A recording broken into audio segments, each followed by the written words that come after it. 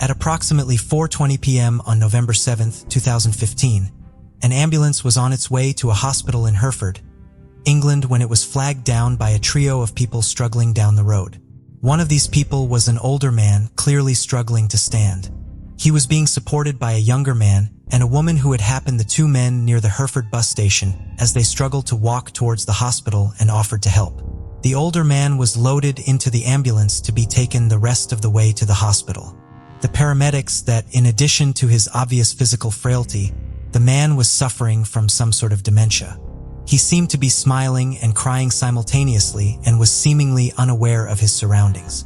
He could not answer the basic questions asked of him, although he did eventually provide the first name Roger. The man who had been bringing him to the hospital also did not provide much information about himself. He refused to give his name and contact information because he claimed to be working at a nearby base of the Special Air Service, or SAS, an elite special forces unit of the British Army. He was dressed in what appeared to be some sort of military uniform and spoke with an American accent. He told officials that he had found the elderly man face down in a country lane near Credon Hill, a village just outside of town. He left the hospital shortly after arriving there. The older man was still disoriented and could not provide any information about who he was or how he got to the area. He did eventually provide the full name of Roger Curry, but it was unclear if he meant that it was his name or the name of someone he knew. He had no form of identification on him or anything else that could help police determine his identity. He was dressed in all new clothes from a British department store, but police believed he was from North America. The man was very soft-spoken and difficult to understand when he was able to speak, but it was originally believed that he was Canadian based on his accent. A linguistics expert was eventually brought in to evaluate his accent, and they believed the man to be from the United States. The West Mercia police initially assumed that the man, who may or may not have been named Roger, would be identified quickly when his worried family reported him missing. That report never came. Police looked into missing persons reports from all over the UK, as well as in Canada and the United States. They checked CCTV footage from the area but found nothing to help their investigation. They took the man's fingerprints and DNA but found no matches in any database. With no one looking for a man who clearly required close supervision, doctors and police began to fear that he had been intentionally abandoned by his family. Authorities then appealed to the public to help identify the man, who would eventually become widely known as the Credon Hill Man because of the location where he was allegedly found. The story was featured on local television and in newspapers, and eventually, his story spread widely through social media. When none of these efforts resulted in an identification, the Credon Hill Man was moved to Credon Hill Court, a local care home that specializes in caring for dementia patients. He lived a peaceful life there, and the staff adored him. Their only complaint about him was that he would take more than his share of chocolate muffins. In 2016, still with no idea who the Credon Hill Man was, authorities decided to launch another media campaign. The story was covered by the BBC and Sky News, reaching more people and garnering much more interest from the public. After seeing the story on the news, Rebecca Rees, the woman who had helped get the man to the hospital, came forward. Police briefly investigated her, thinking perhaps the Credon Hill Man might have been Rebecca's husband, but she was clear of suspicion. The case of the Credon Hill Man became a popular mystery online, with amateur sleuths from all around the world discussing it through social media. One such sleuth posted on BBC West Midlands' Facebook page with an image from a 1958 high school yearbook. The yearbook was from Edmonds High School, just outside of Seattle, Washington. In the image was of 18-year-old Earl Roger Curry, who looked similar to the Credon Hill Man and would be approximately the same age as he was believed to be. A reporter named Dara McIntyre was working on a documentary about missing people when he happened upon the case of the Credon Hill Man and had the chance to meet him. He decided to travel to Washington State to follow up on the lead that had been posted on Facebook and would ultimately confirm the identity of the Credential Man. After graduating high school, Earl Roger Curry, who went by his middle name, served in the United States Air Force. He married a woman named Mary Jo, and the couple had 2 children. After leaving the Air Force, he worked as a nurse for Kaiser Permanente. He and his family lived in Whittier, California, a suburb of Los Angeles. Dara McIntyre traveled to Whittier and was able to speak to some of Roger Curry's neighbors. When they were shown pictures of the Creedon Hill man, they confirmed that he was their former neighbor. Roger and Mary Jo no longer lived in the home because it had been badly damaged by a fire in 2014 and deemed uninhabitable by the city. However, in August of 2015, a neighbor had seen then 75-year-old Roger wandering around behind the chain-link fence that had been constructed around his property. There was a padlock securing the entrance to the fence, so the neighbor climbed over the fence to check on Roger. Roger's wife, Mary Jo, was also on the property, sleeping on an air mattress on the porch of the burnt-out home. The temperature that day was almost 90 degrees Fahrenheit. The couple did have a cooler with water and some food, but they were hardly strong enough to be living outdoors in such heat. Mary Jo had Parkinson's disease. Roger had Alzheimer's disease and could not care for himself. When police arrived on the scene, he was confused and dehydrated.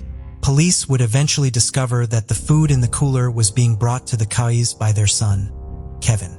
The key to the padlock on the fence was found on his keychain, which would seem to imply that he had been the one who had locked his parents behind the fence, preventing them from leaving. However, Mary Jo told the police that it had been her idea for her and her husband to live behind what was left of their home, and no charges were ever filed against Kevin in relation to the matter.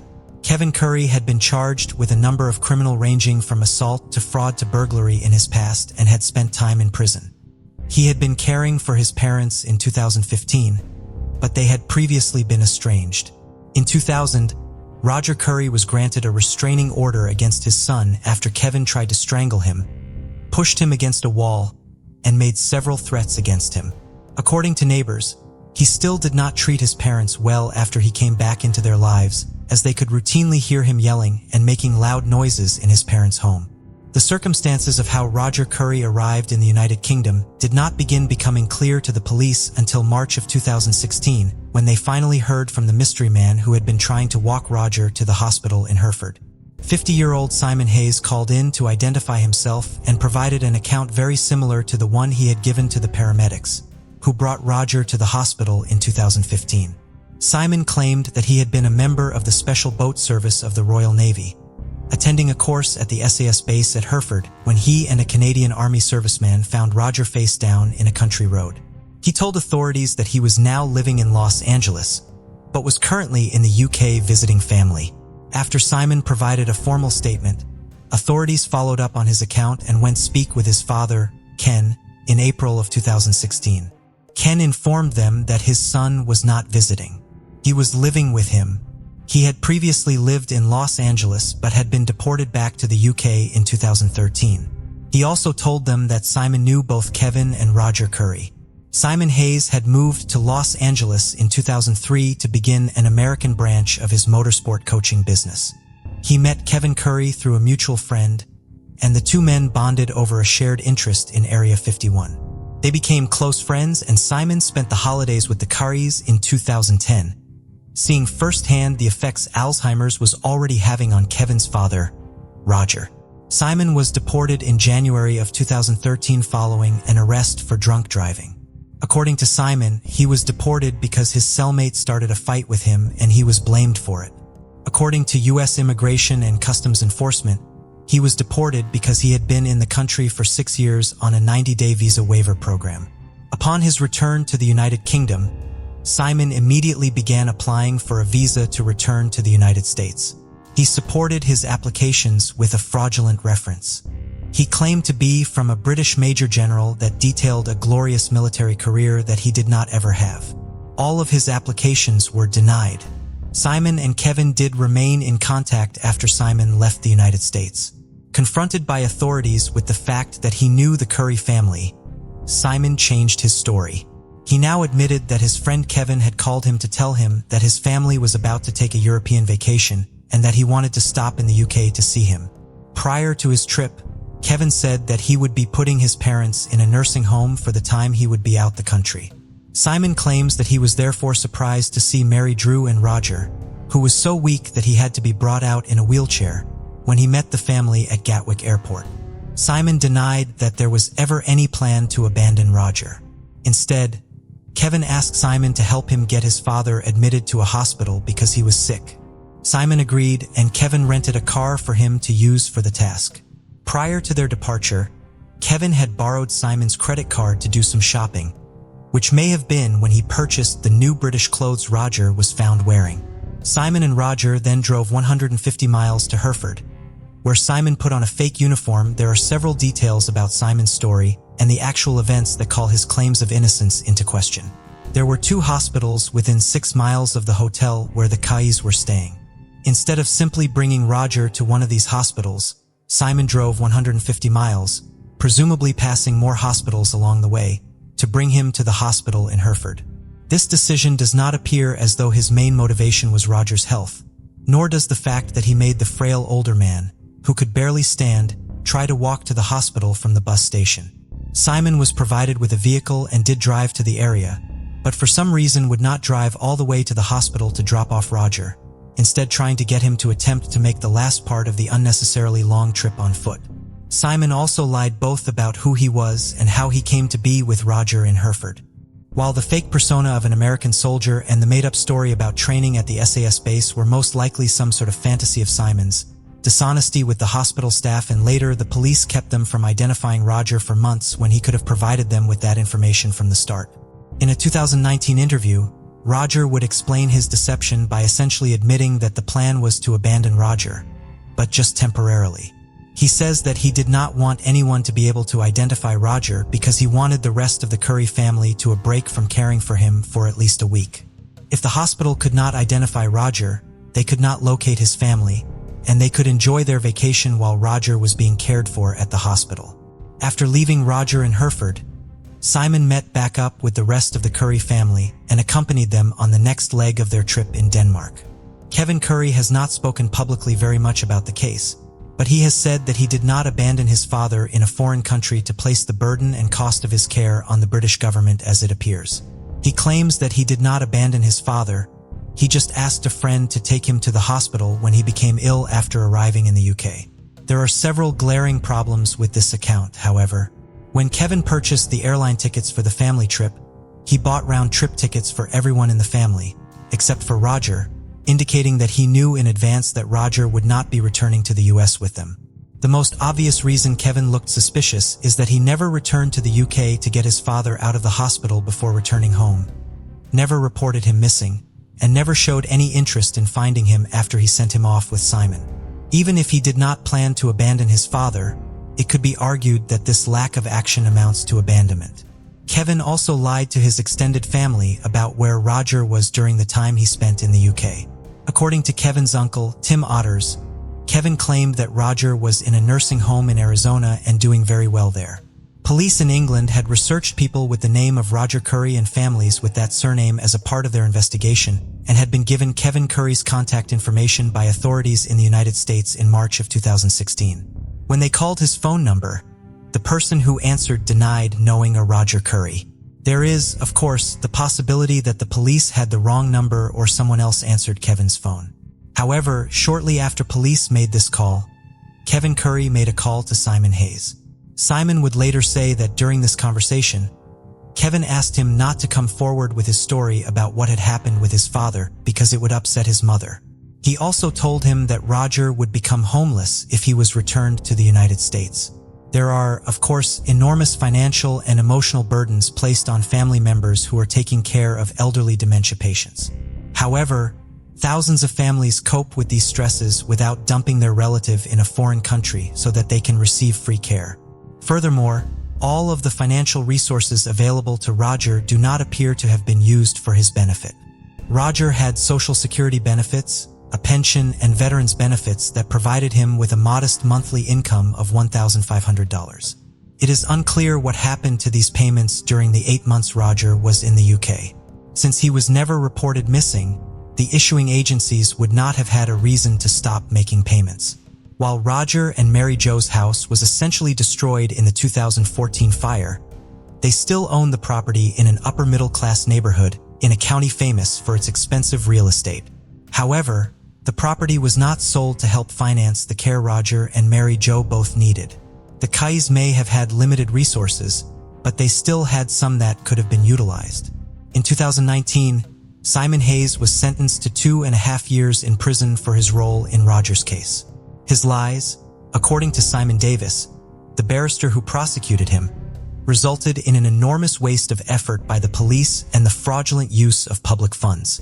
Roger's care during his time in the UK cost the National Health Service approximately £20,000. The defendant was part of a plan to bring Roger from the US and dump him in Hereford, abandoning him so that he could receive care from local healthcare providers. It was clearly planned, Davis told the court.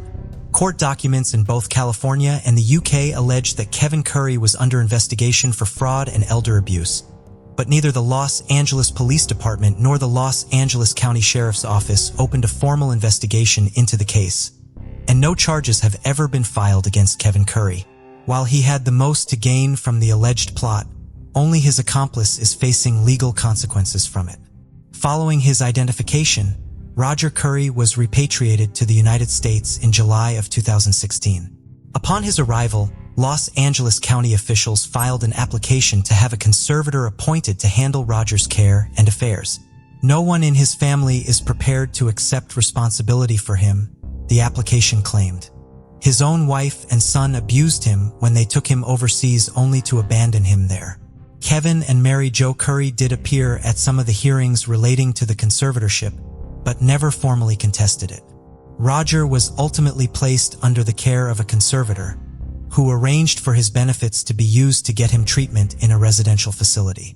Roger spent time in a few nursing homes before settling into one in Long Beach, California. Upon his arrival, he was still able to at least somewhat participate in activities like bingo and seemed happy. However, by 2019, his health had deteriorated to the point where he was almost bedridden, according to reports filed by his conservator. His caretaker said that he was still soft-spoken and respectful, even in his weakened state. Unfortunately, the solving of the Credon Hill man case did not result in a happy ending. Roger Curry's identification did not result in a happy reunion with his family. Neither Kevin nor Mary Jo Curry has seen or visited Roger since his return to the United States. 19-year-old Maple Batalia was born near Mumbai, India, before moving to Surrey, British Columbia, with her family shortly after.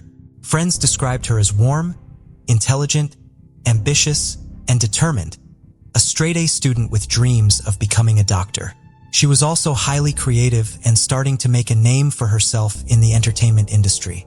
In addition to studying health and science, she frequently took on modeling and acting jobs. She landed a role in the 2010 film Diary of a Wimpy Kid and filmed an episode of The Secret Circle, which aired on the CW. Already signed to a modeling agency, Maple was thrilled to learn she was a finalist in the Central City Model Search. The head of her agency described her as incredibly intelligent, articulate, focused, and one of the most likable people you could meet. She had earned a spot at Simon Fraser University, where she lived at home with her family and commuted to campus. She planned to attend medical school after completing her studies, but she also confided in friends that she was enjoying her acting career so much that she didn't want to rule it out as a long-term path. For someone so young, she was incredibly busy but handled the challenges and opportunities well. Maple had been in an on-and-off 4-year relationship with 20-year-old Gajinder Dhaliwal, known as Gary, but their relationship ended in 2011 when she discovered he had cheated on her. Heartbroken by the betrayal, she focused on her work and studies to keep herself busy. On the evening of September 27, 2011, Maple left her family home and headed to the campus library with a friend. They had a late-night study session planned and met up with a few more people there as well. As the hours ticked by into the next morning, they all decided to call it today. Maple hugged her friends goodbye and headed to her car, which was on the 3rd floor of the parking lot. Just minutes after 1 a.m., a resident across the street suddenly heard 7 loud bangs in quick succession. He ran to his window to see a white Dodge Charger screeching away. More people came running out onto the street, calling 911 as they did. Maple was lying on the ground near her car, surrounded by blood. She had been shot 5 times, 3 of which hit her in the stomach, and her head was covered in stab wounds and cut marks. A large bloody kitchen knife was lying nearby. She was still alive, but only just. Authorities, who had received dozens of calls about the gunshots already, were on scene within minutes. They worked on Maple long enough to make sure she was stable, and she was finally rushed to the local hospital. But her injuries were proved too severe, and she died just a few hours later. It was such a frenzied attack, made even more shocking as it happened in such an open, public, and despite the time of day, still fairly busy place. It was obvious from the cameras around the campus that many students were doing exactly the same thing as Maple that night. But despite how many people were around, there wasn't a single witness on the third floor of the parking complex. Fear swept through the university campus, and the following day, 50 officers were working on the case. Investigators were keeping their cards close to their chest, although they didn't have as many as they would have liked. They said they didn't know if the attack was random or targeted. Maple's wallet had been found next to her and nothing had been taken, which seemed to rule a robbery out. They also said it seemed unlikely that the shooting was linked to gang violence, but they couldn't say anything with absolute certainty. They tried to reassure the students that they were still safe on campus, with one detective saying, "Other than the fact this homicide appears to have occurred adjacent to the Simon Fraser campus, we don't feel that the student body and leadership of the Simon Fraser University campus needs to be unduly alarmed." With his eyes filled with tears, the university spokesperson said they were making counseling available for anyone who felt they needed it, and for as long as they did so. Vigils were held and the community grieved together. Maple's family said they could only think of one person that would have any reason to harm her: her ex-boyfriend, 20-year-old Gary. But to go as far as to kill her, it was a lot for them to contemplate. Being on and off since high school, the young couple had had their fair share of issues. But after their relationship came to its final end in the fall of 2011, Gary's behavior took an especially dark turn. Her family told police that a scary pattern of stalking and harassment had started. Between mid-August late September of 2011, Gary made more than 2,000 calls to Maple and texted her even more than that. On one night, when she was out at a club with a friend, he sent a total of 300 text messages. He started following her and having his friends follow her, keeping tabs on where she was and who she was with. He spat on one of Maple's friends outside a club and punched another one of her friends after he found out he and Maple were having coffee. After Maple tried to intervene, he pushed her to the floor. She called the police. He was arrested and ordered not to have any contact with her and was charged with assault. The friend he had punched was one of the friends that had been with Maple in the library that night. But with no witnesses and currently no evidence to suggest he was on campus that night, police had little to go on. But they did have one crucial piece of evidence. The resident that looked out of his window had got a perfect description of what they believed was the getaway car. He saw it speeding away at around 1:04 a.m., and he could tell them what street he saw it onto. Although the number plate could not be made out, they were able to work backwards using the cameras. And fortunately, the university was well covered with almost 100 cameras, and they were pretty good quality too. They started releasing parts of the footage and asking those on the tapes to come forward with anything they had, no matter how small. Looking at the rest of the videos, detectives could easily spot Maple in the library with her friends, smiling and laughing as she worked. But it didn't seem that anyone was watching or following her, and Maple appeared comfortable with where she was and who she was with. Just before 1 a.m., Maple and her 3 friends left the library together. Although there was no audio, everything still looked fine, and Maple seemed content walking with them.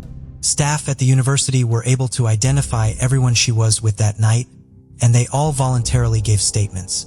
Officers were happy to rule them all out as being involved.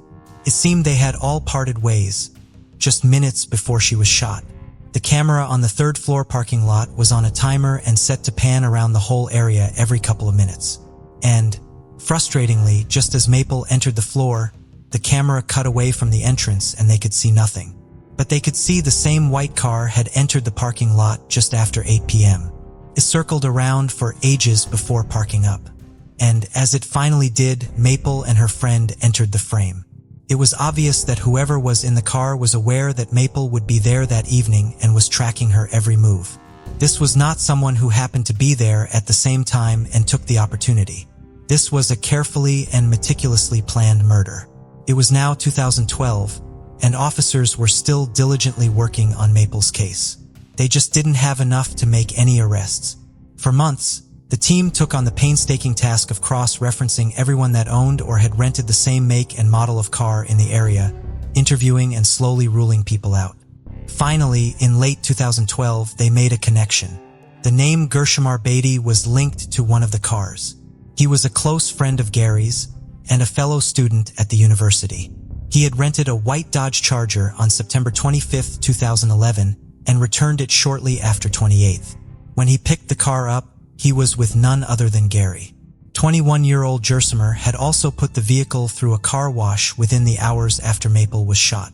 Police managed to track down the car, and despite the cleaning, they found a shell casing under the hood that matched the shells found at the scene. On December 1, 2012, over a year since Maple was killed, authorities announced that they had made not one, but 2 arrests. Maple's ex-boyfriend Gary was charged with first-degree murder, and his friend Gershamar was arrested and charged with second-degree murder and being an accessory after the fact.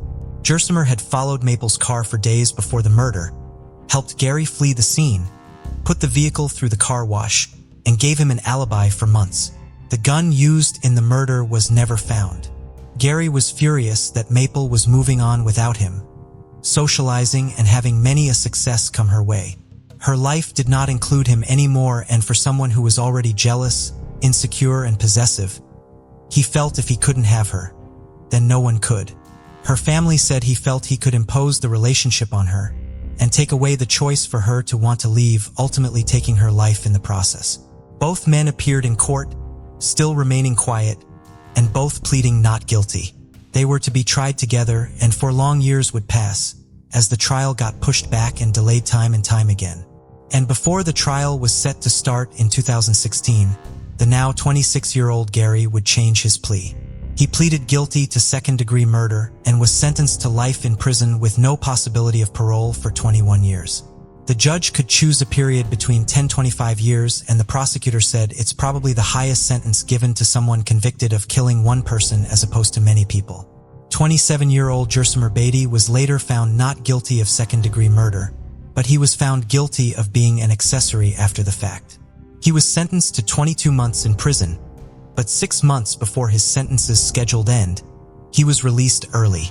Maple's sister said, "That 18-month sentence was a slap in my family's face. He had the audacity to stay quiet. Even when the sentencing happened, he smirked at our family. He smirked at the people there in a way to imply that, I got away with this." It took 5 years to get any form of justice for Maple and her family, and the devastating aftermath caused by her death is still felt in the Surrey area today. A documentary about Maple was released in 2017, which went on to win several awards at major festivals. The director, Jocelyn Cor, wanted the film to serve as a memorial to her, but also as a way of shedding light on domestic violence. The Maple Batalia Memorial Scholarship for the Arts was set up and provides 1 annual entrance to a South Asian Canadian female student, beginning their journey in the world of art and design. 19-year-old Maple was already achieving so much, and with her determination and drive, there is no doubt she would have gone on to do many more amazing things in whatever career path she chose. One of Maple's friends reiterated this and described her death as like stomping on a flower before it bloomed. Her dad called her his most precious jewel and said his life feels completely useless now. "We're left with nothing," he said. "We lost our angel, and she's not going to come back." He said even though Maple was the baby of the family, she was always the glue that held everyone together. Discover the chilling world of secret crime mysteries, where we delve into the most perplexing cold cases and unsolved crimes. Join us as we unravel hidden clues and explore haunting mysteries. Subscribe now and be part of the journey to bring these cases to light.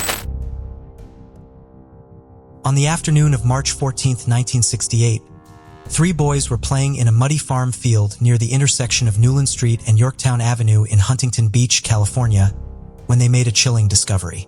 They found the body of a young woman who had been brutally beaten and had her throat slashed. An autopsy would later reveal that she had also been sexually assaulted. Police searched the area and found a cigarette butt and tire tracks near the body. However, because it had rained the previous night, it was hard to determine the exact type of tire that left the tracks. The location of the tracks suggested that the woman's body may have been dumped from the passenger side of a vehicle. Police had few leads in the case and struggled to identify the woman's killer, as well as the woman herself. She had no identification on her, and no missing persons report matching her description was filed in the following days. The woman appeared to be white or Hispanic, about 5 feet 1 inch tall, and between 20 and 30 years old. No drugs or alcohol were found in her system. She was wearing a floral shirt, purple pants, a black jacket, and a ring with a blue stone. Her black shoes were one of the best leads investigators had, as that brand of shoe was only sold in New York at the time. Authorities theorized that their Jane Doe may have been someone from the East Coast who hitchhiked to California. She had potentially then been killed by someone she accepted a ride from. Despite following up on several leads, police could still not identify their victim, which in turn limited their avenues of investigation into her murder, as they could not investigate any of her known acquaintances or identify any motives to want to harm her. Decades passed with the woman remaining unidentified and her killer remaining unpunished. One of the boys who had found her grew up, joined the Huntington Beach Police Department, and retired, with the woman remaining unidentified that entire time. Eventually, the case became Orange County's oldest unsolved Jane Doe case. Authorities did not give up on identifying the woman and her killer, however, and as technology improved over the ensuing decades, they used it to generate new leads. Her fingerprints were entered into state and federal databases, and in 2011, her partial DNA profile was developed from blood on her blouse and entered into the combined DNA index system. In 2016, images of her body, as well as pictures of her ring and shoes, were released to the public in a renewed effort to locate someone who could identify her. In 2001, her clothes and rape kit had been processed and a male DNA sample was identified. There was no match to it in any criminal database, however. The cigarette butt found near the body was examined in hopes of finding DNA in 2010. A male DNA profile, consistent with the one identified in 2001 from the rape kit and clothes, was developed from it, but authorities still could not identify the man whose DNA it was. In 2010, homicide detective Pat Ellis began working on the case with his partner, Mark Riley. He remained working on the case until his retirement in January 2020. Jane Doe's body had been exhumed in 2019, but testing was unable to provide a full DNA sample. She was buried in an unmarked grave in Newport Beach rather than in a potter's grave, in hopes that technology would one day advance even more and it would be easier to exhume her again for further testing. One of the last things Detective Ellis did before retiring was order new testing of Jane Doe's clothes. This retesting did finally result in a complete DNA profile of Jane Doe. Now that they had a complete DNA profile, investigators turned to genetic genealogy as a potential means of finally identifying Jane Doe. In July of 2020, 52 years after the murder, authorities announced that by using genetic genealogy, they had identified both their Jane Doe and her presumed killer. Jane Doe was Anita Louise Pateau, who had been 26 at the time of her death. One of 7 children, she had moved to California from Maine in 1967 because of a fascination with the film industry. She remained in contact with her family through letters, which had abruptly stopped coming after February of 1968. Her family was concerned about the sudden lack of communication from Anita, but one of her final letters stated that she would be coming back to Maine that May. When May came and went without her returning home, they truly began to worry. Her parents and siblings did not have the means to travel to California, but they remained in contact with authorities in the state trying to find Anita. By 1980, Anita's niece, Lori Curian, had also become involved in the search. She maintained regular contact with police in Whittier, where Anita had been renting a room and had posted her final letter, and the Social Security Administration in hopes of finding her. Anita's parents, as well as 3 of her siblings, passed away before she was, but her surviving 2 sisters and brother were relieved to finally know what became of Anita. The man whose DNA was found at the scene was also identified as Johnny Crisco. Crisco could not be arrested for the crime because he passed away in 2015. He died of throat cancer at the age of 71 in Washington state. Crisco's criminal history began when he was just 17. He had then joined the army and become a paratrooper. He was discharged from the army after 3 years when he failed a psychological examination. During the exam, he was diagnosed with positive aggressive reaction or having a pattern of being quick to anger, easy to feel unjustly treated, chronically resentful, immature, and impulsive, according to investigators. Frisco was arrested in 1971, but his record was subsequently purged. He married 3 times and had 2 children. Both of his children and one of his ex-wives have passed away. Following his death, his body went unclaimed. Authorities are still unsure of how Frisco and Anita came into contact or if they were in any way previously connected before the day of the murder. They are asking anyone who may be able to provide such information to call the Huntington Beach Police tip line. Anita's body was returned to her family in Maine. They held a private service for her, with some of the investigators from California in attendance. Anita was buried in Waterville, Maine. While they will never see Anita's killer brought to justice, the remaining members of her family are relieved to have finally found answers and been given the opportunity to lay Anita to rest. It is a big weight lifted off. She is not missing anymore, said Anita's niece, Lori. She is close to us now. We have a sense of peace that comes with that. Michelle Missy Jones was born on May 13, 1962. She attended Park West Continuation School, where she helped found a yearbook club. After graduation, she found a job working as a police dispatcher in Claremont, California. She loved to dance and go roller skating and was meticulous about keeping her hair and nails done. She was popular and regularly invited to parties. 18-year-old Missy was getting ready for a July 4th party, the last time her family saw her. She did not come home from the party, which was out of character for her. So her parents began calling all of her friends looking for her on the morning of July 5, 1980. That same morning, police received a phone call reporting that a woman's body had been found in a grapefruit grove near the intersection of Live Oak and Santa Ana Avenues in Fontana, California. Her head was partially covered in dirt, and she was naked. It was later determined that she had been sexually assaulted. By that afternoon, the woman had been identified as Missy Jones, and her family was notified. Several pieces of evidence were collected at the scene, and police followed up on several leads. Unfortunately, the case went cold. Missy's sister Melissa walked past the cemetery where Missy was buried every day of her senior year of high school on her way to school. She would wonder about the things Missy would have been doing with her life had she not been killed, and try to figure out who could have taken Missy from their family and why they would want to do something so terrible to someone so loving and kind. Both of Missy's parents passed away, never knowing who killed their daughter. In 2020, samples taken by police were processed for DNA. A profile from a single male individual was developed, but there was no match to it in the combined DNA index system. Authorities then began re-interviewing members of Missy's family. They identified a potential suspect, a former boyfriend of one of Missy's sisters. The man was now 66 years old and living in Las Vegas. Police surveilled the man and surreptitiously collected an item he discarded to test it for DNA.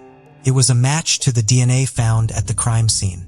On September 8, 2020, 40 years after Missy's murder, Leonard Nash was arrested for the crime in Nevada to be extradited back to California. On Saturday, September 19, 2020, Missy's family held a service at her graveside to honor her memory and celebrate the solving of her case. They released 40 balloons, one for each year they had been without her. In addition, the family also used the service to remember other families who are still waiting for the answers they have finally found. We're also doing this for everyone else who's had to go through what we've been through, said Missy's sister Melissa. There are so many people out there whose loved ones were killed or have gone missing, and they still have no idea what happened. 17-year-old Mary London was a student at Sacramento High School. She was developmentally disabled and therefore still in the 10th grade. At the beginning of 1981, she was living in a foster home. She never came home on January 14, 1981. The following morning, January 15th, Mary's body was found along a rural stretch of San Juan Road in North Sacramento. She was wearing only white socks and one shoe. She had been sexually assaulted and then stabbed multiple times. Dozens of interviews were conducted and numerous leads followed, but Mary's killer remained unidentified. In 2016, Mary's case was reopened. Authorities made a public appeal to try to identify someone known only as Daryl, who was not considered a suspect in the case. He was instead a friend of Mary's, and police thought it was important for them to speak with him. DNA evidence was also available in the case, and while the technology needed to utilize it to solve the crime did not exist in 1981, it did in 2020. On April 22, 2020, Sacramento Police Chief Daniel Hahn and County District Attorney and Marie Schubert announced that genetic genealogy had been used to identify Mary London's murderer, a man named Vernon Parker. Parker had not previously been a suspect in the case, and he had not even come up during the course of the initial investigation. Unfortunately, Parker, who had been approximately the same age as Mary, could not be prosecuted for the crime because he was deceased. He had been murdered in downtown Sacramento just over a year after Mary's murder. "You can't escape justice," Chief Hahn pointed out. "You can't outrun the horrific things you have done to another human being in our community." One of the original detectives on the case was David Schwartz, a father of 8 originally from Wisconsin. He never forgot about Mary's case, which was finally solved around the time he was personally satisfied that the case was closed and very happy for Mary's family to finally have answers. He made sure he was there to meet Mary's half-sister, Esther Schneider, and her daughter when the announcement of the identification of Mary's killer was made. He would have liked to have given her a hug on the occasion but had to maintain a safe social distance. In 1981, Esther had only learned of her sister's death after seeing it on the news. In 2020, she was informed that the case was solved in person. She was grateful to everyone who worked on Mary's case over the years and believes her sister can now finally be at peace. On August 16, 1963, an elderly couple stopped to pick some flowers along Rockwood Street in Mount Pleasant, a suburb of Perth, Western Australia, when they discovered a rifle hidden amongst some nearby bushes. They notified the police, who collected the weapon and performed ballistics tests on it. These tests showed that the rifle was the weapon used in the murder of Shirley MacLeod, an 18-year-old student who had been killed by a single shot to her head while she was babysitting at a house on Wobble Road in Dalkeith. The discovery of the rifle was the best lead police had in the case, and they decided to use it to lay a trap for Shirley's killer. Hoping he would come back to retrieve the murder weapon, they replaced it with a different but similar rifle, which had been modified so that it could not be used. They tied the rifle to the bushes using fishing line and set up surveillance. Police spent over 2 weeks watching the bushes from a nearby camouflage tent. On September 1st, just after 1 a.m., a car pulled up near the bushes. The driver exited the vehicle, walked up to the bushes, and reached for the butt of the rifle. The 2 police officers watching from nearby ran out from their hiding spot and wrestled the man to the ground. The man was Eric Edgar Cook, a 32-year-old father of 7 who was known to police because of several arrests for thefts and burglaries. He initially told the officers who apprehended him that he had come to collect the rifle, but not because he had left it there. He claimed he had seen the weapon in the bushes the previous Thursday and had come back for it. He had been observed driving up near the bushes the previous Thursday without getting out of his car, but was still brought into custody. While in custody, Cook would ultimately confess to 8 murders and 14 attempted murders. He also admitted to breaking into over 250 homes in Perth. His crimes varied in mode and method, and all of his crimes were not previously connected due to these differences. His first admitted act of serious violence was in September of 1958 when he ran down a woman riding a bicycle with a stolen car. When asked why he had done this, Cook replied, "I just wanted to hurt someone and she was it for the night." While his crimes would remain varied, stealing cars and running down individuals of opportunity would remain one of his preferred acts of violence. Cook said that he committed his first murder in January of 1959 when he stabbed Penina Bergman to death with a diving knife in her South Perth home. She left behind an 8-year-old son who had been spending the night with Penina's former landlords, who remained close friends with her and watched her son on nights when she would go out for the evening. Cook also confessed to one of Australia's most shocking crimes of 1963, A seemingly random spree of shootings around the western suburbs of Perth in the early morning hours of January 27th, just as the country finished celebrating Australia Day. 5 people were shot, 3 of whom did not survive. The then unidentified perpetrator of these various crimes was referred to as the Night Caller and the Nedlands Monster in various media reports. Cook was able to provide extremely detailed accounts of his crimes, even remembering the exact denominations of the coins and bills he stole from some of the hundreds of homes he robbed, and new information about several of the crimes he claimed responsibility for that the police had not released to the public. While Cook's confessions seemingly solved numerous unsolved cases, they also created a major problem, because 2 of the crimes he confessed to were already considered solved and 2 other men were serving time for committing them.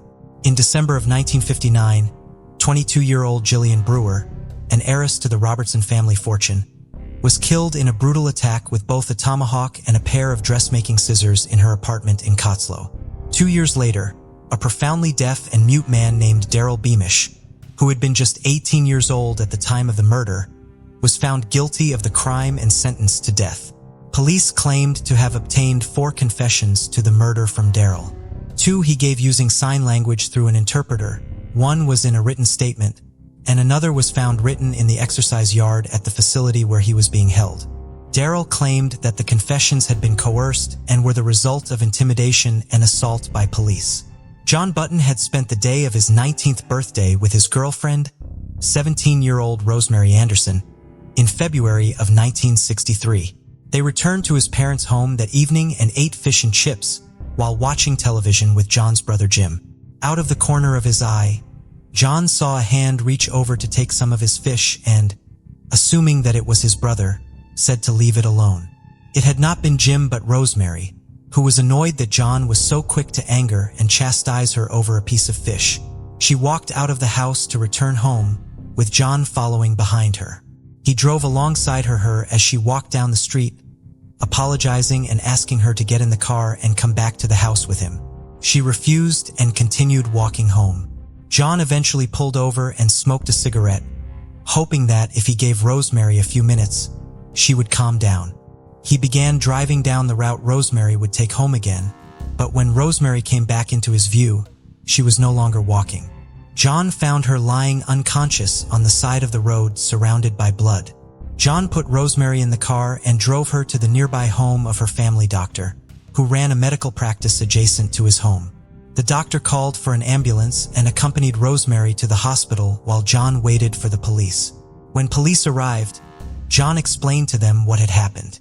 They questioned John about a dent on the front of his car, which he told them was the result of a small accident 3 weeks earlier. He had run into the back of a Ford Prefect, and an accident report on the incident was on file. He then went with the police to show them where he had found Rosemary. He asked the police to take him to the hospital to see Rosemary, but they took him to the police station to question him instead. It not until he was in the interrogation room that John, who had been focused solely on Rosemary and her condition, realized that the police believed that he had hit Rosemary with his car. The police told him that they knew he had hit Rosemary and asked him to tell them what had really happened. John continued to tell them what had happened that night, and the police grew frustrated. According to John, they punched him in the stomach several times. 5 hours into the interrogation, they informed John that Rosemary had passed away. Intimidated by violence, distraught over Rosemary's death, and wanting the interrogation to be over so he could mourn the loss of his girlfriend, John eventually told the police that he would say whatever they wanted him to say. They gave him a statement claiming responsibility for striking Rosemary with his car, and he signed it. John was charged with willful murder and remanded to the death row wing at Fremantle Prison. During the 3 months he spent there before his trial, he was only allowed to see his parents and his lawyers. When he told his lawyer about the coerced confession, he was told that he would be hanged if he made such allegations against the police in court. John's trial lasted a week, with the confession and the dent on his car serving as major aspects of the prosecution's case. The jury deliberated for just 2 hours. When they announced their verdict, the foreman initially announced that they found John not guilty of both willful murder and the lesser charge of manslaughter, but then realized that he had misspoken and announced that the jury had found John guilty of manslaughter. Being found guilty of manslaughter rather than willful murder spared John from the death penalty, but earned him a sentence of 10 years hard labor. He was assigned to the prison carpentry crew, where Daryl Beamish was also working. A fellow inmate told John that Daryl was also innocent of the crime he was incarcerated for, and John eventually learned enough sign language to be able to communicate with Daryl and tried to determine if he really was in the same situation he now found himself in. He eventually learned that Daryl's confessions had also been obtained through intimidation and was convinced of his innocence. John was approximately 6 months into his sentence when he heard the news of Cook's confessions, including the ones to the crimes he and Daryl were currently incarcerated for. He told Daryl that he thought their ordeal would be over within a few days. It was not. John's lawyer filed an appeal, but the judge refused to allow Cook's confession to be used as evidence, arguing that Cook must have been lying. Daryl Beamish would also appeal his sentence several times in light of this new evidence. Cook gave evidence at one of these appeal hearings in 1964, but the judge called the account of the murder utterly worthless and dismissed confession because Cook was a palpable and unscrupulous liar. Despite confessing to so many crimes, Eric Edgar Cook was only tried for one, as a single conviction for willful murder could get him the death penalty. He was charged with killing John Sturkey, an 18-year-old Queen Scout who was preparing to move east to accept a scholarship from the Department of Agriculture to study veterinary science. He had been shot once in the head while he slept on the veranda of a student boarding house on Vincent Street in Nedlands during the Australia Day spree.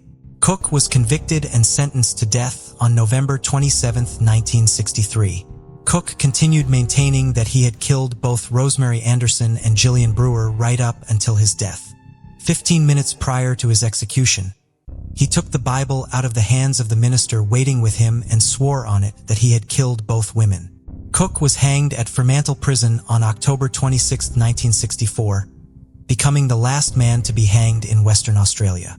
Daryl Beamish's death sentence was reduced to life in prison, and he was ultimately released from custody in 1977, having served 15 years. John Button was released on parole after serving 5.5 years of his 10-year sentence.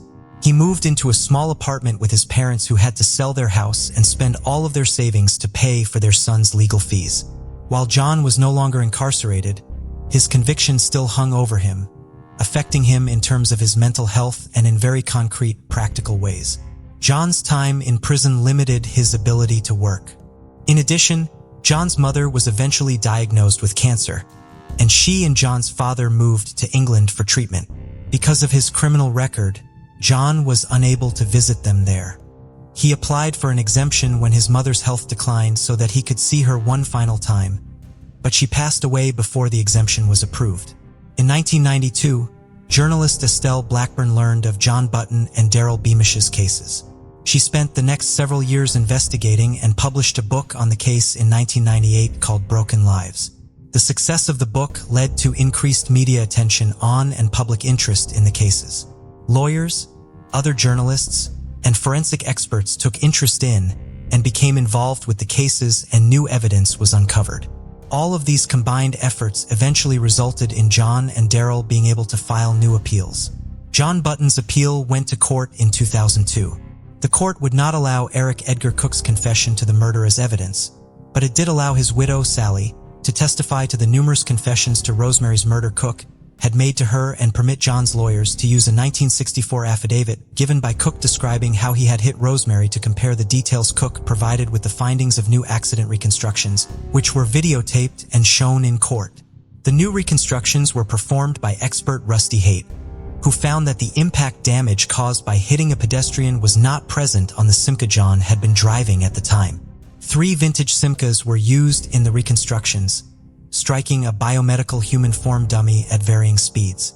None of them showed the damage present on the front of John's Simca that he had attributed to his earlier accident, and all of them had damage to their hoods that was not present on John's Simca.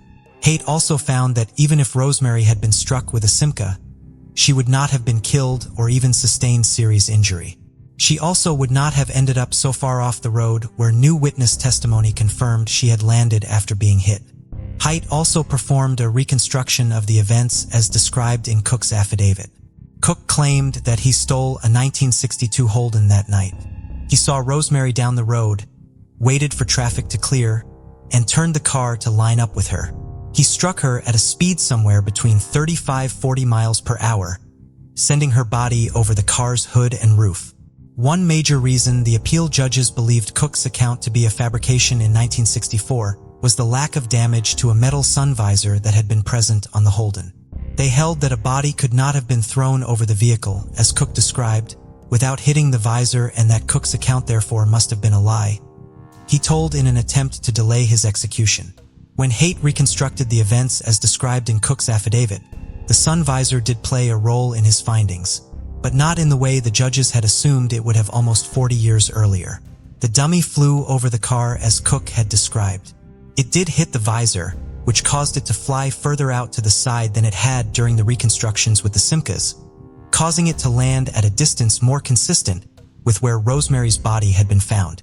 The sun visor was slightly distorted, but it sprung easily back into place without so much as its paint cracking, leaving no sign of the impact. Detailed photographs of John Button's Simca were available, but there was no way to examine the car Cook claimed he used to kill Rosemary or any of the damage left on it.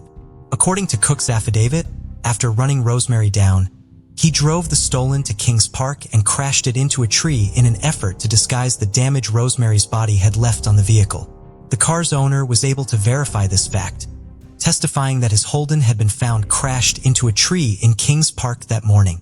There were no photographs of the crashed car available, only a report from a panel shop that repaired it.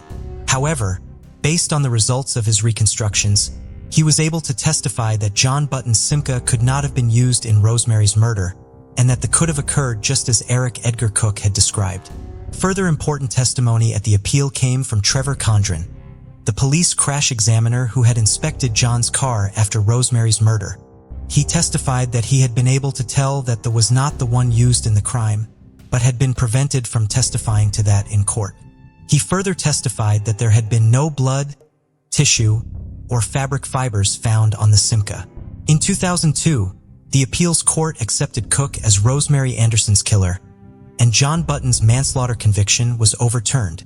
Western Australia's Court of Criminal Appeal began hearing Daryl Beamish's sixth appeal in October of 2004 on what would have been Gillian Brewer's 67th birthday. His lawyers were allowed to argue this new appeal based on 4 other attacks on women in their homes in the late 1950s, early 1960s. These attacks were later attributed to Cook in the state. Daryl's lawyers argued that if the jury at the original trial had been made aware of these other attacks committed by someone else, and the similarities they showed to Gillian Bruner's murder, they would have delivered a different verdict. Documents corroborating Cook's confession to Gillian's murder were also submitted to the court, and 3 of the 4 women testified about their attacks. In April of 2005, Daryl's conviction was overturned. While previous appeals judges had dismissed Cook's confessions to Gillian's murder as lies, the judges in this appeal accepted his final admission of guilt, writing, "It seems to us that Cook had no good reason for lying in the course of making the gallows confession in their judgment." After the decision was announced, Daryl thanked his family, legal team, and friends. He also highlighted the bravery of Cook's family, in particular his widow Sally and his oldest son Tony, in their efforts to help him. Tony was present in court when the decision was announced and said afterwards that the gap between the law and justice has finally been closed. John Button was also in the courtroom that day to see his friend finally receive justice, as he had 3 years earlier. Daryl Beamish initially resisted efforts by his legal team to get him to ask the government for compensation for his wrongful imprisonment. Ultimately, however, he decided that extra financial security was important for the care of his wife, Barbara, whose health was failing. She was also beginning to lose her eyesight, which made it difficult for the couple to communicate as Daryl lied on sign language. In June of 2011, the Western Australian government awarded him an ex gratia payment of $425,000. John Button also received an ex gratia payment of $460,000 in June of 2003. He now works with the Innocence Project, training law students to work on wrongful conviction cases, and he and his wife Helen have moved to New South Wales to be closer to their grandchildren. Kevin Green graduated from high school in 1976 and entered the Marine Corps, eventually earning a merit promotion to corporal. He was stationed at Tustin Marine Air Corps Helicopter Air Station in California. He married his high school sweetheart, but the marriage did not last long. The couple was preparing for divorce in 1978 when Kevin met a young woman named Diana Diallo at a bar. Kevin and Diana married 6 months later in March of 1979. The day Kevin's divorce was finalized, and while Diana was 3 months pregnant, on September 30th, 1979, Diana was still pregnant, 2 weeks past her due date. Around 1 o'clock that morning, Kevin left their apartment in Tustin, California to go to the Jack in the Box restaurant across the street to get a hamburger. The restaurant was full, so he decided to go to another location 3 miles away. When Kevin returned to his apartment 40 minutes later, he noticed an unfamiliar African-American man near a dark-colored van in the parking lot. When he walked up to his apartment, Kevin found his kitchen door open. When he went inside, he found his wife in bed surrounded by so much blood and with such extensive injuries to her head that he initially believed that she had been shot. He called for help and Diana was rushed to the hospital. When Diana arrived at the hospital, an obstetrician was able to detect fetal heart tones. They did not attempt to deliver the baby because of Diana's critical condition. Doctors determined that she had not been shot but had suffered blunt force trauma to her head. She had numerous skull fractures, which resulted in severe swelling in her brain. The next day, fetal heart tones could no longer be found and Diana underwent an emergency C-section. The baby, a girl who was to have been named Chantal Marie, was stillborn. Diana stabilized after 3 days and remained in a coma for a month. While she survived the extensive injuries from her brutal attack, she was left with serious ongoing complications from the brain damage they caused. She was suffering from amnesia and aphasia, meaning she lost her memories and could not understand speech or verbally communicate. She lost hearing in one ear and her sense of smell. Kevin and Diana moved in with her parents so that they could help with her extensive rehabilitation and so that Diana would not have to return to the apartment where she was attacked. Diana was sitting in the waiting room of a dentist's office when she saw a picture of a baby in a magazine. She pointed to the picture and then to her stomach. Her mother took this to mean that she was asking if she had once had a baby and nodded. Diana then pointed to her wedding ring and then to her forehead, which her mother took to mean that Kevin had been the one who had attacked her. Based on this interpretation, police took Kevin into custody. He was released 5 days later as Kevin denied being the culprit and his mother-in-law's assessment gestures was not enough to bring the case to trial. Kevin was arrested again 4 months later after Diana did eventually say that she recovered the memory of her attack and that it had been her husband who had assaulted her so savagely. She had a memory her husband growing angry when she refused to have sex with him and then beating her with his key ring and raping her. This memory did make sense in the context of Kevin and Diana's volatile and sometimes violent relationship. Kevin drank heavily and had hit Diana before, and the couple argued frequently. Kevin had complained to his friends that Diana no longer wanted to have sex in the later months of her pregnancy because she was so uncomfortable carrying the weight of their unborn child. These facts supported Diana's testimony when she was the key prosecution witness at Kevin's 1980 trial. By that time, Diana had worked hard enough during her rehabilitation to be able to speak again, although she still had a speech impediment and had difficulty spelling her own last name in court. Because of her head trauma and initial amnesia, the prosecution brought in a psychiatrist to testify that Diana's testimony was reliable. Kevin's defense team requested to bring in their own independent psychiatrist to evaluate Diana, but the request was denied. There were circumstances that supported Kevin's claims of innocence. When police arrived at the scene, Diana's blood on her pillow had still been bright red, indicating that it was still fresh and that Kevin had not delayed in calling for help. Neighbors confirmed that Kevin's car was gone during the time the attack must have occurred based on that evidence, and employees at the Jack in the Box confirmed that he had been there. Police also noted that the food Kevin had brought back with him from the restaurant was still warm when they arrived. The jury was convinced by Diana's testimony, however, and found Kevin guilty of second-degree murder for his unborn daughter's death and attempted murder and assault with a deadly weapon for the attack on Diana on October 2, 1980. On November 7th, he was sentenced to 15 years to life in prison. Kevin and Diana divorced after his conviction. Bitter over being imprisoned for a crime he did not commit, Kevin spent the first several years of his sentence starting fights and dealing drugs within the prison. Eventually, He realized that he would only survive his ordeal if he turned his life around. He eventually got a degree in computers and a job as an office clerk within the prison and began volunteering for various initiatives at his facility. After several years, he became eligible for parole, but was denied it on at least 4 occasions because he maintained his innocence, which the parole board took as an indication that he had not been rehabilitated because he was not taking responsibility for his actions. He targeted women who lived on ground floor apartments near the highway, and he targeted women who lived on ground floor apartments near the highway and would rape and beat them over the head. The possibility that Diana's rape and attack had been committed by the bedroom basher had originally been considered because of the similarities to the other cases, but that possibility was dismissed when she eventually identified her husband as her assailant. The victims attributed to the bedroom basher are 21-year-old Kimberly Gay Rollins, 31-year-old Marilyn K. Carlton, and 17-year-old Deborah Lynn Sr., all of Costa Mesa, and 24-year-old Deborah Kennedy of Tustin. In early 1996, investigators began looking into the possibility of using the emerging field of DNA comparison to finally solve the series of murders. They petitioned the Orange County Sheriff's Office to run biological evidence from their cases through a new state database of DNA collected from criminals. This effort would eventually match DNA from 6 different crime scenes to one man, Gerald Parker. Gerald Parker had been a Marine stationed at the El Toro Marine Corps Air Station at the time of the bedroom basher murders in 1979. His DNA tied him to the 4 bedroom basher victims as well as to the rape of a 24-year-old optometrist in Costa Mesa, but the 3-year statute of limitations for rape had long since passed. His DNA was also a match to one of the samples taken from inside of Diana Green during her rape exam. Parker was in prison for a parole violation tied to his 1980 conviction for the kidnapping and rape of a 13-year-old girl, but when he was finally tied to all of these other crimes, he was just weeks away from being released. When investigators went to speak with him in Avenal State Prison, he initially denied any involvement. However, he eventually confessed to all the crimes his DNA tied him to, as well as to the 1978 murder of 17-year-old Sandra K. Fry in Anaheim. He would stalk his victims and enter their apartments when he knew they were alone. He would hit them over the head and then rape them.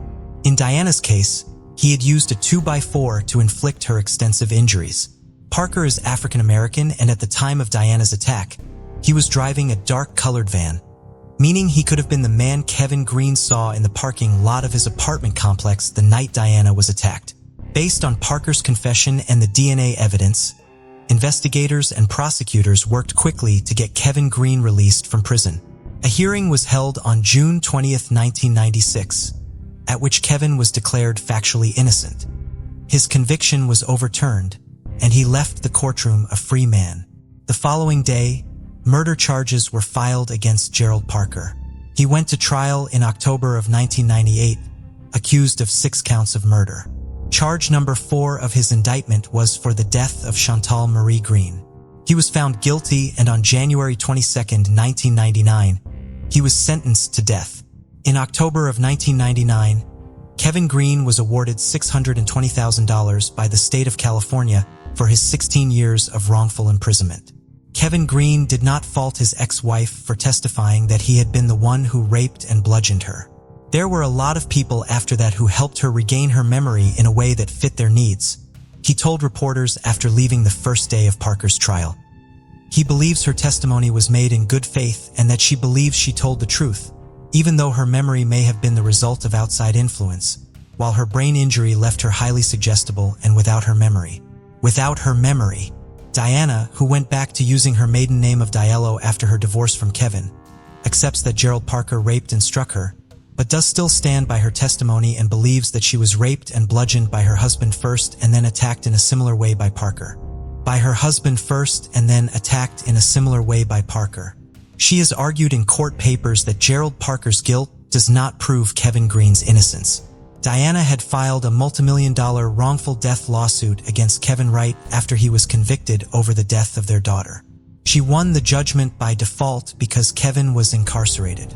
Kevin filed a countersuit after his release to have the original judgment dismissed, but Diana was allowed to refile. The case was settled out of court with the terms of the settlement not released to the public in December of 1999. The ongoing legal case did not change Kevin's view of his ex-wife, and he still did not that she was at fault. "She was as much of a victim of the system as I was," he said after the case was settled. Kevin went on to become active in the legal community, speaking with the media and presenting on panels about wrongful convictions and other issues facing the criminal justice system. Helen Knabe was born on December 20th, 1875, in Rugenwald, a seaside town on the southern coast of the Baltic Sea. At the time, this Prussian town was part of the German Empire, but after World War II, it became part of Poland and is now known by its Polish name, Darłowo. Helen's father, a civil engineer who built bridges in Baltic ports, left her mother when Helen was still an infant. After her mother passed away, Helen was sent to live with her uncle. She had a modest upbringing, working in the fields and vineyards of a small village. Despite her circumstances, Helen always loved learning and, inspired by the work of Louis Pasteur, dreamed of becoming a doctor. This goal seemed unattainable due to her economic situation and the fact that women were not yet permitted to attend German medical schools. In the late 19th century, many Central Europeans immigrated to the United States, settling in the rapidly growing cities of what is now the Midwest. Among them was Helen's cousin, Augusta Knabe, who had moved to Indianapolis, Indiana. The two maintained correspondence, and Augusta informed Helen that medical schools in the United States accepted women. Helen then spent several years working and scraping together enough money to finance her own immigration to America, finally succeeding and moving to Indianapolis in 1896. This was just the first phase of her preparations for medical school, however. Helen spent several more years working as a seamstress and domestic servant, both to finance her education and perfect her English. By working for families in the upper, more educated class, she was able to learn the language at a level that would allow her to be successful at the collegiate level. Helen attended Butler University and then finally achieved her goal of attending medical school, enrolling at the Medical College of Indiana in 1900. The curriculum was rigorous and time-consuming, but Helen still managed to find the time to continue working as a seamstress to support herself. She was also able to find a way to make money in a manner related to her studies, drawing illustrations for medical textbooks. Helen excelled in medical school, becoming the only preceptee taken on by the school's director of pathology in one of her years of study. She was also asked to teach undergraduate students and was eventually placed in charge of the pathology labs. She graduated in 1904, one of only 2 women in the graduating class. While Helen now had a medical degree, her gender limited her opportunities as a doctor. She initially remained working at the medical college, working in the lab and serving as a clinical professor in an unpaid capacity. In 1905, she became Indiana's first female deputy state health officer. The position involved clinical tasks such as process examples and public health outreach, tracing possible outbreaks of disease, and making recommendations to improve hygiene practices throughout the state. Dr. Knabe eventually was promoted to an assistant bacteriologist, which required more hours in the lab and more travel. In addition to these extra responsibilities, she continued studying, using the most current research to health conditions in Indiana and speaking to the press and to local groups to educate the public on the best practices to maintain sanitary conditions in their communities. A major area of focus of Dr. Knabe's research was rabies.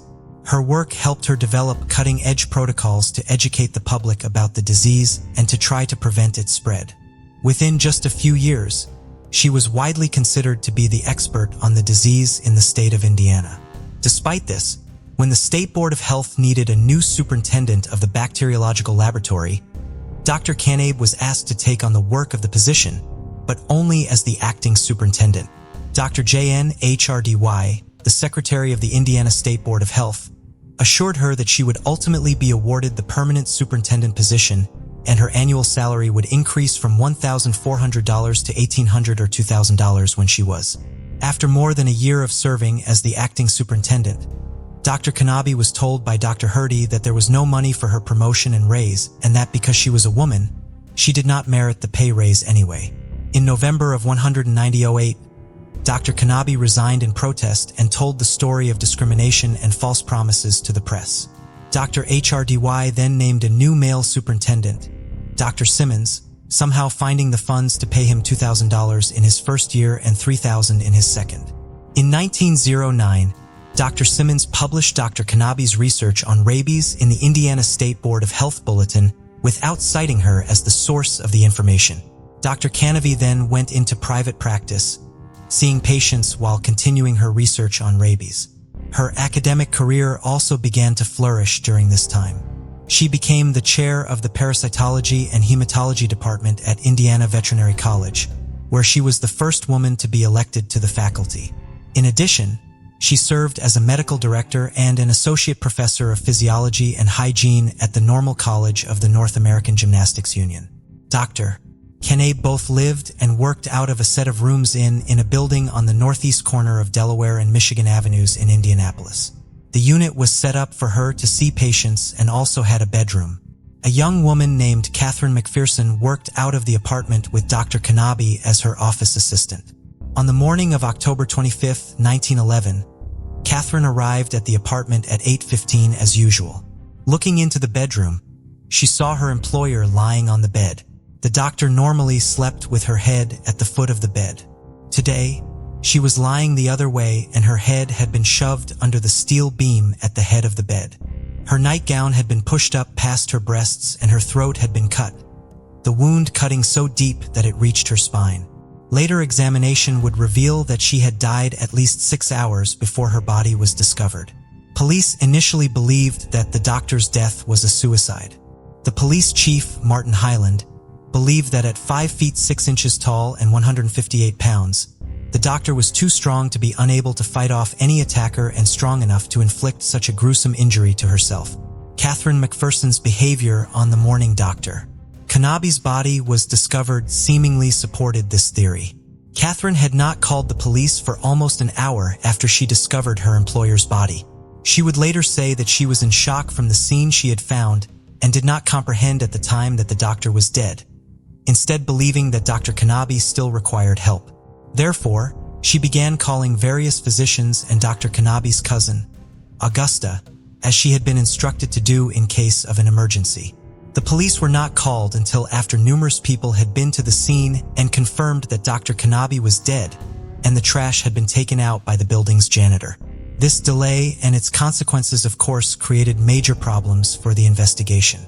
It was the opinion of the police, however, that the delay had been intentional and that Catherine McPherson and Augusta Knabe had used that time to dispose of the weapon the doctor had used to take her own life, as no weapon was found at the scene. The coroner, however, was adamant that Dr. Knabe's death was a homicide.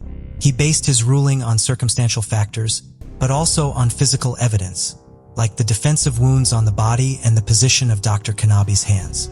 There had in fact been 2 deep cuts made on her neck as well, and he did not believe it was possible for her to inflict them on herself. Furthermore, the doctor was right-handed, meaning that if she had taken her own life, the cuts would have been made from left to right, but they were in fact made on the right side of her body. Further supporting the idea that Dr. Knabe had been murdered was a bloody fingerprint found on her pillow. The doctor did not have blood on her hands when she was found. Jefferson Haynes, the building's janitor, lived below Dr. Knabe's apartment and reported hearing screams and then something falling to the floor during the night. He could not be sure which unit the noises were coming from, so he did not go upstairs to investigate further. When he woke up for the day around 5:30 a.m., he thought he heard someone walking in the apartment above. There were no signs of forced entry into the doctor's apartment and nothing had been taken. There were some signs of a struggle in the bedroom. One of her slippers was near the bathroom, while the other was found near her bed, and the rug was found in disarray on the floor. Dr. Knabe's murder was heavily speculated about in the media, with a number of salacious motives for the crime being suggested. Some articles held that she had been killed by a fellow German immigrant with whom she disagreed politically. Others speculated that she had been killed by some sort of sex maniac. Dr. Knabe's main area of focus in her position at the Normal College was what we would today refer to as sexual health. She spoke to people throughout the state and across economic and racial lines about sexual health and hygiene practices, leading some to wonder if someone she was treating for a sexually transmitted disease or a sexually related psychological problem may have killed her. 2 individuals were eventually charged with Dr. Knabe's murder, although the court case only increased the scrutiny of her career and lifestyle. 15 months after her death, Dr. William Craig was indicted for her murder and Alonzo Ragsdale was indicted as an accomplice to the crime. Their arrests were the result of an investigation by Detective Harry Webster. The private investigator had been hired using funds raised by other female doctors in Indianapolis and various women's groups to look into the case, although he remained involved in the investigation even after the funds ran out. Dr. Craig had been born in Scotland and immigrated to the United States when he was around the age of 12. He was a widower and had 1 daughter, Marion. He was 14 years old at the time of his trial. He was the dean of students at Indiana Veterinary College and also served as a lecturer there. He had known Dr. Knabe since 1905 and had been the person who had recommended her for her position at the school. Drs. Craig and Knabe were apparently having a variety of professional and personal problems around the time of Dr. Knabe's death. At the veterinary college, they were in the middle of a heated disagreement about altering the lecture schedule to accommodate Dr. Knabe's commitments at the normal college. The 2 doctors may also have been engaged to be married, although Dr. Craig would deny this. There were witnesses and letters attesting to the fact that Dr. Knabe claimed to be getting married and she had ordered a fancy dress. She did not normally wear overly formal things and could make her dresses herself, thanks to her years spent working as a seamstress, leading to speculation that she may have intended this dress to be her bridal gown. Shortly before her murder, Dr. Craig's house argument appeared to be about Dr. Craig wanting Dr. Knabe to stop working following their marriage and Dr. Knabe arguing that they could both continue to practice. The housekeeper also signed an affidavit saying that Dr. Craig had come home late on the night of October 24th and quickly changed his clothes, then left unusually early the following morning, the morning Dr. Knabe's body was discovered. The housekeeper, while called to testify at Dr. Craig's trial, refused to do so. Dr. Craig's defense team relied heavily on the theory that Dr. Knabe had taken her own life at trial. They called in witnesses who painted Dr. Knabe as aggressive and mean-spirited because she had to fight to be taken seriously in her profession and claimed that her finances were in disarray. They claimed that as an unmarried 35-year-old woman living in a modest apartment who was financially and professionally unsuccessful, Dr. Knabe would of course be unhappy enough to want to end her life. Further examination of Dr. Knabe's records showed that she was financially stable due to her various jobs. She simply chose to send any extra money she had to her uncle, who was no longer able to work, rather than spend it on herself. Her estate only appeared to be in debt because its executor was the other man indicted for her murder, Alonzo Ragsdale. Ragsdale was an associate of Dr. Knabe's, who was accused of being an accomplice to the murder because he allegedly washed the silk kimono Dr. Knabe had been wearing the night of her murder in an effort to disguise bloodstain evidence on Dr. Craig's behalf. The kimono had been a Christmas gift from Dr. Knabe's cousin, Augusta Ragsdale, was also an early and vocal supporter of the suicide theory. Ragsdale failed to collect debts or file proper and accurate paperwork for Dr. Knabe's estate. Her belongings vanished, and the proceeds from their sale were never applied to the $158 of debt attributed to her estate. The trial lasted 9 days before the judge instructed the jury to acquit Dr. Craig of all charges. The judge ruled that while the prosecution had proven Dr. Knabe had been murdered, there was insufficient evidence to prove that Dr. Craig was her killer.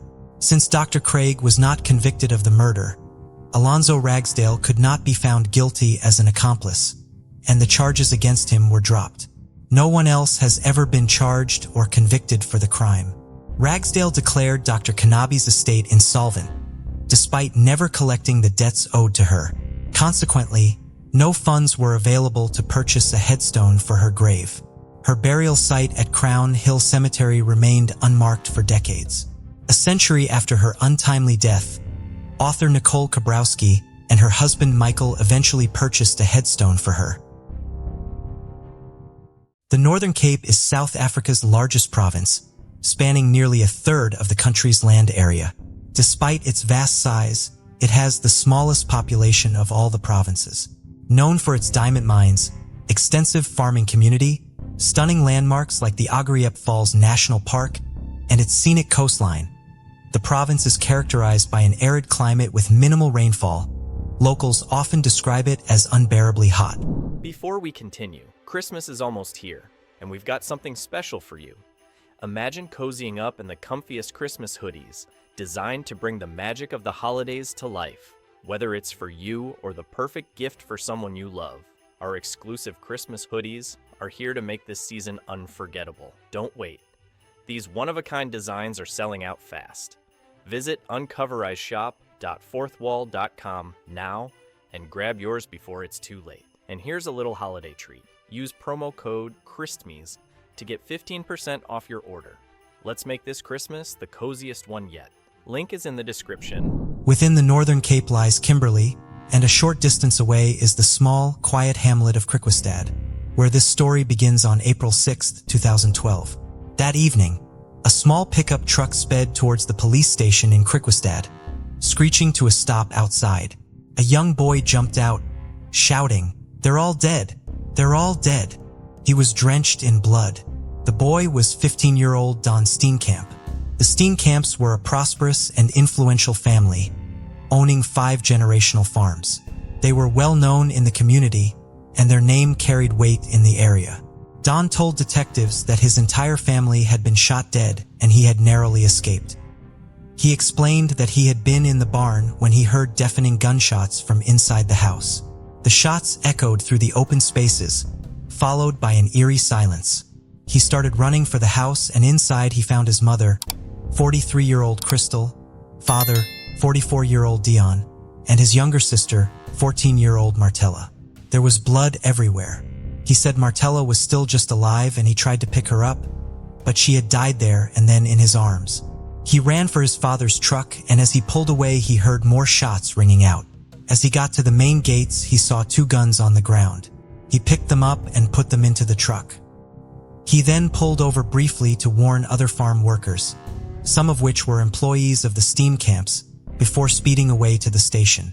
Police let him wash his hands and change his clothes, and he stayed there with them while other detectives rushed over to the sprawling farm in question, Novog, just a short drive from Huigwestad.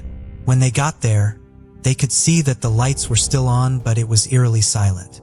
No windows were smashed, and there was no signs of forced entry that they could see. They called out, but no one called back. When they got inside, they saw Dion lying near the living room just a few feet away from Crystal and Martella, who were lying closely together near the kitchen. They were all dead, and it looked as if everything had happened so quickly. They had only just finished up with dinner when the attacks took place and the television was still on. The List 6 experts confirmed that all 3 had been shot both by a revolver and a rifle. The revolver was used first and the final shots came from the rifle. Dion had 3 gunshot wounds, 1 to the right shoulder, 1 behind the ear, and another in the chest. Crystal was shot in the shoulder, neck, and back, and Martella was shot twice in the body and twice in the head. Martella and Dion had blunt force injuries to their heads too, likely caused by the other side of the gun. One thing that the authorities would keep close to their chests and not publicly announce for a long time was that examinations performed by 2 doctors confirmed that Martella had also been raped between 12-24 hours before her death.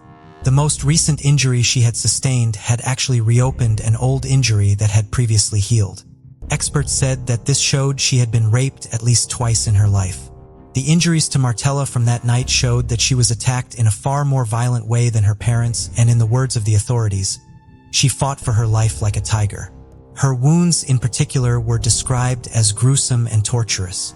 Blood covered the walls and the kitchen countertops, and there was a big pool of blood outside by one of the trees.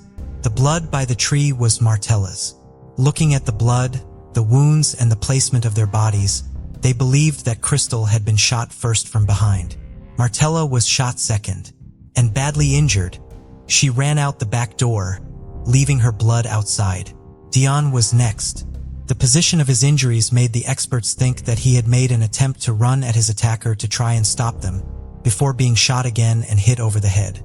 Satisfied that Dion was dead, the killer or killers then went to hunt for Martella, who was hiding and bleeding under a tree. She was then shot right in the face and struck over the head, which caused a significant amount of blood to gather there. All of these shots had been fired using a revolver.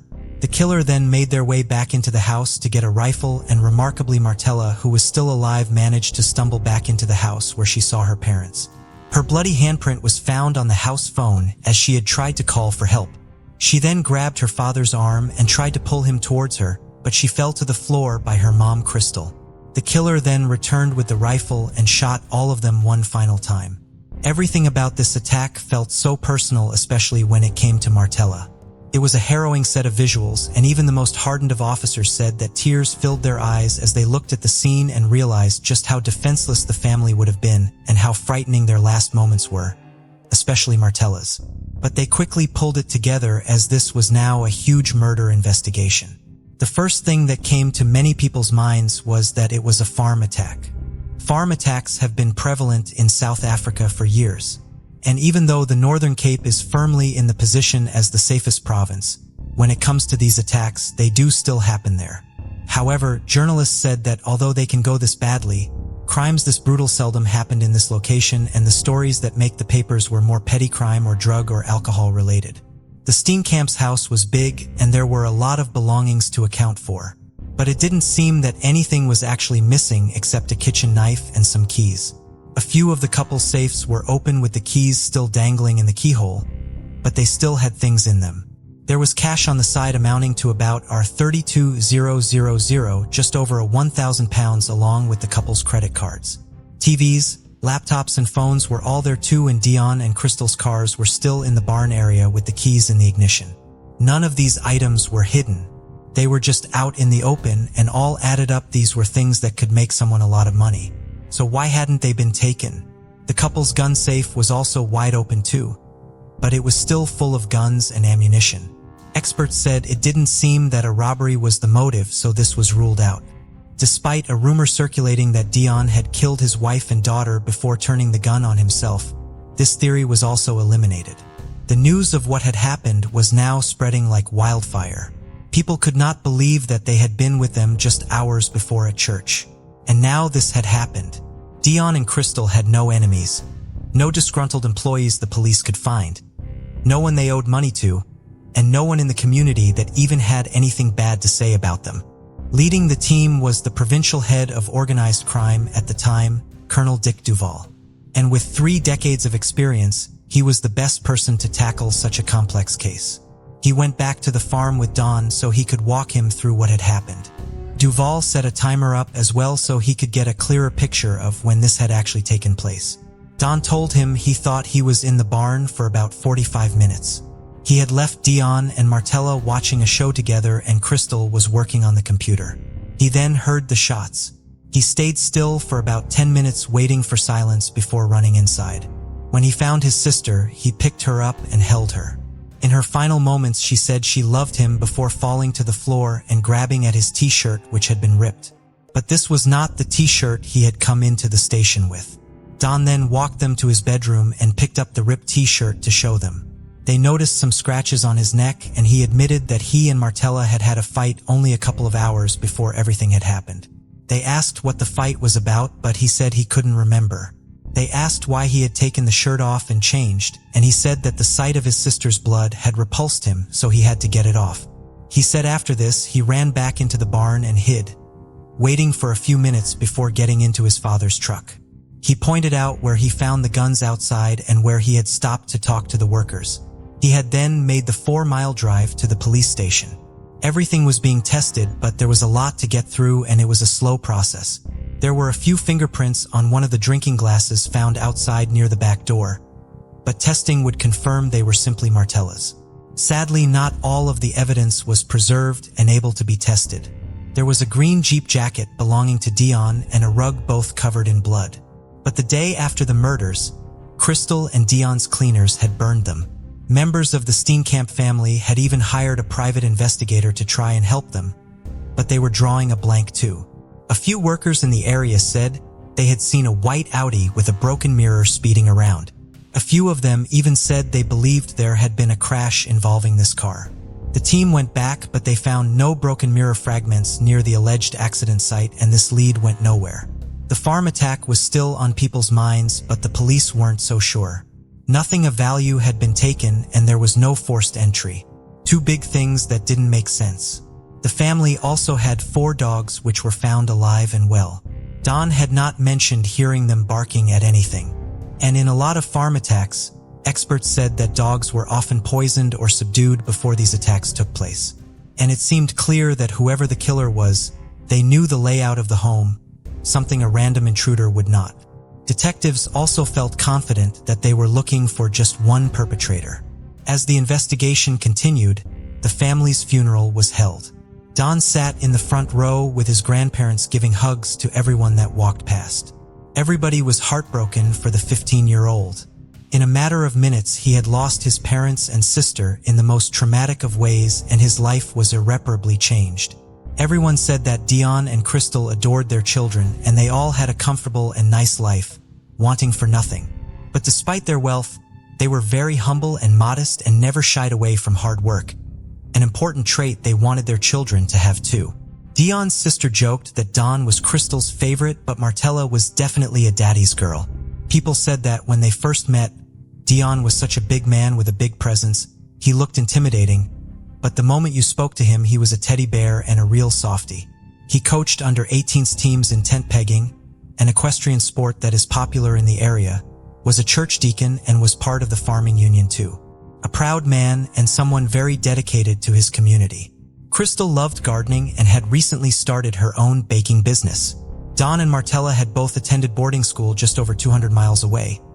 But Dion and Crystal made sure they came home most weekends, driving there and back to drop them off and pick them up. They never minded the long drives though, because family time meant everything and they didn't like being apart for weeks at a time. Teachers said Martella was a dream student and a total perfectionist with everything she did. Her school paid tribute to the 14-year-old as well. And the pain her friends and fellow students felt was clear to see. Another person who was trying to piece things together was Joe Schultz. He was in charge of rural safety in the farming union and was often a spokesperson if things like this happened. He unfortunately looked at and helped investigate many a farm attack. But he said in his experience what had happened to his neighbors and friends did not tick those same boxes. The police knew Schultz well, and he had been allowed into the house on the night of the murders. He said Martella's face was beaten and swollen, and she didn't even look like a person anymore, let alone someone he knew and had watched grow up. The attack was so violent he had never seen anything like it. Experts would later confirm that the same guns that Don had found outside and taken to the station with him were the murder weapons. But if he found the weapons 50 meters away outside, how could he have heard more shots coming from inside as he drove away? And if Don had been in the bar before the shootings happened, surely he would have seen or heard the killer coming in a space that vast and rural cars would be needed to get away, again making more noise and drawing more attention. Authorities already knew that Martella had fled outside to hide by the tree, a tree that was just a few steps away from the barn. How could Don not have heard her when he was so close? And if he had been trying to save his little sister like he had claimed, why would he talk about her blood repulsing him so much? Surely he wouldn't have been focused on that. Why would he spend time changing his clothes in a house that was under attack with a killer on the loose? Gunpowder residue tests done on 2 of Don's shirts recovered from the house came back as positive. All of this, along with the fact that there was no forced entry, no other DNA, the dogs hadn't reacted, and nothing had been stolen, meant just one thing. The attention was now firmly on the only surviving person from that night, 15-year-old Don Steen Camp. Was it possible that the same boy that had come running into the station hysterical had actually been the one to commit the crime? But why, they wondered. The rape of Martella presented this potential motive. Don had sexually assaulted his sister and then killed his family to cover it up when she threatened to expose him. And then there was the cell phone analysis. Data from Crystal's phone showed that she sent a text message to Martella at 6:34 p.m. Nothing serious, just a short message about an upcoming holiday. But this was crucial in terms of the timings. This meant that the murders had to have taken place after 6:34 p.m., and if Don was already at the station at 6:50 p.m., this would have meant someone breaking in and murdering everyone happened in just 16 minutes. This did not match Don's timeline, and he would have been unable to do everything he claimed he had done in this small window. They also found it's an impossible idea for the killer and Don to not have run into each other in those few minutes. And if he had actually heard more shots ringing out as he sped away, That would mean the killer was still in the house and would undoubtedly have crossed paths with Don as he was going in and out. They felt the only way you would feel safe to stay in the house long enough to change your clothes is if you knew no one dangerous was actually in there. Blood splatter analysis also did not link with his version of Martella grabbing his shirt as he tried to help her. In fact, the splatter pattern on his shirt proved that he had been close to her when the shots were fired. It would have looked totally different if it was a smear of blood or a transfer as he held her. An expert said that Martella would in all likelihood have been too weak to tear his shirt, so they felt confident that this had been torn as he attacked her and she tried to defend herself. Police felt it was possible, however, for Don to kill them all in several minutes, quickly change, throw the guns in the truck, then drive just a few minutes to the station.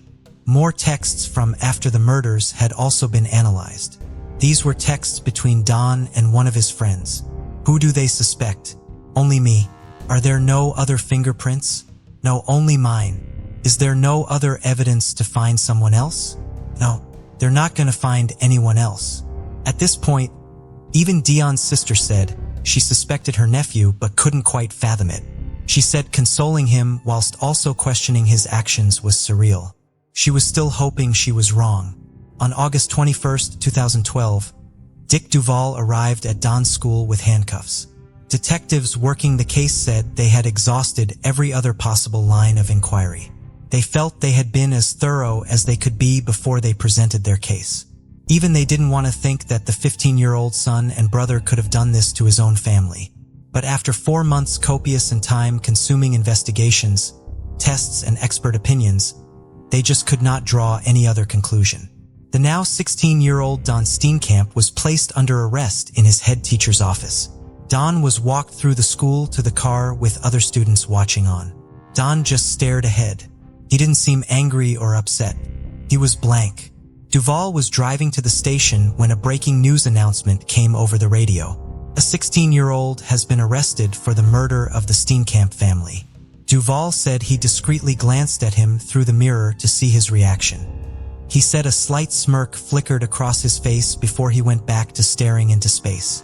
Don Steen Camp was charged with 3 counts of murder and 1 count of defeating the ends of justice. He would also later be charged with the rape of his sister Martella. He pleaded not guilty to all 5 charges. In early September, Don was granted bail so he could carry on with his schoolwork. People in the school said that Don had always been rather quiet and sometimes even slightly withdrawn. But after his family's murders, he was like a different person. He was chatty, confident to the point of arrogant, and loved the attention this was all bringing him, especially from girls. Teachers said it was a far cry from the teen just a couple of months ago. But while on bail, he was forced to drop out of school as some of the other parents were piecing things together and looking at him as a suspect. There were soon so many complaints about him being back in the school that his head teacher asked him to leave. So although his name and face were technically concealed, many people had long been talking and connecting the dots. A psychologist assessed Don during this time and said he had no history of aggression and exhibited no symptoms of having any kind of behavioral disorder or mental health issues. She said from talking to him, she didn't think anyone could have predicted this. Another psychologist added that Don showed good character, was respectful, had positive attributes, and formed good relationships with people. There were no red flags, so to speak. She said that in most cases where children kill their families or parents, it is because they are a victim of chronic abuse. Sources say that although Dion could be strict, from what they saw it was no more than most parents, and there was nothing to suggest any abuse was happening in the home. Don himself emphatically stated to one expert that his parents were never abusive towards him. In order for the trial to go ahead, legal fees had to be sorted out. In October 2013, the Northern Cape High Court agreed to release our $500,000 of inheritance bequeathed to Don so that the trial could start. The funds were released through the last will and testament of Don's grandfather. The court did not allow any funds that would have come from the estates of Dion and Crystal. In South Africa, the jury system in courts was abolished in 1969, so it was down to the Northern Cape Judge-President Frans Gormel to make a decision on whether or not he was guilty. The media has been warned to toe the line. The judge threatened criminal charges if the accused is identified, even to family and friends. Since his arrest, a court order had prevented Don's name from being released. Cameras were allowed in the courtroom, which is why we see him inside. But ones of his face were not published. And a lot of the time it was just the back of him that was shown to the media. As the trial started, things were thrown into question when police got an alleged confession from 3 sources: 2 women and a man. It was reported that one of the women, who was at the time already in custody for possession of explosives and ammunition, said that the Steen Camp murders were part of a plan to attack white farmers in an attempt to instill fear and incite racial hatred. But the police said there was absolutely no truth to this and not a shred of evidence that supported it. The prosecution felt that they had a strong case and they had almost 100 witnesses that they intended to call. They presented their motives and timelines.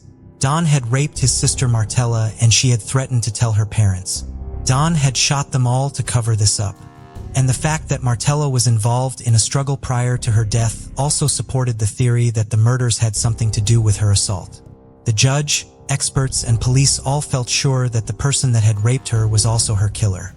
And if she was assaulted 12 to 24 hours before she was killed, what were the chances that this happened and then the intruder came back a day later to kill everybody? Another motive was the fact that Don was set to inherit our $23,000,000, the equivalent of almost £1 million or $1,300,000 at the time.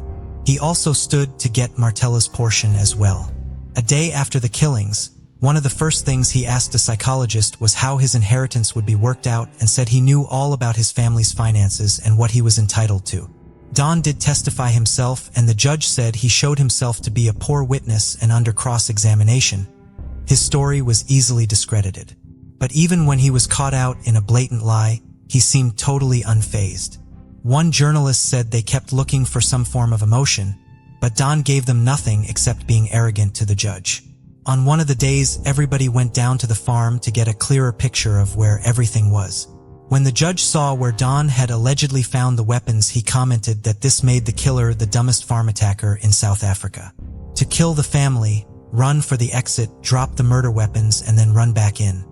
He added that if the only thing that was stolen was a knife, it must have been a diamond-encrusted one to have been worth taking over everything else in the house. But Don's defense team said in their eyes, it still pointed more towards an intruder than Don. They said that the only real theory they had as a motive was the rape, but they doubted whether this had even happened despite 2 doctors confirming it had. They even went as far to say that Martella could have caused the wounds and bruising in and around her genitals herself. They also pointed out that there was no semen found, but given that it was 12 to 24 hours later, the state said this didn't really prove anything. The analysis from the doctors was enough to prove it. After several weeks and a tough trial for the family to sit through, the judge returned his verdict. He found Don guilty of the premeditated murders of Dion, Crystal, and Martella, and the rape of Martella. He was also found guilty of defeating the ends of justice, also known as preventing justice or perverting the cause of justice. The judge said he was also totally convinced that this was not the first time that Martella was a victim of Don's sexual abuse. In his final statements, the judge said, I am satisfied that no one other than the minor accused committed all the offenses listed in the indictment, as the state has in fact proved them not only beyond a reasonable doubt, but beyond any shadow of a doubt. To deal with all aspects proved against the minor would amount to an overkill. The murders were not only premeditated, but were in fact planned and executed with the direct intent to murder. He added, in my view, the minor, the torturer, wanted to have sexual intercourse with Martella. When she refused, she was consequently tortured, raped, and murdered to prevent her from reporting it. Her parents had to be eliminated. There would be no reason for Martella to inform anyone of the sexual activity if a consensual love relationship existed between her and the accused. The truth is, he is the architect of his own misfortune. He is the one who raised the alarm with the police and cried wolf. During his sentencing, he told Don to face the consequences of his actions. 2 days later, Don turned 18, and with this, the order preventing his name from being released was lifted. People were stunned. But others that had questioned the crime scene in the first place, like Joe Schultz, said it sadly explained so much that they hadn't been able to explain any other way. When it came to the sentencing, a legal expert said that the South African justice system did not really give life sentences or sentences exceeding 20 years for children under the age of 18. The maximum sentence he would be facing was 25 years. Both rape and murder are classified as Schedule 6 offenses. However, when it comes to minors, it is entirely left to the discretion of a judge to decide on a suitable sentence. All sentences would run concurrently, making it 20 years in total. He reacted to nothing as the verdict was read out. Stony-faced, he hugged some family members goodbye before he was led away. The judge said that whatever happened to him after this was none of his concern. In line with the Correctional Services Act, he will serve at least half of the sentence before he can apply for parole, which is 10 years. This does not mean that he will get parole after those 10 years, just that he cannot apply before then. And 10 years will take us to 2024. His age at the time of the killings will not have any impact on future parole considerations because the judge already took that into consideration with his sentencing. Even if he qualified for parole after 10 years, there will still be other guidelines and regulations that could play a role, like inputs from family members, for example. He has also since been investigated in prison for breaking rules, and things like this will factor in too. Legal experts said if it wasn't for his age at the time, which constricted the judge in the sentence he could give, he might have been given a lifelong sentence. An appeal was filed, but Don needed to have his first legal bill settled from the trial and then find a team to take it on. People have always been split on what they believe, even his own family. His grandmother Betty said although she believed he was innocent for so long, the evidence against him was just too strong, and she had accepted that he was guilty, but that she also forgave him.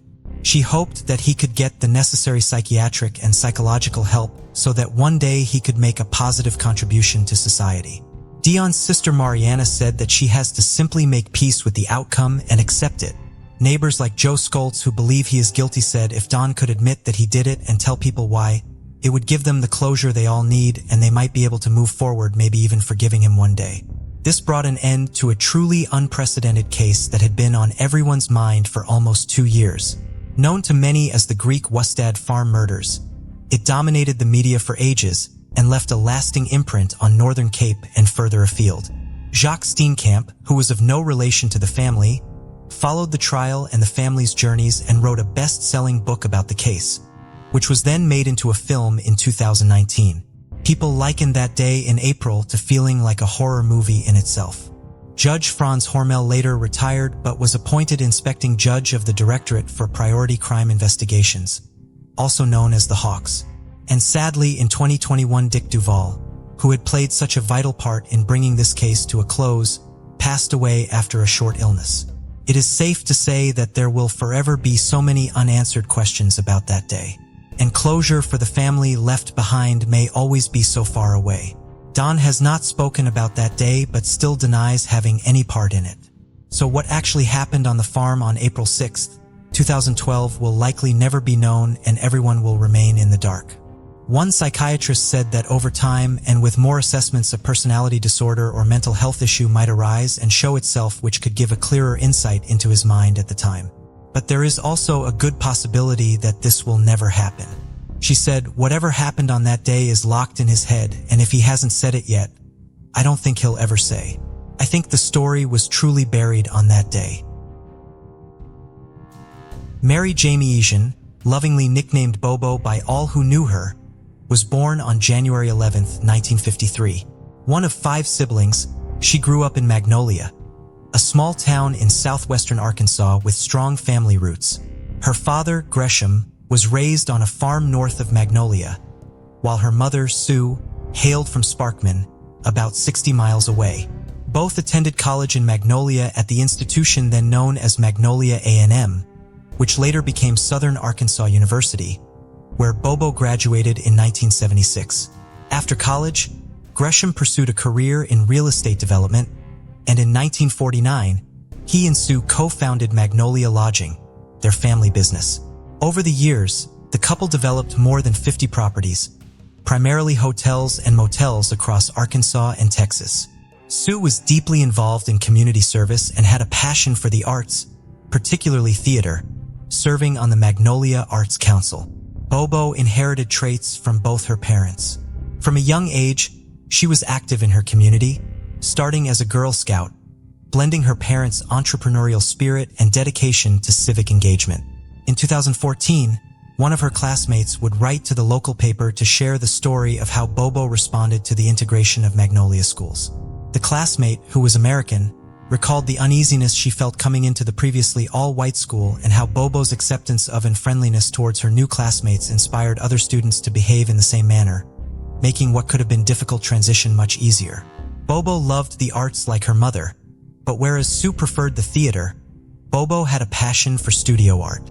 After graduating from college, she opened up a small art studio in Magnolia and began teaching art classes out of it. She also shared her father's interest in real estate and purchased a house on McNeil Street to refurbish and resell for profit. Rather than outsource most of labor the home needed, Bobo did it herself. On the morning of July 20th, 1978, 25-year-old Bobo went for a walk and then into her studio where she taught a morning art class.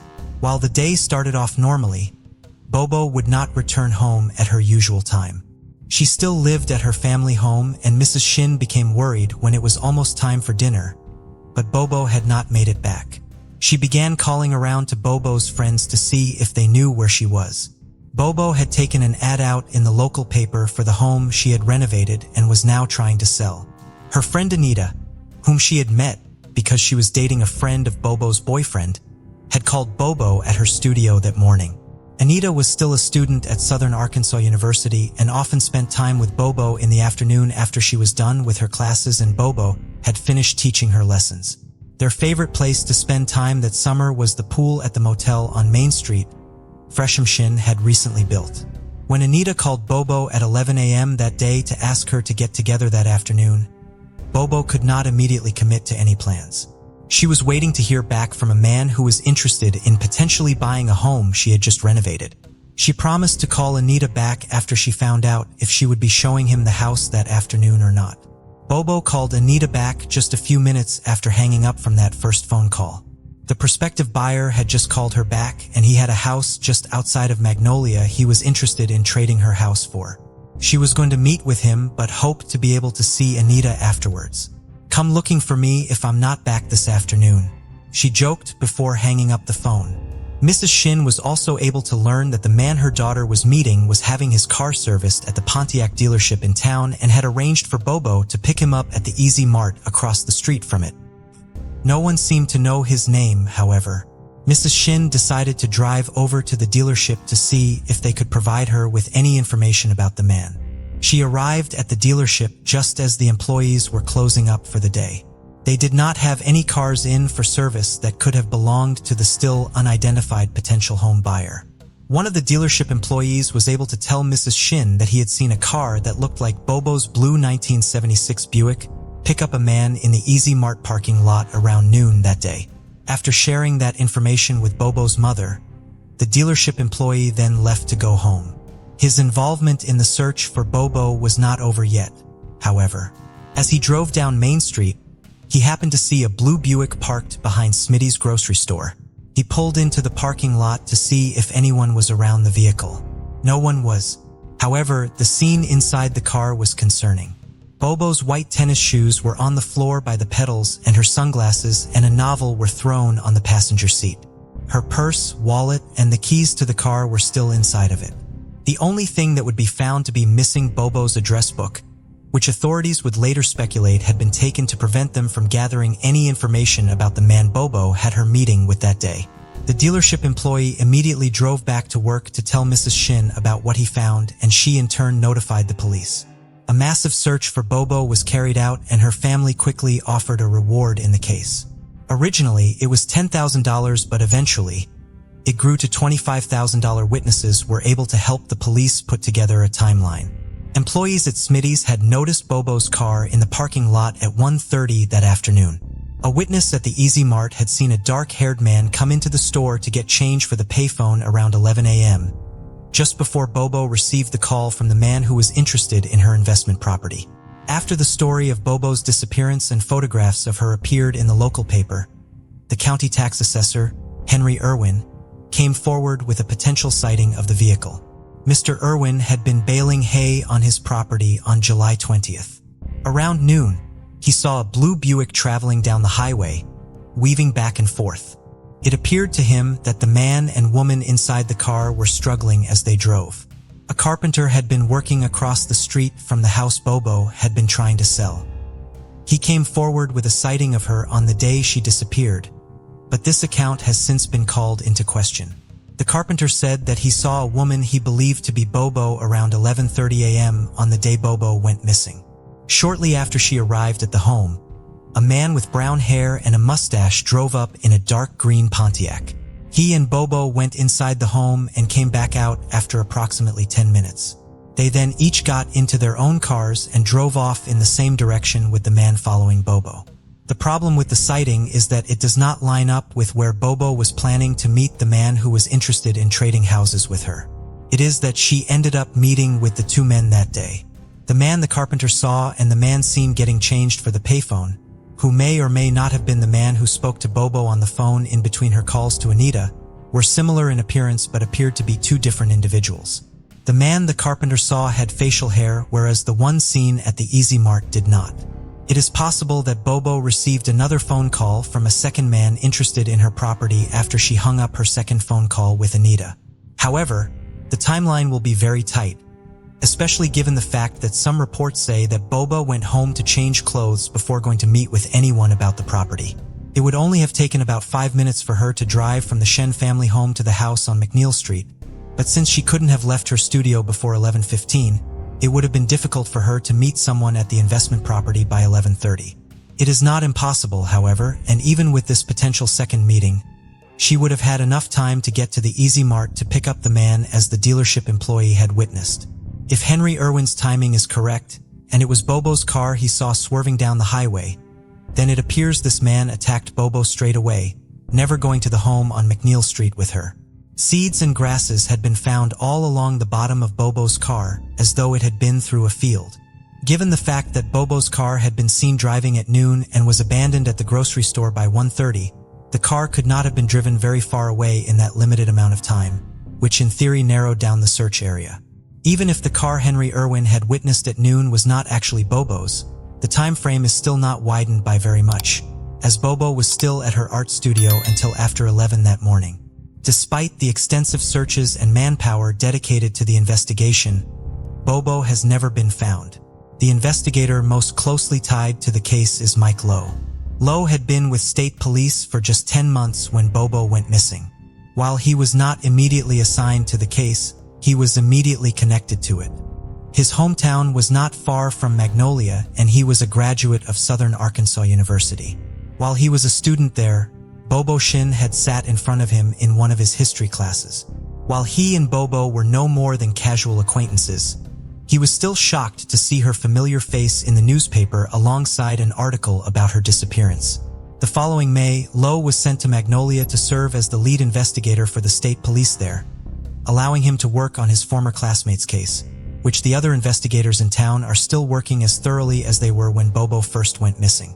The carpenter who had been working across McNeil Street from the home Bobo was trying to sell or trade had helped develop a composite sketch of the man he said he saw with Bobo the day she disappeared. A considerable amount of time and resources had been put into distributing the sketch and interviewing men who resembled it during the first several months of the investigation. However, by the time Mike Lowe joined the investigation, the investigators who had been working on it since July were to believe that the composite sketch was actually of a man who lived several houses down from the home Bobo owned and was unrelated to the case. Mike Lowe shared their concerns. While law enforcement's desire to close the case never waned, they eventually began running out of new avenues of investigation. While the Shin family appreciated all of their work, eventually presenting Mike Lowe with a piece of Bobo's artwork in appreciation for all of his efforts, they were desperate to have all possible resources focused on finding Bobo, and so they also hired private investigators to work on the case as well. While authorities believed that it was most likely that Bobo had been killed by the man who called her about her investment property on the day she went missing. In October of 1979, her family was still hopeful that she was somehow still alive, even though more than a year had gone by without any sort of ransom demand. They had already gone through 2 private investigators, and that month, they reached out to the third and most controversial investigator they would hire. William Deere was a Texas-based private investigator who had recently garnered national attention for finding James Dallas Egbert III and returning him to his family. Gresham Shin hoped that Deer could likewise help reunite his family with Bobo. While Deer did not believe that Bobo was still alive, he nevertheless took on the case. After arriving in Magnolia, Deer performed his own interviews and carried out his own searches. In part, due to the composite sketch based on the carpenter's account, Deer eventually focused his investigation on a man from next county over, Michael Morse. Morse had taken his own life several months after Bobo went missing. He resembled the sketch, and the carpenter claimed, based on a photo, that he was the man he had seen. Because of his resemblance to the sketch, Morse had been interviewed by the authorities within a week of Bobo going missing. When Deer interviewed Morse's boss, he said that he had taken July 20th, 1978 off to go meet with someone about real estate. Deer claimed that a psychic called him on the phone and told him that Morse had buried Bobo's body on top of his own father's coffin. On November 20th, 1979, Dewey Morse's grave in the Western Cemetery next to Missionary Baptist Church was exhumed, but no extra body was found in the grave. Despite this setback, Deer publicly announced that he would solve the case within the next 2 weeks. This, of course, did go over well with the authorities who had been working on the case for over a year, who did not appreciate his arrogance.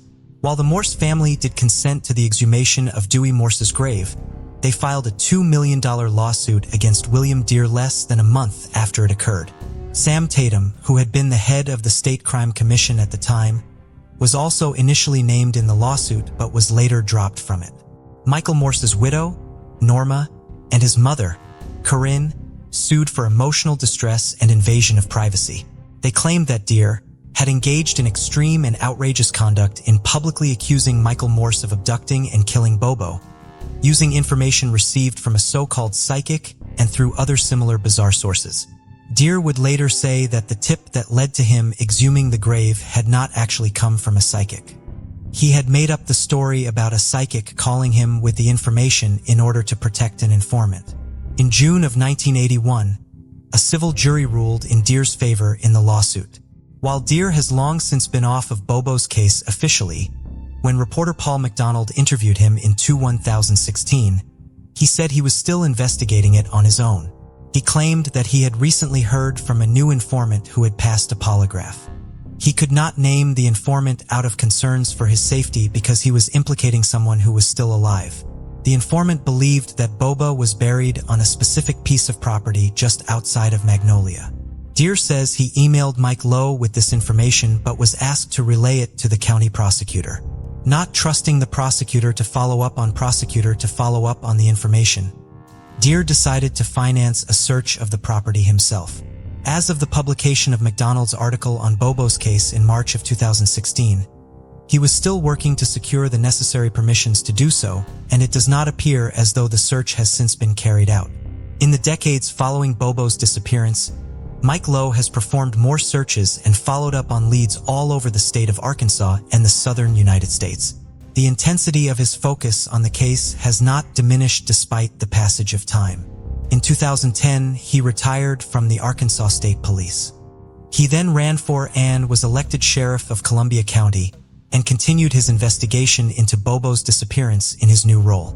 In January of 2015, Sheriff Lowe worked with a team of 3 other investigators to revamp the investigation. They looked at all of the evidence again and re-interviewed witnesses. The information was organized into a new file that Lowe submitted to the FBI's Behavioral Science Unit. He has also resubmitted evidence for more sophisticated testing than was available in 1978. So testing then was available in 1978. So far, these efforts have not resolved the case. Both of Bobo's parents passed away without ever learning what happened to their daughter, her father in 1986 and her mother in 2012. In 2014, her brother and 3 sisters decided they wanted to celebrate Bobo's life despite the lack of information about exactly how it ended.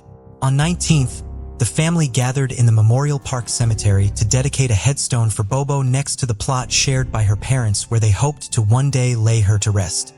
Later that day, the family and the community gathered for a memorial service for Bobo at Central Baptist Church in Magnolia. The service featured multiple musical performances, memories, and speeches, one of which was given by Dr. John Stubblefield, who had served as pastor of the church in 1978 and knew Bobo. For those who are perpetrators of evil, be sure that your sin will find you out. Not that God will find out about your sin, he knows it, but the sin will be exposed. He said at the service, "It is my hope and prayer that someone even at this date might come forward and share something that would help bring closure to this family." This case takes us to Kingston upon Hull, England. For many, December 31st is a time to bid farewell to the year with excitement, celebrate with loved ones, and reflect on hopes for the year ahead. 21 years ago, on Tuesday, December 31st, 2002, this tradition was no different. Across the UK, people were preparing to welcome the new year with festivities. 21-year-old Rachel Moran was among them. She headed out to a pub to enjoy the evening with her brother John and some friends. Rachel was very close to her family and planned to spend the night at her parents' house on Hall Road. After an evening of drinking and fun, Rachel and John returned to their parents' home around 1:15 a.m. Wanda, Rachel's mother, was still awake, reading when they arrived. While John went straight to bed, Rachel stayed up to chat with her mom.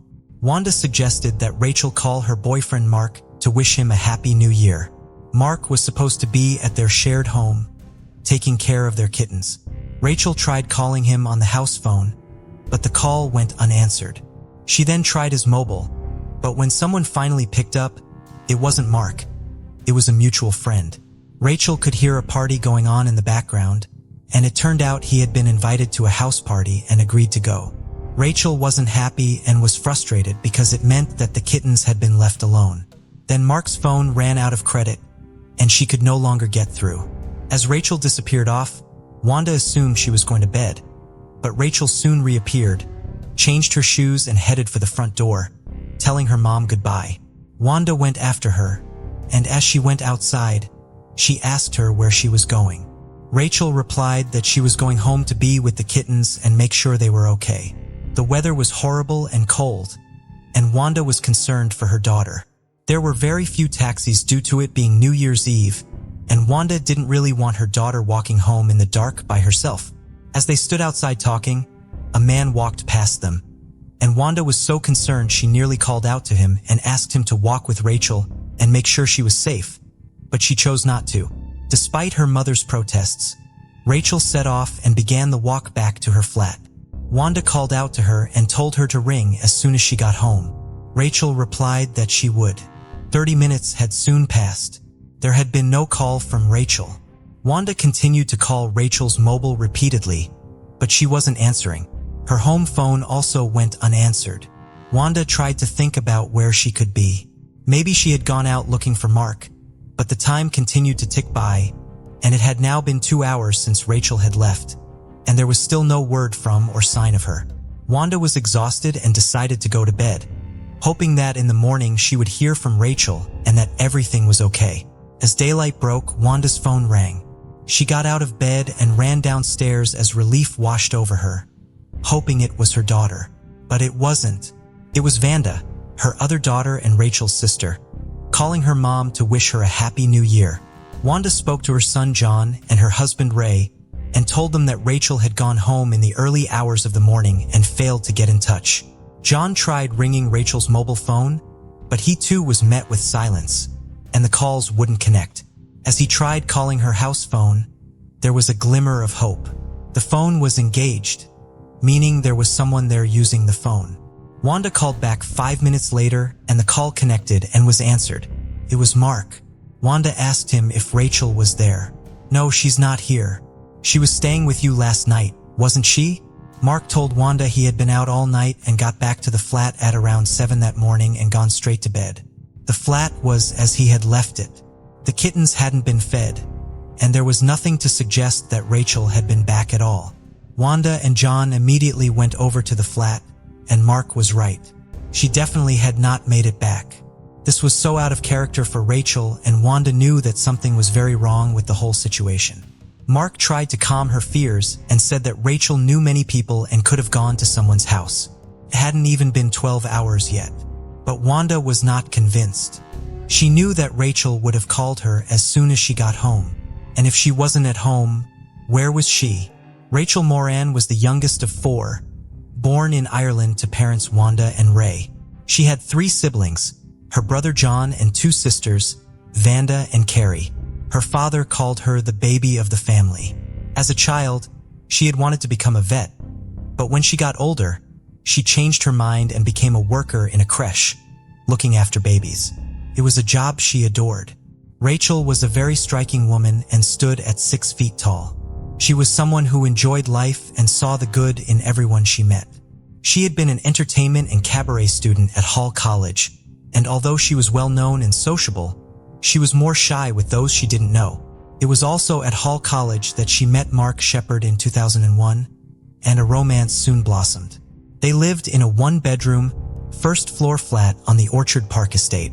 Orchard Park is a quiet suburb of Kingston upon Hull, and as Rachel was incredibly close to her family and a real home bird, she wanted to be as close to them as possible. When she moved in with Mark, she ended up living less than a mile away from them. She wanted new challenges, and as she thought more about what she wanted to do, she decided that in the new year, she was going to go back to college and study catering with the hopes of becoming a chef. As the holiday season approached, Rachel and Mark got 2 kittens, named Speedy Tomato and Batman. Rachel doted on them. Knowing that the festive period was going to be a busy one, Rachel and Mark made a plan to ensure that the kittens were regularly checked on. They decided that while Mark went to see his mother for Christmas, she would stay in the flat with the kittens. Then when he came back, Rachel would go out on New Year's Eve and Mark would stay with them. But after she had walked home to feed them, after learning Mark was at a party, Rachel was now missing. For her to fail to contact her family after promising she would was very unusual, and with there being no evidence that she had even made it home, her brother and mother went straight to the police station on Priory Road and reported Rachel as missing. Detective Superintendent Paul Davison was leading the investigation, and he later explained that the first thing that is looked at are the circumstances. Was this something people would expect Rachel to do? Was this something she had done before? No, it wasn't. Trevor Watts, who also worked for homicide police, said it was clear that there was something seriously wrong. The police acted quickly and began their search for her. More than 40 officers were part of the initial investigation into what had happened to Rachel. Her family came in and gave witness statements. Wanda mentioned to the police someone who could be a witness, the man who had walked past them on the street. Detectives began trying to find this person, and as they did, they also spoke to Mark. They knew that there had been an argument between him and Rachel, and it was vital to ascertain whether or not Mark could possibly be involved. Paul Davison said that Mark did not appear to be that worried or upset, which did strike them as strange. Mark was then put under surveillance and his alibi was looked at too. But the surveillance turned up nothing, as Mark did nothing out of the ordinary, and nothing to arouse suspicion either. His alibi also checked out. He had nothing to do with Rachel's disappearance. This meant they were not only back at square one, but also that the worst fears of everyone were now seeming more likely. She had potentially come to harm at the hands of a stranger. Stranger abductions are thankfully very rare, but this was something they had to consider. Her bank account had not had any money withdrawn. Her mobile phone hadn't made any calls or sent any texts. None of her clothes were missing from her flat. The police began looking at the network of CCTV cameras in the area to see if they could find Rachel on the night of her disappearance. And they did. CCTV cameras picked her up passing a place called Jackson's on Hall Road. This gave police not only a timestamp of her movements that night, but also showed the direction she was walking in, meaning they had a much more specific place to focus their search efforts and investigation. All available resources were now being used in the search for Rachel. Police helicopters were deployed, the dogs were also out with their handlers, and police on horseback were used too. The homicide police diving team were drafted in to join the search, and all of this was deeply painful for Rachel's family, seeing how serious this now was. The media coverage was intense, and many appeals were put out for any information. Rachel was described in these appeals as being more like a teenager than a young woman in her 20s, as her family begged for any news of her whereabouts. Saturday, January 11th, 2003, the divers were searching the Barnstone Drain. This was a canal that was often used by people to dump rubbish in, and it was here that they found their first clue, a Nike trainer, very similar to the one that Rachel had changed into at her mother's house. The divers continued to search, carefully removing rubbish layer by layer and going through everything thoroughly. And the next day, the Bombston drain would reveal more. A handbag was found in a bin bag. It was carefully removed and examined, and inside the handbag they found a mobile phone and makeup. One item revealed who the owner of the bag was, an Irish passport belonging to Rachel Moran. The handbag and the items within it had clearly been discarded in such a way as to ensure that it wasn't found. It hadn't been accidentally dropped in there. It was now looking more and more likely that this was a case of foul play. To try and generate new leads, the police conducted a reconstruction of Rachel's last known movements. A police officer who looked like Rachel wore the same outfit she had been in and walked the route she had taken. They hoped that this would jog someone's memory who had possibly seen her or something of note that night. This did cause several people to come forward, but because of it being New Year's Eve, alcohol had caused their recollections to be a bit blurred or hazy. The appeal did give police access to new CCTV footage taken from a local school. The footage was very poor quality, but a figure could be made out in the top left corner of the screen, and it was the officer's belief that this was Rachel. If this was indeed her, this meant she would have been less than 200 meters from the safety of her flat. This also meant that if it was her, she had taken a route that was slightly different to the one they had first believed she had walked. They initially thought she had taken a route that was well lit, but if this was her on the footage, she had actually taken a route that was a lot darker. As the footage continued to play, they noticed something else. There was a figure running up behind Rachel. If she had vanished from around this point, maybe this person was responsible.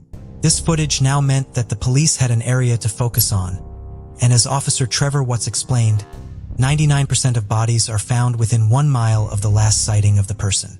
It was decided that every single home within 1.5 miles of Rachel's was to be searched. More than 100 officers were drafted in, and it became the biggest search ever undertaken by homicide police. It was an enormous risk for the force. The sheer amount of time and manpower needed to thoroughly search every property was enormous. But if there was a chance, no matter how small, that they were going to find Rachel, it was a risk they needed to take. Tuesday, January 28, 2003, the search of the houses began. Each search team was made up of 3 people, a search specialist and 2 police officers. And as more and more houses were searched, Paul Davison received a call in the incident room. The caller was a police officer. He was deeply upset and distressed. The news that came through was shocking. PC Steve Dennison and his team had conducted a search of 19 Nash Court. The owner was a young man and he had a friend, another male, who was visiting. The flat was dirty and unclean, with rubbish strewn about the place. The search of the property was quick, and the owner assisted the officers by showing them each room. There was no sign of Rachel.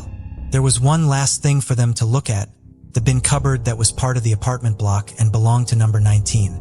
They asked the owner for the key. He said he didn't have one. Then he said he didn't know where it was, and then changed his story again and said that the key was maybe at his mom's. The officers found it odd. Why would he not have a key to a cupboard that was regularly used and a cupboard that was part of his property? The officers weren't budging. They needed to search it. They told him to find the key and find it quickly. He soon did. He handed it to the officer and went back into his flat. The door was finally opened. It was full of rubbish, including a carpet and boxes. They began to remove everything from the cupboard, and when PC Dennison turned back to remove more, he noticed that his colleague was just looking into the cupboard and not moving. As PC Dennison moved to see what his colleague was looking at, he saw a human leg in amongst the rubbish. After 4 weeks of searching, the hunt for Rachel Moran had ended. Her decomposing remains were found stuffed into the 3-foot by 3-foot cupboard, wrapped in a sheet, and barricaded behind the bags of rubbish. The flat she was found in was just 200 yards from her home. Both men were immediately arrested on suspicion of the murder of Rachel Moran. The owner of the flat was 23-year-old Michael Little. His friend was named Mark Fuller, and Mark immediately jumped up and protested that he had no idea what the officers were talking about. Michael told them that his friend knew nothing about it. Transport arrived to take Mark to the police station, and PC Steve Dennison was left in the flat with Michael Little. Michael Little then began to talk, and P.C. Dennison wrote down the following words in his notebook. Michael said, "I'm so glad you found her. I've wanted to tell someone for ages. It's such a weight off my chest. I saw the police stuff on the news and just hoped they came here. I've not told anybody else. Nobody knows. I can't be a normal person doing this. I must be evil or something. I saw her that night walking alone, so I went over and spoke to her. She came back here for a drink and we chatted for a while but ended up arguing. I think I walked out of the room or something, and when I came back, she'd gone into the kitchen and was stood at the side with her back to me. When I went near her, she turned around and I saw a small knife in her hand. She slashed out and cut me on my arm. He said he had killed her in self-defense. Wanda said she was relieved that her daughter had been found and that they wouldn't be left wandering. Michael Little was taken to Queen's Garden Police Station and booked in. In his interview, PC Steve Dennison showed Michael the transcript he had taken at the flat, Michael's confession that he had killed her in self-defense. Michael said that the transcript was accurate and was what he had said, and he signed it to state as such. The police needed to piece together his movements for New Year's Eve. He had gone out with friends and attempted to talk to a woman that he had a crush on, but when she had rejected him and left with one of his friends, he then ran into someone else he knew and was invited to a party. He agreed to go. He stayed at the party until just after 12 and then decided to go home. When the officers looked at his route, they realized something incredibly sinister. He had been the man who had walked past Rachel and Wanda as she was getting ready to go back. He was the man that Wanda had nearly called out to and asked him to walk with her daughter and keep her safe. It was possible that he had heard Rachel saying she was going to walk home. When looking at the CCTV footage from outside of Jackson's on Hall Road, a male was seen 3 minutes before Rachel came into view. It was none other than Michael Little. The person who was seen in the footage taken from the school running up to Rachel from behind was now believed to be Michael as well. As he had previously been ahead of her, this meant he had likely hidden to allow her to walk past and then set off after her. The post-mortem results soon came through and painted a picture of an incredibly violent death. Rachel had been stabbed 27 times in the back, head, and neck after being attacked from behind with a 12-inch kitchen knife, which was never found. She had no defensive wounds. Several of the stab wounds were so forceful, they had gone through the back of her body and come out the other side. Rachel's blood was in the flat and suggested that she had been killed in the hallway. There was mud on the back of her legs, which Paul Davison said was evidence that she had been dragged across the grass into his flat. There was no evidence to suggest that she had attacked him. Although we can never be sure about what exactly happened that night, detectives believe he may have tried to talk to her as she walked, and that she had made it very clear that she wasn't interested in his advances. This would have been the second time he had been turned down that night, and in a fit of rage, he had abducted her and taken her into his flat before killing her. Swabs were taken which also showed she had been raped. The decision was made not to arrest Michael on suspicion of rape, as they could not be sure if she was alive or deceased when it happened. The block of flats that Rachel had lived in was opposite a children's playground, and on the other side of the playground was Michael's flat. The route she always took to her parents went directly in front of his window, where he would often sit, staring or drawing for hours on end. It is believed he had likely seen her walking past the window before. He had few friends, but officers did speak to the ones he had, and they spoke about his fantasizing about women and his claims that he had a girlfriend, something they knew wasn't true. When they described the alleged girlfriend he claimed to have, Michael had said she was a slim woman, standing at 6 foot with blonde hair, details that matched Rachel. Despite what he had said in his flat, his story soon changed. He said that Rachel had approached him and asked to walk with him to feel safer. After going to his flat, he claimed that an argument had broken out between the two of them, and he had hit her across the face with the back of his hand. He told an officer, "I lost it. I picked up a knife and stabbed her. I want some help to speak to a counselor or something." The amount of evidence they had just didn't fit with his story about this being an argument or that she had attacked him. The police weren't buying it. As for the other person in custody, Mark Fuller, he was released without charge, as it was determined he had absolutely nothing to do with Rachel's death. The question on everyone's minds was, who was Michael Little? He attended Great Field Comprehensive School in Hull, where he was frequently targeted by bullies because of his weight and was called Podgy by his fellow students. He mainly hung around with his sister at school, who was 4 years younger than him. His father had abandoned the family, and Michael said he was beaten and abused by his stepfather, who would later pass away as a result of kidney disease. Michael adored his mother, and she, along with his sister, were the only women in his life. As he grew into adulthood, he lived in various council flats that he would neglect and never clean. Neighbors often thought of him as strange, and he would use most of his time to stay inside, take drugs, and watch pornography. One person who went to school with him said that he would often take drugs, which made him unpredictable, saying, "There's always been something wrong with him. He has a pretty bad temper." Friday, January 31st, 2003. 23-year-old Michael Little was charged with the murder of Rachel Moran. He entered a plea of not guilty, meaning this would go to trial. At Hull Crown Court, Michael Little stood in the box, and the trial for Rachel's murder began. The evidence was substantial, and people were left wondering what kind of defense he could possibly put up. It was here his story changed again. He said that Rachel had agreed to have sex with him back at his flat, and that her murder had actually been committed by his friend, Mark Fuller. He said that in a fit of rage and jealousy after discovering Michael having sex with her, Mark had taken her life. He told the jury that Mark had gone, in his words, absolutely crazy, using a carving knife to kill her. He said that Mark had threatened to kill him and his family if he didn't take responsibility for Rachel's murder. Michael told the court that he regretted not doing more to help her during the attack, and claimed that he had been forced to clean up, get rid of the blood, and hide her body. I told him I was not going to help him, and he said I had no choice. I was extremely traumatized. I just didn't want to know. I just wished everything would go back to the way it was, he told the jury. On the witness stand, Mark was interrogated and quizzed in a brutal series of questioning. He denied playing any part in the murder of Rachel. He told the court he had gone to a party in the city before going to his mother's house in the early hours of the morning on the day Rachel had been killed. Mark was not charged with any offense by the police, there was no evidence linking him to it, and he had an alibi.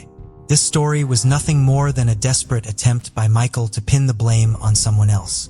Prosecutor Jeffrey Mason QC called Michael's story a pack of lies and said that it did not stack up to the strong evidence presented. When the details of her injuries and what she had suffered were read to the court, members of her family left the public gallery in tears. The prosecution presented all the evidence, Michael making several excuses as to why he didn't have a key to the cupboard, the CCTV, her handbag being disposed of, her blood in his flat, the lack of any injuries on Michael, and the inconsistencies in his stories. It was a very strong case. But was it enough?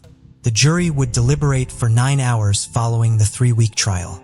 The longer the jury were out, the more worried the police were looking, said Rachel's father, Ray. Detective Superintendent Paul Davison added that he feared he would be found not guilty the longer the jury were taking. Wanda had attended the entirety of the trial, but could not go into the courtroom for the verdict. As silence fell on the courtroom, the verdict was read. Michael's defense had not swayed the jury. He was convicted of murder. Michael Little showed no emotion. The hard work and dedication of the police had finally brought her killer to justice. Paul Davison said, "If we had not found the body, Rachel's grave would have been that 3-foot square cupboard." Before the sentencing, a letter written by Wanda was read to the court. She referred to herself as being a physical wreck in the wake of her daughter's murder and said that her husband Ray, Rachel's father, had been left destroyed. "For my husband Ray, it has destroyed him, and at times he has felt he has had nothing to live for. The loss of Rachel has severely traumatized my family. Life will never be the same again. We have not just lost Rachel, but lost part of each other." When her family came out of court, Rachel's older sister Carrie said, "We feel no elation, only emptiness." Her boyfriend, Mark, said in a statement, "My biggest regret is that Rachel was taken from me, and I didn't get the chance to say goodbye. I still can't and don't believe that Rachel has gone." Mr. Justice Hooper said that his attempt to blame an innocent man for Rachel's murder showed that Michael Little had a lack of concern for the truth and a total lack of remorse. He added that Rachel's murder had been totally destructive to her family and said that he would write to the Home Secretary and make the recommendation that a minimum tariff be set for his life sentence. In 2007, High Court Judge Mr. Justice Beatson set Michael Little's minimum term at 25 years. In 2010, it was reported that Rachel's sister, Vanda, had passed away following complications from chickenpox exposure. Due to complications from diabetes, she had lost both of her legs and was partially blind. Ray and Wanda said she had never, ever recovered from Rachel's death. They believed that she had neglected treatment from the moment it was discovered that Rachel had disappeared, until Michael Little was convicted 10 months later. Ray said he took away part of Vanda on that New Year's morning, that full year I put down to Michael Little. Vanda was later buried next to her sister. Detective Superintendent Paul Davison, who had led the investigation into Rachel's disappearance, retired from the police force in 2012 after reaching the rank of chief superintendent following 30 years in the job. New Year's Eve is for many an evening to look forward to. It's a chance to be with those nearest and dearest and look forward to whatever awaits in the coming year. This was no different for Rachel. She was someone whose life was just beginning, and it was clearly filled with so much promise. Detective Superintendent Paul Davison later wrote a book about her case, simply titled Rachel. It was published with the blessing of Wanda and Ray. He remained in contact with them and spoke of their strength in dealing with such a loss. They are incredible people. During the investigation, I got a glimpse of the impact losing Rachel had on them, of that gut-wrenching sense of loss. Every second is like a lifetime of pain for them, and it's never going to end. They have shown such incredible fortitude and strength throughout. 18-year-old Gail Schultz had a compassionate spirit and a passion for the arts. She loved playing the ukulele, writing poetry, and creating visual art, from sketching portraits to painting watercolors. After graduating from Nazareth High School in 1952, she chose not to pursue college or a job. Instead, she stayed home to help care for and teach her younger brother, Paul Jr., affectionately known as Butchie. Butchie, 12 years old, was Gail's half-brother. Gail's mother had passed away when she was very young, and her father, Paul Sr., later remarried a woman named Claire. Claire, who became Gail's stepmother, treated her as if she were her own daughter, and Gail adored Butchie, showing him boundless love despite their differing parentage. Butchie was unable to attend school, with recent reports suggesting he may have had autism. However, the exact nature of his condition remains unclear, as developmental delays were poorly understood and rarely diagnosed accurately during that time. In the 1950s, special education was largely unavailable, and since Butchie could not attend standard classes, he could not go to school. Gail was convinced that he could still learn, and in addition to taking care of Butchie, she did her best to educate him as well. One of Gail and Paul's favorite things to do was walk along Black Rock Creek, which rained behind their house on Mitchell Avenue in Nazareth, Pennsylvania. The family had only lived in the home for about a year and had moved into it because their previous home, more centrally located in Nazareth, did not have very much outdoor space for Butchie to play. Gail and Butchie liked to collect rocks, and Gail would challenge Butchie to try to find the shiniest rock along the creek. On Saturday, March 7, 1953, they left home around 2 in the afternoon to go out to the creek. They first stopped at a friend's house to ask if he wanted to join them, but he could not because his father had asked him to clean their basement. Gail and Butchie then went on to the creek without him. Multiple people would later report the two of them at the creek, but no one would see what happened to them next. Claire Schultz became concerned that her children had not yet come back inside within a few hours. Gail and Butchie would normally have already been back inside to warm up and get ready for dinner. Paul Schultz Sr.'s main career was working as a draftsman at Binney & Clark, a crayon manufacturer in the nearby city of Easton.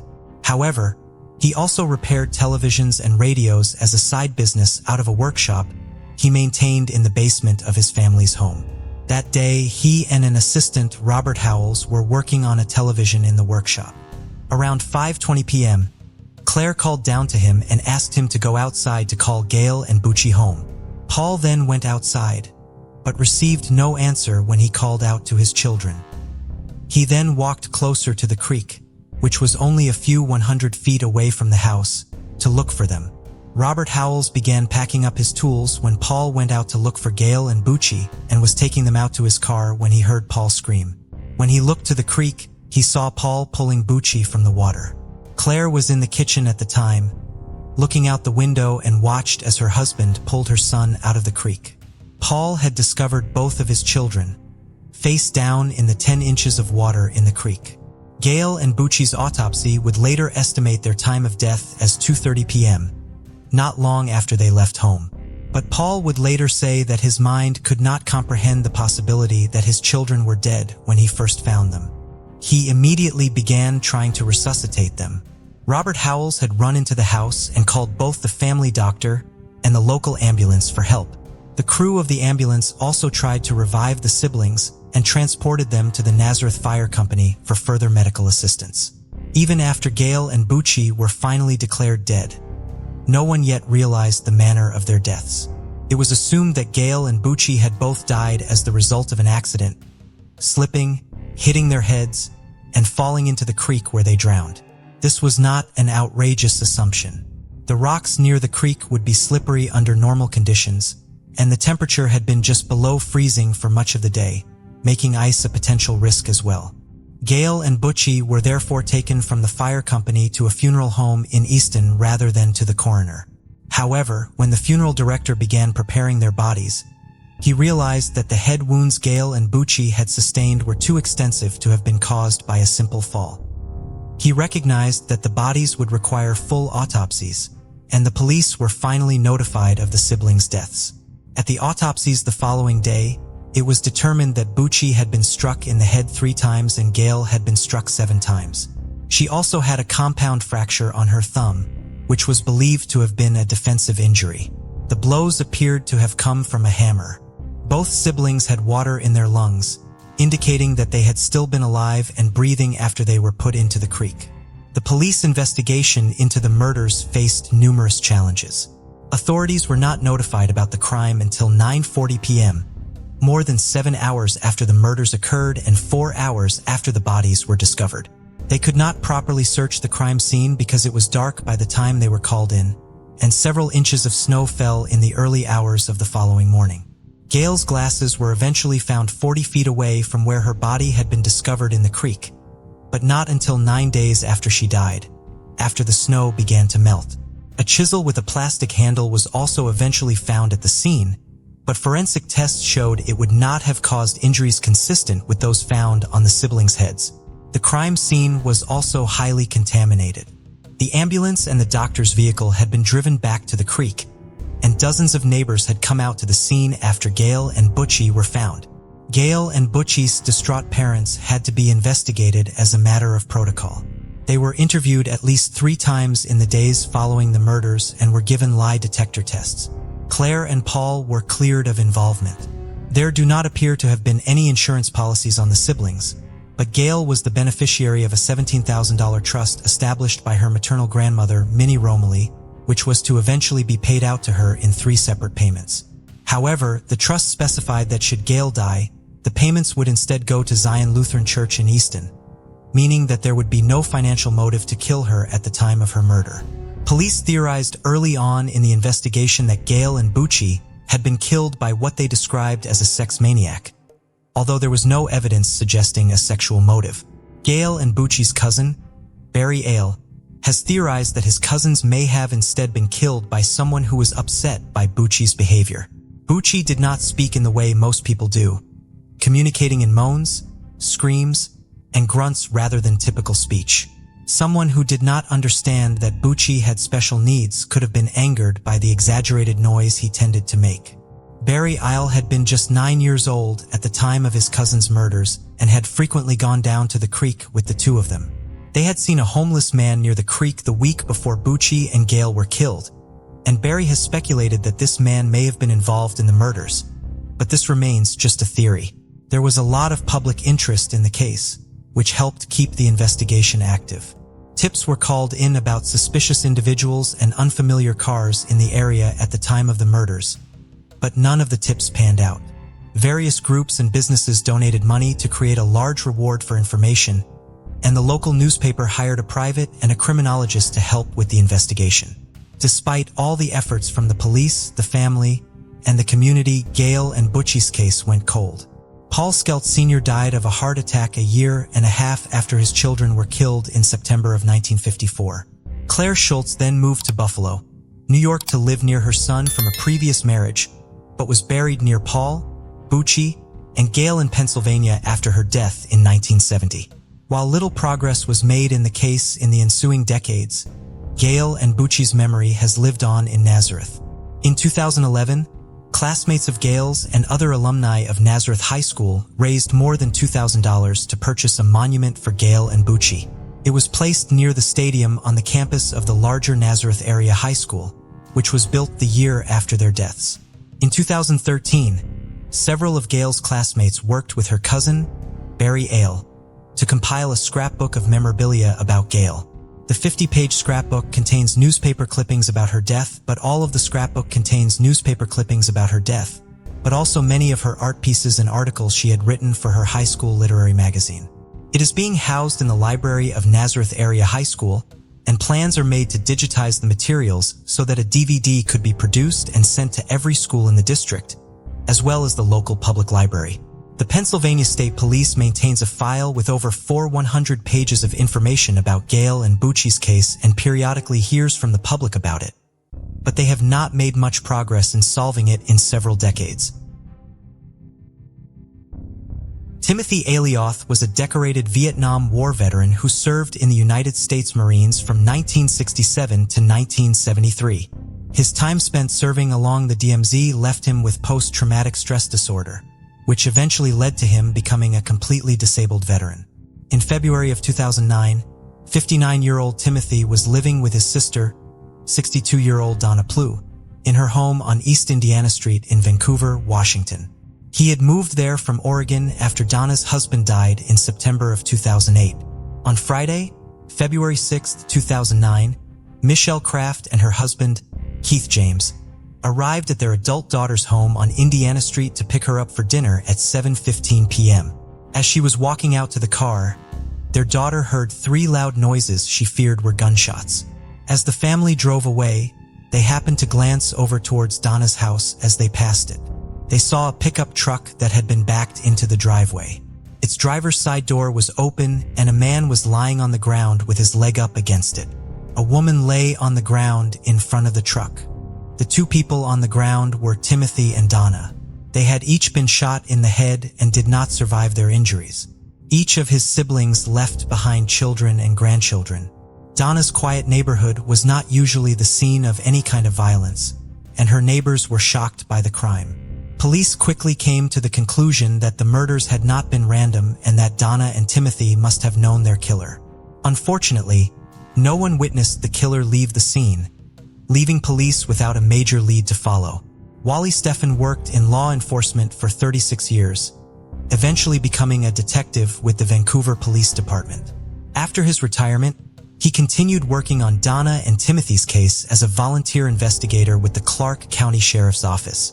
He said in 2016 that he has identified a person of interest he believes is responsible for the murders. Despite the passage of time, he still believes this person can be brought to justice. This is a case that is solvable, he told ABC 6 News. Something can be done, and we're just trying to get this case into the court system. Despite having 9 massive binders of evidence and a potential suspect, there is still not enough evidence to bring charges up against anyone and finally get justice for Donna, Timothy, and their family. Wally Stephan believes that there are members of the public who have the necessary information about the case to move it forward. Step up, make a statement, tell the truth, and help the prosecutor do his job, he asked of them. 14-year-old Carla Atkins and 16-year-old Vicky Stout lived in a mobile home just outside the small town of Dover, Tennessee with their mother, 4 brothers, and 2 other sisters. The sisters were half-siblings who had the same mother. Vicky's father, Leland Stout, had been murdered just a year after she was born. His roommate had stabbed Leland to death because he had been singing and keeping him awake. On the afternoon of September 17, 1980, the sisters rode the bus home from school and decided to walk down State Route 79 to an establishment called The Furnace, which was less than a mile away from their home.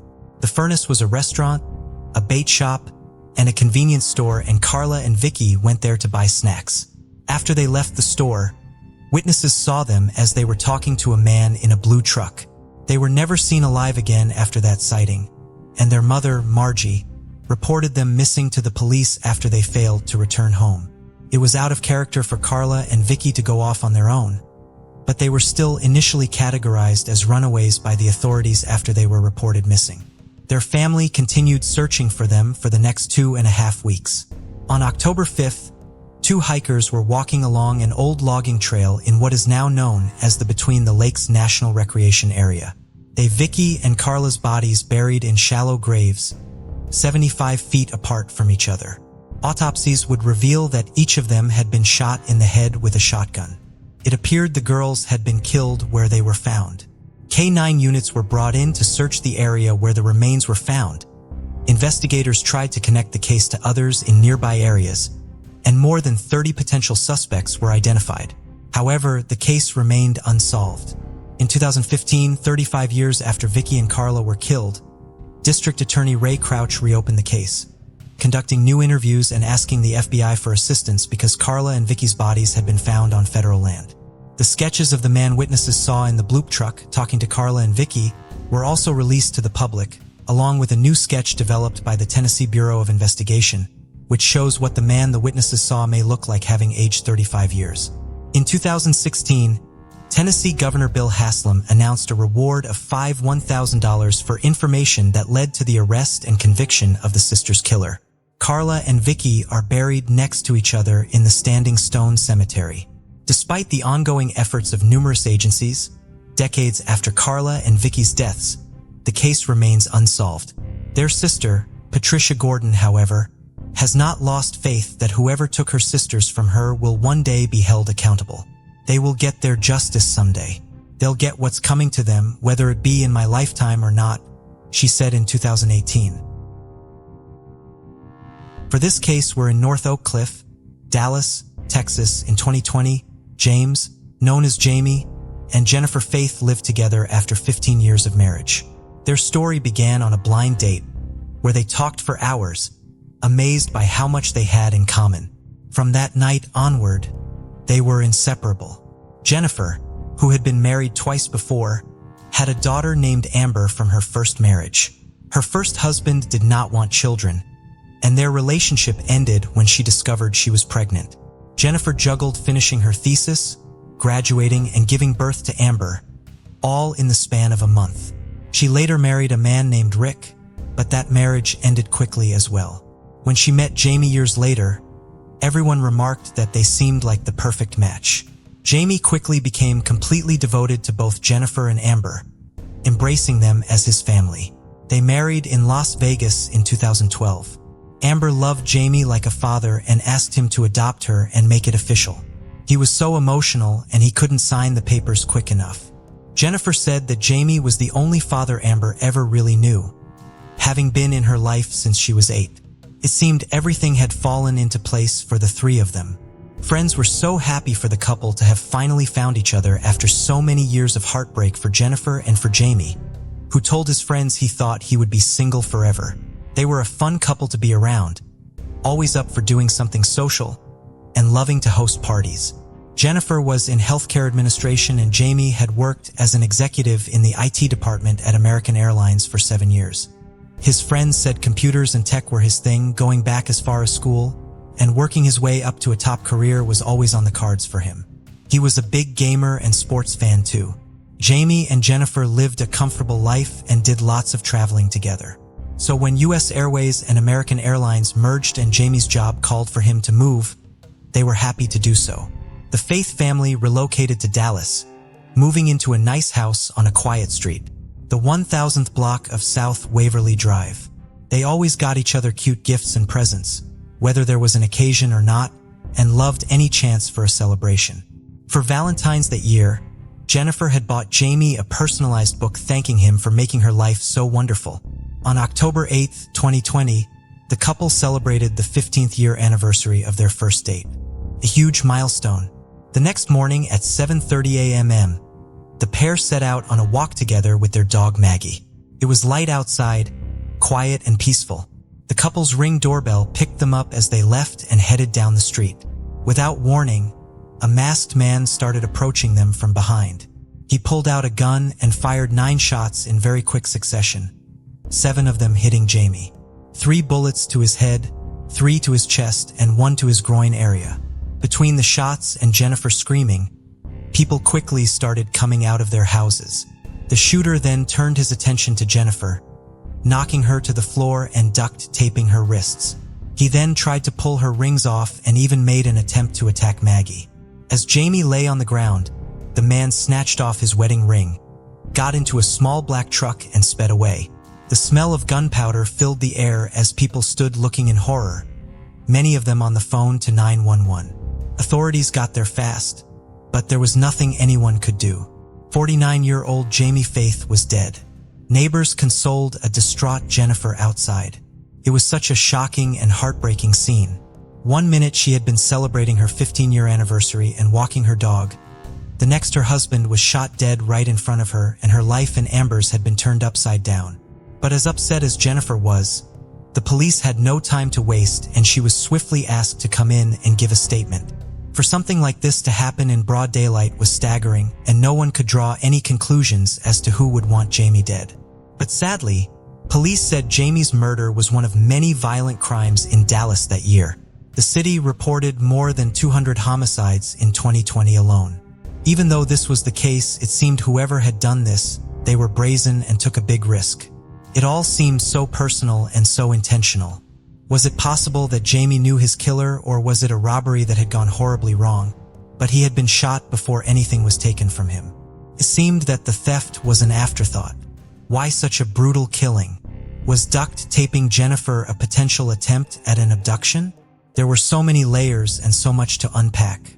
All Jennifer could tell them was that the shooter was male and quite broad, wearing a blue face mask and a dark hoodie. She said he had really dark and piercing eyes too. Another neighbor that had ran out to help confirmed that same description. The only clues that the police had were that the bullets had come from a .45 caliber pistol, and the vehicle that was seen speeding away was a black Nissan Titan with a T sticker on the back. A T they assumed stood for the Texas Rangers, making them think that the killer was at least living in that area. A GoFundMe was set up to help support Jennifer with funeral costs and support hers and Amber's lives without Jamie. It soon raised over $60,000. The person organizing it for Jennifer said she couldn't believe how fast the money was pouring in. Everyone wanted to help in any way they could. The neighbors took it in turns to make Jennifer meals and keep her company, making sure she was keeping her strength up and was never alone. Soon more than 50 families around the neighborhood were helping in delivering groceries and household items. Jennifer held 2 funerals for her husband, one in Dallas and one in Phoenix. There were lots for people to take with numbers on to call in case they thought of something that might help with the case. Everything from key rings and cards to coasters. Investigators were continuing to draw blanks. There was no one in Jamie's life that was standing out as a potential person of interest, let alone a suspect in his murder. To commit a crime like this all for a couple of rings? It seemed so extreme. Experts said it had all the markings of a professional hit, a planned ambush, not a random chance attack. Jamie had installed some Ring doorbells, and the one near their back gate had picked up something quite sinister. In the early hours of the morning, just a short time before Jamie was shot, a man could be seen walking in the garden of the house next door. The house was empty at the time, so it definitely wasn't a neighbor, but his build did seem to fit the description that Jennifer had given them. This was about 2:30 a.m. Skulking nearby and watching the house of the person that would be dead just hours later gave the police grounds to conclude that this was not a random or impulsive robbery. This was a murder that had been planned. They needed to talk to Jennifer again to see if anything else was coming back to her. Anything at all that might give them more clues. They asked to check her phone and she freely handed it over. It was here they did find something of interest, but not at all what they were expecting. Authorities found a text she had sent to a friend talking about a man called Darren, someone she admitted to having an emotional affair with. Oddly, there were no messages between her and Darren at all, but they were able to find out his last name and where he lived. His name was Darren Lopez, and he lived over 600 miles away, just outside of Nashville, on a very vast and very rural property. Authorities local to Darren Lopez learned that he owned the exact make and model of the vehicle they were looking for, a black Nissan Titan pickup truck with a T sticker on it. They fed the information back to the police in Dallas, and they coordinated an aerial search of his house and put him under surveillance. Sure enough, the truck was there. They obtained his bank and phone records too. And with these, suddenly everything started to move a lot quicker. Despite the fact there were no messages between them on Jennifer's phone, Darren had not deleted anything. Between September 20th and October 20th, just 1 month, Darren and Jennifer had exchanged more than 14,000 calls and text messages, 100 and 100 each day. And strangely, the only time they had seemingly not had contact was the day of Jamie's shooting. A whole 28-hour period was totally silent. On October 8th, the same day Jennifer and Jamie were celebrating their anniversary, Darren got his car serviced before entering Jamie and Jennifer's address into Google Maps. His phone was then tracked as he made the almost 12-hour drive to Dallas, Texas. His cards showed that he had stopped at some gas stations on the way to top up the tank, buy a Red Bull, and take out cash. As images of the truck were circulated with the all-important T sticker on the back, Jennifer sent Darren a message with a link to an article about the case, which showed a photo of the T sticker on the truck. She said, "I woke up in a bit of a panic. Something is eating away at me, telling me you need to take the sticker out of the back window of the truck. I don't normally overreact like this. Really think you need to get that sticker off ASAP. Like today." The next day, Darren picked the sticker off. But it was too late, as he was already being watched and police had clocked the sticker when they flew over his house.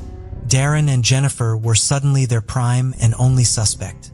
The pair actually went further back than people realized. They had dated through high school and college, but broke up after Darren finished his basic training and was deployed to Korea. Jennifer moved on and married her first husband, and the pair lost contact. Darren would also marry and have 4 daughters, but in 2018 he and his wife had parted ways. Friends said after the split and leaving the army, he had become increasingly isolated. While serving, he had suffered a brain injury when a bomb at the side of the road in Iraq went off, killing 19 of his friends. When he left the army, he was dealing with post-traumatic stress disorder, and this, coupled with where he lived and his ongoing divorce, meant his feelings of loneliness were amplified. His daughters soon moved out to live with their mother, and when the pandemic hit, his friends really worried that he would retreat even further. But Darren decided to use it as a chance to reach out to old friends. In March 2020, Darren made contact with Jennifer via an email he'd found on LinkedIn 7 months before Jamie was murdered.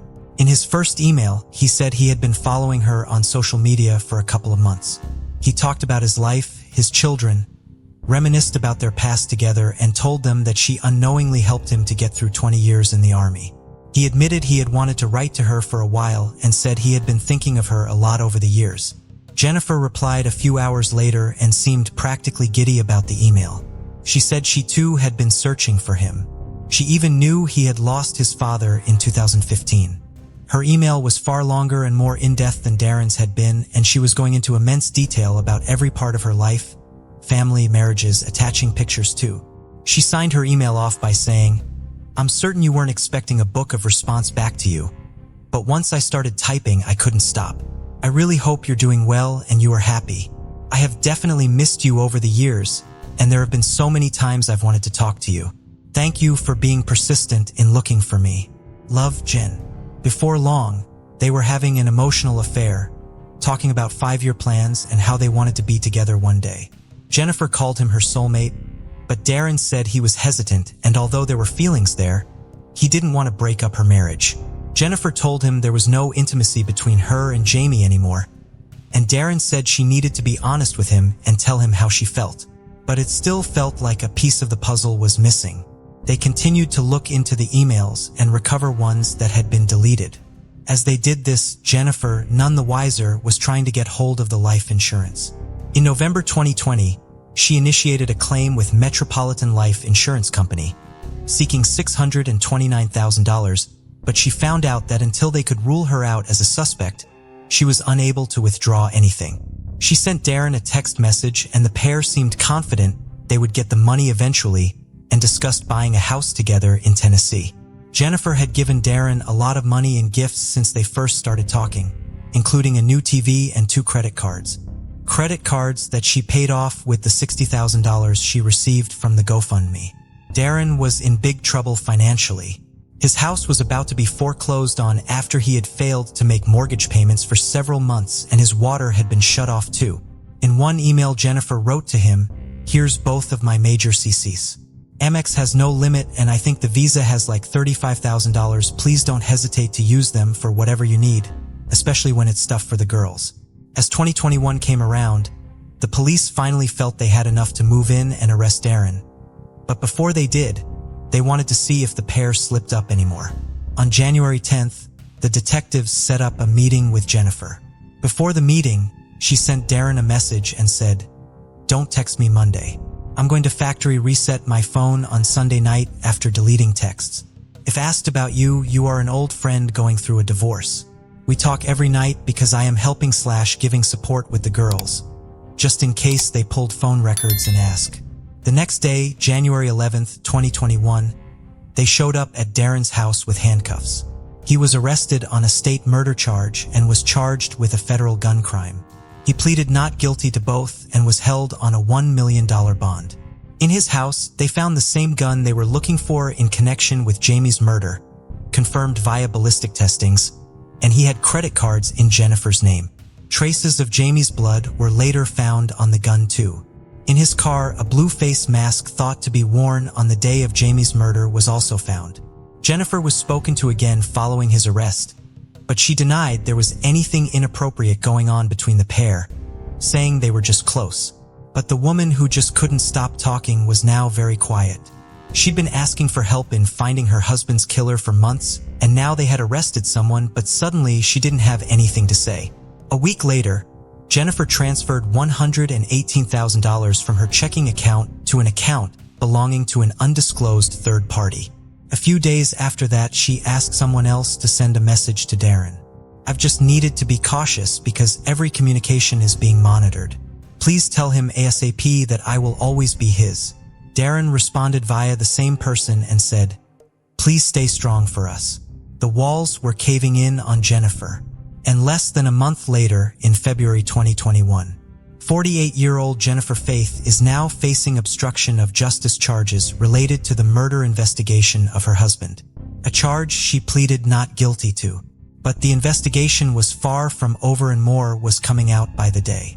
They had been going through their emails and recovering them slowly but surely.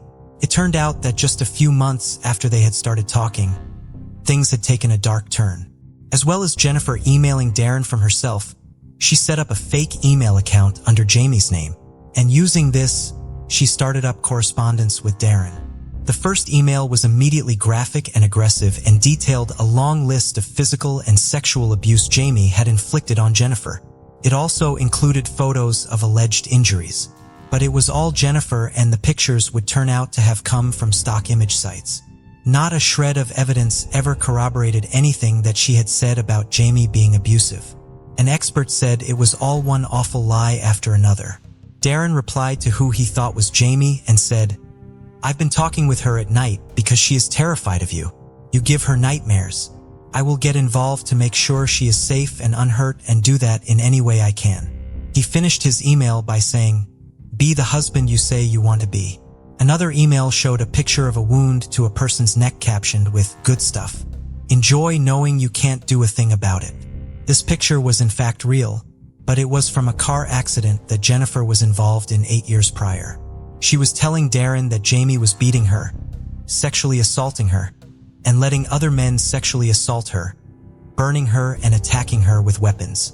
Jennifer was going to extreme and disturbing lengths to get Darren's attention, spreading the most vile lies about her husband and really manipulating everyone. It is unknown when or how this happened, but at some point Jamie found out about the affair. Not the lies she was saying about him, but the communication between her and Aaron. He was absolutely broken by it. In August, Jennifer told a friend that she put the brakes on her relationship with Darren because Jamie was so hurt and she just couldn't do it to him. But this didn't happen. Jennifer created a second fake email account pretending to be a friend of her and Jamie. a friend that had seen the abuse happening and wanted Darren to do something about it to save Jennifer. And finally, after several months of creating the perfect storm and web of lies, Jennifer contacted Darren by phone asking him to kill Jamie for her. Darren said if I didn't do something, she was going to die. I made that commitment right there. As October came around, the plan was in place. Darren made the 10-hour drive ready to make it look like a robbery gone wrong. He snuck into the garden next door and waited for 5 hours until the couple went on their walk. After he shot Jamie, stole his ring and fled, he tossed his wedding ring out the window. The amount the investigation had unraveled was gobsmacking to detectives. Flash forward again to February 2021. Darren was now in prison awaiting trial, and Jennifer was also making her court appearances on the obstruction of justice charge. Jennifer wrote a letter to Darren after she learned that he had heard about the fake email accounts and quite obviously realized, although it justified nothing he had done, he had been duped by her. Just a quick note to say, I never lied to you and I never send you emails from any account but mine is me. There is a ton more I wish I could say, but I can't right now, she said in part. Despite the proof that she had created and was the person using the accounts, she still doubled down and stuck to her lies. Darren's lawyer said it took him a further 6 months to convince him that Jennifer had fabricated everything about Jamie. In October that year, 1 year after Jamie had been killed, police issued another charge to Jennifer. New this morning, the Dallas woman whose boyfriend allegedly shot and killed her husband is now charged with orchestrating the murder. A charge of use of interstate commerce in the commission of a murder for hire, an offense that carries a potential death sentence. Knowing the death penalty was on the table if found guilty, and seeing the amount of evidence against her, Jennifer Faith suddenly had a change of mind.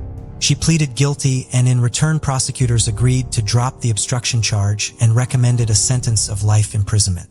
As part of the plea, the prosecution wanted something they felt was very important for Jamie's family and friends. Jennifer had to admit that she was never in any way, shape, or form abused by Jamie. She signed to say and agree that it was completely false. In February 2022, Jennifer Faith was handed a life sentence. The judge called her pure evil and ordered her to pay $6,500 in restitution to Jamie's family and a $250,000 fine. While in prison, though, Jennifer requested that $200,000 from Jamie's assets were transferred to her, something detectives called spineless and showed her true character. This wasn't someone that pleaded guilty because she wanted to admit her part and show remorse. It was because she only had herself and her best interests in mind. Jennifer's second husband, Rick, also showed up and said as awful as this all was, he was actually not surprised. He called her the most evil person he had ever met. She told him that her first husband had abused her. It was almost identical to what she had told Darren. Rick said the stories he had heard about her first husband were so awful, so violent and so graphic that he said he wanted to kill him. Jennifer enjoyed toying with him and seemed to relish in watching him get angry and upset on her behalf. Again, there was not a shred of evidence to suggest that she had suffered any abuse at the hands of her first husband. Despite Jennifer's plea, Darren was still pleading not guilty, and in July 2023, jury selection for his trial began. His lawyer argued that because Darren believed Jennifer was facing immediate harm when he shot Jamie, this was a use of self-defense that could be considered justified under Texas law. They also argued that because of his post-traumatic stress disorder and his brain injury, he was easily manipulated and taken advantage of by Jennifer. If convicted of first-degree murder at trial, he was facing a sentence range of 5 to 99 years. If found guilty of murder in the second degree, the sentencing range would be 2 to 20 years. There was so much to present to the jury: the texts, the emails, the CCTV, the truck, the gun. Despite how many witnesses would be called, there was really only one person the public and media wanted to hear from: Darren himself. And to their surprise, he opted to testify and share his side. In July 2023, almost 3 years after Jamie was killed, a verdict was reached. Darren Lopez was later sentenced to 62 years in prison. The now 51-year-old said that when he was arrested, he truly believed it was worth it because he had saved Jennifer and Amber's lives from what he thought was a dangerous person. I became her weapon. I understand that. But he added that Jennifer, in his mind, was the true criminal, and he was happy that she was behind bars too. He said he would file an appeal. Prosecutors said there were so many other avenues he could have taken, but that was the option he chose. Everybody did acknowledge, however, that he had shown remorse for killing Jamie and had at least admitted his part. In an interview with Dateline 2020, Darren was asked, "Do you think she ever really loved you?" He shrugged and said, "I don't know." Sources say that Amber moved out of the area with the family dog Maggie and still talks to her mother in prison a couple of times a week. Everybody that donated to the GoFundMe was refunded. As with many cases we cover, there are more questions than answers. What made Jennifer do this? What made her think this was a good idea and the only solution? To go from being in a 15-year relationship with a man she spoke nothing but highly of, to planning his murder just a few months later. To put such a twisted plot in motion, dragging Jamie's name through the mud as she did, and then facilitating his demise. The rate at which this had all escalated is scary. I've not been involved in a case that had more twists and turns than this particular case, said the prosecutor Rick Calvert. It is a case as cruel, cold, and calculated as it is senseless and frankly strange. The one thing that everyone said about Jamie Faith was that he worshipped his wife and adored his daughter Amber. He had the perfect family, the perfect job, and in his eyes the perfect life, and one he had waited a long time for. To have this life snatched away in such frightening circumstances, and never knowing that the woman he thought was his soul mate had orchestrated everything. On July 16, 1973, 21-year-old Conchetta Sarah, known to everyone as Penny, took a day off from her job as a dental assistant to go shopping in New Haven, Connecticut. She borrowed her father's car for the outing, parking it on the 9th level of the Temple Street garage just before 1 p.m. Shortly after, 2 teenagers witnessed Penny running away from a man. They thought she had escaped because they saw the man return to the car moments later, holding something shiny in his hand. Tragically, Penny had not escaped. She had tried to flee up a staircase, but the attacker caught up with her after only a few steps and stabbed her once in the chest. Her body was left curled in the fetal position in the narrow concrete stairwell. Penny was mature beyond her years, shaped in part by difficult circumstances. She lost her mother, Pauline, to cancer in 1963 when she was just 11 years old. Afterward, Penny took on many of her mother's responsibilities to help maintain the household while her father continued running the break center he owned. She cooked meals, decorated the family home, did the shopping, and cared for her beloved younger sister, Rosemary. Penny's father, John Zara, would say in 1984 that Rosemary had been 100% dependent on her older sister, but his friends and family said he too relied on Penny just as much.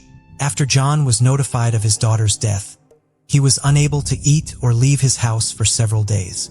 Perhaps because of her maturity, Penny had dated a man who was 7 years her senior.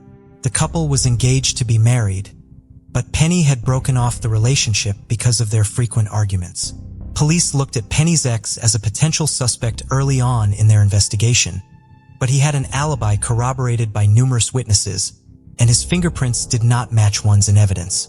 Decades later, DNA evidence would also exclude him. Furthermore, the evidence at the parking garage indicated that Penny had not been killed for personal reasons. She appeared to have been killed after someone tried to steal her father's car.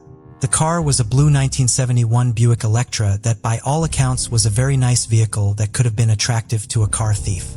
2 weeks before she was killed, Penny had driven the car to Florida for a vacation. She had brought a knife with her that she had used to slice bread and cheese on the trip, and it was known to still be in the car. However, the knife was not there when police processed the car. There was also a blood trail throughout several levels of the garage and blood in the car. Police believed that someone came up to Penny to steal the car and she stabbed him with the knife from the car in self-defense, most likely on his left wrist based on the blood trail evidence. This apparently angered her attacker as he chased after her as witnessed by the 2 teenagers instead of just taking the car after she fled. After stabbing her in the staircase, he did steal the car but became disoriented and could not find his way out of the double-tier parking garage. He therefore abandoned the Buick on the garage's 7th level where it would later be found, leaving its keys and Penny's handkerchief, both covered in blood, on the ground nearby. He then left a blood trail on the 6th and 5th levels as he went to retrieve the car he had driven to the garage. Shortly after Penny was seen running for her life, a man believed to be her killer drove up to exit the garage and handed the attendant a bloody parking ticket. The attendant asked the man who appeared to be injured if he needed help, but he said no. The attendant then simply wiped away the blood to see how much the man needed to pay him.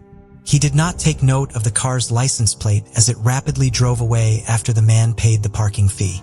There had been 2 security guards assigned to the garage that day, but they had gone across the street to get a cup of coffee together at the time of Penny's murder. John Serra sued the owners of the garage for negligence and ultimately settled with them out of court for $200,000. $30,000 of that money was offered as a reward for information that led to the arrest of Penny's killer. The rest of it went towards John's personal investigation into the case. For at least the first decade after his daughter's murder, John Serra worked 8 hours a day on the case in addition to running his business full-time. He called the police multiple times a day and did provide them with some leads that kept he hired a lawyer and a private investigator. He spent his evenings driving the streets of New Haven and visiting the parking garage. He would look at the left wrists of every man who came into his business or he passed on the street, trying to find a scar that could have been from the wound Penny inflicted on her killer. When none of these efforts identified the murderer, he began consulting with psychics. Every year on the anniversary of Penny's murder, John would take out an ad in the New Haven Register with his daughter's picture and a reminder that her killer had still not been found. The case appeared to be solved in 1984 when an arrest was finally made in the case. Anthony Galino had attended high school with Penny and was therefore one of the thousands of people interviewed by the police in the years following her murder. By 1981, they had begun focusing in on him. Galino's ex-wife came in to speak with the police about him. Galino had been physically abusive towards her and had once threatened to do to her what he had done to Penny Serra. He would deny ever making such a statement. He also had a scar on his left wrist where it was believed that Penny had stabbed her killer. He was arrested for Penny's murder on July 3, 1984. When Galino was arrested, he told police his blood was type O, which was the same type as the blood left at the crime scene by the killer. However, they never tested his blood to confirm this. The test would not be performed until May of 1987, right before the start of his trial. Galino actually had type A blood. This eliminated him as a suspect and the murder charge against him was dropped. According to Galino's attorney, the damage the arrest caused ruined his client's life. Galino died of cancer in 2008 at the age of 57. In the 1990s, authorities again thought they had found Penny's killer, an Albanian immigrant who worked in a restaurant Penny frequented and was a patient at the dental office where she worked. 2 of his dental bills had been found in the Serra car, and the lot attendant believed the man who given him the bloody ticket had an accent. On 2 separate occasions a year apart, authorities had applied for warrants to arrest him, but each time the judge refused to sign them due to a lack of evidence. Despite his years of fighting for justice for his daughter, John Serra would not live to see her killer arrested. He passed away in 1998 at the age of 74. Even as he was dying, he continued to advocate for Penny. He called Dr. Henry Lee, the forensic scientist who had been doing work on Penny's case from his hospital bed, begging him not to forget about Penny after he was gone. At the time of that final conversation, Dr. Lee did have a strong possible suspect, but he was unable to tell John Serra about him. A bloody, unidentified fingerprint had been found on a box of tissues inside the car Penny had been driving on the day of her murder. Police had never been able to find a match to it until 1997. That year, a new search was run and finally identified it. It was the right thumbprint of a man named Edward Grant of Waterbury, Connecticut. Grant's fingerprints had not been in any criminal database until 1994, when he was arrested for domestic violence against his then-fiancée. However, authorities did not want to arrest Grant based just on one fingerprint, so further forensic tests were performed. In addition to the fingerprint, the other main piece of evidence in the case that had been preserved was Penny's handkerchief, which was found near the car. It was blood from Penny and from an unknown male, presumably her killer, who was believed to have been injured by Penny. The DNA from the blood on the handkerchief was a match to Grant's DNA. In addition, chemical analysis of paint chips found the Buick tied them to the auto body shop Grant had owned at the time of Penny's murder. On June 24, 1999, less than 8 months after the death of John Serra and almost 26 years after the murder of Penny Serra, 56-year-old Edward Grant was arrested for the crime. Grant maintained his innocence and claimed that he had been in Vermont on July 16, 1973. He did also acknowledge in court documents that he was involved in a Jeep accident in 1964 while serving in the Connecticut National Guard, and that he sustained a serious head injury that required the placement of 4 metal plates in his skull. Following this injury, he suffered from memory lapses and mood swings. At trial, his attorneys argued that there was no identified motive for their client to kill Penny, and that the evidence had been in storage for too long before it was tested for DNA. Grant's trial lasted 20 days. After 3 days of deliberation, the jury found Grant guilty of Penny Serra's murder on May 28, 2002. Rosemary Serra was in the courtroom when the verdict was read and wept when she heard it. "After this many years, my family can finally rest in peace. My father had faith in the system, and now I can too," she said as she left the courthouse. Grant was sentenced to 20 years to life in prison.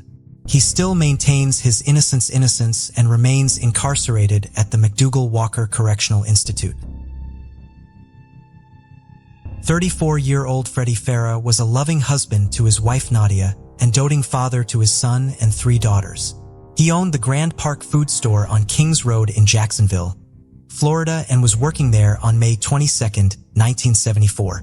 Around 2 p.m. that day, a tall and thin African-American young man came into the store and asked Freddy where the frosting was. Freddy pointed him in the right direction. The young man picked up some items and then came up to the register, placing a box of cake mix, a can of frosting, and an open can of soda on the counter. He then asked what the total he owed for the items was. However, instead of paying for his items, the young man took out a gun, pointed it at Freddy's head, and demanded money. Freddy brought his hands up and the gun went off. Freddy was shot in the head and died from his injuries. His killer fled the store on foot without taking any money from the register. Freddy's children were just 11, 8, 6, and 5 at the time of his death. So many details of the murder are known because there was a witness to it in the store that day, 14-year-old Annette Bryant. Fingerprints were also found in the items the killer had left behind on the counter, but no match to them was found in 1974. Even with the fingerprints and an eyewitness, Freddy's killer was not found, and the case went cold for more than 40 years. In 1998, the fingerprints were again run through the automated fingerprint identification system, but again no match was found. In 2016, they were run through AFIS again, but this time they found a match. 2 fingerprints found on the can of frosting, 1 fingerprint from the box of cake mix, and a palm print on the can of soda all belonged to a 59-year-old named Johnny Miller. Miller had been just 17 years old at the time of Freddy's murder. Sometime after it occurred, he had moved to New Orleans, where he had gone on to be a popular street performer in the French Quarter known as Uncle Louis.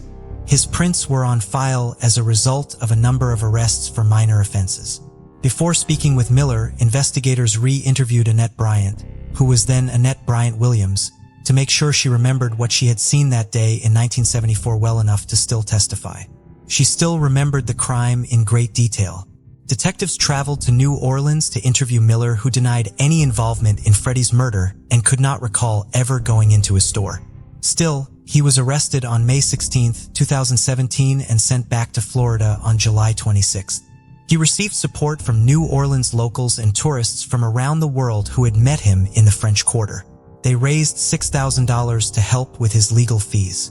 On August 15th, a grand jury in Duval County indicted him on 1 count of first-degree murder. A deposition of Annette Bryant Williams was scheduled for January 18th, 2018 as a part of the preparations for Miller's trial. Unfortunately, she passed away unexpectedly in December of 2017 at the age of 58. Without Annette, the case against Miller almost completely fell apart.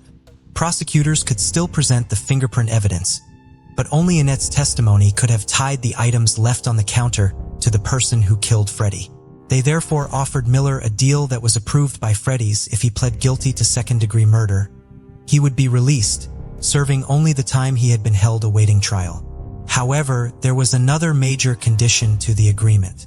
Miller would have to meet with the Farah family and truthfully answer all of the questions they had about the crime. Miller met with the family on April 20th, 2018.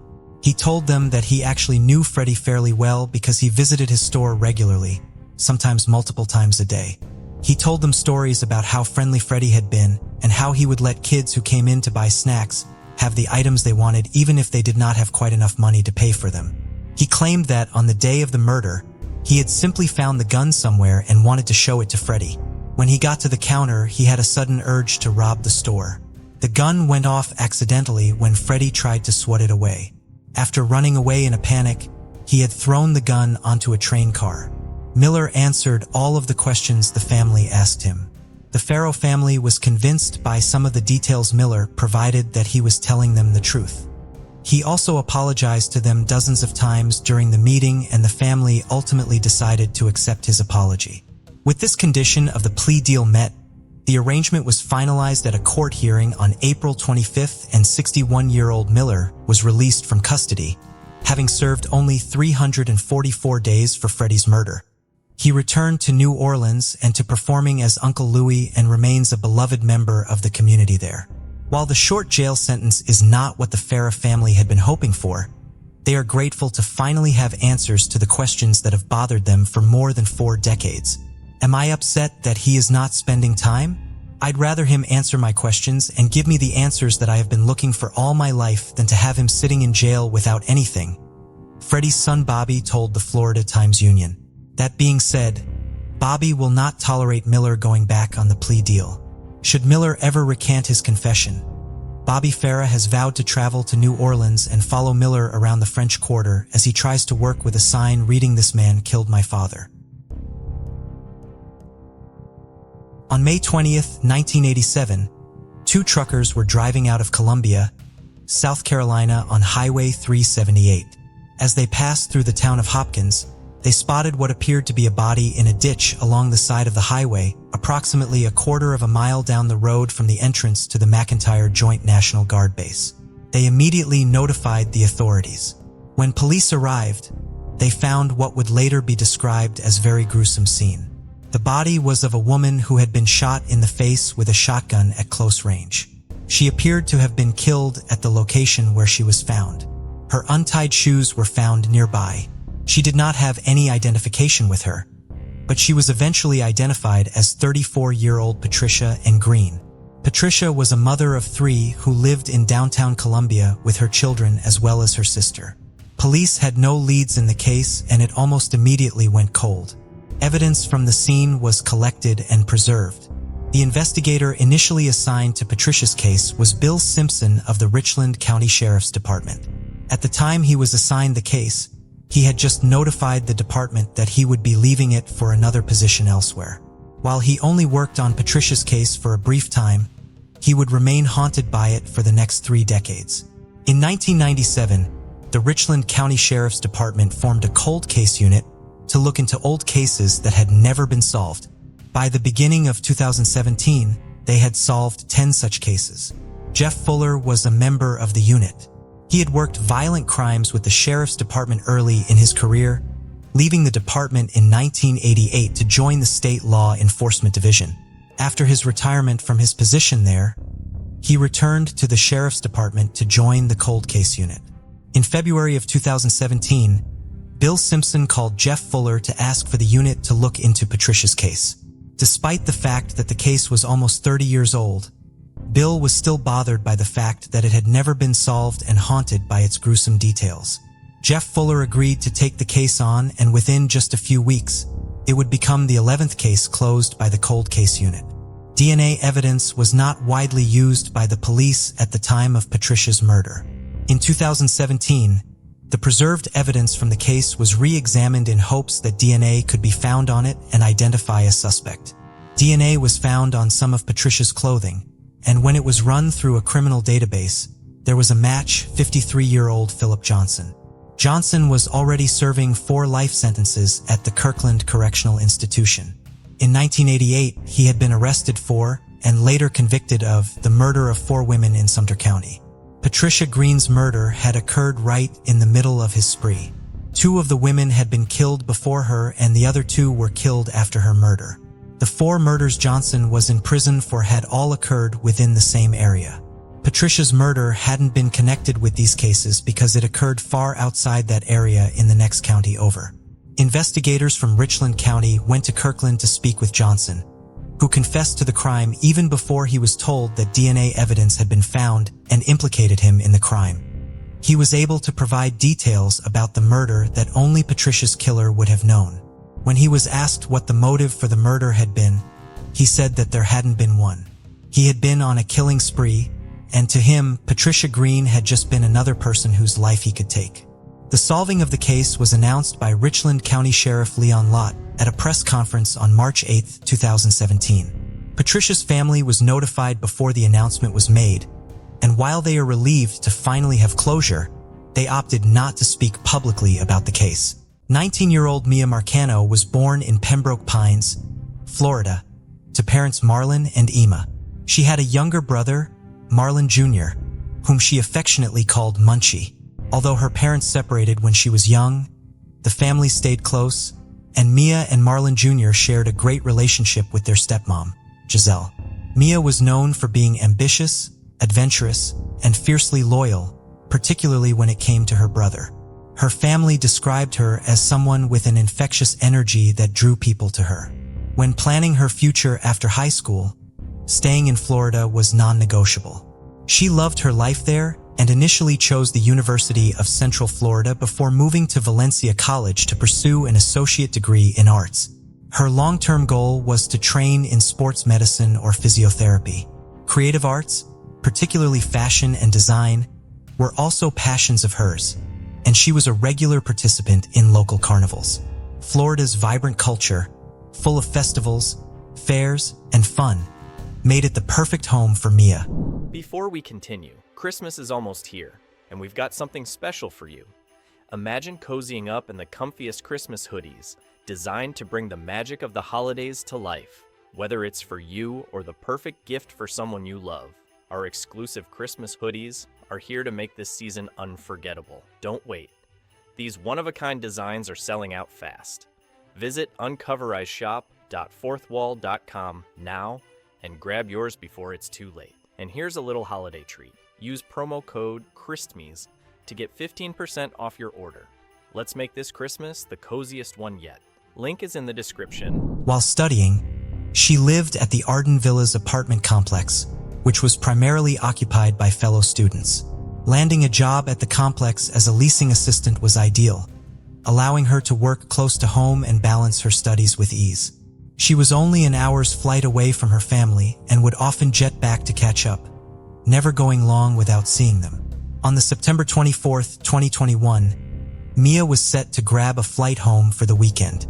But when she didn't send a text to say that she had arrived at the airport or was boarding her flight, alarm bells rang. It was such a natural thing for most people to do, and Mia was always in communication with her family. It was now hours later and long past the time she was due in, but she never got off the plane. When it got to around 9:30 on that Friday night, her family could no longer rationalize her not answering her phone. They reported it to the police and requested that a welfare check be carried out. Orange County Sheriff's Office. This line is being recorded. This is Operator Winstead. How may I help you? Hi, I'm calling to find out if I can have a wellness check.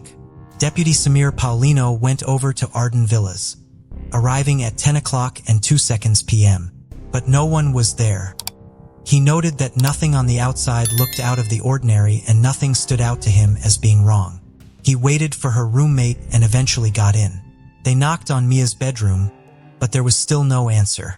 And when they tried to force the door, it was obvious it was locked from the inside.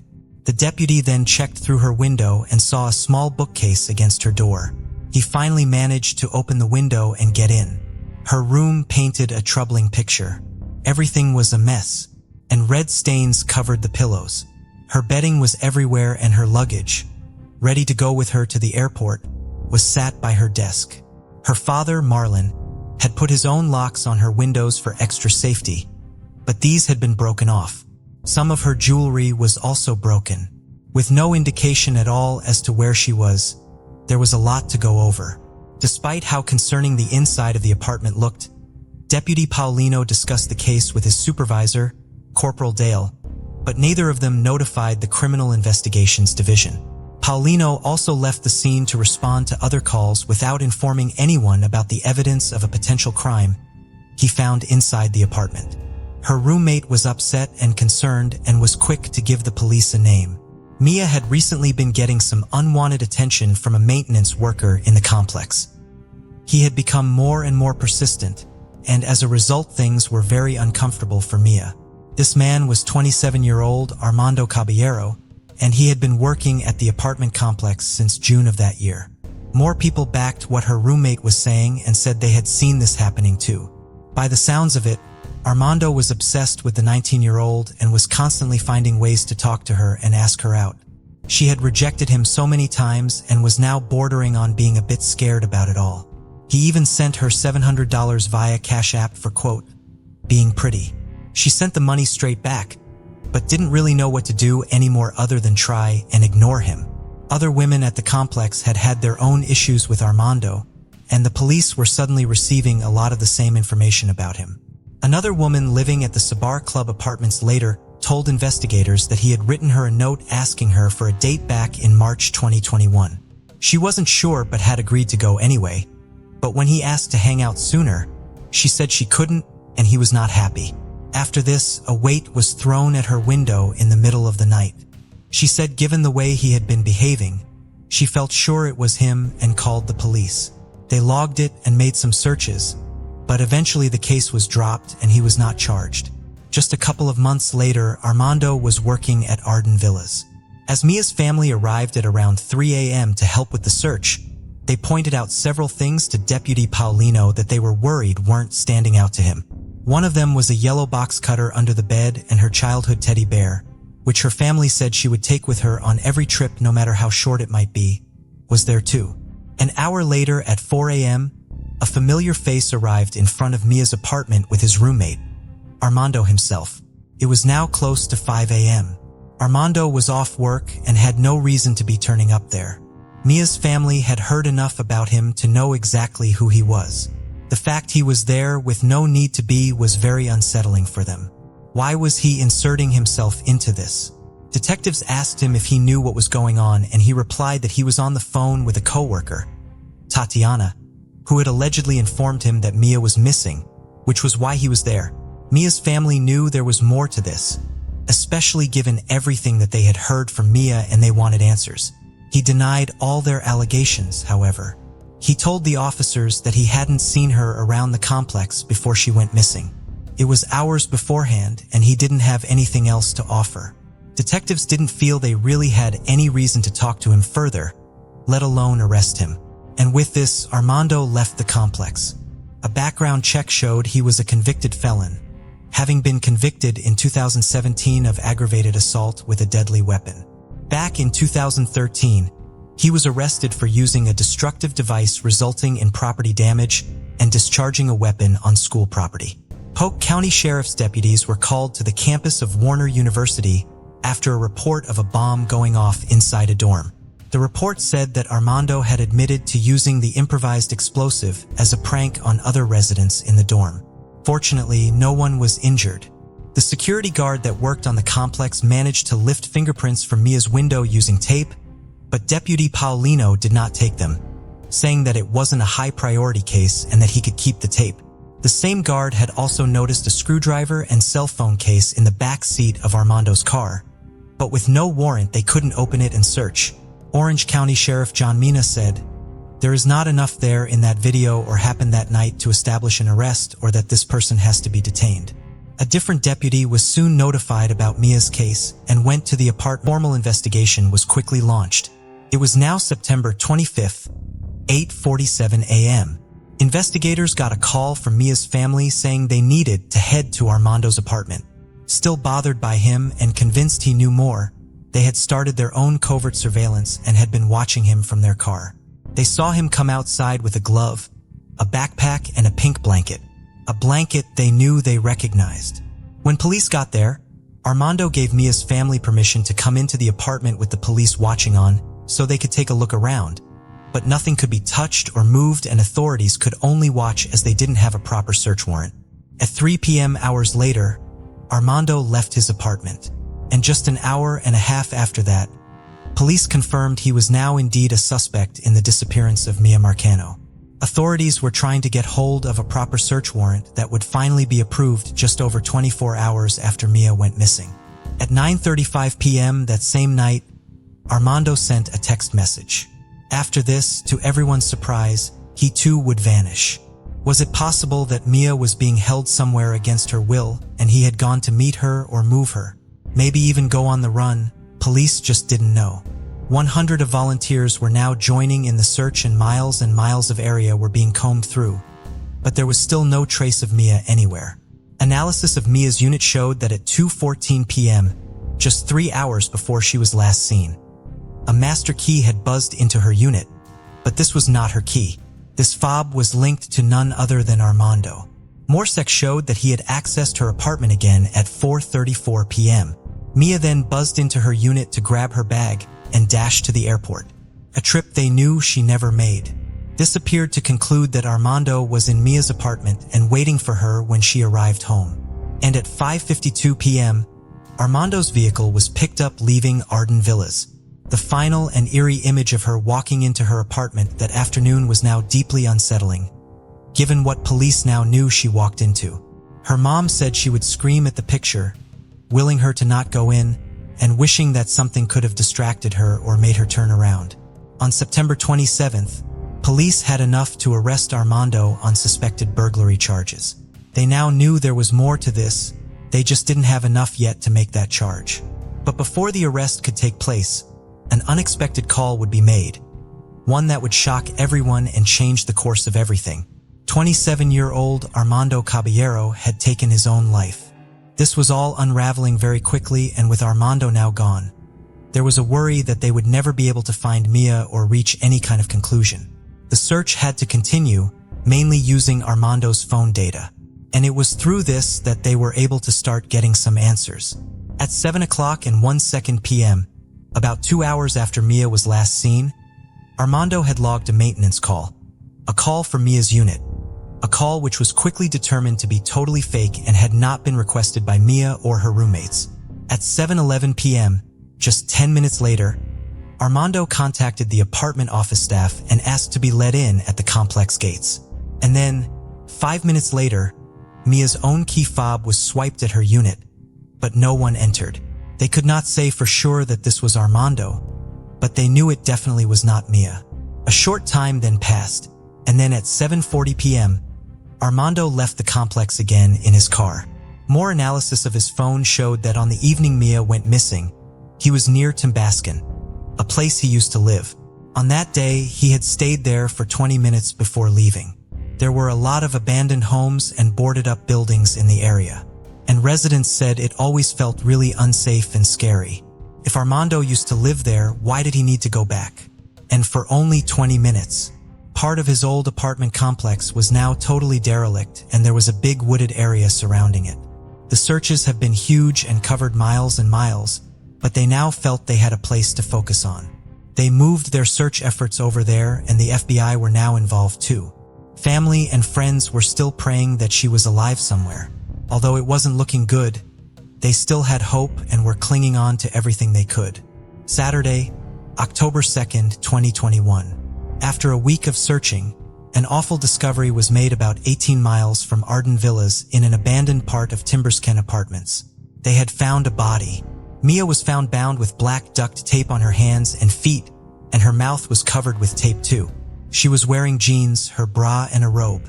Her bag was located nearby, and inside it was the shirt she was last seen wearing and her ID. An autopsy would later confirm that she had died by homicide by undetermined means, but due to decomposition, they couldn't determine anything else. The report also noted no identifiable evidence of trauma and no evidence of sexual assault. And testing from where Armando's body was found would come back to, and it confirmed the presence of Mia's blood and hair. The same black duct tape that was found around Mia's body was also found in his car. They also determined that 2 marks on his finger were consistent with bite marks, and he had more marks on his body that showed he was involved with the struggle very recently. As quick as everything had happened, it had now suddenly all come to a painful end, but no one had any answers. What happened in her apartment that day will now never ever be known, and any chance of closure has been lost forever. Other residents of her apartment complex were horrified, especially as they had been logging safety concerns for ages. What happened to Mia was everyone's worst nightmare, and they all felt let down in a lot of ways. One resident said it was just creepy, and the fact that maintenance people have access to our apartments and we just got these key fobs last month. If these key fobs weren't introduced last month, no one would have went into her apartment. If you really think about it, people who are living in apartment complexes are going to sleep at night not knowing that there is someone who has free access to their apartment, the Marcano's lawyer added. On October 15th, Mia was laid to rest at a funeral, which over 2,000 people would turn up for and thousands of others would tune into the live stream of. The aftermath of this case was massive, and a lot of action was taken in various ways. 2 deputies that had worked on the investigation were found to have violated department policies. It was determined that Deputy Samir Paulino did not follow proper procedure when he went to investigate the apartment, and he failed to report certain details to his supervisors, such as the blood being found on the pillow or the jewelry being found broken. Due to these errors, Mia was logged as a voluntary missing person instead of a missing endangered person, and thus the Criminal Investigations Division was not notified by him or his supervisor. Rick Raymond, a former police officer and now private investigator, said he thinks enough red flags should have been set off when it came to Armando turning up that morning. When you have multiple individuals saying that item belongs to a missing individual and it is in this individual's vehicle, to me, that would have told me immediately I need to look at this guy, Rick said. But Sheriff Mina was quick to respond and said, "Remember that deputy didn't have all the information that we now have a week and a half later, so yes, all that takes time." He did acknowledge that more could have and should have been done though. In the case of Mia Marcano's disappearance, managers in the responding deputy's chain of command recognized a lack of urgency on his part and asked that his role and the role of his corporal in the first hours of that incident. In March 2022, the police released their final report on Mia's disappearance and death. It was over 100 pages long and listed everything that they had on Armando Caballero and why he was and still is the only suspect in her case. Mia's family launched a wrongful death lawsuit against the apartment complex and another lawsuit against the Orange County Sheriff's Office, claiming the department handled her case carelessly and failed to treat her room as a crime scene. Arden Villas released a statement in response saying, "To ensure nothing like this happens again at Arden Villas, we are taking numerous proactive steps to enhance our security protocols. We are in the process of reviewing our entire security apparatus and will make changes or upgrades as warranted." They said that Armando was vetted through a national background check services provider and no records of burglary or sexual assault were found on him. But Mia's family said that the apartment complex hadn't even acknowledged she was missing, hadn't reached out to them, and it took them several days to issue any kind of statement about not only someone that lived there, but someone that was their co-worker and friend too.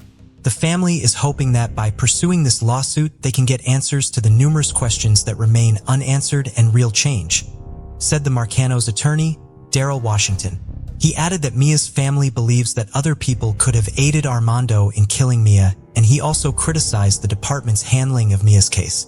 The Marcano family say they have not received any reports or records of the investigation by the sheriff's office, but Sheriff Mina said the investigation is still ongoing.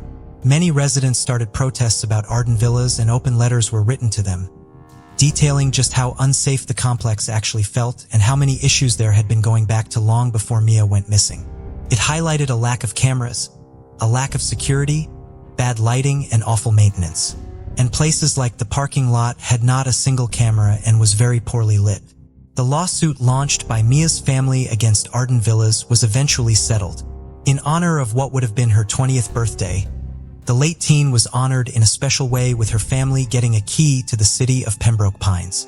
Her birthday would also be officially named Mia Marcano Day. In June 2022, Mia's Law, also known as Senate Bill 898, was signed into law. It states that property owners must conduct a background check of any potential employees. People with a violent criminal history or anyone listed as a sexual offender or predator will not be eligible. And additionally, a log will need to be kept, tracking each unit's set of keys. And if maintenance does need to access a unit, they need to give the tenant a 24-hour notice period instead of the previously required 12 hours. Her family set up the Mia Marcano Foundation, and their mission is to support, educate, and provide resources to families of missing persons, while advocating for the protection of students and the most vulnerable. They often help support in searches for other missing people too, and offer support to families going through what they did. They also set up the MMF Safe and Secure Accreditation Program. MMF aims to assist with ensuring that apartment complexes and multi-unit dwellings are as safe as possible and provides professional development for staff. They have made a lot of much-needed changes and are working tirelessly to carry on making those changes. When Mia Marcano booked her flight home to see her family on September 24, 2021, it was nothing but a totally standard and normal visit. What happened so quickly over such a short period of time will forever haunt everyone that knew her. There are still so many questions and no one is around to answer them. Her Aunt Pia said, "You can never take time for granted and life really is too short." Talking about Mia in the past, "I always thought I had forever," she said. Mia's brother said nothing good that happens to him will ever give him pure happiness. No matter how amazing it is, he's reminded that he can't call his sister to tell her and she can't be there to celebrate with him. Yima, Mia's mom, said, "For everyone else, life goes on. But I'm still here trying to figure this puzzle out. Will I ever finish this puzzle? I don't know. I think about her every day, every hour, every minute. She's everywhere. Her presence is everywhere. Every day I look at her pictures, but eventually that's it. There are no more pictures to be made. There are no more memories. Her pictures are going to fade, just like everything else. She'll be forever 19. Somaya was a bright and hardworking young woman pursuing a degree in biomedical science at Leeds Beckett University. Alongside her studies, she worked part-time as a carer for the elderly and disabled, a job she deeply cherished. She shared on social media, "I was not sure what path to take as I have no prior experience in care, but since joining, I'm having the time of my life. The management are so supportive and encouraging. Overall, I'm ecstatic to be a part of this team." Somaya was a quiet and reserved individual, described by neighbors as keeping to herself. However, she excelled academically, passing her first year with excellent marks and demonstrating remarkable dedication and skill in her studies. After enduring years of personal hardship, her life finally seemed to be improving. Somaya came from a large but fractured family, torn apart by a long-standing feud. At just 16 years old, she made the courageous decision to approach the authorities after her parents promised her in marriage to a cousin in Pakistan, a union she did not want. Her father, Yassine, had threatened her with violence if she refused, prompting her to seek help. On September 7, 2020, a forced marriage protection order was issued, safeguarding her and her siblings. The order prevented her from being forced into marriage, from being taken out of the country, and provided a pathway for her return if taken abroad. Following this, all the children were removed from the family home. Somaya eventually moved to a house on Binney Street, where she lived with her paternal grandmother and uncle, Dawood Khan. Moving out and living at 32, Binney Street gave Somaya the freedom and independence she wanted now that she was away from Yassine. She could eat what she wanted, dress in the clothes that she liked, see her friends as she pleased, and watch what she wanted on television. One of her relatives would later say that she had actually been homeschooled for several years and forbidden from going to university. Living here meant she was also free to continue her education. The June 25, 2022, Somaya had been on a late shift at work and was captured on CCTV walking home at 4 minutes past midnight. As morning came, it was a normal day in Bradford. At 3:35 p.m., Somaya sent a message to one of her closest friends.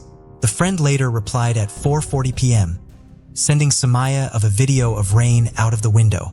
She sent the message on WhatsApp, but it didn't deliver. Her friend didn't think too much of it, believing that maybe Somaya's phone battery had died. But her friend grew more concerned as time went on and sent another message to Somaya saying, "Can you text me when you get this, please?" But she still heard nothing. The following day, she contacted Somaya's family to see if they had heard from her, and she was told that a missing persons report had already been filed. When Somaya's uncle Daoud had got back to the house on the day Somaya had last been seen, he said the front door was unlocked, which was very unusual. Upon entering the property, he found Somaya's uncle and his brother, Mohammed Taraz Khan, in the house at 6:30 p.m. He asked him what he was doing there, as Mohammed was not actually allowed to be at the house, as he had found out that she had been contacting boys. A restraining order had also been taken out in 2016 to prevent Mohammed from having any contact with his mother or going to her house, 32 Binney Street.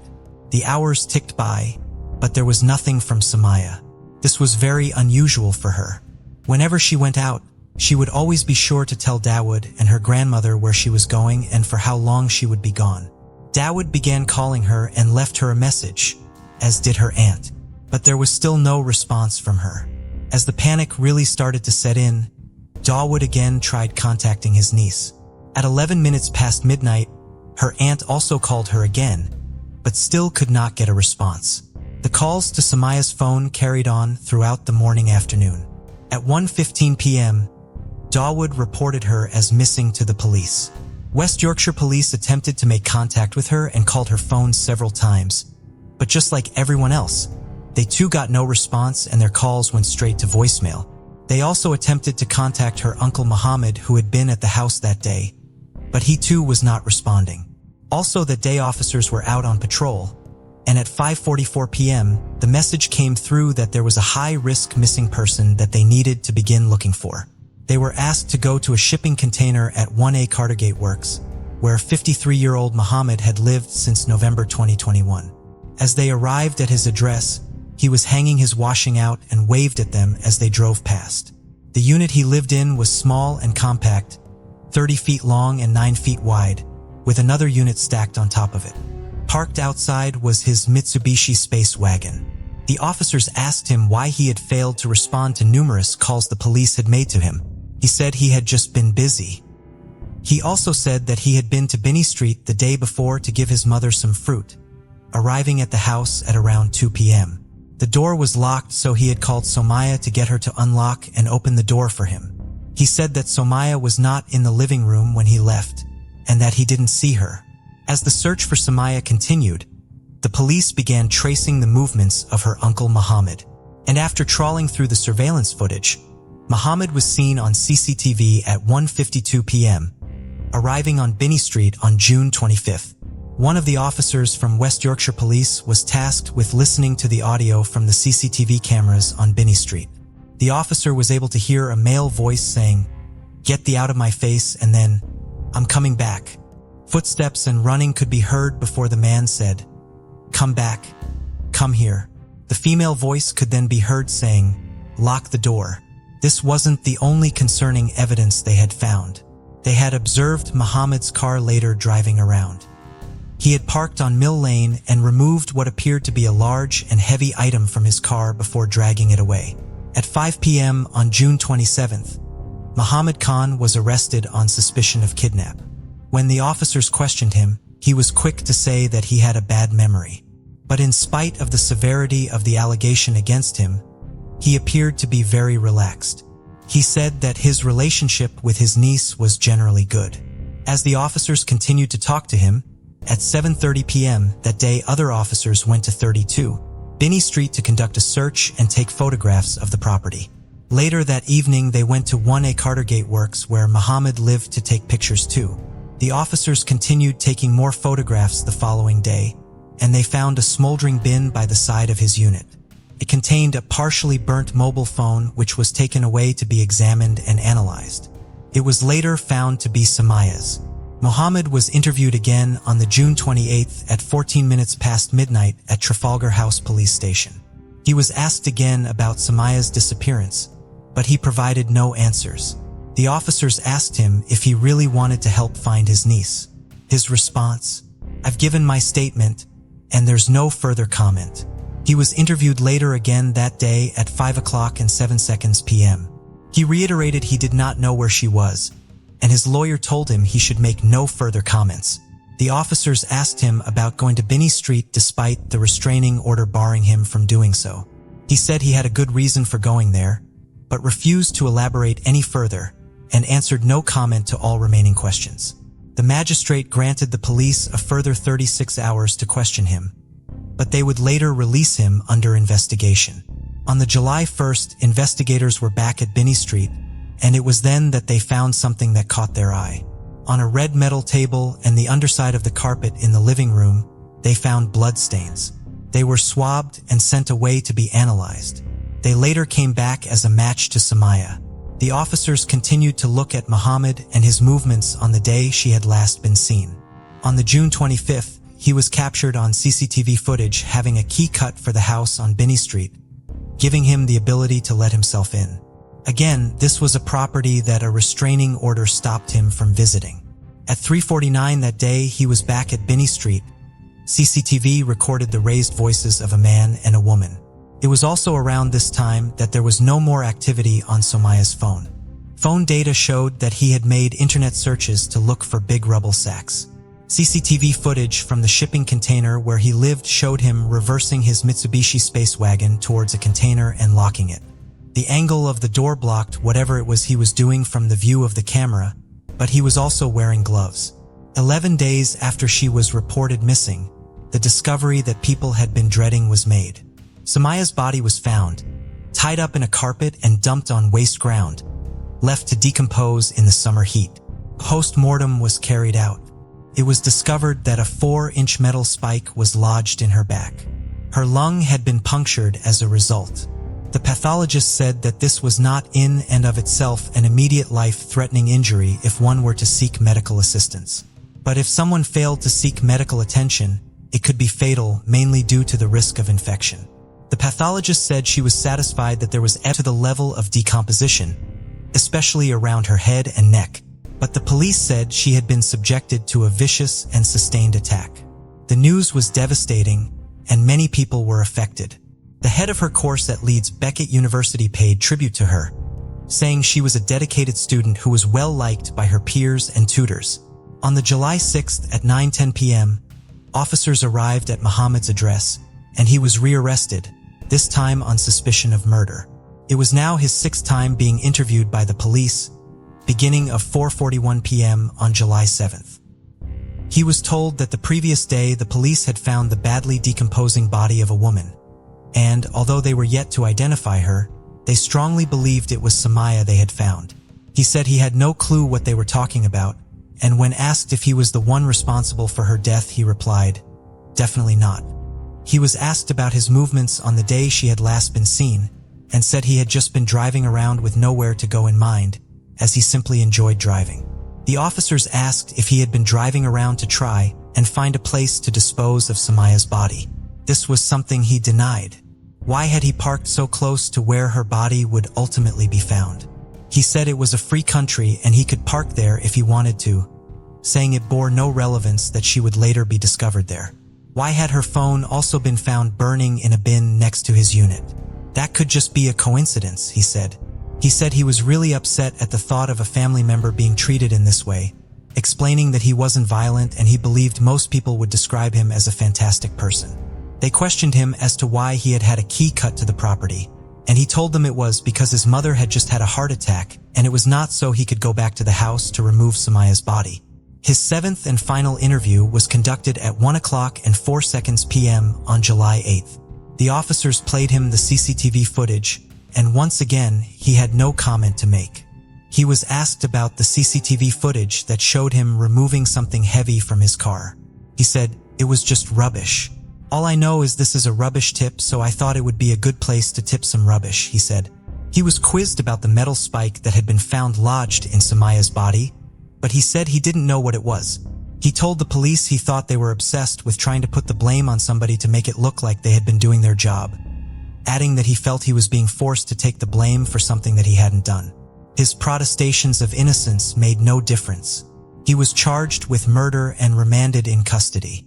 He would later appear in Crown Court on September 20th via a video link from HMP Leeds to enter his plea.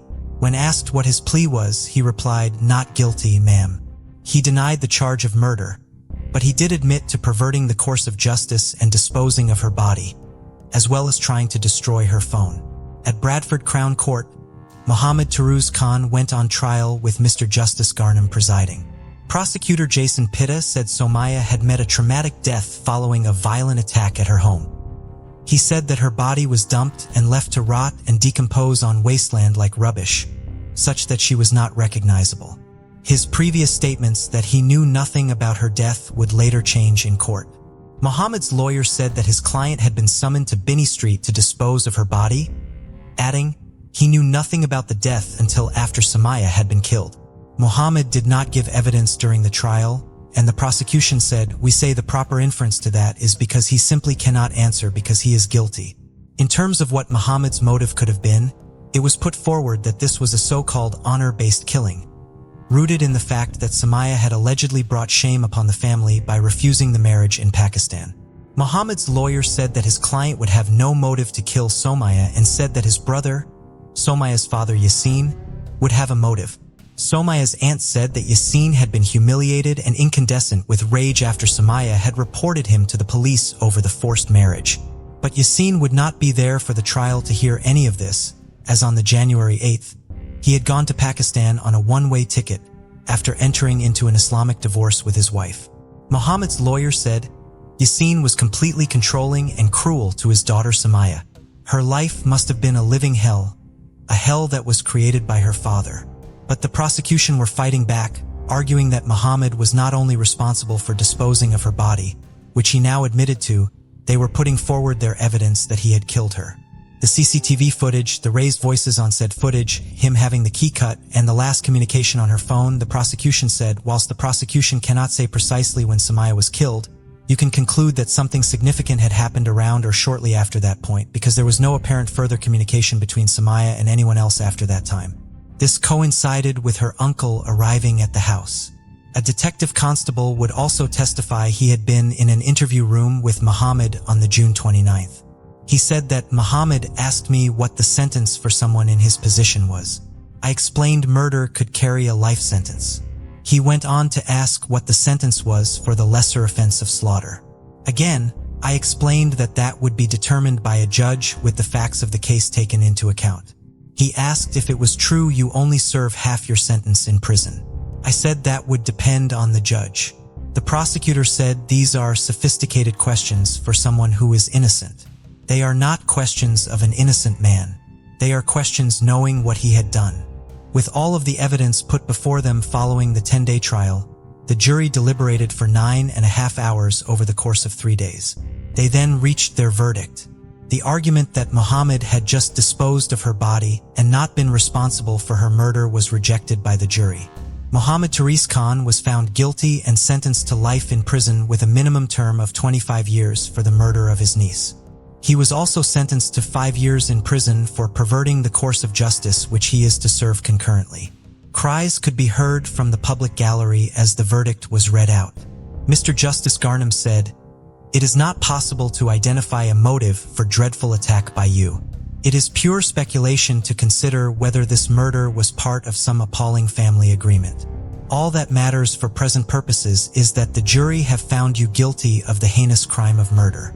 When considering the aggravating factors in the case, the judge referred to the unlawful, disrespectful disposal of Somaya's body as one of the most serious aspects, saying, "You showed absolutely no respect for the dead body of your niece." When Mohammed was sentenced, the judge told him he was going to be an old man by the time he could apply for parole. Mohammed Taruz Khan will be 78 years old when he can apply for parole. For the officers who had investigated, this finally brought some closure to this appalling case.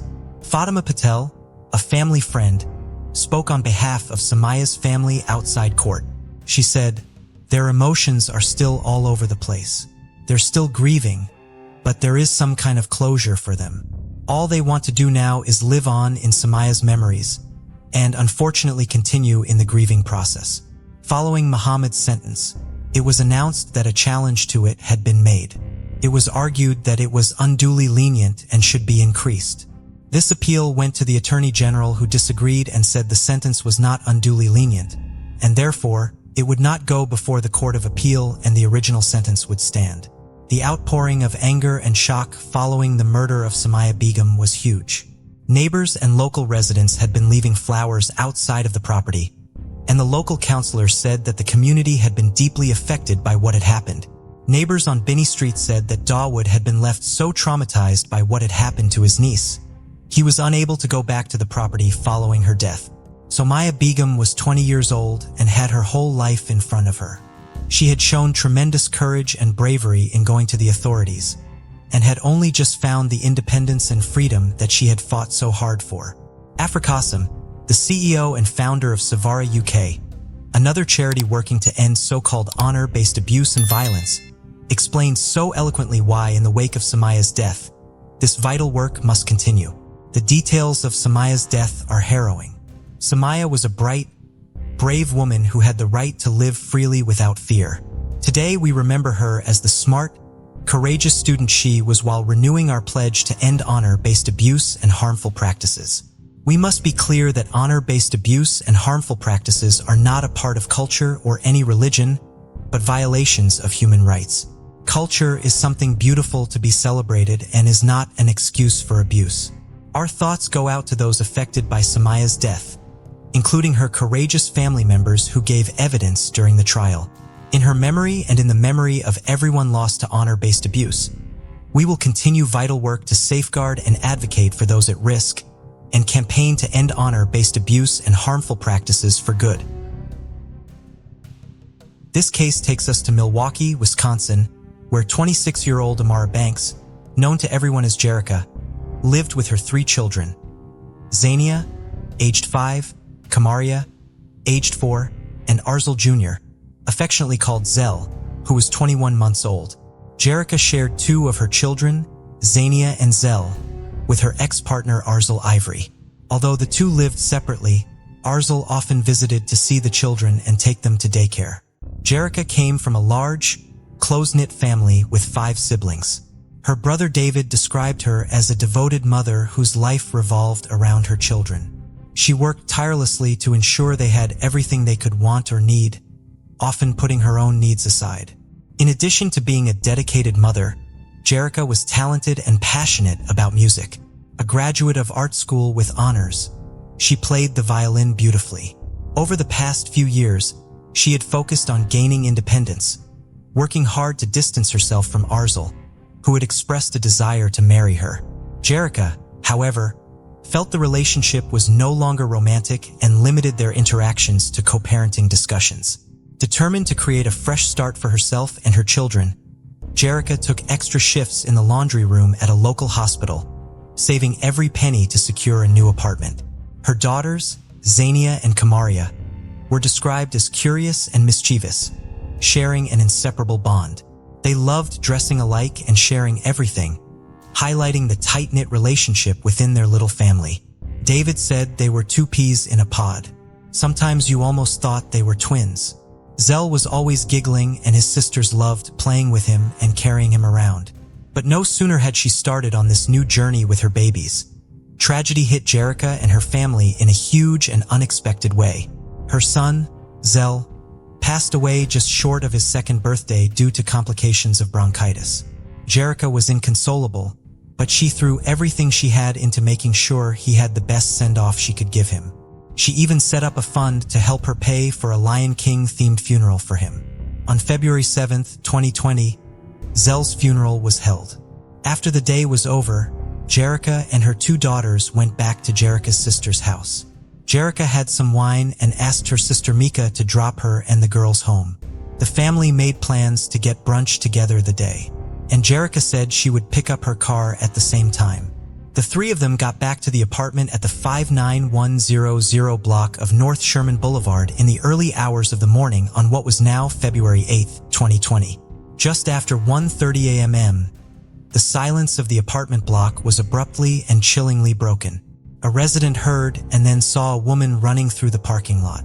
She had no shoes on and was bleeding from her mouth. She was screaming for whoever was chasing her not to kill her. Then she was gone and it went silent. Little did they know it was Jerica. Another neighbor also heard shouting at 1:51 a.m. She lived next door to Jerica and had heard thumping sounds against the wall. She said it sounded like someone being slammed against the wall or their head being smashed against it. She too had seen Jerica barefoot and shouting, and as she looked out of her window, she saw a man following her and drag her back inside, slamming the door behind them. 911 were called. On the phone, the neighbor said, "You can hear her screaming, you can hear it through the walls. I just need somebody to come check on her. He's over there beating the hell out of this girl." Police were at the apartment just 9 minutes later, but could not locate where the 911 call had come from. A couple of officers drove through the complex with their windows rolled down and then parked up for 10 minutes to watch. They said they couldn't see or hear anything that was indicative of an argument or domestic disturbance, and they drove away. The operator that had taken the call had classified it as a priority 2 call, which does not require an immediate response. The dispatcher did not pass on that the caller was living next door to where the noise was coming from, hence the reason nothing could be tracked when the officers arrived. A decision which multiple officials would later admit was completely the wrong thing to do. As the hours passed and brunch was coming up, Jerica's family were messaging and calling her, firstly to check on her and the girls, but also to see if the plans were still on. She was not answering the phone to anyone. Valeria, Jerica's mom, said her daughter was a creature of habit. You always knew where she was and what she was doing. She had a clockwork routine, so they all knew in their guts that something was wrong. Even with everything that had just happened, she would not have dropped off the radar.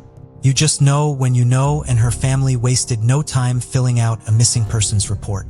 Police were then finally able to determine that the call that had been made in the early hours of the morning was actually about Jerica.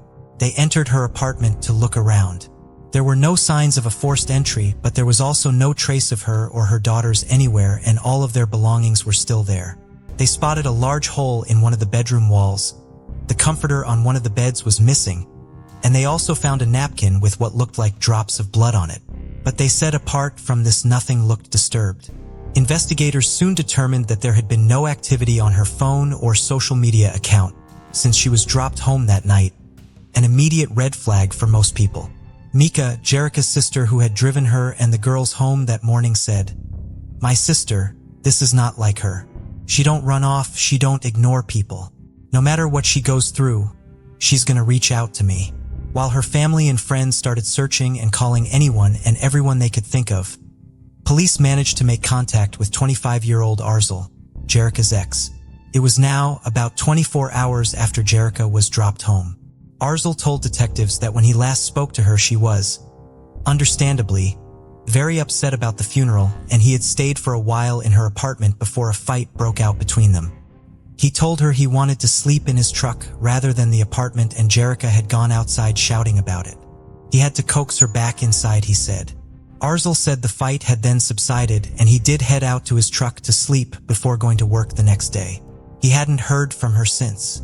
He said he had no idea where any of them could be, but added that he was going out of state for work and could talk to them properly the following week, but couldn't do anything for them right now.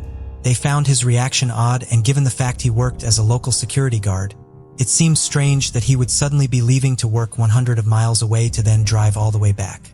They were now wondering if this could be a case of abduction, and these alerts are activated in the most serious endangered missing or child abduction cases. The aim is to instantly alert the community to assist in the search, and this is all broadcast through radio, TV, road signs, and cell phones. However, the problem was Amber Alerts are normally a very quick response and call to make. But in this instance, it had now been almost a week since the girls had been seen. Given the fact that most Amber Alerts are resolved within hours because the response time is that prompt, and there are many eyes and ears on it, it was not looking good. So much time had already been lost. Police Chief Alfonso Morales defended this decision, saying, "There is a criteria that goes for an Amber Alert for us to issue that. You have to understand that foul play was not an initial part of this investigation."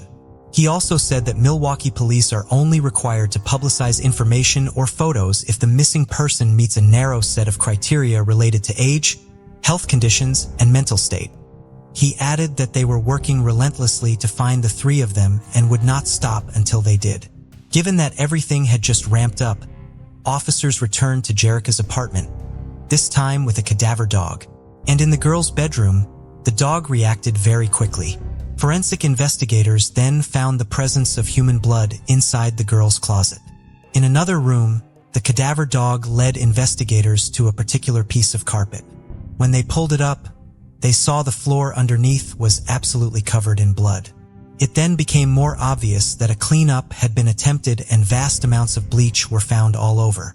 Given everything that the neighbors had reported hearing that night, coupled with what they had just found in the apartment, the situation was far more concerning than they had initially thought. The search had now been on for almost a week when police received a call from none other than Arzel's father. He lived in Memphis and said Arzel had just called him from there. This was 600 miles away from Milwaukee. During the phone call, his son had calmly confessed to killing Jerica, Kamaria, and Zania before buying a gun and setting off to Memphis to start a new life. Memphis authorities contacted Milwaukee police and a warrant was issued for Arzel's arrest and extradition, but they had no clue where the three were. When they finally caught up to him in Memphis, he was charged with aggravated battery. He was still pretty calm and told detectives what his dad said was true, and he would tell them what happened and where they could find the bodies. In a garage behind an apartment building in the 47th block of West Burleigh Street, close to where he had lived, police found the charred bodies of Jerica, Zania, and Kamaria. There had been an attempt to dismember them. They had all been set on fire after they were dead.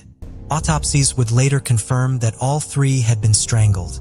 Arzel Ivory's charges were immediately upgraded to 3 counts of intentional homicide and 1 count of aggravated battery. There was not yet any indication of how he would plead. Valerius said that if it wasn't for his father turning him in, they might never have known what had happened. It was a devastating outcome. Police said that between 2018 and 2020 domestic violence-related deaths had increased by 400%. And this particular case further highlighted that more support and resources needed to be put in place. Jerica and all her children were now gone, for lives lost in the space of a month. The knock-on effect to so many was huge. A GoFundMe was set up to help cover the funeral costs, with the Milwaukee mayor calling the case horrific. He said, as a parent, as a person, you just have to be shocked by the brutality of it. During an interview, he gave police the grisly timeline of what had happened. He said since the pair lost their baby son, the couple's relationship had really broken down. And more than that, he said Jerica had blamed him for the death of Zell. Zell had been born with severe respiratory issues, a constant concern for Jerica. He was even scheduled to have surgery to remove his tonsils to help with his breathing. Azel had tried to drop him at daycare, but they would not take him because he was too sick. He would not eat any food either that day or take his medicine. Arzel had tried to wake him up from a nap, but said he wasn't moving and was making weird gasping sounds.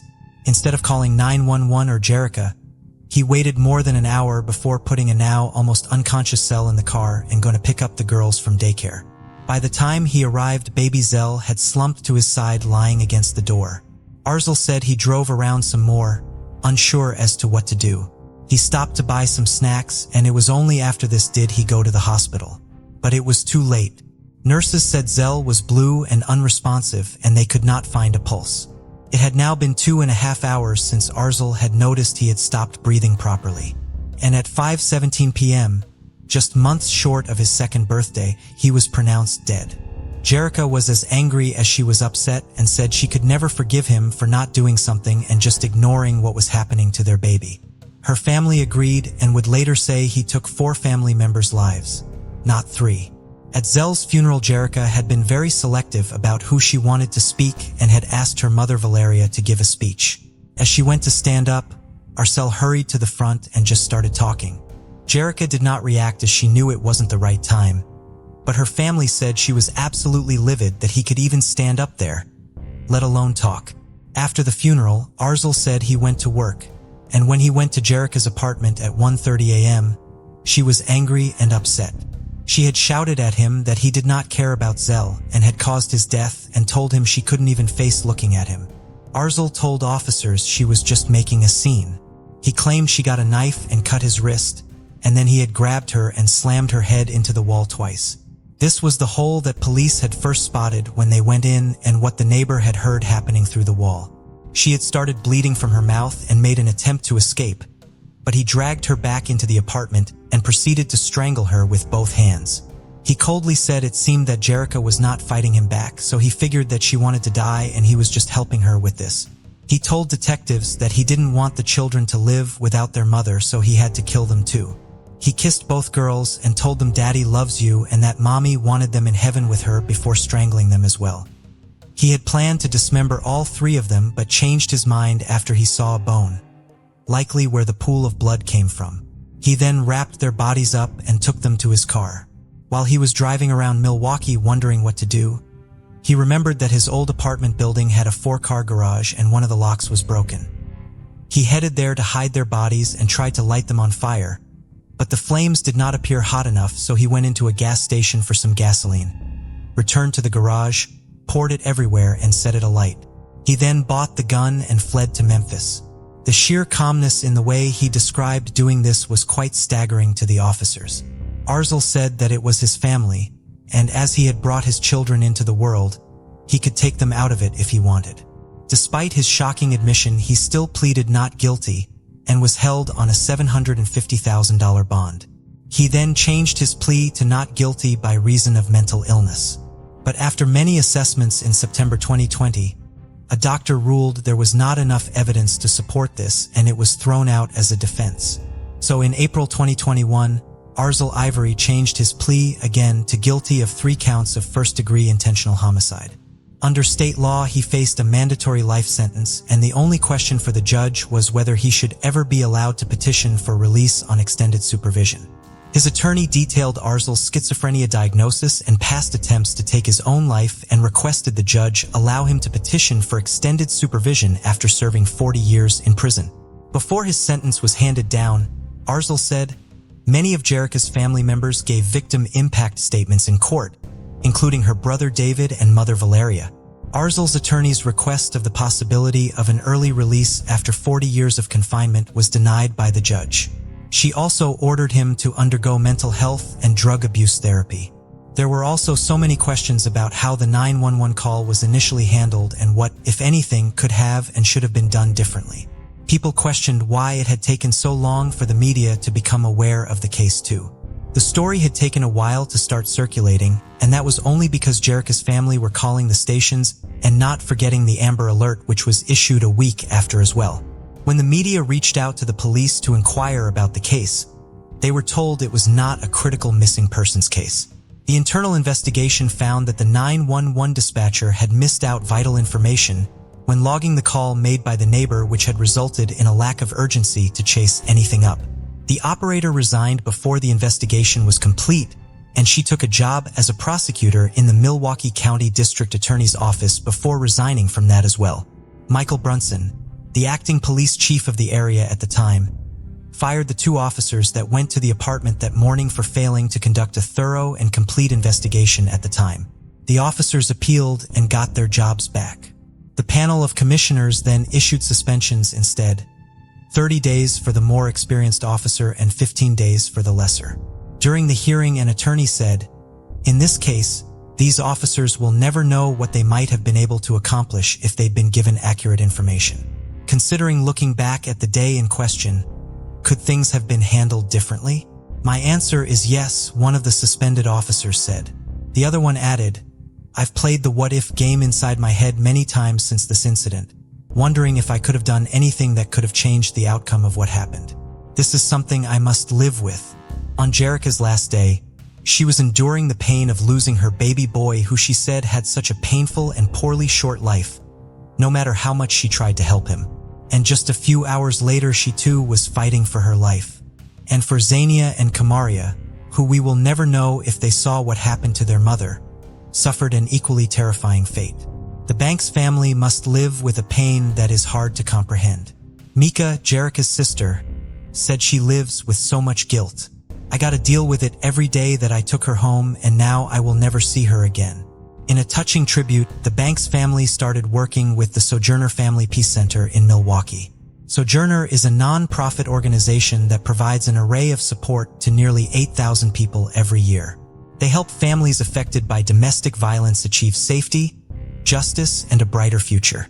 They made plans to commission a stained glass window to be installed there. The glass will depict Jerica, Zanaya, and Camaria walking into the sunlight together. In the heart of central Georgia lies the city of Macon, where we meet 27-year-old Lauren Giddings. The eldest of three sisters, Sarah and Caitlin, Lauren was born to Karen and Bill Giddings in Maryland. The family was close-knit, but the true star among them was Lauren's beloved dog, Butterbean. Ambitious and driven, Lauren had long aspired to become a public defender.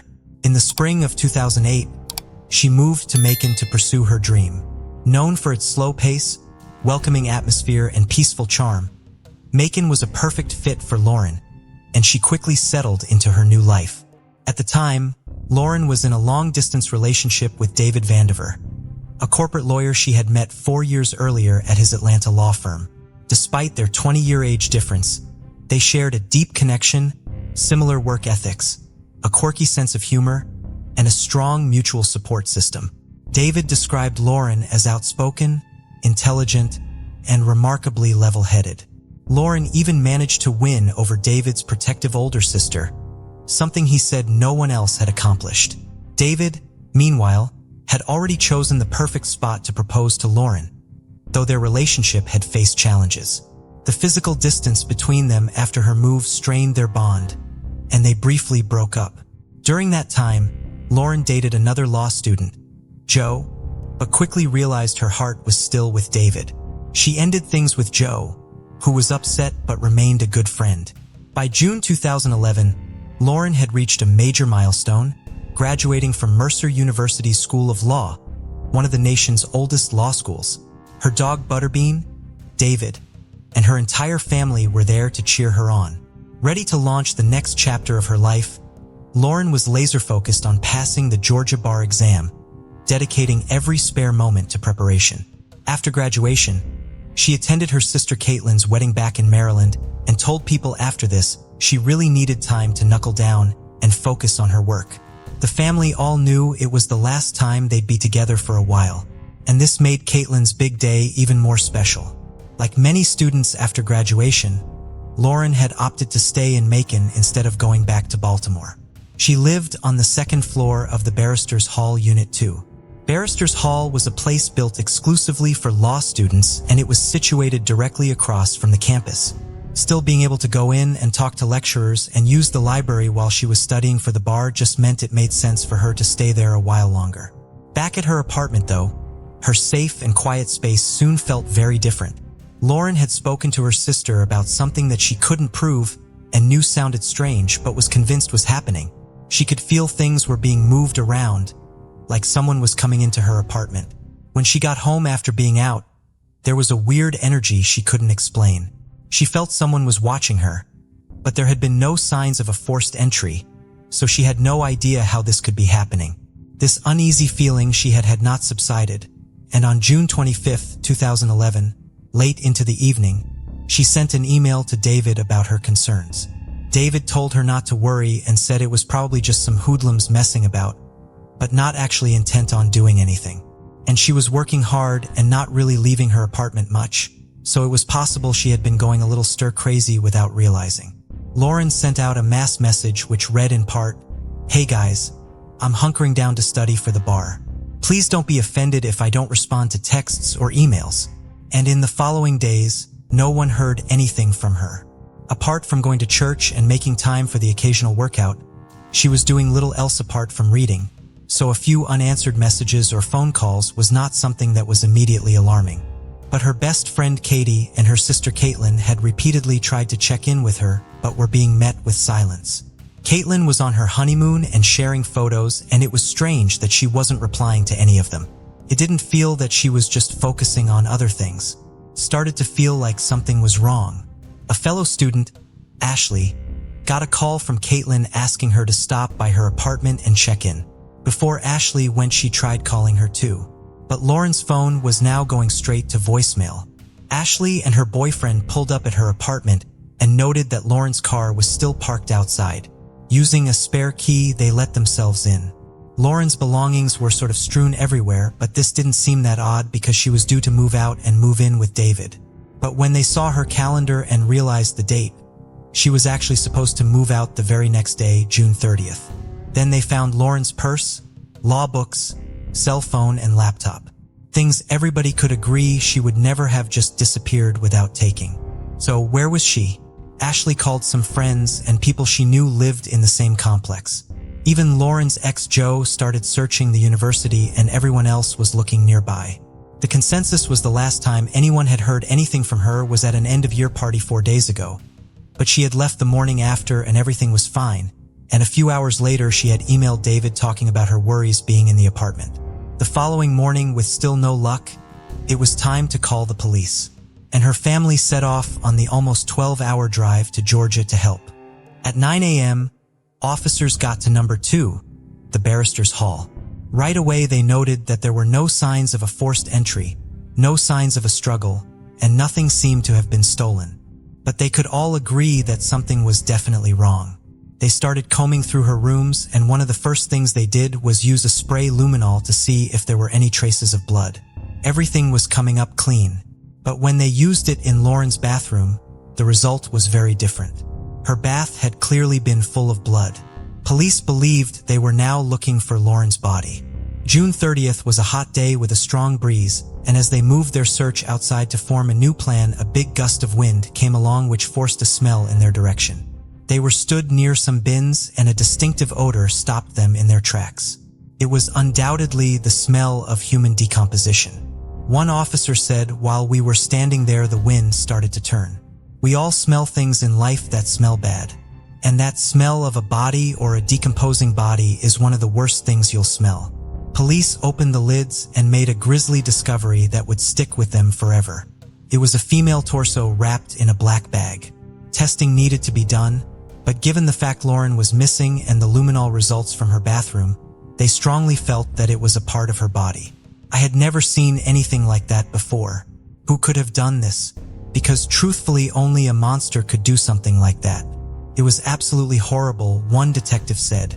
In a weird twist of fate, the police cars being parked near the entrance had stopped the trash removal van from getting in to empty everything.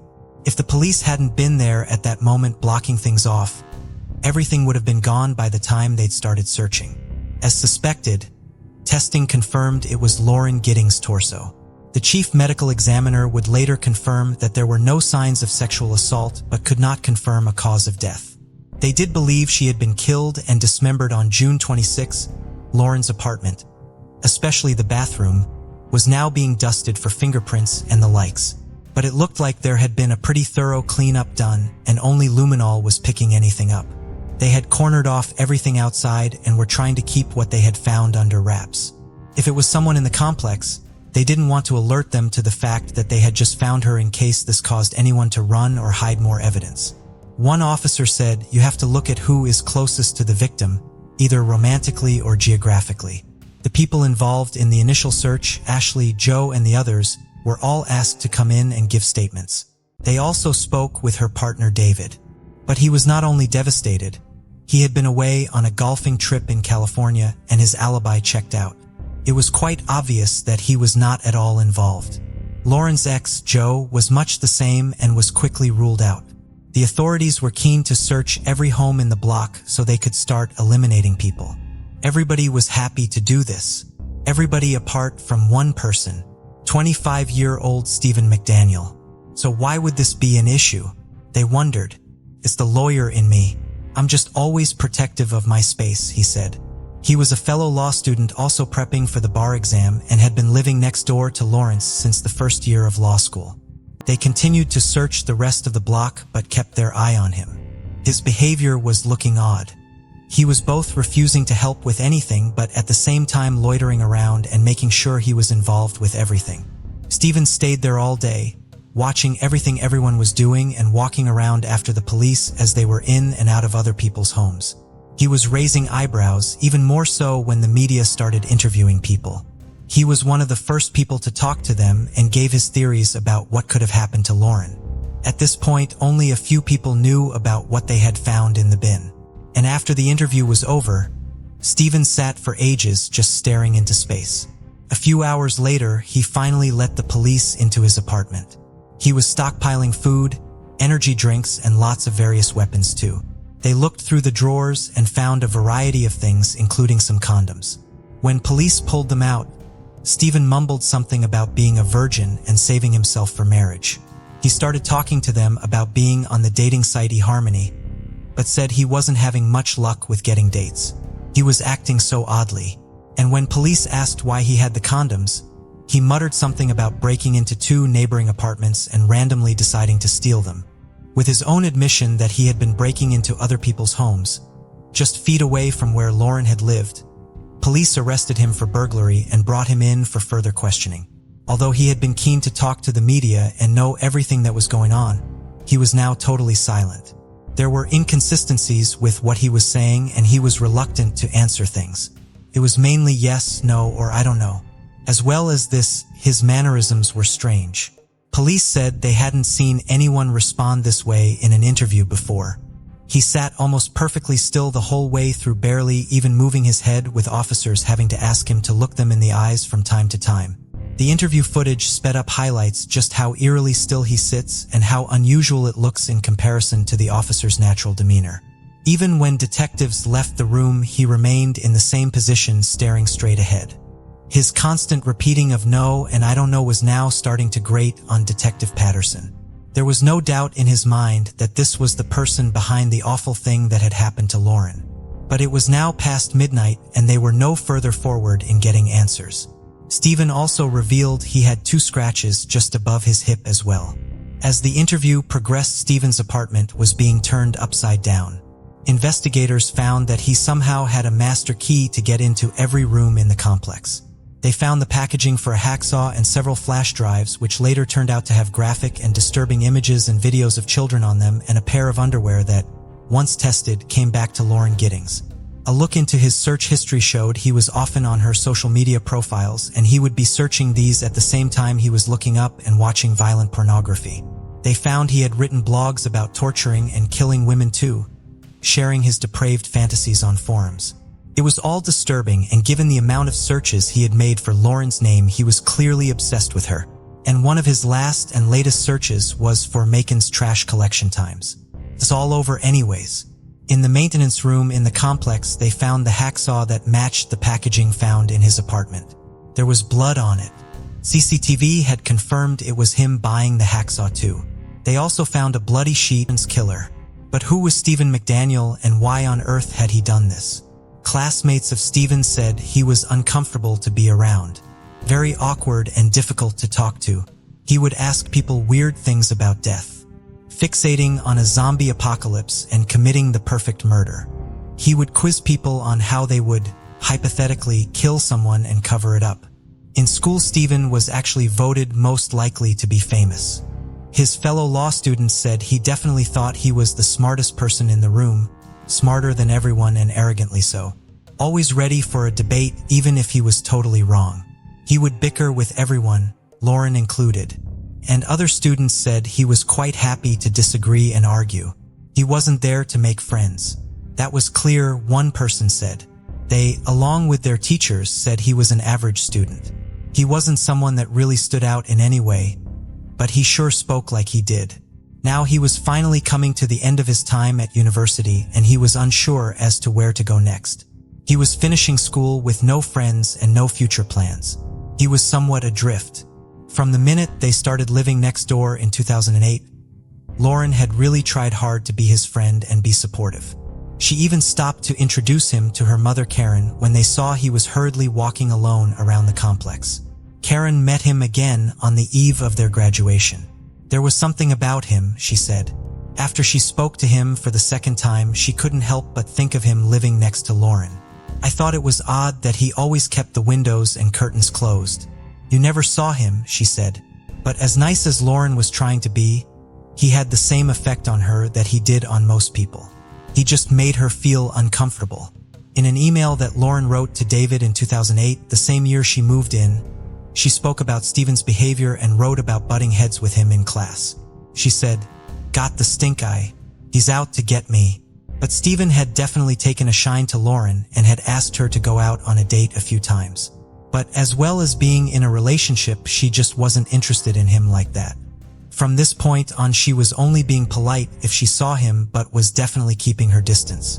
With everything they had found, on August 2nd, 2011, Stephen McDaniel was charged with the murder of Lauren Giddings. He was also later charged with 7 counts of child sexual exploitation too. Despite his lawyers requesting his bail be set at $100,000, it was set at almost $1 million. A grand jury indicted him on 1 count of murder, and once all of his devices had finally been analyzed, 30 counts of child exploitation too. Although everything against him was really strong, the prosecution did note that it was still a largely circumstantial case. Apart from the underwear, there was nothing tying his DNA to her. Nothing of his was found in the bathroom, and none of his DNA was on the hacksaw either. In terms of the underwear, he could potentially explain it away as something he stole, just as he had done with the condoms. They still could not prove a cause or time of death either. But nonetheless, they were confident and ready to take him to trial. More evidence would soon be brought to their attention, which really did cement everything, and it was chilling to watch. On a memory card taken from his apartment, they found a video which proved that Stephen had been stalking Lauren for quite some time. Her feelings and worries about someone watching her and breaking in were not unfounded at all. On the same night Lauren was murdered, he had been filming her home through the window. He had taken a wooden pole which he had duct taped a camera to the end of, and then held the pole up to be able to see into her rooms through her blinds. Prosecutor David Cook said the second he saw this, he said, "That's the guy." A few days later, hundreds of people filled out the St. Mary of the Mills Church for Lauren's funeral. Despite the best efforts of everyone, it was still only her torso that had been recovered. So that was all they could bury that day. Stephen McDaniel pleaded not guilty, and the defense were preparing to position the idea that the police were framing him and had entered his apartment many times to plant things. In another twist, one of Stephen's defense attorneys who briefly worked with him had actually been one of Lauren's teachers in a transitionary course from law school into law practice. He said he had admired Lauren and enjoyed teaching her, but one thing he did remember was that she was opposed to the death penalty. So knowing that the prosecution were already pushing for this, he was pushing to throw it out. As everybody prepared for what would be a very tough trial, the prosecution agreed to drop the child sexual exploitation charges and offered him a plea deal. And this meant Stephen, with the advice of his lawyers, had a change of mind. In April 2014, just a week before the trial was due to start, Stephen McDaniel finally pleaded guilty to killing and dismembering Lauren. One of his old attorneys said, "The case took a turn for the worse for McDaniel when the computer evidence started coming out, and it just kept coming. They were continuing to find more and more evidence related to his computer and camera, and finally he agreed that was enough to get a conviction. Before he was set to be sentenced, the prosecution presented the evidence which attested to his character. They showed the recording of Lauren's home and read out some of Stephen's alleged forum posts, one of which read, "Graduate from law school. Party hard by drinking alone in front of my computer. See my sexy neighbor/classmate come home late. Invite her up for a nightcap. Make her a special drink called a Mickey Finn. A drink designed to knock someone unconscious. She's out cold. I finally lose my V-card. Oh no, she's OD'd and died. I barbecued her legs and arms to celebrate losing my V-card. Not into organ meat, but threw her torso out. Loses on TV while the cops are discovering her remains. You mad virgins." However, the legitimacy of this came into dispute, as some people claimed it was someone trolling online, and although the prosecution firmly believed it was him, it does remain up for discussion. As part of his plea deal, he had to admit to the court what he had done that day. And this was what he said happened. At around 4:30 a.m., he unlocked her door using the master key. He was wearing all black with gloves and a mask. He said he stood watching her sleep, but she must have felt something was wrong as she woke up abruptly. Before she could get out of bed or even process what was happening, he leaped onto her and put his hands around her throat. The pair struggled and fell onto the floor. He said Lauren grabbed his mask and pulled it off, and when she realized it was him, she called his name and screamed at him to stop. She cried and tried to fight him off for almost 15 minutes as he was strangling her before she ultimately stopped breathing. He dragged her into the bathroom and put her into the tub. He left her there for the rest of the night and following day. And on the evening of June 27th, he returned with some tools including a hacksaw and proceeded to dismember her, which he described in graphic detail. He put parts of her into different bags, which he said he dumped in bins around the university campus, but her torso he put into the bin next to the apartment block, thinking it would be taken shortly. He cut up his mask, gloves, and shirt and flushed them down the toilet. The medical examiner had revealed there were no signs of a sexual assault, and Stephen said he had not sexually assaulted Lauren. She was wearing pink running shorts when she died, and I never removed them. They were found on her torso just as I had left them, he told the court. Even though it had now been almost 3 years, people still couldn't believe it. Lauren had been nothing but friendly and kind to him from the second she met him. Something Stephen acknowledged too. He claimed from that night on he was in a dreamlike delusional state and had convinced himself that Lauren was still alive. He said, "It's difficult for me to explain why I killed Lauren and attempted to conceal my deed the way I did. I know that it was very wrong. I am not delusional or without all morals or decency. Something in my makeup, my psychology, my neuropathy, my own particular pathology perhaps must explain it." He told the family he was sorry and grieves for Lauren every day but doesn't expect forgiveness from them. "There is no way I can ever deserve it. If I could take back what happened, I would," he said. The only reason the prosecution did not end up seeking the death penalty was because Lauren herself was so against it. Her family respected that and said they hoped he lived a long life in the worst possible way in prison. Stephen McDaniel was sentenced to life in prison with no chance of parole until 2041. After he was sentenced from prison, he wrote a lengthy letter claiming he had been the victim of police intimidation and his case from the start had been unfair. He demanded a new and, in his eyes, fair trial. So 4 years later, he filed an appeal where he represented himself and called more than 10 people to be interviewed, including his old lawyer whom he was seeking damages against. In his complaint, Stephen asked the court to award damages from his lawyer in the amount of $50,000 for legal fees and another $250,000 in punitive damages for his lawyer's alleged negligence. He also filed a motion against Bibb County Judge Howard Sims claiming he had shown prejudice towards him. This appeal was denied.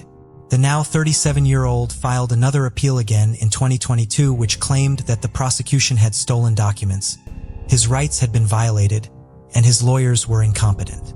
He was requesting his conviction be overturned and he be released from prison. Stephen's dad Mark stood behind this and said, "We're hoping that the truth comes out. That's all we're hoping." But the judge said he could not even consider this appeal as he filed it over a year late. And this was also denied. Had McDaniel exercised reasonable diligence rather than blindly assuming the Georgia Supreme Court was to blame, he would have realized that his motion was untimely. The judge added, "Stephen has already filed another appeal and this is still ongoing." Some of Stephen's family and friends still believe he is innocent, and his dad even started a GoFundMe to help with his legal fees. But it raised nothing and the page was quickly removed. Lauren's sister Caitlin called it pathetic and delusional. His grandfather Hollis, before he died, gave an interview about visiting him in jail. He said, "If all this that the police have got is true, then I guess I'm a broken-hearted grandfather. You come in and he's just sitting there quiet and you can't get nothing out of him. You feel like picking him up and taking him to the doctor. But he's grown, he's not a little boy, so it just breaks your heart. You have to accept what is in front of you whether you like it or not. I did what I thought was right at the time to get him a lawyer immediately. I thought he'd go over there and pay his bail and then take him home. But my God, when I saw him, he just looked different." His mother Glenda defended him as well and seemed certain that at the time he was arrested he was innocent. "I have a big hug for him when he gets out and he has one for me," she said, adding that she has visions of him becoming a Supreme Court justice one day. But as far as the police, prosecution, and Lauren's family were concerned, the trial was over and the correct decision had been made all those years ago. Lauren's sister Caitlin said it seemed like she might have been one of the people who was actually nice to him and gave him some attention even though he might have been a loner. "There's no story here about telling your kids to lock their car when they get in or don't go to this side of town. You know there's no. She shouldn't have done this and it wouldn't have happened. Because you should always be nice to people. You should always be nice to your neighbors. Just because someone looks different doesn't mean they are. But in this case, he just was." Detectives believe they stopped a serial killer in the making, a predator and a danger to children that day. Once voted most likely to become famous when he was younger, he is now infamous in one of the most shocking crimes the community had ever seen. The police praised Lauren's family and friends for being so quick, and they acknowledged that if the trash collection services had emptied the bin where her torso was located, the case may have gone cold and they might have never caught Stephen. Investigators also believe that Stephen has never been entirely truthful about what happened, and there is more to the story. "I'm sure there are things he'll never tell anyone," said Detective David Patterson. Lauren's sister Sarah added, "Obviously we know she died, but we don't really believe anything Stephen McDaniel has said. I don't think he is a very honest person. I think he can make up a 1,000,000 stories. He has a very vivid imagination." They continue to search for Lauren's remains, believing they might even be in a 62-acre area owned by one of Stephen's family members. Although he is eligible for parole in 2041, legal experts think he will spend the rest of his life behind bars. Lauren's family celebrate every milestone and every event she should have been there for, as if she is there and joining in. They also organize runs in her memory every year too. Her sister Caitlin named her baby girl Lauren Magnolia after her. May can have 2 memorial plaques dedicated to her, and these can be found at Mercer Law School and on a pink bench in Washington Park in Mercer's downtown district, somewhere she loved to run. Lauren's family also established the Lauren Teresa Giddings Scholarship. In the law firm where she briefly trained, Lauren was always known for wearing bright colors, especially pink. They even named Wednesdays Pink Wednesdays after her, joking that she was like Elle Woods from Legally Blonde. A close friend of hers said that her choice of color in a famously monochromatic working environment always made people smile, as well as started a conversation. She immersed herself in a profession that's known for black pinstripes. Pink was her way of saying "bring it on" to the world, she said, and friends said that summed Lauren Giddings up. She made herself hard to miss and was unapologetic about it. Driven, a go-getter and ready to take on anything that came her way, Caitlin said, "It's not like she doesn't exist in our lives. She does. It's just very different." For this case, we're in the small and sleepy village of Matamora, Ohio, home to 20-year-old Sierra Jargon, a student at the University of Toledo Junior College of Business. Sierra's family said she was hard to miss, always very loud, full of energy, and loved to perform and entertain. She was the firstborn and was followed by 2 brothers and 2 sisters, and was especially close to her mother, Sheila. Her mother said there was never a dull or quiet moment, and she was happy to make herself the butt of the joke to make everyone smile. She didn't ever take things too seriously, and friends joked that even as a teenager, she would do things like dance around the school in their cheerleading uniform, even though she wasn't on the team, just to get a laugh. And it was in high school, aged just 13, where she met Josh Kolodzinski. It was a case of young love and first love, but flash forward 7 years later, they were still together, stronger than ever, and were now talking about marriage after college. They shared the same love of sports, the outdoors, and loved traveling together. Josh joked that he didn't win many arguments. Sierra had a very strong personality, was fiercely independent and confident, and if she wanted to do something, it was pointless telling her no. Her Aunt Tara said, "She had a way of making everybody feel comfortable. Even a person who's an introvert and shy should bring that person out. You could take her anywhere and know she was going to make a friend." July 19th, 2016, 6:30 p.m. With all the winding country roads and lovely views, Metamora was the perfect place for Sierra and Josh to go on long walks and bike rides. Sheila had wanted her daughter to stay in that day and talk about plans for after college. But Sierra had just got a new purple bike, and with the lovely summer weather like this, she didn't want to sit inside. Sierra and Josh spent the afternoon together at his house, but it was now time for Sierra to head back.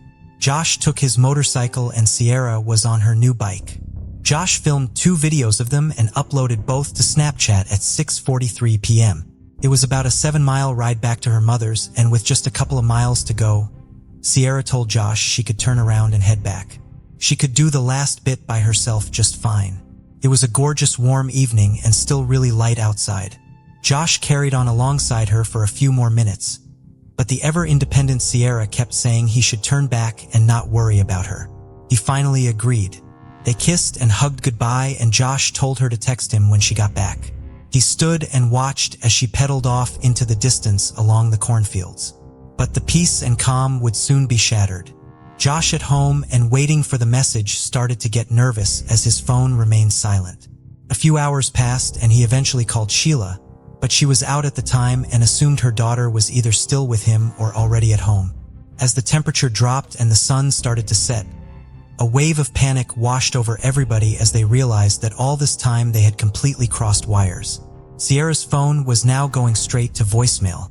She had been wearing shorts, a neon-colored tank top, and her Fitbit and her bike was a distinctive bright color too. The problem was it was now really dark and there were miles and miles of cornfields along the route she had been going down. A daunting search lay ahead. If she was lying somewhere in a field, potentially hurt or having been in an accident, would they even be able to spot her? After an hour of driving around and calling her name, it was time for the police to get involved. They needed helicopters and dogs for this kind of area.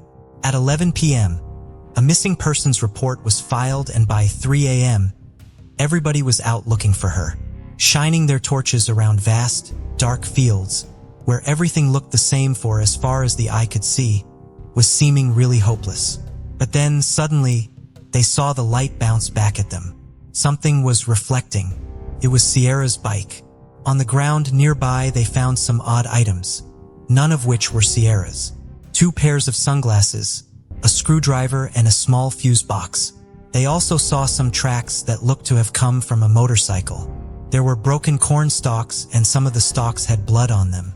There had clearly been the struggle, and it looked as though Sierra had been forced off the road. It was less than 500 feet from her home. They taped off everything coming in and out, and the FBI were called in too. One of the agents said, "It made the hair on the back of my neck stand up. You just had this eerie feeling that you knew that this was an abduction site." Given the fact that she was last with Josh and the motorcycle tracks were found, he was the first person to speak to, but he was immediately ruled out as a person of interest. He had proof he was at home and was absolutely riddled with anxiety, worry, and guilt about her doing the last bit by herself. Detectives started looking at her phone and Fitbit data instead, but there was really nothing to go off. A single ping from her phone pointed to a few miles from where her bike was found, and there didn't appear to be anything there. Detectives said they now had to consider the scary possibility that maybe she had been snatched as part of a sex trafficking ring. Areas just outside of Metamora had been known for cases like this, with young women being abducted and later found as far out as Las Vegas, thousands of miles away. And the concern was this was a rural and empty area with miles and miles of country road and not a single camera anywhere. If she had been abducted hours beforehand, she could be 100 of miles away by now with no technology to track her. As her family watched as the tapes started to cover the roads, police said they couldn't tell them anything. They were keeping what they had found near her bike under wraps, so all her family could do was carry on making calls to Sierra's friends, classmates, and the local hospital, praying that at some point someone would pick up and give them the answer they wanted. She was fine. Her phone battery had simply died, and everything could all be easily explained. Police then got a call from one of the locals. On the night Sierra had gone missing, he had been driving with his son when he spotted a black motorcycle helmet in the road. He thought nothing of it, but threw it into the back of the truck. Now he wondered if it could be connected. A closer look showed there was blood on the helmet, and it was sent away for testing. It was now 48 hours into the search, and an increased reward of $100,000 was being offered for any information. Investigators were going door to door, which in an area like this wasn't actually taking much time, due to the fact it was mainly farmhouses and not that many of them. They soon came across a dilapidated old property with a couple of barns attached, sitting on an acre of land. It was home to 57-year-old James Worley, who ran a repair shop from there with his brother and until recently their late mother. James opened the door, and it was instantly obvious that this was an inconvenience for him, and he wasn't happy to stand around and chat. He was argumentative and abrasive. They asked him where he was on the night Sierra went missing, and, to their surprise, he admitted to being in that exact area. He said his motorbike had broken down, and it just so happened to be where Sierra's bike was. He said he debated on using it to get home, but decided against it and instead pushed his all the way back. He said on the way he dropped his helmet, his screwdriver, and the fuse box, but he definitely hadn't seen Sierra anywhere in that area. One detective said it was such a wild story that he had to stop his jaw from falling open. None of the items they found at the scene had been made public up until this point either. One thing was for sure though, he had just placed himself right at the very spot, and no matter how hard he tried to spin his reasoning for being there, it just didn't make sense. But this wasn't enough for them to get a search or arrest warrant, so they had to leave. James's neighbors had little good to say about him. He had a very intimidating presence and made people feel uncomfortable. He always paid close attention to younger girls, and families did not like their children playing near his home. One neighbor said, "You knew who he was and where he lived, but you didn't know anything about him. Just that something was strange." Back at the station, a background check on James gave them a good reason to get that search warrant.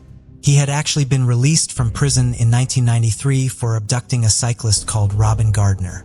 He was in his truck and forced her off the road about 20 miles from where Sierra had gone missing.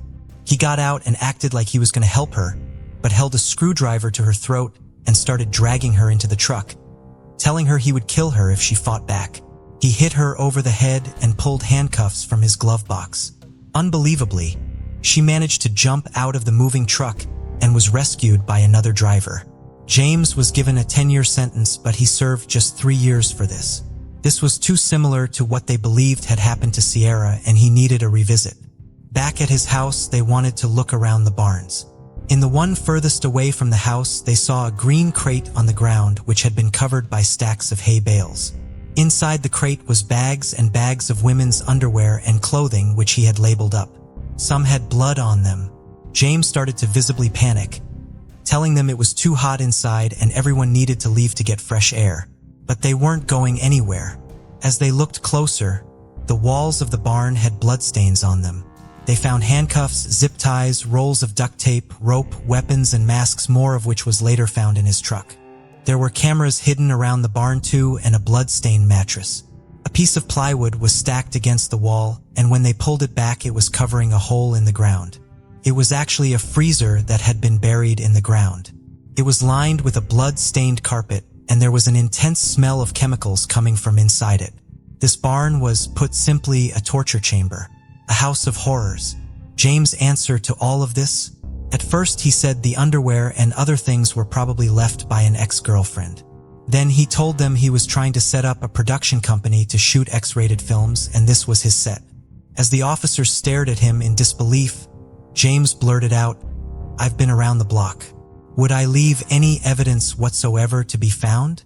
There wasn't a chance that any of what he said or what they found was going to fly, and detectives placed him in handcuffs.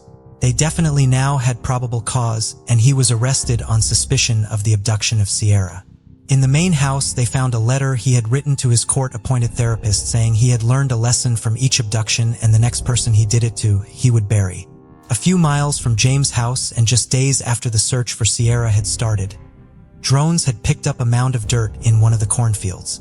It looked like a freshly dug hole that had been covered over. Cadaver dogs reacted very quickly, and they just knew the search for Sierra Jargon had now come to a very sad end. She had been buried in a shallow grave, hogtied with her wrists handcuffed and her ankles tied with rope and bound to her hands. She was wearing a diaper and had died of asphyxiation over several minutes after choking to death on a plastic gag which was still inside her mouth. It had been forced in so hard it broke a tooth. The medical examiner said there was no evidence that they could see of a sexual assault. But one thing was for certain: the sheer brutality and indignity of what had happened to her was so heartbreaking, and investigators had to take a moment to compose themselves. As the phone rang Sierra's family late that night, Sheila said they all took a breath before Sierra's dad answered. The silence that filled the room was deafening. Sheila described it as a deep, dark, quiet hole of despair that everyone was just frozen in. As the phone call ended, still no words were spoken, but it was a moment where nothing needed to be said. Their only suspect in her abduction and now murder had not changed. 57-year-old James Worley was fortunately still in custody. The all-important forensics were now coming back in, and as well as phone records placing James in the area that she went missing from at the time she did, the mattress in his barn, some rope, duct tape, and the motorcycle helmet were all covered in both his and Sierra's DNA. His recent internet searches were of pornography, specifically searching the terms hitchhiker, helpless, gag, rape, and hogtied. James Worley was charged with 19 counts, including murder, abduction, tampering with evidence, and abuse of a corpse. He was held without bail and pleaded not guilty to every single charge. The investigators' theory was this: using his phone data, they could place him right near where she had been riding with Josh. They believed that he had followed her for a while after he saw them separate, pulled over on his motorbike, and hit her over the head with his helmet. He dragged her into the cornfield, possibly threatening her with the screwdriver the same as he had done with Robin, then tied her up. He then called his brother to get a lift back to the house to get his van, telling him there was something wrong with his bike. He then drove back in his van alone and took her back to the barn. What happened next is not really known, but we can all agree it does not bear thinking about. Right off the bat, the prosecution and her family were seeking the death penalty, and the amount of evidence they had against him was undoubtedly going to make for a very painful but very strong trial. His lawyers were trying to prove that someone else had been there, as there was some unknown DNA under Sierra's fingernails. And they said if someone else was involved, you couldn't say with certainty whether James was the killer or the accomplice. But this DNA could have come from literally anything, and the DNA found inside his barn was all the defense was focused on. His barn and what he did to Robin all those years ago told them everything they needed to know. They called numerous people to the stand, including Sheila, Josh, and Robin, who had survived James' attack back in 1990, while James' team called only 2 people. His lawyers described him as a very damaged man with many mental health issues and implied at one point he had even had an incestuous relationship with his mother before her death. While the prosecution agreed he was undoubtedly a very sick individual, they said there was no evidence for the story about his mother being true. James' own sister testified and said that he was a suspect in at least 3 murders and missing persons cases too, although nothing was ever proven in these. One was the case of 14-year-old Lori and Hill from the 80s, which had sadly since gone cold, and Claudia Tinsley, who James admitted to being in a car with the very night she went missing. After 6 hours of back and forth, the jury reached their verdict. James Worley was found guilty of murder and a total of 17 of the 19 charges. They recommended the death penalty, but his lawyers were hoping for life in prison. They called a criminal psychologist who suggested the attack was motivated by sexual sadism connected with a fetish disorder and diagnosed him with sexual paraphilia disorder. During his sentencing, James went on a 40-minute-long rant claiming he wasn't her killer and that he'd been framed. At one point, he even said, "Don't ask me why she wasn't raped. She was a beautiful girl, but she wasn't, and I'm glad." Her poor family could listen to no more and left the courtroom. The judge agreed with the jury's decision. James Worley was sentenced to death and his execution date was set for 2019. But because he quickly appealed, this was pushed back. His appeal was of course denied, and he is now scheduled to be executed on May 20th, 2025.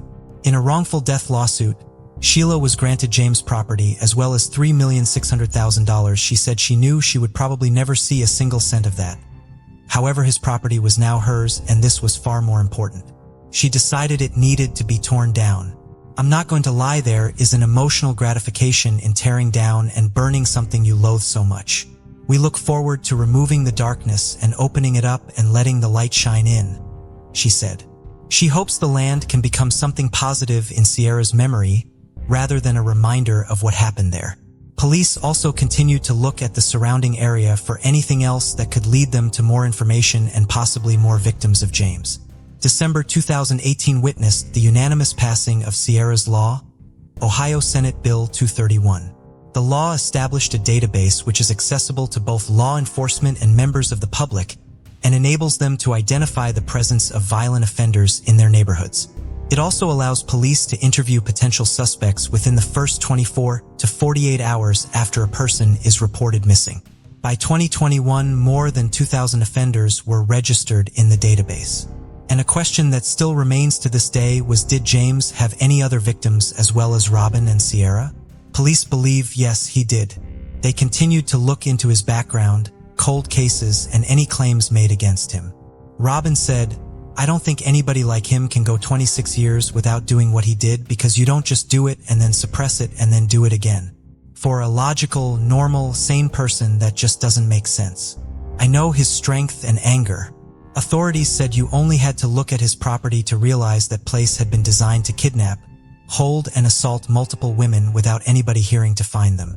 As well as huge changes in the law, Sierra's hometown remembers her and celebrates her life with every year that passes. A memorial plaque and tree sits at Sierra's old school, Evergreen High School, and they now offer a scholarship in her name too. Justice for Sierra was set up by her family and is a non-profit organization which provides self-defense training courses for schools and educates the public on safety.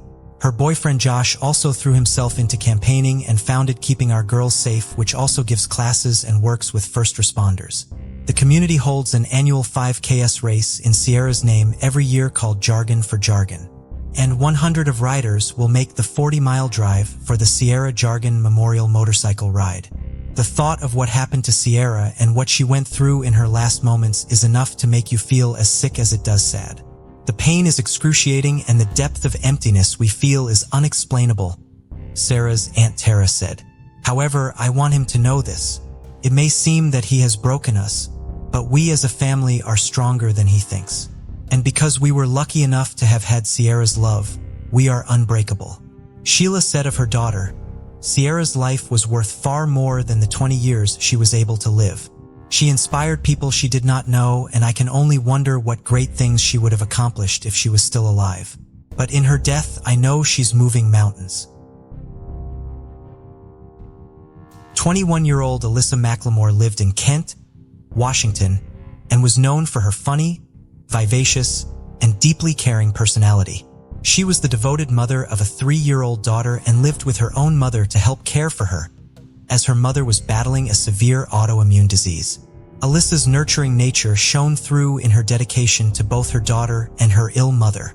On April 9, 2009, Alyssa's grandmother, Barbara, called her with urgent news that her mother's health had taken a critical turn. Alyssa assured her grandmother that she would catch a bus and come home immediately.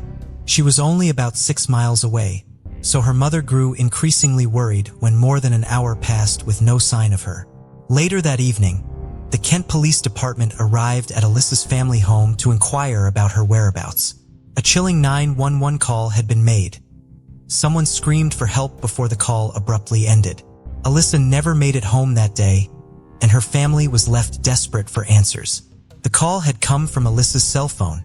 Alyssa's family told the police that Alyssa had failed to make it home and asked them for help, but they were told that Alyssa had not committed any crime and that she was allowed to come and go as she pleased because she was an adult. It would be 4 days before the family could file a missing persons report, and the investigation into Alyssa's disappearance began.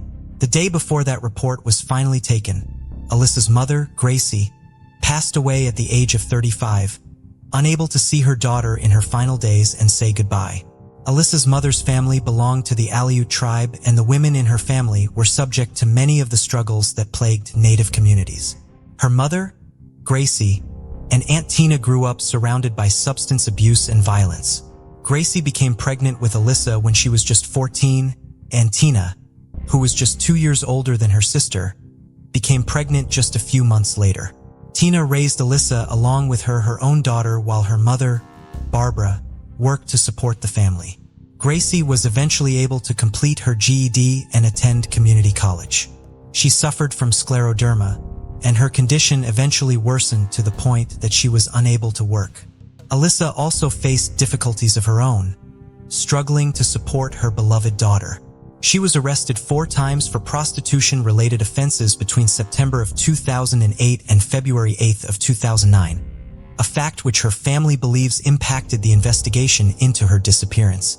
I just kind of feel like they wrote her off as a prostitute, and they probably thought that, she didn't have family. Her Aunt Tina told CNN in 2019. There were a few other issues with the early investigation.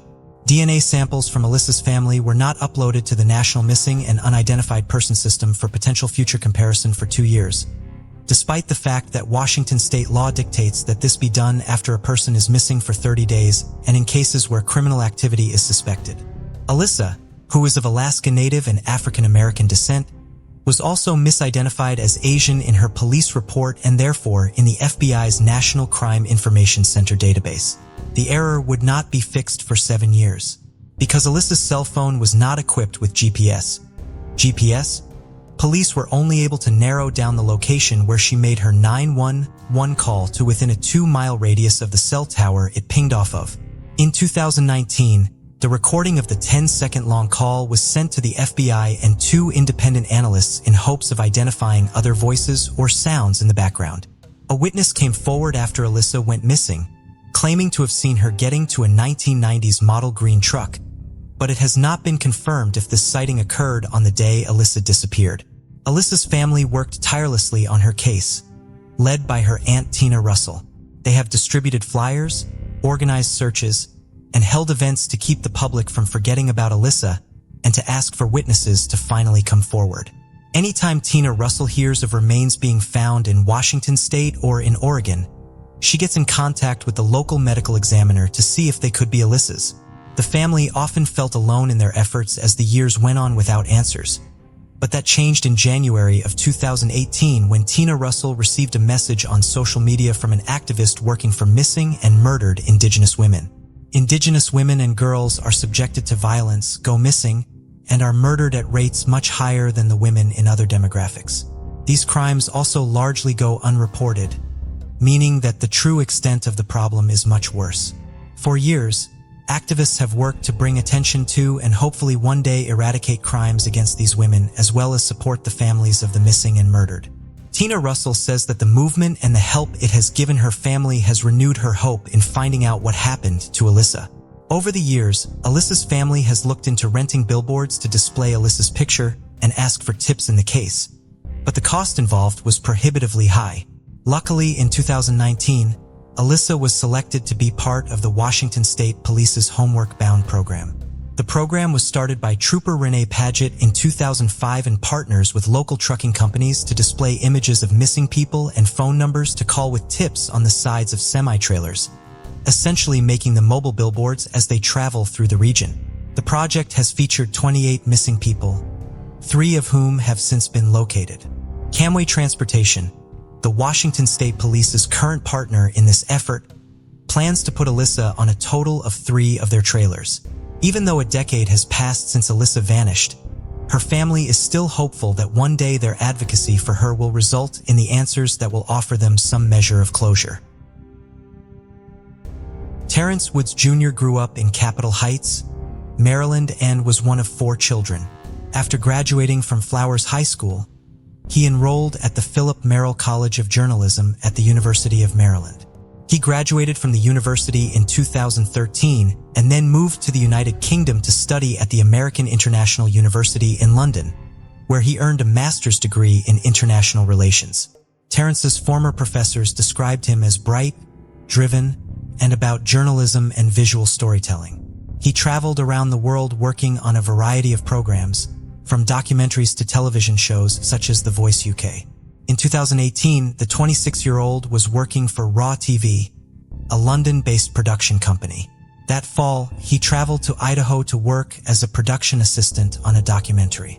He was set to be in Idaho until mid-November working on the project, but on the morning of October 5th, he sent his father, Terrence Sr., a text message saying that he would be coming home on October 10th. Terrence Sr. was surprised because his son had never come home early from a work assignment before, despite sometimes working in very remote areas with challenging conditions such as Alaska, where he had previously worked on the Discovery series Gold Rush, Whitewater.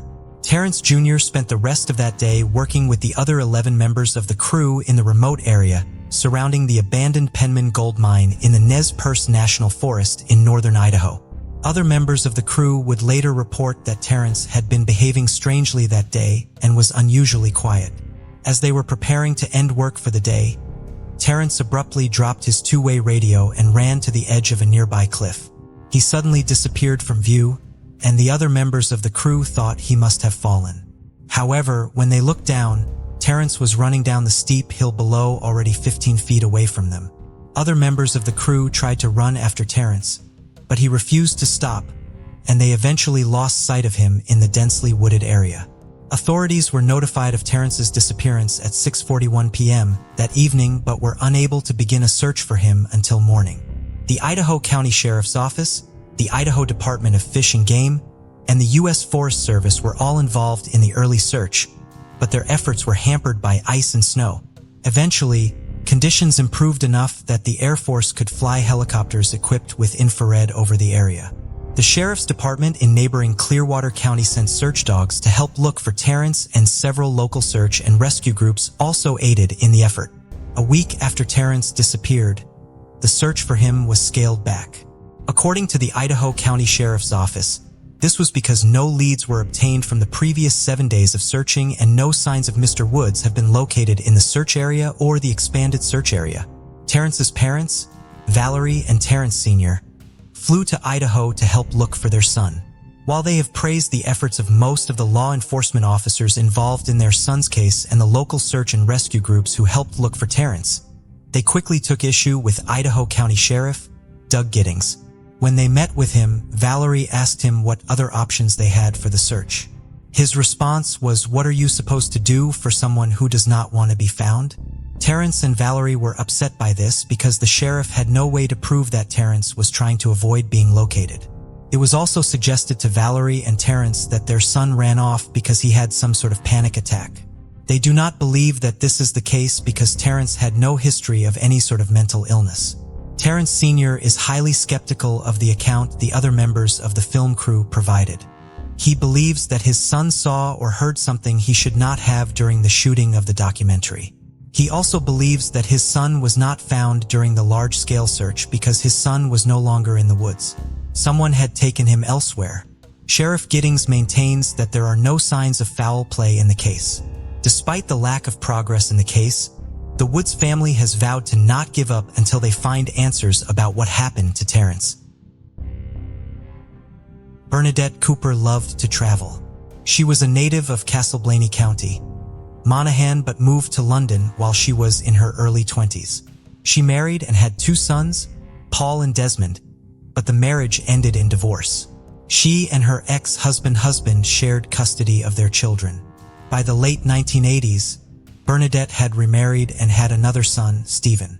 She and her husband Brian wanted to live abroad somewhere warm and sunny and were living in Spain on the Costa del Sol. They ran a pub called Molly Malone's in Buenalmedina. Bernadette's personality made her well-suited for the work. She was feisty and vivacious and liked by all those who met her because of her friendly demeanor.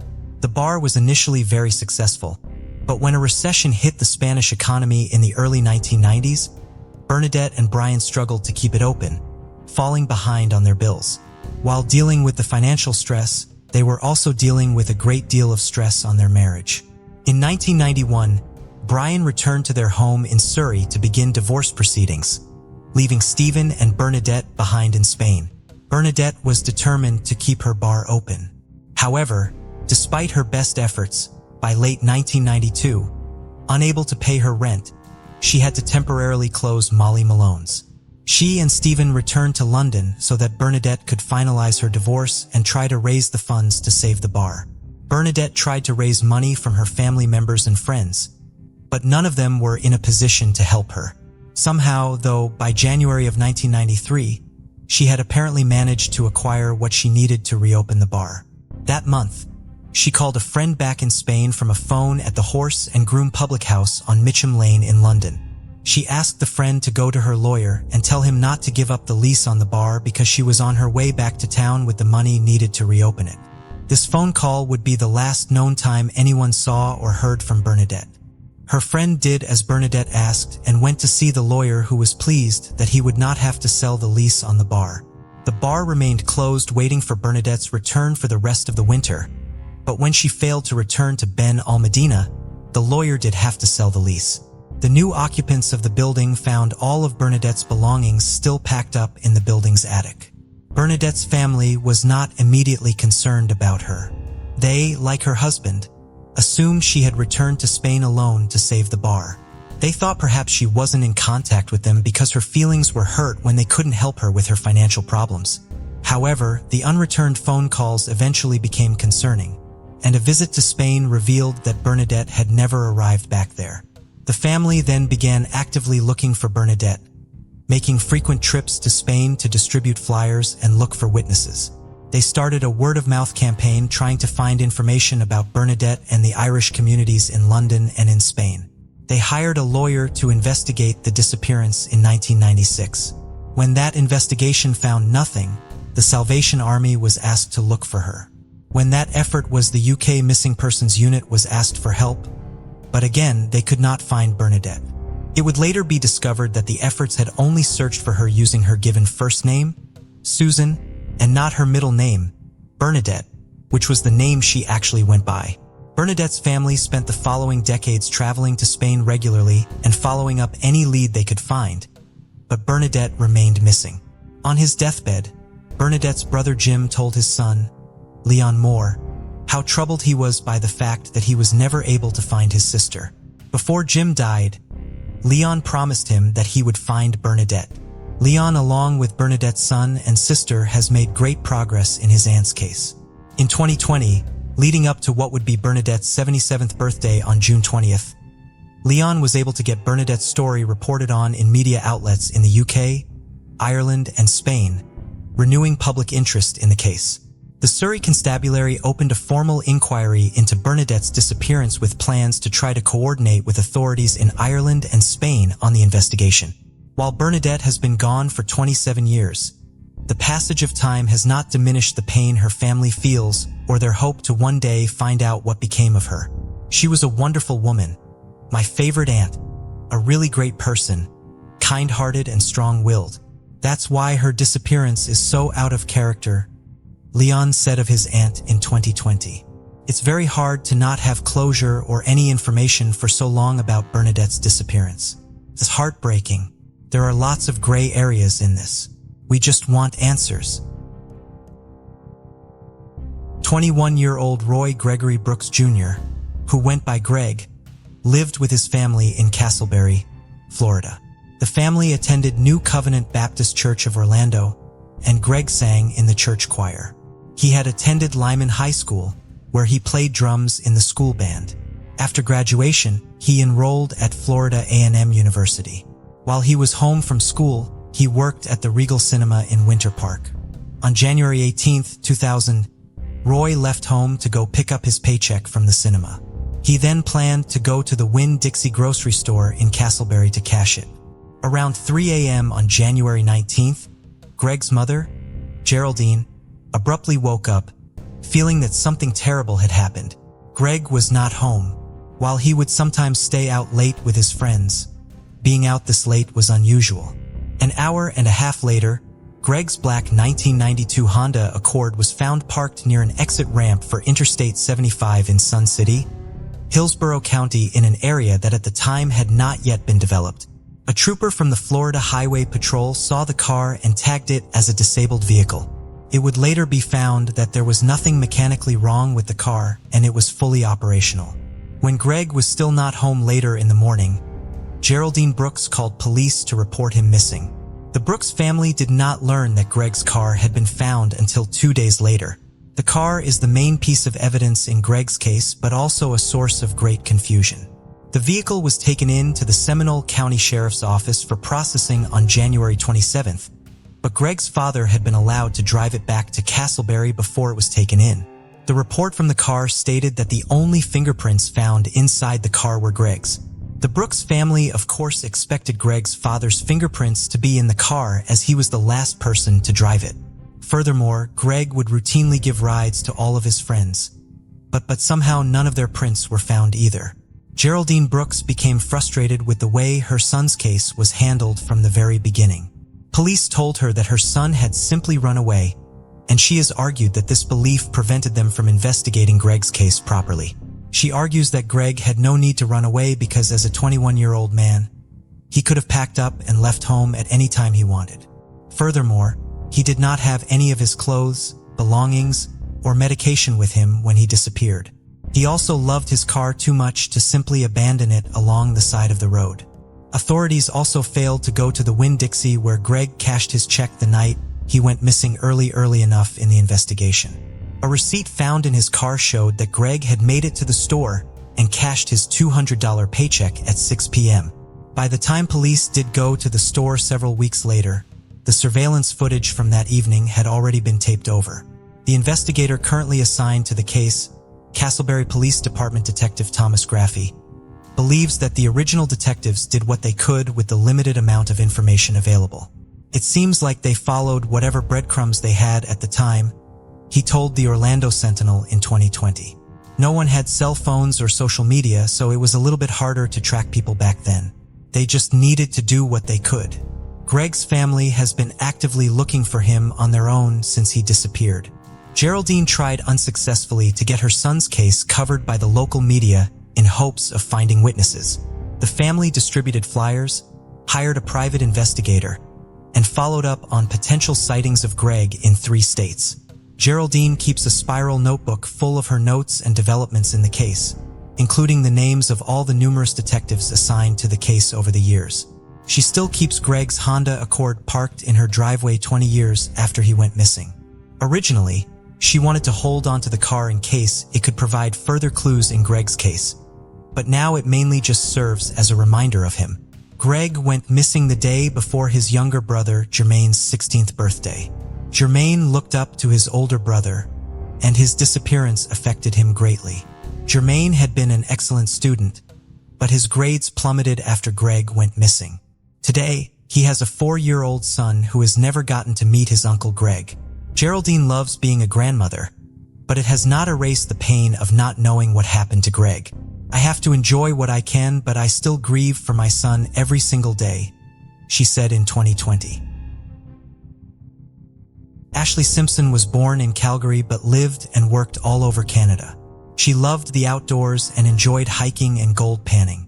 She was able to explore a large area of the country because she traveled around with her father, John, who worked as a cook at various mines and hunting lodges and was training Ashley in the profession. While Ashley did not necessarily have a passion for being a cook, she loved being able to travel and work with her father. She got along well with her other co-workers and with customers. In February of 2016, Ashley moved into a trailer on Yankee Flats Road near Salmon Arm, British Columbia with her boyfriend, Derek. On April 27, 2016, the couple got into an argument about finances. Ashley had plans to travel to Ontario to see her family. She was going to attend her sister's baby shower and then go to work with her father for the summer. However, there was no money for her to use to make the trip. After the argument ended, Derek went inside their trailer and went to sleep. When Derek woke up the following morning and Ashley was not there, he was not immediately concerned because he assumed someone had given her a ride into town so she could start making her way to Ontario. However, Ashley never got in contact with her family or arrived home. She was reported missing on April 30th. Authorities had few leads in the early days of the investigation. The first potential piece of physical evidence was not found for 2.5 years. On October 9, 2018, Ashley's Ontario photo identification was found inside a sewage vacuum truck used by the Sasquatch Crossing Lodge in Pink Mountain, British Columbia, while its tank was being cleaned. Pink Mountain is roughly 800 miles north of where Ashley was last seen.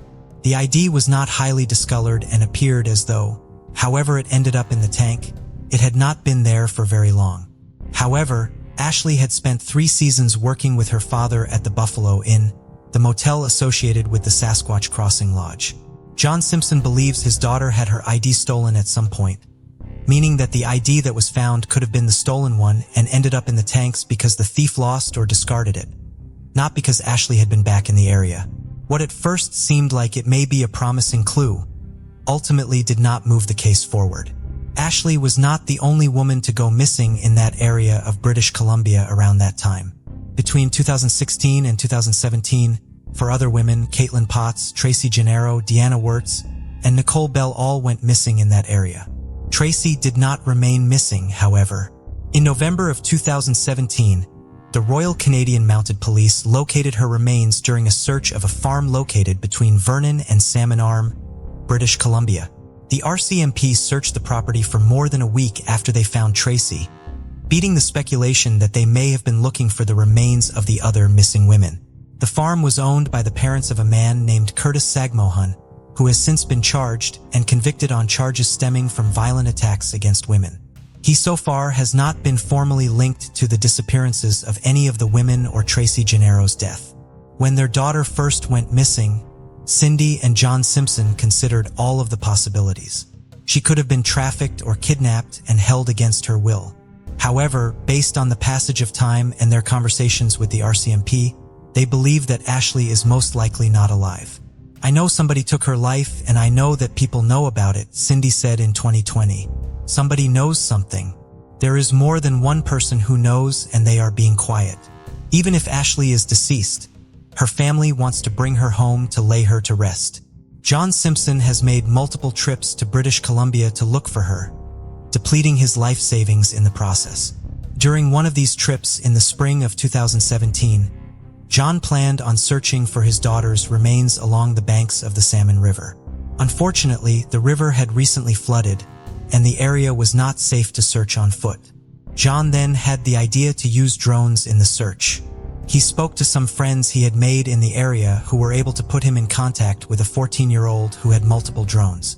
John hired the boy to search the riverbanks from above with his drones, and while Ashley was not found during this first set of drone searches, the experience showed John just how useful drones could be in cases his daughters. The Simpson family had already been raising money for women's shelters following Ashley's disappearance. They then decided to add another charity event to their roster and raised enough money to buy drones for a volunteer group searching for the 4 missing women near Salmon and Arm. He hopes to eventually build up a network of drones and drone operators to assist families with missing loved ones all across Canada. Cindy Simpson still speaks to the RCMP regularly, but so far, there have been no new leads in Ashley's case. "All it takes is somebody to say enough is enough and call the RCMP," Cindy said in 2020. "Just make at least one family's life a little better. It will never be the way it was, but it could be a little better by having Ashley home and resting with her family where she belongs." John Simpson's uncle is offering a $10,000 reward in Ashley's case. The tragic case of Kelsey Smith highlights how laws and policies intended to protect privacy can sometimes hinder critical investigations. Kelsey, who disappeared after going shopping for a gift, was abducted in broad daylight and later found murdered just a month after her 18th birthday. Her case drew international attention and raised questions about the balance between individual privacy and public safety. Before we continue, Christmas is almost here, and we've got something special for you. Imagine cozying up in the comfiest Christmas hoodies, designed to bring the magic of the holidays to life. Whether it's for you or the perfect gift for someone you love, our exclusive Christmas hoodies are here to make this season unforgettable. Don't wait. These one-of-a-kind designs are selling out fast. Visit uncoverizeshop.fourthwall.com now and grab yours before it's too late. And here's a little holiday treat. Use promo code CHRISTMAS to get 15% off your order. Let's make this Christmas the coziest one yet. Link is in the description. Kelsey's abduction, captured on surveillance cameras in a busy shopping center, could not be quickly resolved because her mobile phone operator delayed providing location data, citing privacy laws. This delay obstructed the investigation, and by the time the information was obtained, it was too late to save her. The nearly week-long search for her ultimately led to debates and legislative changes, including the passage of the Kelsey Smith Act, which allows law enforcement expedited access to phone location data in emergencies. The story also delves into the life of Edwin Roy Hall, known as Jack Hall, who committed the crime. Born on April 17, 1981, in Lee's Summit, a small town straddling Missouri and Kansas, Hall came from a disadvantaged, low-income family. Outwardly perceived as a devoted husband and father, his actions revealed a much darker side, leading to the devastating events that unfolded in Kelsey Smith's case. Exploring his background and motives provides further insight into this deeply disturbing tragedy. Edwin's childhood was hard, if not to say harsh. Parents of the boy used in large quantities of hot drinks and illegal substances, not engaged in the upbringing of children and mistreated them. Later, Hall will tell about the fact that at the age of 5, he was intimately abused by his uncle, his father's brother, but unequivocally confirm or deny this statement is simply not possible. Many thought that this detail was invented by the perpetrator's lawyer in order to make his client look like a victim of circumstances at the trial and try to mitigate his punishment. But be that as it may, and at the age of 6, Edwin found himself in an orphanage after his father was behind bars and his mother was deprived of parental rights. In the following years, the boy changed several foster families, but each time he was abandoned after a while and returned back to the orphanage. This was due to the uncontrolled aggression of the child, as well as his cruelty. From an early age, Hall showed sadistic tendencies towards animals. He liked to torture them and watch the suffering. The boy did not recognize anyone's authority, disobeyed his foster parents, stole, and ran away from home. His last foster family returned Edwin to state custody at the age of 15. This was after the teenager attacked his stepsister with a knife. Then the tragedy was avoided and the boy was pitted and not prosecuted. However, a year later, he again came to the attention of the police when he deliberately hit another orphanage pupil, who was much younger than him, on the head with a baseball bat. As an adult, Hall had no record with the police, and he seemed to have matured, taken charge, and finally reformed. At the age of 20, he married a girl named Anita, who bore him a son a year and a half later. Edwin got an old Chevrolet truck from the 70s on which he worked, transporting various goods. His neighbors knew him as a quiet, humble, and friendly guy as well as a good family man. However, he also had another secret life, which became known only when Hall found himself in the dock for committing serious crimes. Who was the victim? Kelsey Smith. Kelsey and Smith was born in 1989 on May 3rd in a place called Overland Park, which ranks as the second most populous city in the state of Kansas. She was the third of 5 children in the large and very close-knit family of Gregory and Missy Smith. Growing up alongside her older brothers Steve and sister Lindsay, as well as her younger siblings Caddy and Zach, she was very close to all of them. The family patriarch, Gregory Greg Smith, was a former military man and a veteran of the United States Navy. He had also served in the police force for over 2 decades and was now enjoying his well-deserved retirement. Meanwhile, the mother, Missy Smith, had dedicated her life to health care, having worked for many years at one of the local hospitals. Despite her professional commitments, she brilliantly managed to balance work with raising her numerous offspring and creating a cozy home environment. From a young age, Kelsey was an extremely active, sociable, and theatrical child. She loved to sing and dance, attended a music school where she learned to play several musical instruments, and eagerly participated in school theater productions and choir performances. In addition to this, she thoroughly enjoyed gymnastics and loved soccer, often attending various sporting events with her father and brothers, and she was a fan of the local team. Young Smith had many friends, possessed a great sense of humor, was talented in numerous areas, and knew how to make a good impression on those around her. She also had a profound love for animals from childhood and dreamed of going to college after high school to pursue a career as a veterinarian. In her senior years of high school, Kelsey took a job in the local orchestra where she played the clarinet, performing at various city events. This job allowed her to save enough money in just 6 months to buy her first personal car, a 1987 Buick Regal. Her parents weren't too fond of the fact that her car was older than she was and offered to add some money from the family budget to buy something more recent. However, it was crucial for her to purchase her first vehicle independently with her own money, so she declined their offer. Kelsey's personal life. It's noteworthy that the Smiths went to great lengths to provide their children with the very best, caring deeply for their education and holistic development. However, they also raised their offspring with a strong sense of discipline. There were clear rules in their home that everyone abided by without exception. For instance, all family members were expected to share their plans and always inform each other if they were going to be out late. Kelsey herself was always punctual, never late, and would always tell her parents where she was going and who she was spending time with. During her senior year, Kelsey entered into a romantic relationship with a young man named John Beersmith. According to Kelsey, it was a deep and mutual love at first sight, the kind you read about in books or see in movies. The couple rang in the new year of 2007 together, and from then on were practically inseparable. Smith's partner, a year her senior, appeared to be a serious young man who treated his beloved with the utmost care and respect. Both sets of parents approved of their children's choice and did not stand in the way of their relationship. In May 2007, Kelsey celebrated her 18th birthday. That same month, she graduated from high school and was thrilled to learn that she had been accepted into a prestigious college in Kansas where she intended to study veterinary medicine. The following days were, without exaggeration, some of the happiest in the young woman's life. Unfortunately, they turned out to be her last. Smith, along with her classmates, attended parties celebrating the end of high school. She had a great time, fully enjoying the festive atmosphere as well as romantic dates with her beloved. At this point, she'd achieved everything she had wished for: admission into her dream college, a relationship with a worthy young man who was about to propose, and it seemed a long, happy life lay ahead of her. The disappearance from the mall parking lot.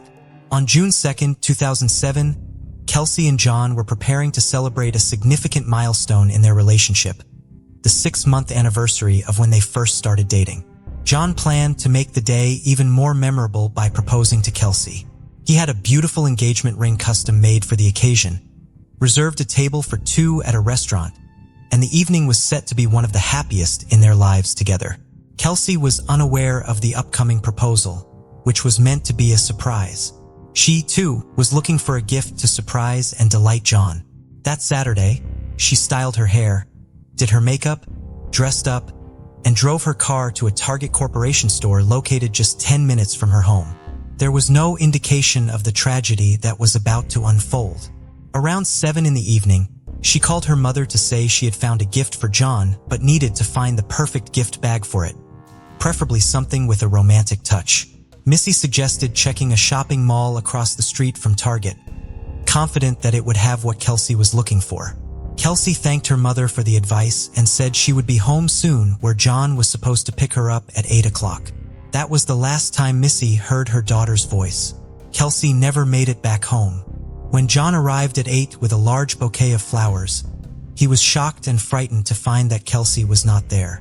Her parents were equally terrified, as it was completely out of character for her not to answer phone calls or texts. She vanished in broad daylight in a busy area, and no one noticed her disappearance. Search and investigation. The family patriarch, along with his 2 eldest children, set out to search for their daughter. Upon finding her car parked at the Oak Park Mall, a sliver of hope emerged that Kelsey might still be inside the mall for some unknown reason. However, after searching through all the floors and stores and inquiring with the salespeople and security guards if anyone had seen the girl, they were convinced she was not there. Returning to the car, which appeared undisturbed without any signs of struggle or violence, the father, leveraging his experience as a former police officer, decided not to touch anything. It was possible the car was part of a crime scene, and it was crucial not to tamper with or destroy any evidence.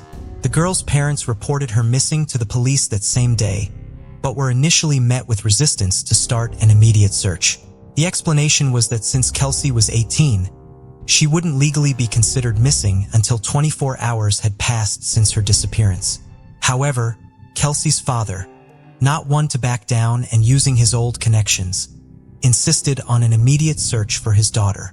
Moreover, he made inquiries to see if any hospitals in the city had admitted women matching their daughter's description. Kelsey's family and fiancé were interviewed that same evening to establish their alibis and rule them out as suspects, a standard procedure. Surveillance footage from the Target store was also reviewed. The videos showed Kelsey entering the store, browsing the selection, making a purchase, and then, while talking on the phone, leaving the building to head back to her car. At that moment, she was speaking with her mother, asking where to find a gift bag, and then headed to the mall across the street following her mother's advice. Essentially, Kelsey simply drove out, turned around, and parked at the Oak Park Mall, leaving her car near the side entrance almost against the wall. Her car was thoroughly inspected by experts. It seemed untouched from the outside. The gift she bought for John was on the passenger seat, and her backpack with personal items, a tablet, and a wallet containing about $300 in cash was in the back. Therefore, a robbery was quickly ruled out. It appeared that the car's owner had left only with her credit card and phone in her pocket, as everything else remained inside the car. No signs of a struggle, blood, or damage were found. There were no foreign fingerprints except for one found on the driver's seatbelt. This fingerprint belonged to neither Kelsey, her relatives, nor her boyfriend. Issues with the cellular company tracking the young woman's location could have been possible through the signal of her mobile phone. By that time, the device itself had become inaccessible, presumably turned off or damaged, but it was still feasible to determine the last known location where the mobile phone was active in order to narrow down the search area. However, Verizon Communications, the wireless carrier, did not provide the necessary data for the investigation for several days. Interestingly, the company did not outright refuse to cooperate but kept promising to look into the matter, effectively dragging out the process. Back in 2007, telecommunications companies were allowed to withhold subscriber data from law enforcement agencies, including the police or FBI, without a specific court order. They cited information privacy laws, and even situations where an individual's safety or life might be at risk were not considered exceptions to this rule. The disturbing stranger. Upon closer examination of the surveillance footage, a chilling detail was uncovered. A mysterious stranger following the young woman like a shadow. He didn't stand out at first because he always kept his distance and didn't attempt to interact with Kelsey directly. The individual in question was a Caucasian male with a pleasant appearance, estimated to be in his early to mid-20s, sporting dark, short hair and a light beard. He was dressed casually in a plain white t-shirt and black shorts. He entered the Target store roughly half a minute after the girl and followed her through all the sections she visited, maintaining a few meters distance.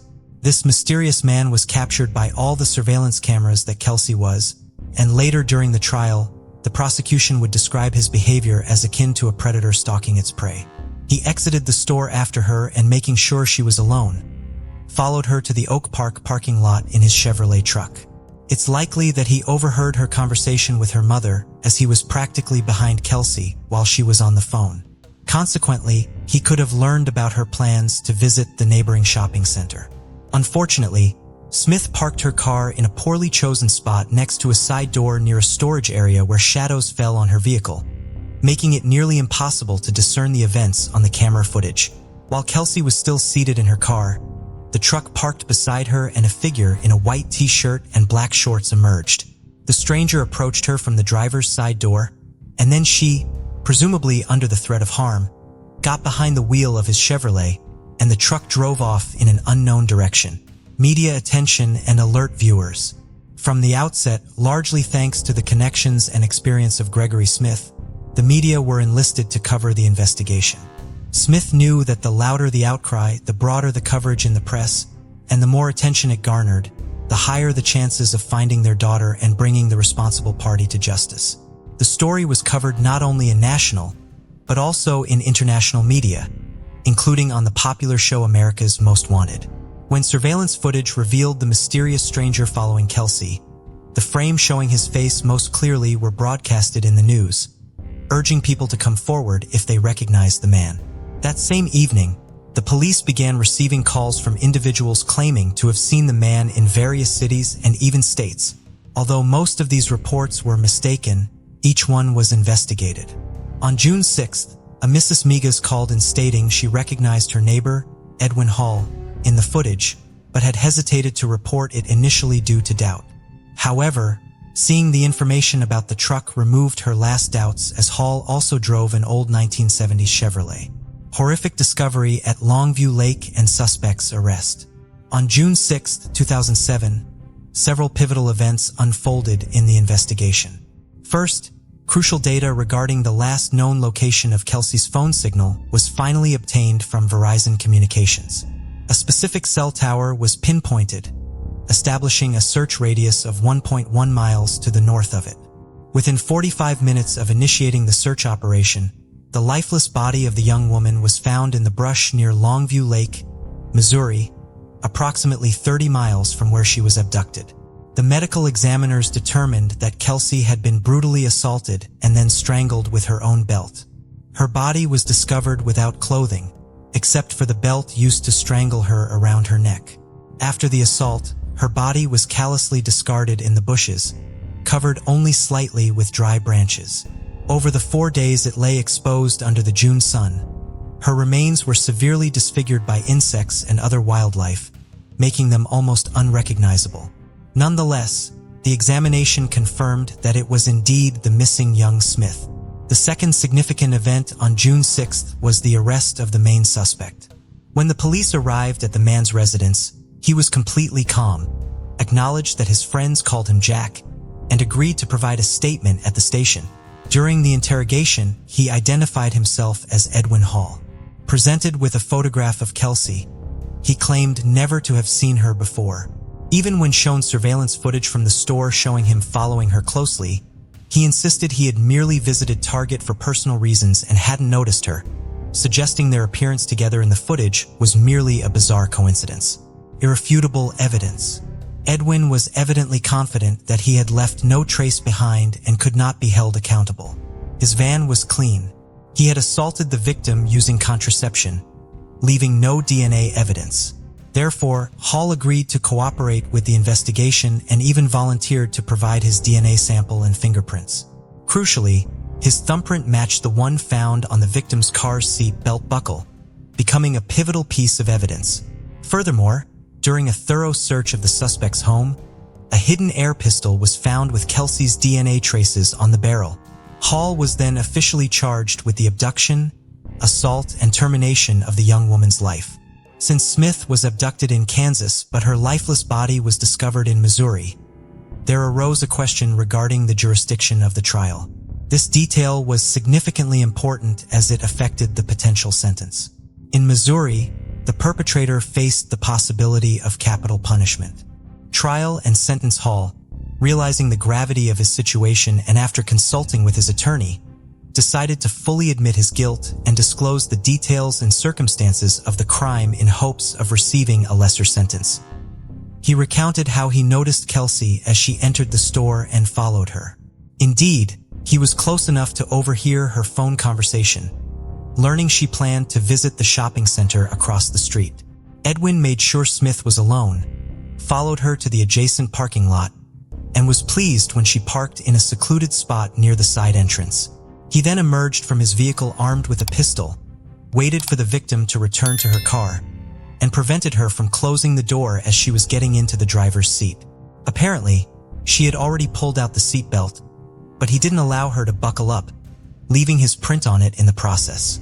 Next, he placed the pistol barrel in the unfortunate girl's mouth, coercing her to move to his vehicle's driver's seat under threat. Smith drove Hall's truck while he aimed the weapon at her and instructed where to go. Upon reaching a remote area at the state border, he ordered her out of the truck and led her into the bushes. There, he assaulted her, strangled her with the belt, and covered her body with branches.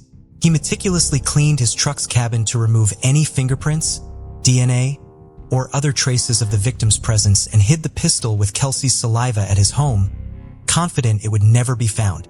When asked about his motive, he couldn't provide a clear explanation, but indifferently commented on her fantastic legs. Additionally, during the investigation, several other women and girls victimized by Hall's actions came forward. As a result, charges of corruption of a minor harassment and theft were added to the existing accusations. Hall's lawyer attempted to appeal to the court's sympathy, highlighting his client's troubled childhood, past victimhood, lack of parental care, and upbringing in foster homes.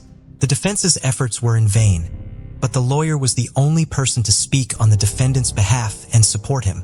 Hall's wife was present at all court hearings but sat quietly in a corner refusing to defend her husband. On September 16, 2008, Johnson County's judge sentenced Edwin Roy Hall to 27 life sentences without the possibility of parole. After hearing the verdict, the defendant apologized to the Smith family for his actions and then broke down in tears. He is currently serving his sentence at the Hutchinson Correctional Facility in Kansas. The Kelsey Smith Act. The role of Verizon Communications in this case, which hesitated for 4 days to provide data regarding the last known location of the missing girl's phone signal, drew significant attention. The company's leadership cited privacy laws and the absence of a court order, the issuance of which would take time. although it was later determined that this information wouldn't have saved young Smith. In other situations, it could help preserve the lives and health of individuals in danger. This led to the enactment of the Kelsey Smith Act by Kansas in 2009, mandating telecommunications companies to provide subscriber location information when there is a risk of death or serious physical harm to the individual. An additional 29 states, including Missouri by 2012, adopted similar legislation. In 2021, Oklahoma, Montana, and Illinois also passed the Kelsey Smith Act. Since its enactment, this law has helped save many lives. For instance, in 2015 in Lenexa, Kansas, when a perpetrator stole a car with a child in a car seat, the police were able to locate him within half an hour by tracking the signal from the mobile phone left on the back seat by the child's mother. In 2021 in Illinois, a similar method was used to find a young woman who attempted to end her life by jumping off a cliff. She survived, albeit with significant injuries, but the prompt tracking of her phone signal led to her rescue. Interestingly, the Smith family never requested the law to be named after their deceased daughter. The idea came from Kansas Senator Rob Olson. Following their tragedy, the girl's family established a foundation to assist crime victims and continues to raise awareness among young people about safety issues. The Irene Cortez case, an unfortunate accident or a contracted murder of a mother of many. They say a scorned woman is capable of unpredictable and desperate acts, with cold and cruel revenge being the most fearsome. But what about a scorned man? Many would say an offended man might resort to physical violence, drown his sorrows in alcohol, or combine these two scenarios. Yet men, generally less grudge-holding, can be more ingenious when it comes to revenge. The case of Irene Cortez, a Spanish citizen who met a mysterious end during a trip to Colombia, is complex and ambiguous. While her perpetrators were caught, convicted, and are currently serving long sentences, the deceased woman's family claims the real culprit remains at large and is portraying himself as a victim. Let's delve into this intricate story from the beginning and try to determine if a third party was involved or if the murder was indeed unintentional. It's worth noting that each party involved is still trying to prove their version of the truth. Who was Irene Cortez? Irene Cortez, born Lucas, was born in 1980 in sunny Granada, Spain, the capital of the province of the same name. She grew up in a well-off family with a brother and sister. Her parents ran a small but profitable business. According to some reports, her father passed away early, but her mother, Maria Lucas, took over the business operations, expanded the enterprise, and ensured her children lacked for nothing. Maria's older brother, Uncle Pedro Lucas, was also a significant help. Irene was the eldest of the 3 children. A beautiful and sociable girl, she loved being the center of attention and attracted boys from an early age. Shortly after finishing school, she married and was already pregnant. At 17, she became a mother for the first time, and 2 years later, she had her second child. Her mother and uncle provided considerable support, allowing her to pursue a good education despite early motherhood. In the early 2000s, Irene moved to the resort city of Malaga with her husband and 2 children. There, she opened an entertainment venue that quickly became popular and profitable. Initially a small disco bar, it eventually transformed into a full-fledged nightclub. In Malaga, the couple welcomed their 3rd child, and life seemed prosperous and stable. At 25, Irene's husband was arrested and sentenced to 5 years in prison for trafficking illegal substances. Tragically, he lost his life in prison under mysterious circumstances. The responsibility of raising the children fell solely on Irene's shoulders. Remembering how her mother single-handedly raised 3 children, Irene was determined to persevere. She successfully managed her business, earned well, and had big plans for the future. Relationship with Farid Hennaceres. Farid Hennaceres, a native of Barranquilla, Colombia, was born in 1976. Growing up in a large, impoverished family, he was the youngest of his siblings. His parents separated in the early 90s when he was still a teenager. His older siblings were independent by then, and Farid stayed with his mother. In 2001, at 25, Farid, along with his elderly mother, moved to Spain in search of a better life. They settled in Malaga, where Farid took any job he could to support himself and his mother. In 2005, he started working as a waiter at a nightclub owned by Irene. Irene immediately noticed Farid's hard work and reliability. She was also attracted to him, and Farid, in turn, did his best to please her. At the time, Irene's husband was incarcerated, and she planned to file for divorce but couldn't before her husband's untimely demise. Irene and Farid's employer-employee relationship soon blossomed into romance. Farid wasn't deterred by Irene's 3 children from previous relationships, nor was Irene bothered by Farid's humble background as a waiter whose salary she paid. Within months of starting their relationship, the couple decided to move in together. They settled in Irene's spacious apartment, and soon after, Irene became pregnant with Farid's child. They went on to have 2 children together.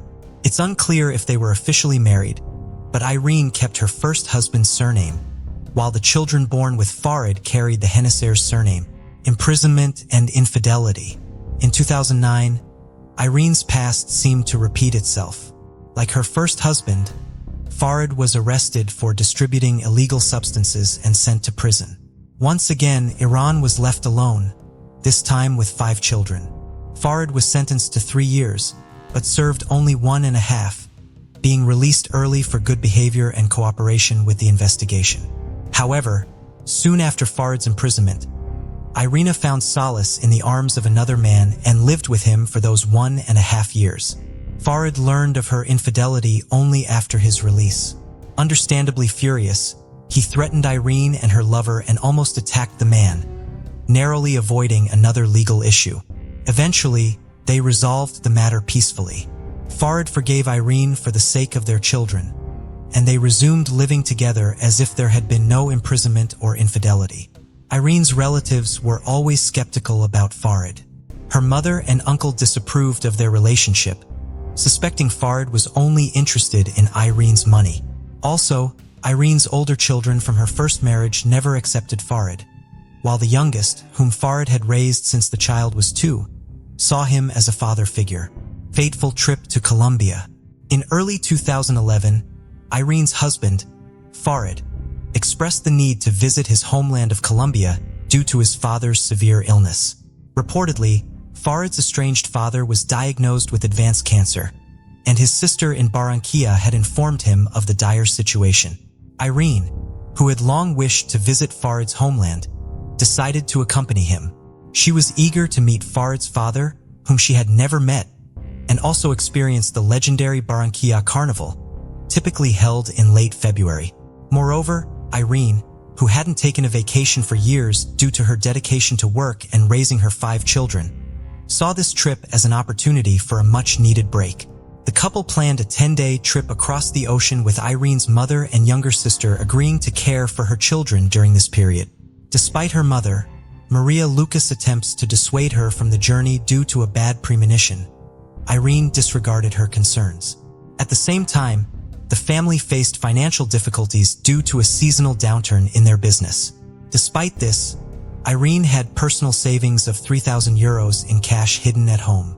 But on the eve of their trip, she discovered the money had mysteriously vanished, almost derailing their plans. Irene quickly borrowed the necessary funds from her uncle and close friends. She also booked their flight tickets and a hotel in the city center, thoroughly preparing for a journey that, tragically, would be her last. Mysterious murder. On February 27, 2011, the couple arrived in Colombia. The flight was uneventful, and they immediately checked into their hotel. Irene called home to reassure her mother. However, 2 days later, Farid informed Irene's eldest son, 14, of his mother's death. Initially, Farid claimed an accident, but it was soon revealed that Irene was murdered during a robbery at a Barranquilla entertainment venue. The case quickly became a major news story in Colombia. The narrative was that Irene, a Spanish tourist, was killed by robbers who fled the scene, triggering a citywide policeman hunt. However, the circumstances of the robbery and murder seemed unusual and suspicious. The attackers did not appear to be trying to steal anything, but instead shot Irene in the heart and then fled in haste. Police and local media representatives quickly arrived on the scene. Despite the fact that Farid witnessed the shooting of his partner during an interview with journalists, he looked quite calm, not corresponding to the image of a grief-stricken widower. The Spanish embassy in Bogotá confirmed the murder, adding that Irene's remains will be repatriated after the necessary investigations. The exact events of the night of March 2nd have yet to be clarified by investigators. In the meantime, authorities are actively pursuing the attackers responsible for this senseless crime. Surveillance footage. The case of Irene Cortez's mysterious death seemed to gain clarity after reviewing surveillance footage from cameras installed at the location where the murder occurred. On March 1st, Irene and her partner, Farid Janissaires, had planned to meet Farid's brother, his sister, and their spouses. The group of 6 enjoyed the carnival, walked around town, and then, at Farid's suggestion, went to a local bar for dinner and entertainment. By 1 a.m., Irene, Farid, and his relatives were the only customers at the bar, as surveillance footage clearly shows. Around 2 a.m., 2 young men sitting away from the group entered the bar. They did not order anything and did not look comfortable, which caught the attention of the bar manager because of their suspicious behavior. Moreover, their young appearance made the manager check whether they were of legal age. The young men refused to show their IDs, and when asked to leave, one of them pulled out a gun and aimed it at the manager. His accomplice produced a knife, but soon retreated out of the camera's view. The armed assailant pushed the manager aside and approached Irene's table, announcing a robbery and demanding mobile phones and cash. His knife-wielding partner reappeared, presumably to collect valuables, while the gunman kept the group under threat. However, he didn't get a chance to act. Confronting Irene, the gunman ordered Farid to stand for a pocket search. As Irene reached for her purse, the assailant lunged at her with the same hand holding the gun. A shot was fired as he grabbed the purse, striking Irene directly in the chest. She collapsed to the floor as the assailants fled without taking anything. Farid and his brother chased after them while his sister tried to stop Irene's bleeding and his brother's wife called for emergency services. Unfortunately, the culprits were too fast to catch. The men returned to the bar attempting to aid Irene, but it was too late. Emergency responders arrived quickly, yet Irene succumbed to her injuries en route to the hospital, leaving behind a baffling case and a grieving family. The hunt for the perpetrators, arrest, and trial. In the wake of the robbery and homicide that took Irene Cortez's life, law enforcement mobilized all available resources.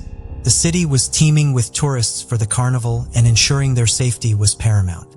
A reward of £10 million, about €3,500, was announced for information leading to the culprits. The first suspect, the gunman Brian Dario, was apprehended the next day. He quickly implicated his accomplice, Juan Carlos. 118 surrendered to authorities, hoping for leniency. During interrogation, Dario claimed dire financial straits, debts, and a sick child in need of costly treatment drove him to the crime, corroborated later by his relatives. He maintained that Irene's shooting was accidental, occurring while trying to snatch her purse. Juan Carlos contended he was an unwitting participant. He said Brian didn't reveal his plans but asked for backup in a job. He claimed to have only a small knife for intimidation, not harm, and left the scene once he realized Brian's intentions. However, surveillance footage contradicted his claims, showing him returning to Brian. With both perpetrators in custody and their confessions, the case appeared solved with prison sentences looming. The court found Dario guilty of robbery and homicide under aggravating circumstances, sentencing him to 23 years. Carlos received 17 years for complicity in these crimes. Accusations against Farid and new crime details. From the early stages of the investigation, the family of the deceased woman openly accused Farid of orchestrating the murder of his wife. Irene's mother and uncle hired a detective who conducted an independent investigation, gathering additional materials and evidence to hold the man accountable and prove his involvement in the crime, starting with the earlier mentioned disappearance of €3,000 from the hiding place in Cortez's house. According to Maria Lucas, only Farid knew about this money, and he was the only one who could have discreetly taken it. The woman told her daughter about this from the beginning, but she did not want to listen. Now, she believed that her son-in-law used this money to pay Dario to kill his wife. Another weighty argument was the fabricated illness of the man's father, whom he was so eager to visit. It turned out that no cancer diagnosis was made for the elderly parent, and he was quite healthy for his age. Farid concocted this story, making it the main pretext for the trip to Colombia. Also, it was Janissaires who initiated the visit to that fateful establishment. Moreover, he insisted on continuing the feast deep into the night when all the other visitors had long dispersed, and their company was alone in the hall. Further, the detective conducted a detailed analysis of those very recordings from the cameras, giving an assessment of what was happening and making his own conclusions. He noticed that the criminals acted strangely. Juan was clearly scared and most likely really did not understand what was happening while Brian approached the company, came up to Farid and raised him, but did not directly threaten him with a gun. It looked like the men knew each other and acted cohesively. Then Farid strangely moved behind Irene, who was sitting at the table. When she reached into her bag to get her wallet, the criminal with the gun looked at the man as if waiting for a signal. It's hard to say exactly whether he received any kind of sign as the victim and her husband were back to the camera. After the shot, the man chased the killer, but in the expert's opinion, he deliberately let him escape. However, the latter statement can be considered controversial as Brian was armed with a gun and Farid could reasonably fear for his life. Also in question was the man's behavior after his chosen one was declared dead. He willingly gave interviews to the arrived correspondents, talked about the details of what happened, and at the same time did not look too upset or depressed. Another important question: why after the tragedy did Janissaires call not Irene's mother, not her uncle or any of the adult relatives, but dialed the number of her 14-year-old son to tell him about his mother's death? According to Maria Lucas, he wanted to personally inflict pain on the teenager, punishing him for not recognizing the stepfather's authority and treating him disrespectfully. The woman's uncle was the first to dare to give an interview in the press and openly talk about his suspicions and the results of the investigation. Pedro Lucas was sure that Farid planned the trip in advance, essentially luring Irene into a trap. The money stolen from her was used to pay for the services of a hired killer, and after her death, he planned to establish guardianship over the children and take over the business of his deceased wife. Farid's mother did not silently listen to her son being accused of a terrible crime and openly stood up for her offspring. The woman claimed that her offspring was madly in love with Irene and her children and would never harm her. However, in the end, the parent inadvertently let slip a phrase about the chosen one not having to cheat on Farid, as this greatly offended his pride. Also, an unpleasant detail emerged about Janissaires leaving Spain on fake documents, as he was not allowed to leave the country, because he had recently been released from prison on parole. The man himself denied this information, stating that he left legally, and Irene acted as his guarantor. Funeral without the widower. 12 days after the tragedy, Irene's body was returned to her native Spain. The funeral was conducted with a closed casket, as the remains had begun to decompose after such an extended period. 100 attended the funeral. Family, friends, neighbors, and even those who didn't personally know Cortez, but had heard about the resonant story and wanted to express their condolences to the family. The only person missing from the farewell ceremony was Farid, who simply feared returning from Colombia, apprehensive of retribution. Farid claimed that the relatives of his late wife had repeatedly threatened him and his elderly mother. For this reason, before flying back to Spain, he intended to appeal to the authorities to ensure his safety. He sought a protective order to be able to attend the funeral, but his request was denied, and Janissaires decided not to take the risk. In turn, Farid filed a complaint in court against the relatives of his deceased wife, who he alleged hindered his return home. However, Maria and Pedro Lucas denied his claims, stating they were most interested in his return to face trial in Spain. Additional court proceedings. With new circumstances and accusations against Farid, an additional investigation and court proceedings were conducted. Dario and Carlos, already serving their sentences in a Colombian prison, were interrogated about their acquaintance with Janissaires and a possible premeditated conspiracy. However, Brian categorically denied this assumption. He continued to insist that the murder was an accidental result of a failed robbery attempt. He claimed he had never seen Farah before, let alone been hired as a hitman for his wife. The accusations indeed seemed to be grasping at straws with no irrefutable evidence of premeditation or a contract killing, only assumptions and interpretations of the events on the recording. Dario also confessed that he was under the influence of alcohol and prohibited substances that evening. Hence, his poor recollection of the event's chronology. As for Carlos, he maintained that his friend did not involve him in his plans, and everything that happened in the bar was as shocking to him as it was to those they attacked. Blon appeared to be telling the truth, but Brian's words, who made the fatal shot, raised some doubts. Consider this. He failed to commit the robbery, ended up in prison, but his sick child still received the necessary expensive treatment. Brian claimed that kind-hearted people learning about his motive helped him. However, the Lucas family's lawyers tried to prove that the €3,000 stolen from Irene, which Farid paid for her murder, were spent on the treatment. Supposedly, Brian agreed to sacrifice himself and go to prison to save his child and secretly pass the money to his wife. This version, however, was never proven, returned to Spain. Only after obtaining a court order that guaranteed his safety did Janissaires decide to return to Spain. Several months had passed since the tragedy, and the media frenzy had subsided. Upon his return, Janissaires claimed to have brought investigation materials proving his innocence in his wife's murder.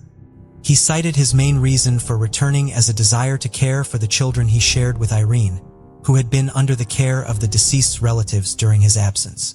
6 months later, Farah decided to give a major interview in which he revealed that he had lost virtually everything. He was jobless. His passport had been annulled, preventing him from leaving the country. And to add insult to injury, his friends had turned their backs on him, and the mother and uncle of his late wife forbade him from seeing his children. Janissaires repeatedly faced Maria and Pedro Lucas in court. He accused them of threatening him while they attempted to prove his involvement in Irene's murder. However, neither side could substantiate their claims. Ultimately, the children remained in the custody of their grandmother and uncle, and the widower was unable to claim any of his late wife's property. The case of Sarai Sierra, she went across the ocean to meet her death. The high-profile case of an American girl photographer named Sarai Sierra 10 years ago stirred the world and brought the intelligence services of 2 countries located on different continents to their feet. The U.S. citizen disappeared without a trace during her photo tour in Istanbul, as if vanishing into thin air. This story was widely covered in the press, and the situation and circumstances were so strange that it gave rise to a lot of rumors and conspiracy theories. Despite active, large-scale, and timely searches, it was unfortunately not possible to find the girl alive.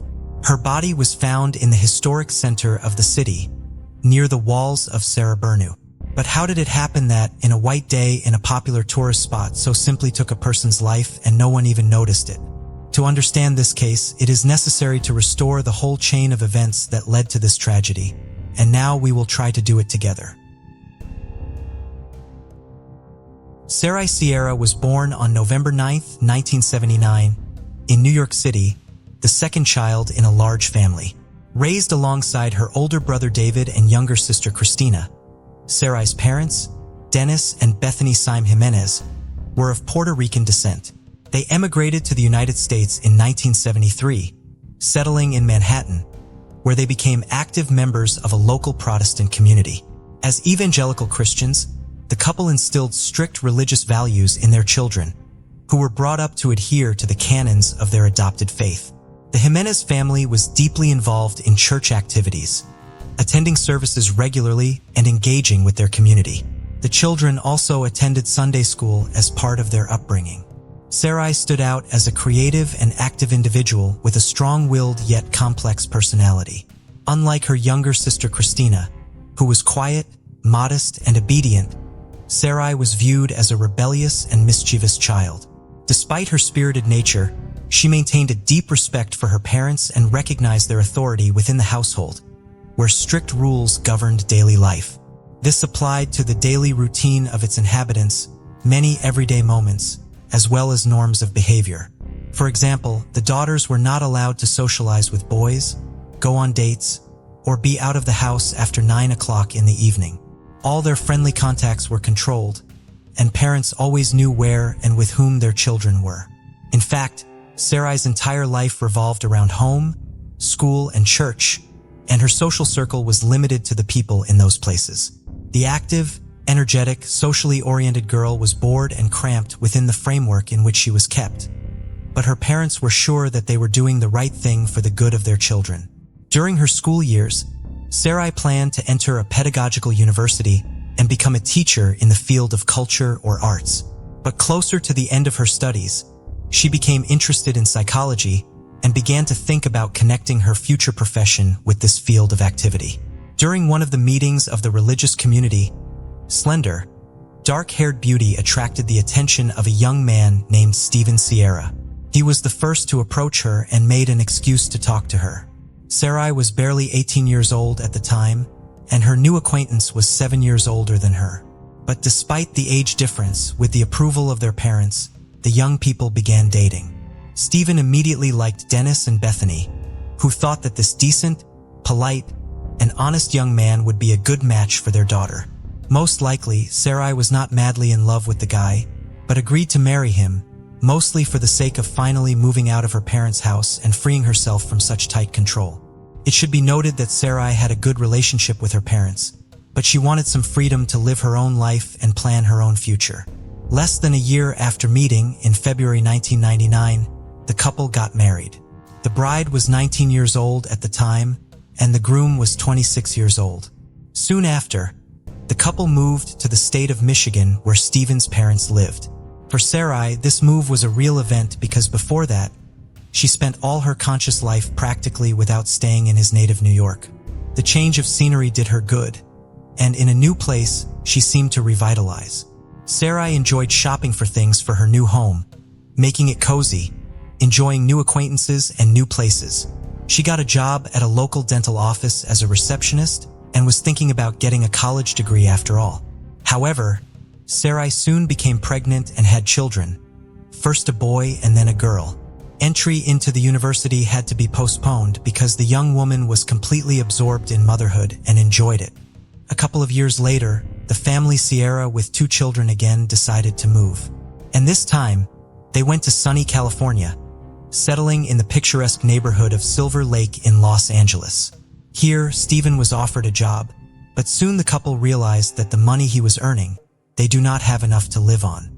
Then, having consulted, they decided to return back to New York and settled in a modest rented apartment located near the house of the Jimenez family.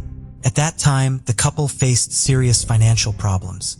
Sarai was still at home with the children, and her husband had to survive on casual income, because of which they periodically had to get into debt.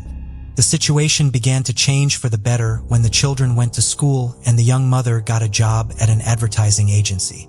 Stephen had by then found a permanent job as a bus driver on one of the city routes, a new hobby. Closer to 30 years, when the children have already grown up and life stabilized, Sarai again remembered her long-standing plans to get a higher education. By that time, she was not interested in the pedagogical faculty at all, and Sarai chose the faculty of and choose an occupation that would be to her liking, inspire her, and allow her to express herself. Since Sarai had always been a creative person, good at drawing and seeing the beauty in everything, she became interested in photography and soon joined a well-known New York photography community to be able to develop in this direction. She was widely recognized as having a real talent. Sarai was able to choose the right angles and harmoniously build compositions, making incredible in its beauty shots. Even professionals praised her work for her creativity and vision. In early 2012, on the advice of her colleagues, Sarai created a page in one of the popular social networks where she began to post her work. The success did not take long, and other users began to subscribe to the young woman's profile by the 1,000, enthusiastically commenting on each of her works. In a few months, she became a real star, and the number of her subscribers continued to grow exponentially. Such a furor literally dizzy her head. Sarai felt that she could achieve more, that she wanted to develop and improve in this direction. So she made a proposal to organize a group photo tour in search of beautiful and unusual locations in different parts of the world. Sarai Sierra started with small trips around her native country, specializing in shooting architectural ensembles and various historical monuments. Her images were a great success, and she decided not to stop. Sarai wanted to travel to Istanbul, one of the most ancient and beautiful cities in the world, to capture its sights and historical sites. It should be noted that her parents were not thrilled with this idea because she had never left the country before and never left home for so long. But Sarai was adamant. In addition, she had to be accompanied on the trip by her best friend Magdalena. As it turned out, Sarai's family was in crisis, and her relationship with her husband was falling apart. Perhaps part of the reason for her idea of a photo tour on the other side of the world was a desire to get away, change her surroundings, and reflect on what was happening in her family from a distance. Sarai had lived in a strict framework for too long, and now she was eager to do something she wanted to do, something her soul demanded. During that period, her husband's social media account began to show strange postings and statuses. He philosophized about the value of marriage, about love and mutual respect between husband and wife, and also noted that he would not cheat on his other half even if the marriage hangs in the balance.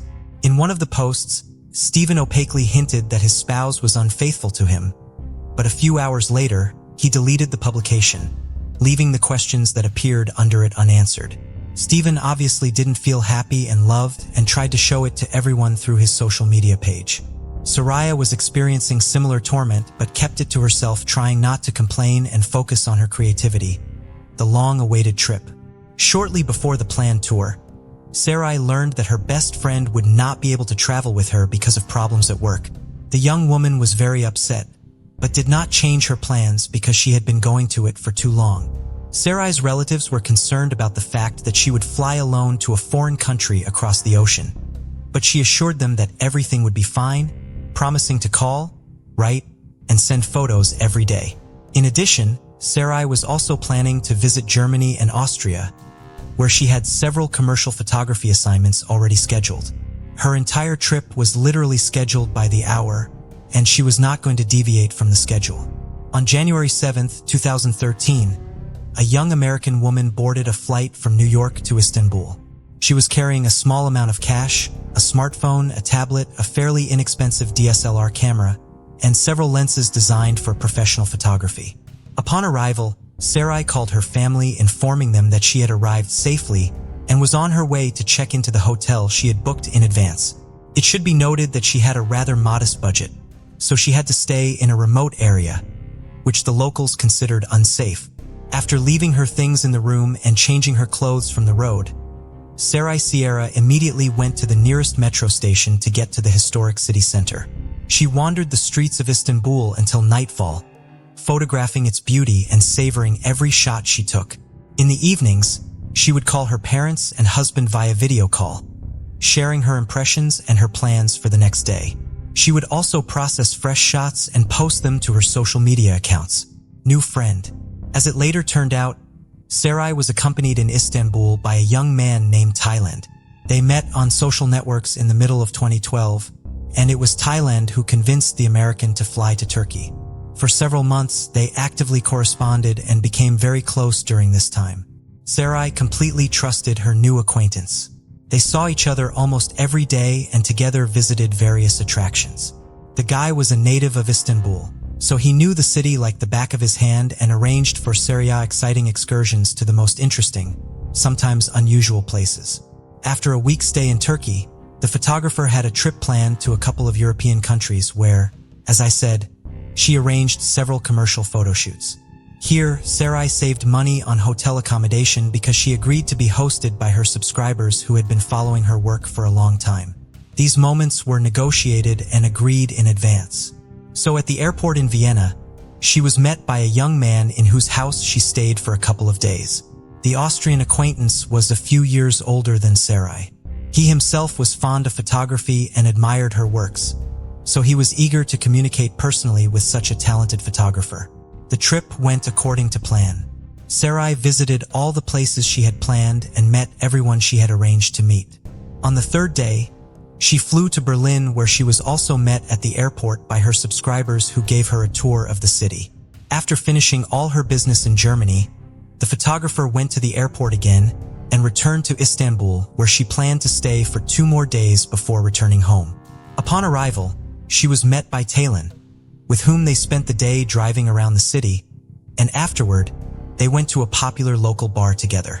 It was after midnight when the Turk escorted Sarai to her hotel where they said goodbye. A mysterious disappearance in a foreign country. On January 21st, 2013, the last day of her photo tour, Sarai called her parents and husband to let them know what time and what flight she was taking to New York. She had never been away from home for so long before, so everyone was happy that her trip was finally coming to an end. However, before leaving, Sarai decided to take one last walk around the city and take some more beautiful shots for her account. At the appointed time, Sarai's father arrived at the airport to pick up his daughter because her husband was at work and could not make it. He arrived early because he was afraid of getting stuck in traffic and not being on time. They announced the arrival of the plane. All the passengers got off, but Sarai was not among them. Her phone was also unavailable, and all attempts to contact her were futile. Then Dennis waited a little longer, and then, concerned about his daughter's absence, went to the representatives of the airline. However, Dennis was literally shocked when they informed him that a passenger with such a name had not boarded the aircraft. Dennis immediately called Stephen and informed him of what had happened, saying that it was necessary to immediately organize a search. Sarai's husband first contacted the hotel where his wife was staying in Istanbul, but there he was told that her belongings were still in the room and she had not checked out, although she should have done so yesterday, and did not appear in the hotel for the second day. This information caused a real panic among the family members because they did not know where Sarai was and did not understand how to proceed. Stephen, who had access to his wife's accounts, decided to check them, looking for some clues. There, he found his wife's correspondence with Thailand, which seemed very suspicious to him. Nevertheless, he decided to contact the Turk himself to find out what he knew. But Thailand claimed that he had seen the missing woman the day before the planned departure, and before the flight, she did not even call him, although she promised. Sarai's family immediately reported the incident to the American embassy in Turkey, and a day later, a large-scale search operation was organized on the spot for which a special unit was even created. Almost immediately, Sarai's husband and parents flew to Istanbul, deciding that they needed to be personally involved in the search. Besides, not much time had passed since her disappearance, and there was a high probability of finding her alive. Investigating police officers. The first thing decided to determine the social circle of the American and talk to those who saw her shortly before she disappeared. To testify were called employees of the hotel where she stayed as well as her friend, Thailand. The hotel manager stated that he last saw Miss Sierra the night before she left. She was leaving with a small bag and a camera in hand. She was supposed to check out later, but never showed up at the hotel again. And the next morning, they received a call from her worried husband, who informed them that Sarai's belongings and documents were still at the hotel. The receptionist also described the clothes Sarai was wearing that day. The situation with Thailand was much more interesting and ambiguous. First, the guy's name was actually Tarkan, and why he introduced himself to his new acquaintance with an assumed name was unclear. Secondly, they had been in close contact for several months before their meeting, and Sarai had arrived in Istanbul at his invitation. All of this suggested that there was a romantic relationship between them, but Tarkan himself categorically denied it, claiming that they were only friends. The next stage of the investigation was to recreate in as much detail as possible the route that Sarai took that day. For this purpose, her cell phone data was checked as well as street CCTV footage. Thus, it was established that the young woman took the subway to Sultanahmet district, visited the promontory between the Bosphorus Strait and the Golden Horn Bay, visited Eminönü Market. But there she was lost in a large crowd of tourists. Then her trail was retraced to the subway where she was going down to go to the Sarayburnu walls, but she soon disappeared from the camera's view again. Frightening discovery. The searchers decided to go to the ruins of the Sarayburnu walls to comb the area and interview people. Maybe someone remembered a lone woman with a camera in her hands. After several hours, the search was successful, if you can call it that. The body of a young woman with, if you can call it that. The body of a young woman with no signs of life was found near the ruins of the walls of ancient Constantinople. It was covered with an old dirty blanket, so it was not conspicuous. Investigators assumed that it was in this blanket that Sierra was brought here. Forensics believe the body had been there for about 10 to 12 days before it was found. There were no clothes on the lower part of the body, which immediately prompted a version of violence, which was later confirmed by experts. The autopsy revealed that Sierra died from a blow to the head with a blunt, heavy object. But there were also several hematomas on her body and a couple of ribs were broken. In addition, pathologists found particles of epithelium and blood under Sarai's fingernails, and this indicated that she had defended herself and scratched the perpetrator. The crime looked strange and even ridiculous because the victim's bag, smartphone, and camera were stolen. But at the same time, she was wearing gold earrings, wedding ring, and expensive watch, which immediately caught the eye. All that could be found on camera footage from the area was a young woman who looked like Sarai filming something on her phone. And then a man approached her, either hitting her or pushing her. And then they both disappeared from the camera's view. The attacker was not immediately identified. Versions and conspiracy theories. Almost instantly, the information was leaked to the media, almost provoking an international scandal. The whole point is that from the TV screens and from the pages of newspapers, every day appealed to people to help in the search for the missing American woman and tell if anyone knows anything. But at the same time, the investigation was silent. And when the body was discovered, the situation became even more confusing. Many people wondered why a young married woman suddenly flew alone across the ocean. What was she doing in Istanbul and Europe, and with what funds had she traveled there? It all looked suspicious indeed, and investigators initially thought that Sarai had gone to see her lover, Talin, aka Tarkan, and afterward flew to another man in Austria. But both her buddies denied being intimate with the victim. Later, it turned out that the man who sheltered Sarai in Vienna has a criminal record, in connection with which there was a version that he could use the American as a drug courier. But a thorough check did not confirm this speculation. There were also rumors that Sarai could work for the US intelligence services and to collect information in other countries. Allegedly, hence the money for intercontinental flights. This version looked untenable, so it was not even seriously considered. The investigation of this high-profile case was carried out by Turkish special services together with the FBI. But at first, they did not have any serious leads. Only a few weeks later, the police came to the alleged perpetrator, a previously convicted and unemployed guy named Tal Salih, collecting waste paper on the city streets. But it was not possible to communicate with him because almost immediately after the crime, he borrowed money from relatives and left the country, presumably going to Hatay province where he illegally crossed the border with Syria. After obtaining a warrant, police searched the suspect's home where they took a sample of his DNA and compared it with skin particles and seminal fluid found on the body of the murdered woman. After that, the last doubts were dispelled. Tal Salih was the perpetrator of the crime. In addition, the victim's phone was last switched on in the neighborhood where he lived. When it became known that the criminal fled to Syria, the special services lost all hope of getting to him. But soon, fate itself gave them an unexpected surprise. This guy was detained while trying to cross the border illegally again, but this time he was trying to return to Turkey. He joined the rebels in Syria and obtained firearms, but was injured in the conflict and decided he would be safer at home. However, he made his way back with his weapon, which was the initial reason for his arrest. But the local police soon realized who was in their hands and immediately reported him to the security services.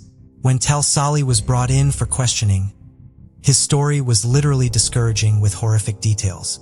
He saw a young woman on a hiking trail along the walls of Saraburnu, and for a few minutes, he simply admired her and watched her taking pictures.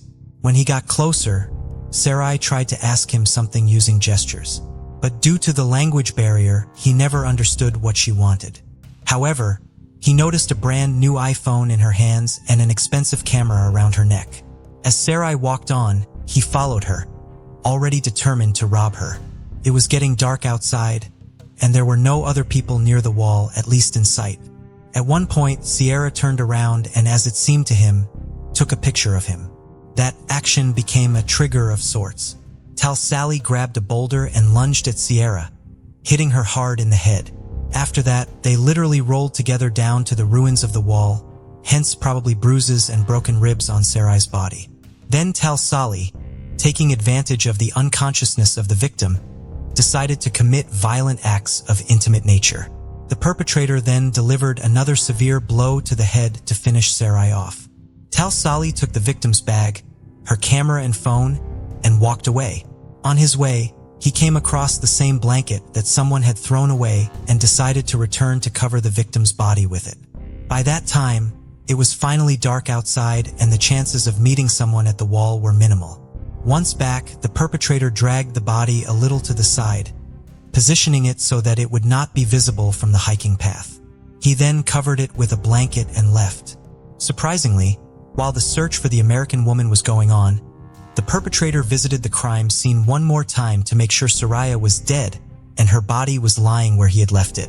When Sally learned from the news that his victim had been found, he realized that the police would quickly get on his trail, so he decided to flee the country, borrowing money from his sister who always felt sorry for him. By the way, he was never able to realize the stolen goods. The camera was broken in the process of falling.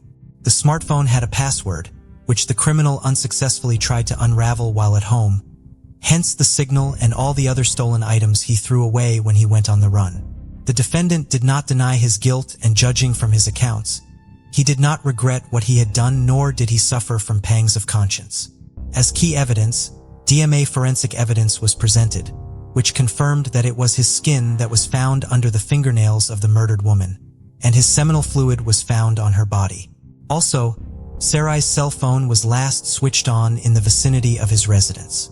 In addition, the case file was supplemented with a video surveillance camera recording of the attack itself.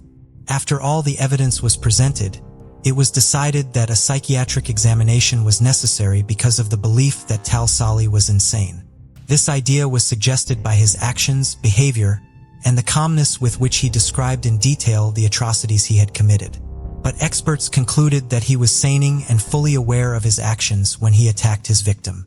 In the summer of 2014, the judge finally delivered the final verdict. Sally was found guilty on all counts against him and sentenced to life imprisonment. Sarai's relatives considered this decision fair. The body of the murdered American woman, after all the necessary expert examinations, was transported to her homeland in New York, and all related costs were borne by a Turkish airline. Sarai was buried in compliance with all religious rites and traditions.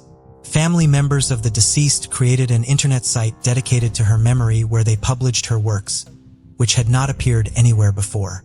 The photos were a great success, and people from different parts of the world were ready to buy them. The money received from the sale of Picturesque, the family saved for college education for orphan children Sarai. As for Stephen, he categorically denied that in his and his wife's family life was a crisis, which pushed the young woman on that fateful trip. Soon, Stephen became close to a girl from the Christian community who supported him in a difficult period, and often came to his home to help him with his children and household chores. Donald Harvey, born on April 15, 1952, in Hamilton, Ohio, was the eldest of 3 children. His parents, Ray and Goldie Harvey, affectionately called him Donnie, a quiet boy with big brown eyes and curly hair. Shortly after his birth, the family relocated to Boonville, Kentucky, a small Appalachian community where Ray worked as a tobacco farmer and Goldie managed the household. The family struggled with extreme poverty, which strained Ray and Goldie's marriage, though they remained loving and attentive to their children. Donald was a reserved child, showing no apparent signs of abnormality in his early years.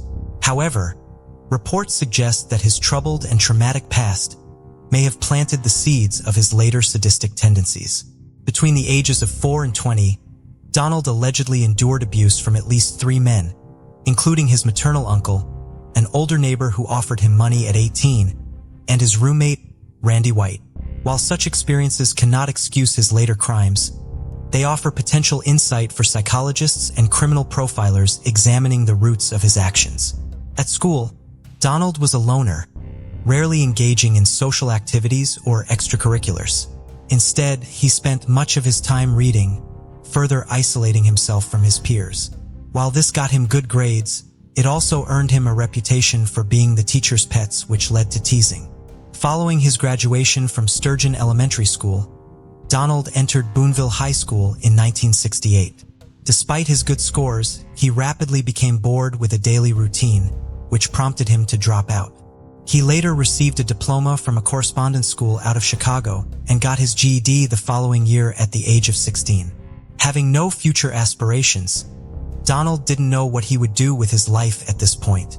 He eventually relocated to Cincinnati, Ohio, where he managed to secure a job at a local factory. Donald was doing well in this job until the work dried up at the plant in 1970, and he was eventually laid off. A few days later, his mother called him and asked him to travel to Kentucky and visit his ailing grandfather, who was recently placed in Nursing Hospital in London, Kentucky. He had no idea that agreeing to his mother's request would forever change the course of his life.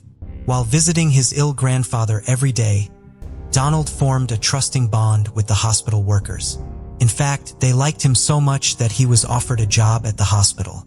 It was here that a terrifying journey of madness and mayhem began, which would go on to last nearly 20 years. Donald's true motive for wanting to work as a nurse's aide might not even be known. However, some people believe that he was desperate to earn money after losing his previous job. He was not a trained nurse or doctor, but the hospital staff had full faith in him. Donald's duties required him to spend hours along with patients, including changing bedpans, inserting catheters, and passing out medications. While looking after the patients was by no means an easy job, Donald's first few weeks at the hospital were uneventful. That is, until one incident with an elderly patient snapped something within him. A disturbing beginning to an unfathomable string of events. It was May 31st, 1970, and Donald was taking care of an 88-year-old stroke victim, Logan Evans. During an evening shift, he walked into a private room to check on the elderly patient, and Mr. Evans rubbed feces in Donald's face. Although the patient was most likely not in his right mind following a stroke, the incident angered Donald so much that he lost all control. The next thing he knew, he was smothering the elderly man with a blue plastic bag and a pillow. Once Evans was motionless, Donald listened to his heart rate with a stethoscope to make sure that he was dead. He then disposed of the plastic bag and cleaned them up, dressing them in a clean hospital gown and showering before notifying the nurses. After this incident, no eyebrows were raised and no questions were asked. As a predator who just got his first taste of blood, Donald's thirst for killing only grew. The very next day, he was looking after another elderly patient, 69-year-old James Tyree. Donald, it seems, used the wrong-sized catheter on him. Tyree initially let him proceed, but then yelled at him to take it out. Donald used the heel of his hand to control him until he'd vomited blood and died due to an air embolism. Again, no suspicions were raised. As no one detected foul play in his first two murders, Donald became more carefree. Just 3 weeks after committing his first murder, he cut off the oxygen tank of 42-year-old patient Elizabeth Wyatt. This was the beginning of his mercy kill, as he would call his killings later. He claimed he was aware that she was praying to die and even told him she wished she could die, so he killed her to end her suffering. For hours later, a nurse found her dead. Again, no one questioned Donald. Since no one at the hospital became suspicious, Donald saw this as an opportunity to unleash his inner monster. Over the next 10 months, 15 patients died under his care while working at the hospital. Be it pleasure or experimentation, the methods of each murder varied. Smothering, sabotaging oxygen tags, injecting lethal drugs, overdosing people with medication, it seems he would use almost anything to kill. When angered, his methods became more brutal. On one occasion, after an argument with a patient, Donald snuck into the patient's room and inserted a coat hanger through his catheter, puncturing his bladder and bowel. As a result of the puncture, infection set in and the man died a few days later. Despite this brutality, Donald always considered these killings to be merciful. The so-proclaimed angel of death wanted to play God with the lives of the vulnerable, cloaking his monstrosities in a warm blanket by giving them the title Mercy Killings. March 31st, 1971, exactly 1 year after his first murder, was the last day Donald worked at Marymount Hospital. That evening, he was arrested for a burglary he committed while drunk. In his drunken stupor, Donald incoherently confessed about the murders to the cops, but no one took him seriously. Donald ultimately placed charges of petty theft. Instead of serving prison time, he paid a hefty fine. Although Donald managed to remain free, this incident changed the course of his life for a brief time.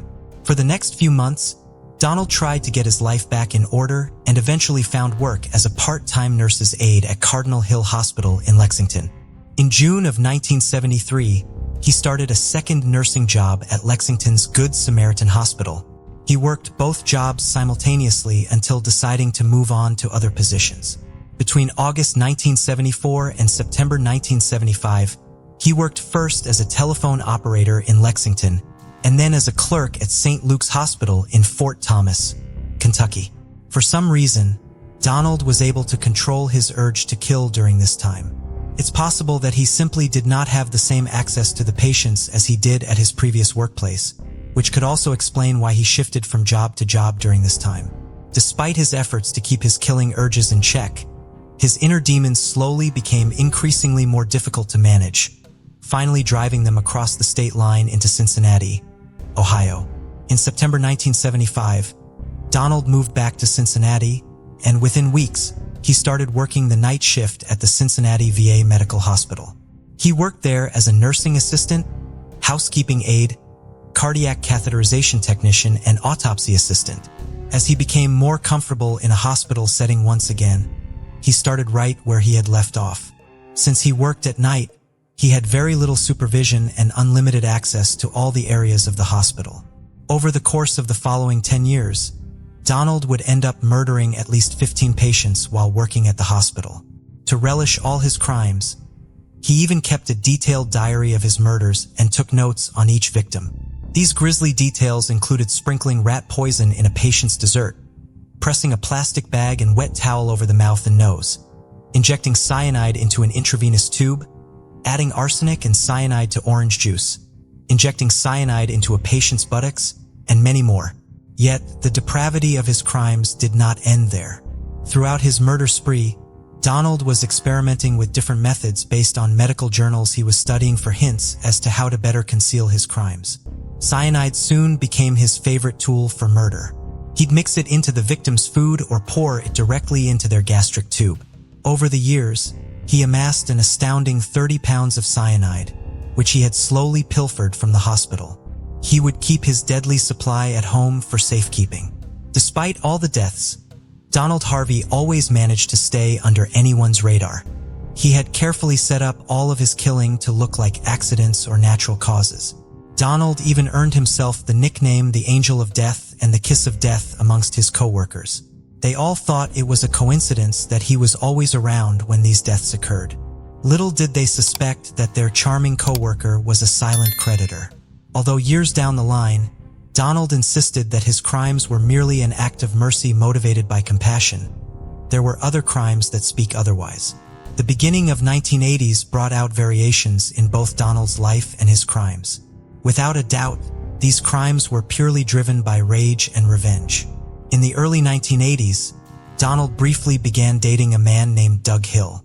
The relationship was challenging from the start as they argued on a regular basis. After one of those heated fights, Donald retaliated by slipping arsenic into Doug's ice cream. Although he survived, the incident signified the first instance where Donald tried to harm someone outside of the hospital. This was a chilling sign that the monster had begun to stretch his boundaries. Following another follow-up with Doug, Donald moved in with another lover, Colonel Howler, within a short period of time. The relationship was going well in the beginning before Donald suspected Howler of cheating on him. Out of jealousy, he would add small doses of arsenic into Howler's food so that he would be too ill to leave their apartment. At this point, Donald's acts of revenge were no longer limited to his home or workplace. On one occasion, following an argument, he laced one of the beverages of his female neighbor with hepatitis serum, which nearly killed her before the infection was diagnosed and treated. While luck was on her side, it wouldn't be the same for another of Donald's neighbors, Helen Metzger.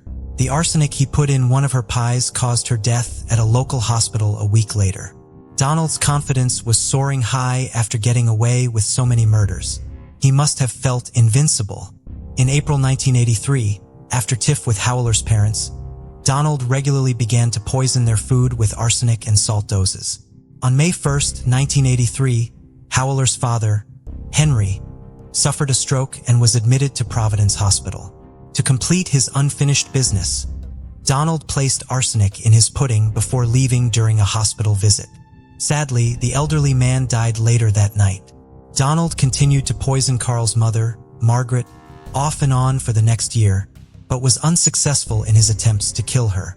In January 1984, Howler broke up with Donald and asked him to move out. Needless to say, Donald was not happy about it.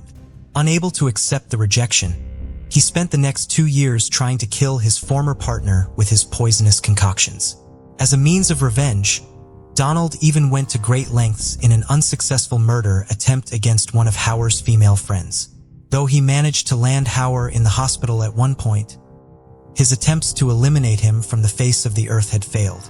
The first cloud of suspicion that loomed over Donald's head was on July 18, 1985, when security guards noticed Donald acting suspiciously and decided to search his gym bag.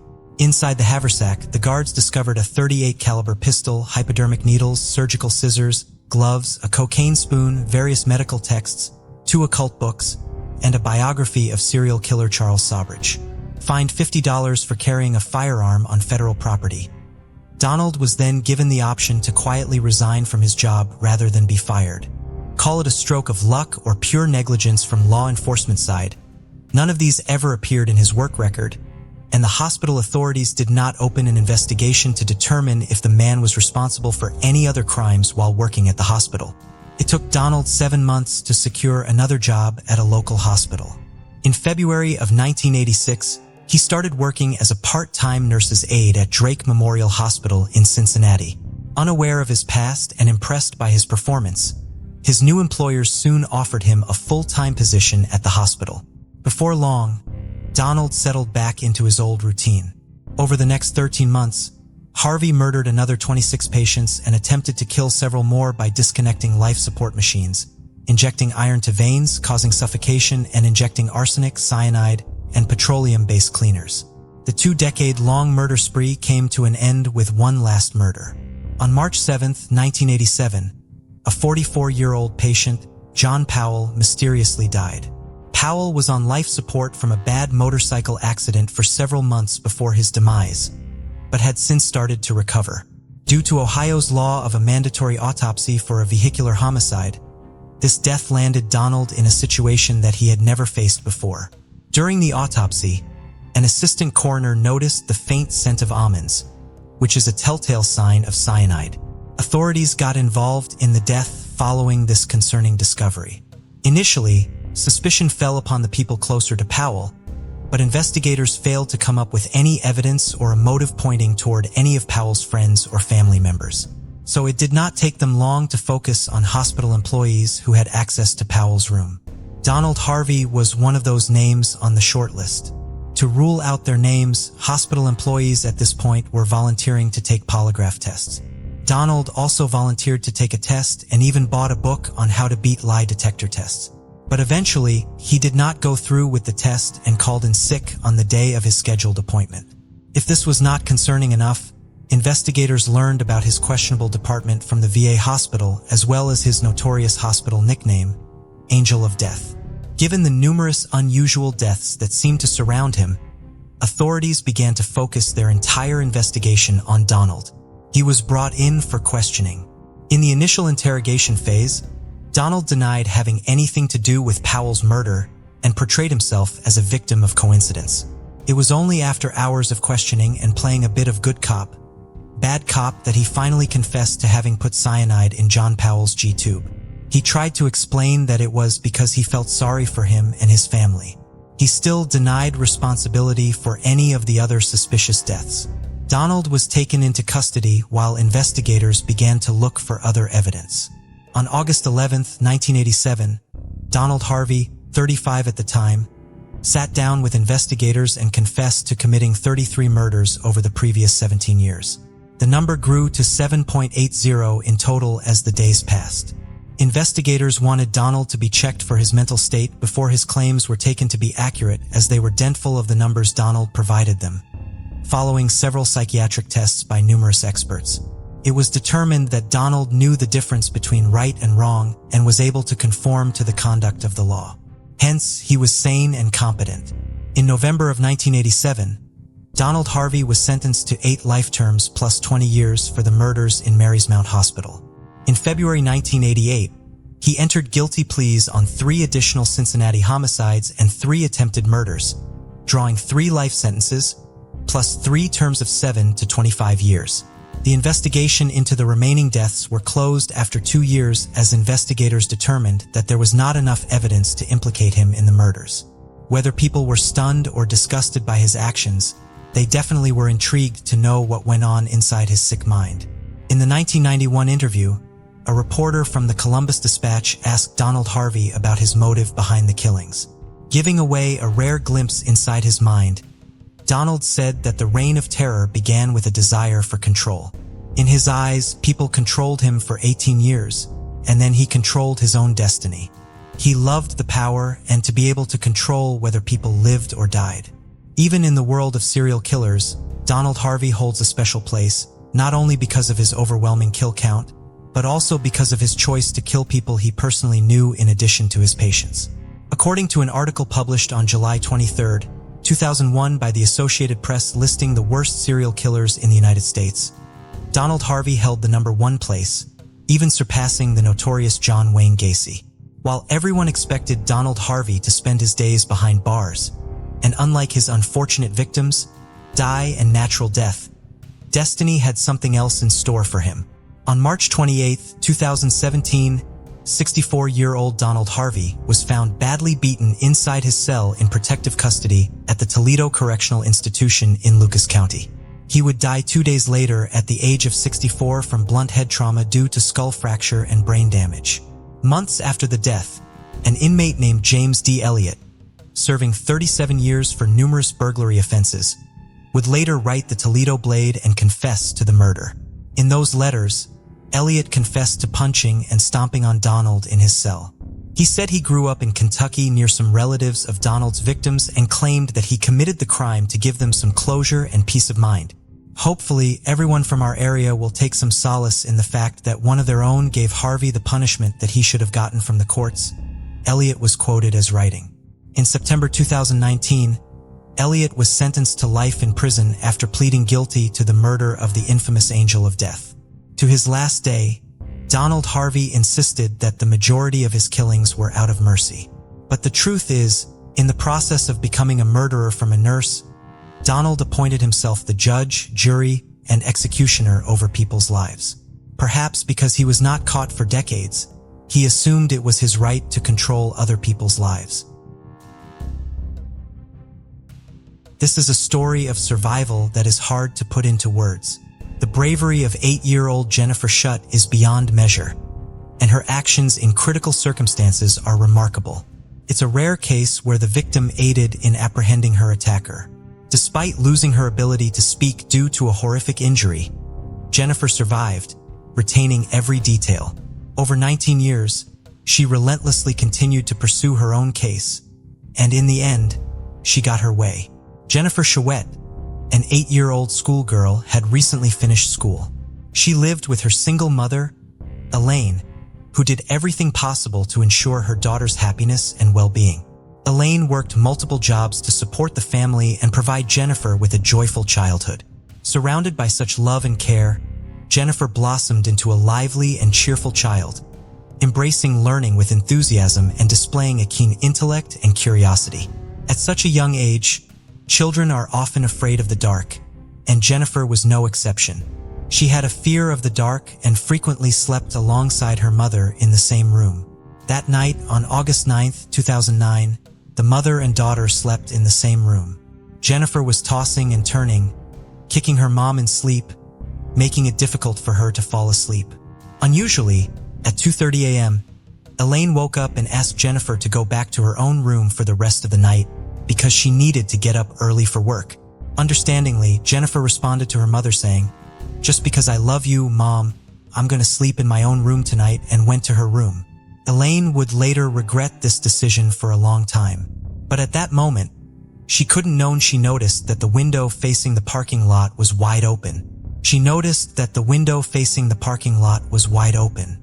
Elaine promptly called 911. Upon the police's arrival, she recounted that she hadn't heard any noise or screams after Jennifer went to her room. It is worth mentioning that their apartment was on the first floor and the windows in Jennifer's room overlooked the parking lot, leading Elaine to fear that someone might have seen Jennifer and entered the room through the window. Elaine realized that their apartment was not the ideal living situation for her and her young daughter, but it was the best they could afford at the time. Nevertheless, Elaine's parents decided to help her and their granddaughter with a new place to live. They purchased a small house nearby and renovated it. Jennifer and her mother were supposed to move there in a few months, and they had been there the day before Jennifer went missing. They were working in the garden where Jennifer was bitten by mosquitoes, which prevented her from sleeping peacefully that night.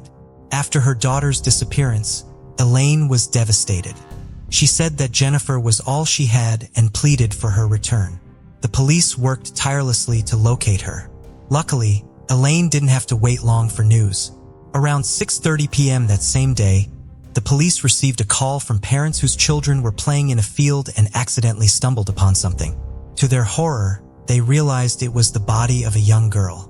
Upon arriving at the scene, the police found the body of 8-year-old Jennifer Chaet lying in the middle of the field, 5 kilometers from her home. Jennifer's condition was grave, but she was still breathing. Jennifer's condition was grave. Her throat had been cut from ear to ear. The main life-threatening injury for Jennifer was a wide wound on her throat, which caused her to lose a lot of blood and made her extremely pale and weak. Jennifer was taken to the hospital in critical condition where doctors fought to save her life.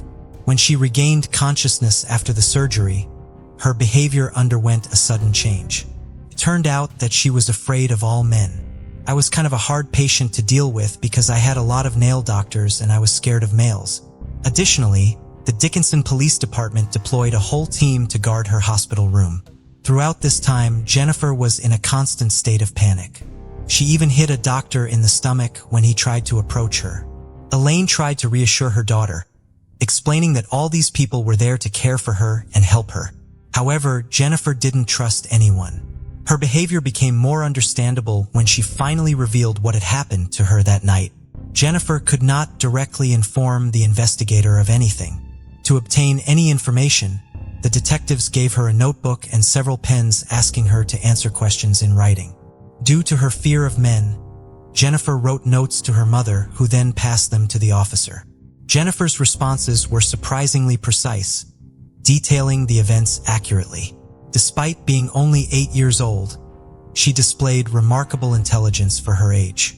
She started by going into her room, turning on the light, and picking up a book to read, hoping it would help her sleep, which it did. Jennifer fell asleep. The next thing she knew, a stranger was carrying her out of the house. Afterward, he placed Jennifer in the car claiming to be an undercover police officer. She later confessed that she immediately felt that something was wrong. Looking around, she saw her mother's car in the parking lot, so she was confused about where they were going and why. On the one hand, she knew that the police were good guys, but on the other hand, her mother had taught her not to trust strangers. As they passed her grandparents' house, Jennifer told the stranger that he could drop her off at their house, to which he replied, "I can't because they're not home." And then she realized he was lying because their car was in the driveway. Later, the man stopped near Jennifer's school, about 3 kilometers from her home. He then said to watch the moon carefully. When it changed color, her mother would come for her. 5 minutes passed and the stranger said, "Well, your mom's not coming, so we need to go further." They drove a few more blocks to a dead-end street where the strangers stopped the car. Jennifer tried once again to make sure he was a real policeman. Jennifer turned around to search for it, and at that moment, the suspicious policeman took off her underwear. Jennifer is unsure of how long she was in the stranger's grip because she blacked out. She first regained consciousness when he was dragging her through the field by her ankles. Despite the excruciating pain from twigs and stones digging into her back, Jennifer pretended to be dead and stayed silent. He let go of her feet and left her in the field. Jennifer only heard him walking away. Then she heard his car door slam and him drive away. I realized I couldn't scream, and I couldn't figure out why. I had just enough strength to throw my right hand on top of my neck, and that's when I felt a gaping wind. And I looked at my hand, and earth flowed gladly. Since the exact time of Jennifer's disappearance is unknown, it is believed that she lay in the field for 12 to 14 hours. When the sun set, she saw the lights of passing cars. Nearby, she heard children's voices, and a dog approached her several times as if trying to get the attention of its owner, but he never came. Throughout, she was bitten by fire ants, which helped her stay conscious. Anytime I'll in until I would be in disbelief that I hadn't died yet. Jennifer said she wasn't afraid and had even accepted that she might not survive. But suddenly, she heard children's voices nearby, and at that moment, something hit her leg. The next time Jennifer regained consciousness, she heard a police officer repeating if then found, "You're gonna be okay. Just please stay with me. Please stay with me." And I remember being put into the life flight helicopter. This story was very challenging for young Jennifer as she couldn't speak and had to write everything down on paper. Moreover, her fear of men complicated the situation. So her mother asked all the questions, and Jennifer's answers were relayed to the officers who were behind the door.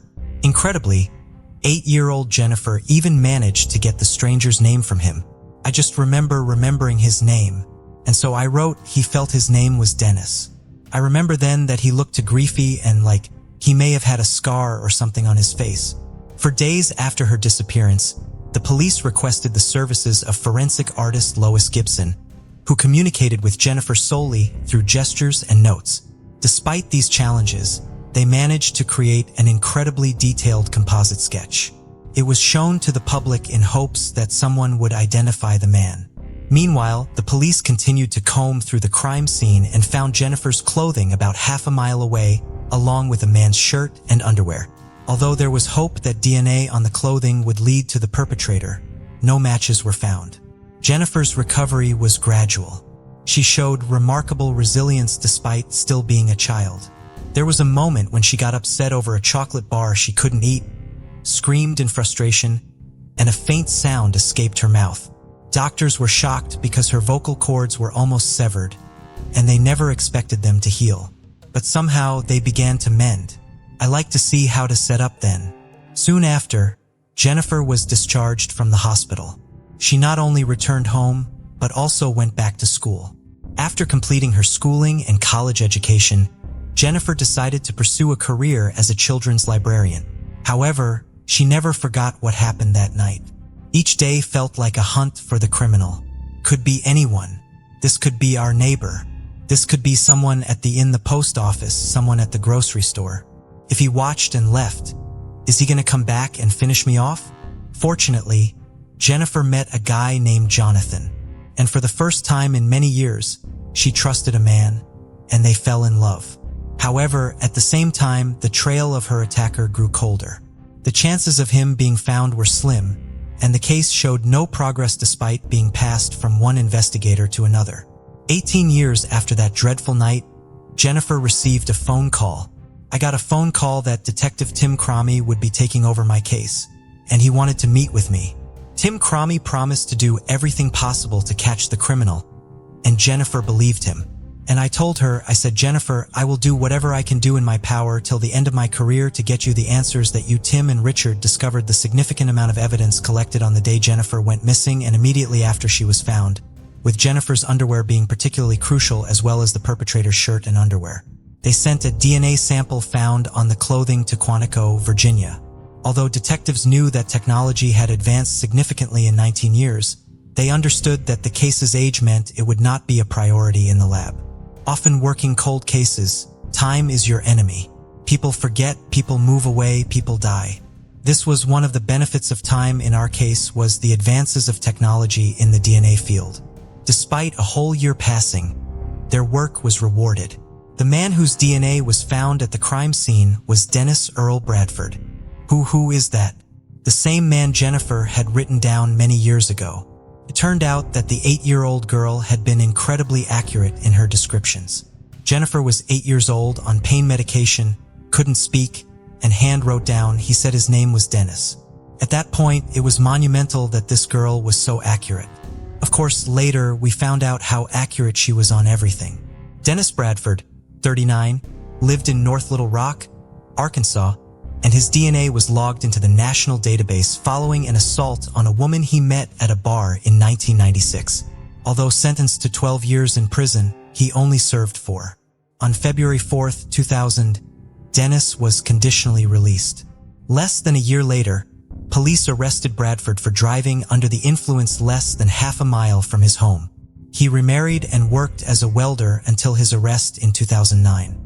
Tim Cromie and Richard Renison investigated the link between the suspect from North Little Rock, Arkansas, and the small town of Dickinson, Texas. It turned out that the man had been arrested in Dickinson in 1987, 3 years before Jennifer's attack. At that time, he had 2 addresses within 2 miles of Jennifer and Elaine's apartment. To confirm his identity as the kidnapper, detectives requested a 19-year-old photo from his driver's license. When they saw the picture, they were stunned. He looked like a copy of the composite sketch created with the help of 8-year-old Jennifer. Dennis Earl Bradford was arrested on October 19, 2009.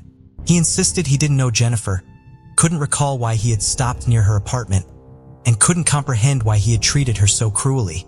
Dennis also revealed an interesting detail that investigators didn't know. After the attack, he was overwhelmed with guilt, and he attempted suicide with a shotgun. Bradford wanted to pull the trigger, but changed his mind. Afterward, he was admitted to the psychiatric ward, which happened to be the same hospital that Jennifer was still in. Even at that time, he was so close to her. Immediately after the interrogation, detectives informed Jennifer that the criminal they had been searching for 19 years was arrested. Though he never met her face to face, Reese's mother was good friends with Tiffany's mother. Reese even called Kathy shortly after Tiffany's death and shared condolences for her untimely death. But once again, Reese would elude justice as police were unable to gather any clues to link him with Tiffany's murder, and the case went unsolved for quite some time. In 2015, investigators finally got a breakthrough in Tiffany Johnson's case. By then, DNA technology had advanced massively. A DNA swab that was taken from the state medical examiner's office during the autopsy of Tiffany was sent to the lab for DNA testing. The DNA profile got a hit in the Cody's database and implicated William Rees in the crime. In September of 2015, William Rees was charged in Oklahoma City with the 1997 kidnapping and murder of Tiffany Johnston. But just before his trial was set to begin, in an unexpected twist, he started confessing to other crimes in an attempt to cut a deal with the prosecution. He eluded the police. They have lived for 90 years. Ryan Lees had criminalized, and I don't know it to him. But the shades of the truth, already suspecting him in the murder of Laura Smither and the disappearances of Jessica Kane and Kelly Cox, detectives put a bunch of photos of the 3 victims before him. He immediately accepted responsibility but continued to deny any sexual motive behind the crimes. He also agreed to show investigators to the site where it claimed the remains of Kelly and Jessica were buried on the condition that they would not seek the death penalty. In April of 2016, Rees led the investigators to a site in Houston Pasture where human remains were found after several days of digging. The remains were later confirmed by the Harris County Medical Examiner's offices as belonging to Jessica Kane. From there, the search moved through a burial site in Brazoria County where they found another set of human remains. Through dental records, the remains were positively identified as Kelly Cox. The trial for Tiffany Johnston's murder began in May of 2021 in the Oklahoma County District Court. On May 28, 2021, he was found guilty by the jury. On August 19, 2021, the judge sentenced him to death for Tiffany's abduction and murder. Following his conviction for murder in Oklahoma, Rees was extradited to stand trial in Texas in early March 2022 for the murders of Laura Smither, Kelly Cox, and Jessica Kane. He pleaded guilty to all 3 murders and was sentenced to life imprisonment in June 2022. For families waited for decades to get answers regarding the fate of their loved ones, while the person responsible for these crimes selfishly kept these secrets to himself. It's saddening to see that he would only give these poor families the answers they so desperately needed to suit his own personal needs. We can only hope that the families can finally begin the healing process and find comfort in being able to give their loved ones a proper burial after all these years. They encountered the Wong guy in the wild place at the Wong Tai. Angie Dodge was born on December 21, 1977, in Washington State, the youngest of her parents' 4 children and their only daughter. She loved Christmas, as it was just a few days after her birthday, and each year, both occasions were celebrated with a large family gathering. The family moved to San Diego before eventually settling in Idaho Falls, Idaho. Angie had a deep appreciation for the outdoors, and camping with her family was one of her favorite activities. Academically gifted, Angie excelled in school and tutored her peers in math and English at Idaho Falls High School, where she graduated in 1995. She briefly attended Idaho State University before deciding to move out of her family home in May 1996. After a disagreement over breaking a house rule, Angie, at 18, began living independently. She worked at a local beauty supply store, which allowed her to rent an apartment on the 2nd floor of a converted house on I Street in Idaho Falls. On the evening of June 12, 1996, 3 weeks after moving out, Angie visited her mother, Carol, around 9:15 p.m. They sat together on the couch, talking about Angie's excitement about being on her own, mixed with the challenges of growing up. Angie rested her head on her mother's shoulder, and Carol lovingly told her that she would always be her baby. Around 10:20 p.m., Angie left, and as she drove away, she and Carol exchanged kisses and mouthed, "I love you." Tragically, that was the last time Carol would see her daughter. The following morning, June 13th, Angie failed to show up to work, which was highly unusual. Her co-workers were worried about her, and one of them went to her apartment to check on her. They arrived just after 11 a.m. and entered Angie's apartment through its unlocked front door. They found Angie's body on the floor of her bedroom. She had been stabbed multiple times, and her throat had been slashed. Angie had also been raped, and semen and foreign hairs were found on her body. DNA testing showed that they came from the same individual. While the DNA evidence could be used to prove a suspect's involvement in the crime, the Idaho Falls police first needed a suspect to compare it to, and for several months, they could not identify a promising one. Then, in January of 1997, an acquaintance of Angie's named Brian Hobbs was charged with raping a woman at knife point in Nevada.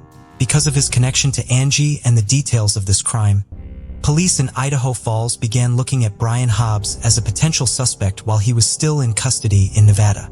As part of their investigation, they began questioning numerous friends and associates of Dobbs in Idaho.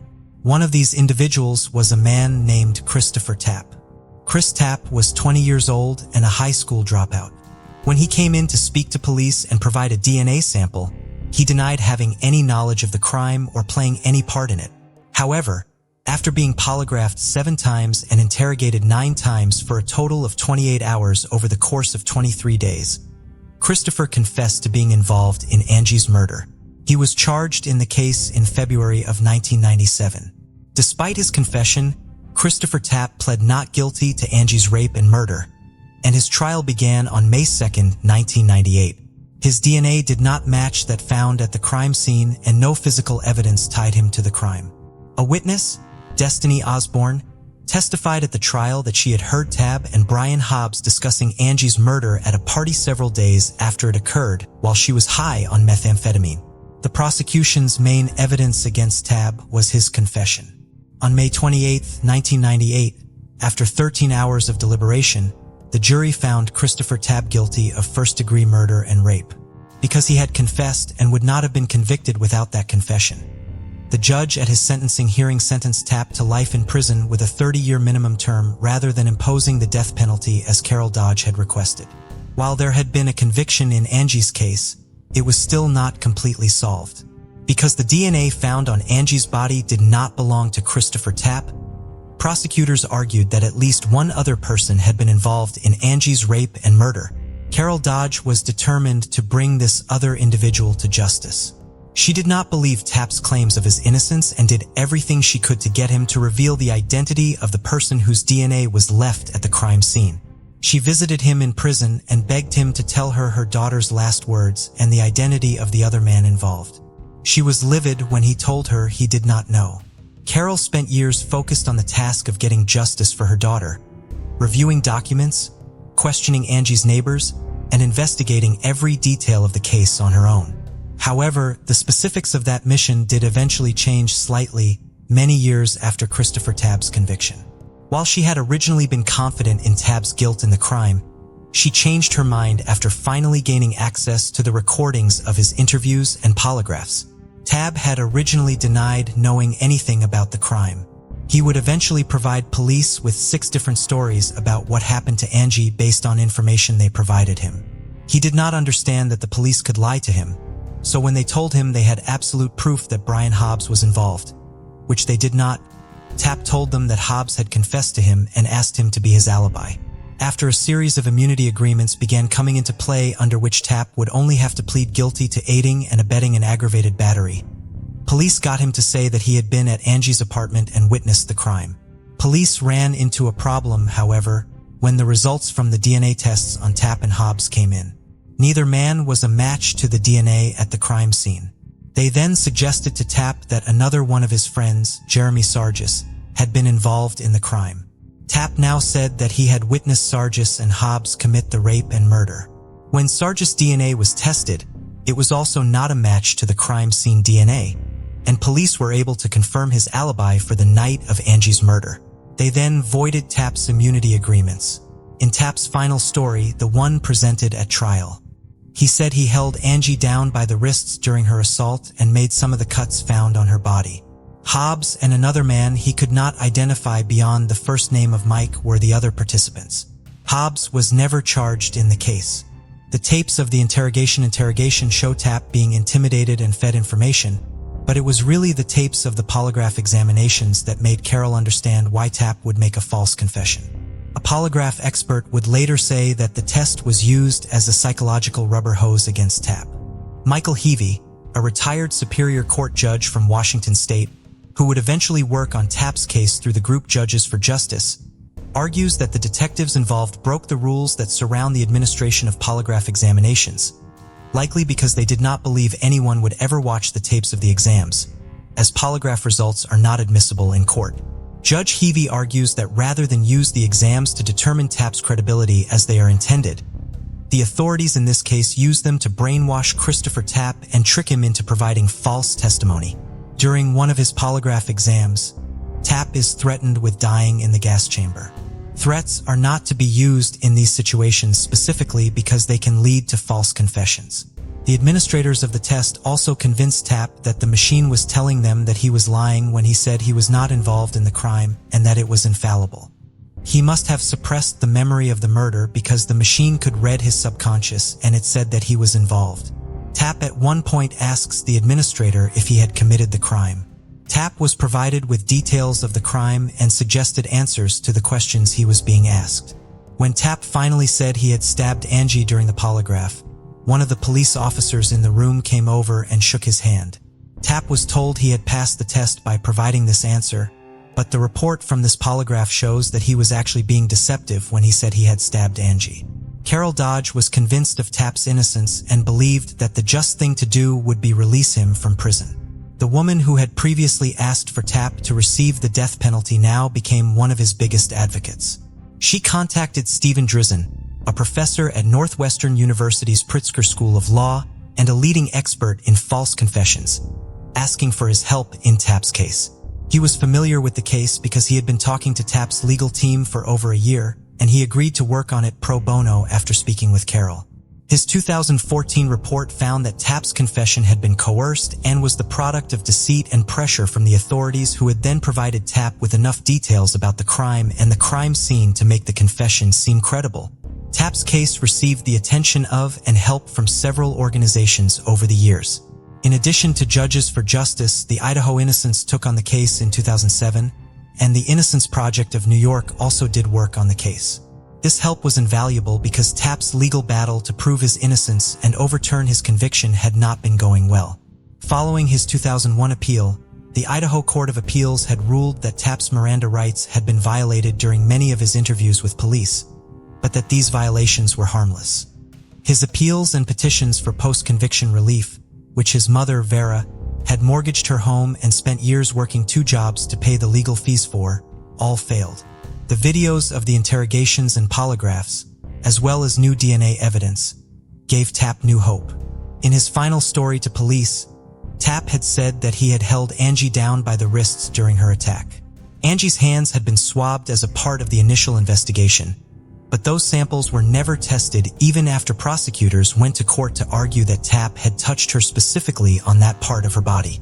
They were finally tested in 2016 and only found Angie's DNA and that of the person whose semen had been found on her.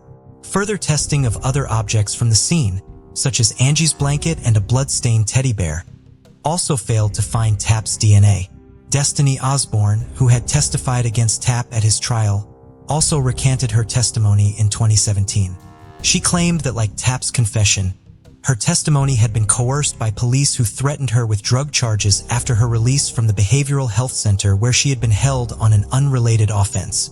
I was manipulated and coerced and said a huge story and threatened 23 years ago by the many members of the Idaho Falls Police Department to falsely testify against Chris Tapp, Osborne told the Idaho Falls Post-Register in 2019. In the fall of 2016, Christopher Tapp's lawyers met with Bonneville County Prosecuting Attorney Daniel Clark. Rather than pursue Tapp's 2 pending appeals, Clark agreed to drop Tapp's rape conviction. The murder conviction would still stand, but Tapp would be allowed to leave prison, having served 20 years. Christopher Tapp was not quick to agree to these terms. He still maintained his innocence and did not want the murder conviction to stay on his record. However, in March of 2017, he agreed to the terms. "I took the lesser of 2 evils," he later told the Idaho Statesman. "I've been fighting this for 20 years. When you lose so many hearings and lose so many battles, you continue to lose faith in the justice system." Carol Dodge and her son Brent Dodge were present at and spoke during Tapp's release hearing. "Chris, the day we were here and chose your jury, the jury that convicted you, little did we know what we know now," Carol said. "For 13 years, I was really angry at you, and of course you were angry at me. I had a hardened heart because for 13 years they programmed my mind to believe you were part of my daughter's killing." While Brent and Carol did not believe Tapp was involved in Angie's murder, they were glad that a way to have him released had been found even if he had not been fully exonerated. Although the agreement is not perfect, it does provide the catalyst by which healing can take place, Brent said to the court. "So, Your Honor, on behalf of our family and Angie, we absolutely recommend Chris be set free." "Absolutely." On March 22, 2017, Christopher Tapp left the Bonneville County Courthouse after the release hearing as a free man. That same day, he visited the grave of his father who passed away while Chris was incarcerated for the first time. While prosecutor Daniel Clark accepted the deal that set Chris Tapp free, he did not necessarily accept the notion that Chris Tapp was innocent. In July of 2015, facing pressure from the various advocacy groups working on Tapp's case, he commissioned an independent investigation into it. The investigation came to an end in the fall of 2016, and Clark maintains that it did not uncover any new, credible, and material evidence that Tapp is innocent. In a formal statement released the same day Tapp was released from custody, Clark said, "To be clear, there is not sufficient evidence to prove Tapp is innocent, which is the proper legal question at this time." He would later describe the deal to the Idaho Statesman as a means to an end. While Carol Dodge's advocacy had helped secure Chris Tapp's freedom, her work was not yet finished.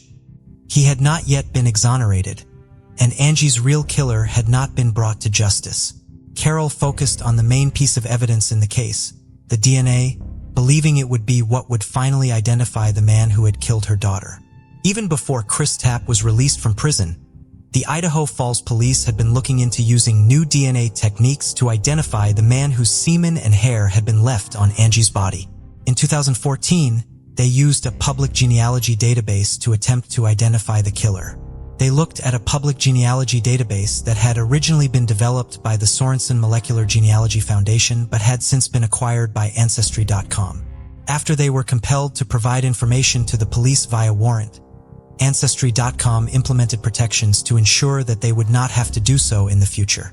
Authorities used Y chromosome analysis to search the database and look for a match to the DNA from the crime scene. They found a man in the database who was a close but not identical match to the DNA at the crime scene. That man was Michael Ussery Sr., who had submitted his DNA to database as part of a genealogy project at his local church. Since he was not a perfect match, authorities began looking at his male relatives. Ussery had a son, Michael Jr., who was a filmmaker living in Louisiana. He had been 17 at the time of Angie's murder and had briefly visited Idaho in 1996. Police in Idaho Falls obtained a search warrant, compelling him to provide a DNA sample. Michael was also interviewed about the case and denied any involvement in it. His DNA was not a match to the DNA from the crime scene, and he was cleared. The effort had not solved the case. Carol Dodge, however, was not ready to give up on the idea of using DNA or genealogy databases to identify Angie's killer. In November of 2018, the crime scene DNA was sent to Parabon Nanolabs. Genetic genealogist Cece Moore originally did not believe that she and her team could be of service in the case. The DNA had degraded over the years and was just barely within the range of what Moore was willing to work with. However, Carol Dodge then called her and convinced her to take on Angie's case. Moore submitted the DNA profile to GeneMatch, which allowed her to compare its autosomal DNA to the samples in the database. The 2014 effort had only examined and compared DNA on the Y chromosome.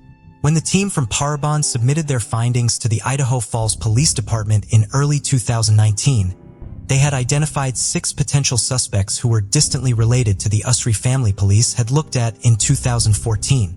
DNA samples were surreptitiously collected from these men, and they were eliminated. Furthermore, analysis of their DNA found that they were not closely related to Angie's killer. Cece Moore realized that there must be an unidentified member of the family tree she was missing. She eventually turned her attention to a young woman who had married into the family at a young age. That marriage ended in divorce, and the woman later remarried. While she did not appear to have a child during her first marriage, she gave birth shortly after it ended. But the child grew up with his stepfather's surname, which was why he had not been identified as a member of the family originally. Moore and her team were able to locate the woman's mother's obituary with the help of a small local library, and it listed her daughter with her new last name and the names of her children. The new potential suspect was named Brian Drips, and there was a 53-year-old man with that name currently living in Caldwell, Idaho. Police from Idaho Falls traveled to Caldwell to surveil Drips and hopefully collect an item he discarded that would have his DNA on it. Drips was a smoker, and police were eventually able to collect a cigarette, but they saw him discard. When the DNA on that cigarette butt was analyzed, it was found to be a match to the DNA found on Angie Dodge's body. On May 15, 2019, Brian Drips was brought in for questioning. He originally denied any involvement in the case, but once he was informed that his DNA had been matched to the DNA found at the crime scene, he confessed to both the rape and murder. Drips had lived across the street from Angie and had been interviewed by police about her murder just days after her death as part of the neighborhood canvass. During his confession, he claimed that he entered Angie's apartment with the intention of raping her, but had not planned on killing her. He also said that he had acted alone and did not know Christopher Tapp. Following his confession, Drips was arrested and charged with Angie's rape and murder. At the press conference announcing Drips' arrest, Idaho Falls Police Chief Bryce Johnson acknowledged the role that Carol Dodge played in keeping Angie's case alive. "Carol inspired us all to try harder and do better," he said. "Carol, for 23 years, every day, every second of every day, she's been looking out for her daughter. This case begins and ends with Carol." On July 11, 2019, prosecuting attorney Daniel Clark filed a motion requesting that the court vacate Christopher Tapp's murder conviction. "There exists clear and convincing evidence that Tapp was convicted of a crime he did not commit," Clark wrote in the filing. "Therefore, the state moves that the court grant post-conviction relief, set aside the jury verdict and vacate the judgment of conviction, and dismiss the case." On July 17th, Chris Tapp was in court for a hearing in the matter. Judge Alan Stevens approved the motion and told Tapp, "As far as the court is concerned, you are cleared of the charges you have been living under for the past 20-plus years. Christopher Tapp became the first person to ever be exonerated with the use of genetic genealogy. Carol Dodge was in court to see his name finally be cleared. Chris was able to find work after his release from prison and was working at a plastic bag at the time of his exoneration. His opportunities have been limited due to the murder conviction on his record, but his exoneration eliminates that problem. He is relieved to have finally restored his family's good name for his mother. In December 2019, he filed suit against the Idaho Falls Police Department and several individual detectives and officers seeking damages for false imprisonment and arrest, malicious prosecution, libel, negligence, and emotional harm and distress. Brian Dripps remains in custody awaiting his trial, which is currently set to begin on June 8, 2021. His lawyer is currently petitioning for his confession to be thrown out and for a change of venue due to local media coverage of the case. Carol Dodge is frustrated by the long wait for the trial and worried she will be unable to make the frequent trips to another part of the state for the trial and other hearings related to the case. Angie's case is just as well known over there as it is here, she pointed out.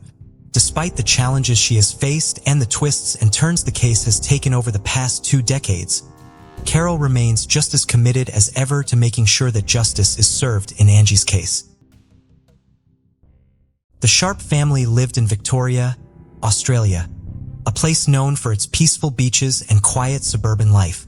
John Sharp, his pregnant wife Anna, and their adorable daughter Gracie appeared to be a happy family. However, this image was soon shattered, leading to one of the most heartbreaking cases in Australian history.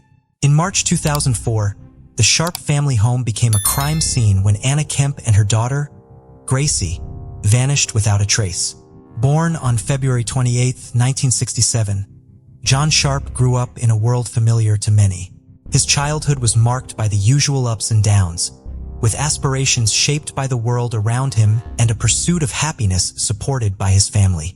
Raised in a close-knit community where neighbors knew each other by name and children played freely in the sun, John's formative years seemed filled with simple joys. As he transitioned into adolescence, those who knew him observed his transformation from a bright-eyed child into a quiet, somewhat introverted young man, intelligent, courteous, yet always on the periphery, as if observing the world from a distance. John was always present but somehow apart. It was as if he was searching for something he couldn't quite find among the people around him. During these formative years, John's path subtly began to diverge, laying the foundation for the man he would become. His silent observations and the unspoken thoughts simmering beneath a calm exterior might have been early signs of a brewing storm. Anna Kemp, originally from New Zealand, brought with her the promise of new beginnings when she arrived in Australia. Her infectious smile and love of life touched everyone around her, including John Sharp. They met at the Commonwealth Bank of Australia where they both worked. Anna was 4 years John's senior. Laughter shared over coffee and long walks along the beach culminated in their wedding day. Anna's spirit was a stark contrast to John's quiet introspection, yet their paths were destined to intertwine, igniting a tragic sequence of events. Maybe it was the allure of opposites attracting that drew them together, or perhaps something deeper, a shared longing for connection, for being understood. They married in October 1994 and lived in various places around the Mornington Peninsula area of South Melbourne. The future seemed bright, filled with endless possibilities. But behind the joys of marriage, the initial signs of strain began to emerge. The arrival of a child brings a new dawn for a family. Gracie, born in August 2002, with her innocent eyes and radiant smile, became the center of John and Anna's world. Yet the joy of parenthood also brought new challenges, casting long shadows on their peaceful family life. Every home holds its secrets, its private sorrows, and silent battles. For John and Anna, the dream of a happy family life in the suburbs of the Mornington Peninsula soon faced trials that tested their bond. Gracie was diagnosed with hip dysplasia, requiring a corrective orthopedic harness and causing her endless discomfort.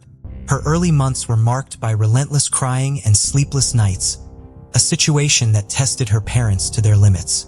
Once the harness was removed, problems with eating began and her sleep issues persisted. Anna sought professional help for these challenges. The family relocated one last time to a residence on Prince Street in Mornington, a quiet coastal town about 35 miles south of Melbourne. This place would tragically become the final setting for Anna and Gracie. In November 2003, Anna became pregnant with their second child. Gracie was just 15 months old. Anna was very excited. She was a loving mother, and Gracie was what she was living for. She'd always wanted more than one child because she never wanted her daughter to be on her own, so that when she and her husband were no longer there, Gracie would have somebody. The facade of family harmony lasted until March 21st, 2004 at a nephew's birthday celebration, the last time when Anna was seen alive. Guests saw no signs of discord between Anna and her caring husband, John. The next day, Anna dropped Gracie off at daycare and arranged to catch up with a friend. Her final contact with someone outside her marriage occurred the day after during a call to her private health insurance company where she discussed extending their health cover to include their expected child. Then John called Anna's friends to tell them she had left with another man and had left Gracie with him. He reached out to Anna's mother, claiming she had abandoned him for another man, and he was unaware of her whereabouts. Though he anticipated she would return for their daughter within the week, he kept bringing Gracie to her daycare, telling the staff that he and his wife had parted ways, which meant Gracie wouldn't be coming back to the daycare. Anna's family received emails from Anna, and her mother received a bouquet of flowers from her daughter, but no phone call. The initial shock and confusion of Anna's friends and family quickly turned to worry. How could a devoted mother and her child simply disappear without a word? By May 2004, Sharp, engaging with the media, painted a picture of a man tormented by his family's disappearance. He said to the local paper, "Anyone that knows me knows I gave 100% for my daughter and my marriage." In a public plea, Sharp, holding a photo of Gracie, professed enduring love for Anna, saying, "Anna, our marriage may be over, but I still love you, and you are the mother of our beautiful daughter, Gracie, whom we both adore more than anyone else." He claimed he had spoken to Anna a week earlier and that she had left him for another man. He asked anyone with information to come forward. He said, "My biggest fear is being denied a part of Gracie's future." His demeanor and statements, however, seemed odd and struck a discordant note inviting scrutiny over his narrative's authenticity. Despite proclaiming their marital dissolution and inconsistency highlighted by his premature use of the past tense when speaking about his family, a detail that did not escape police notice. Behind the scenes, law enforcement began to peel back the layers of John Sharp's carefully constructed narrative. Each unanswered question pointed to a darker reality. What secrets lay buried within the Sharp family? Anna and her mother used to call each other every couple of days. When Anna missed several of her calls, she grew concerned. She called Sharp, who justified Anna's weak explanations like being busy taking Gracie to daycare. This made her even more worried.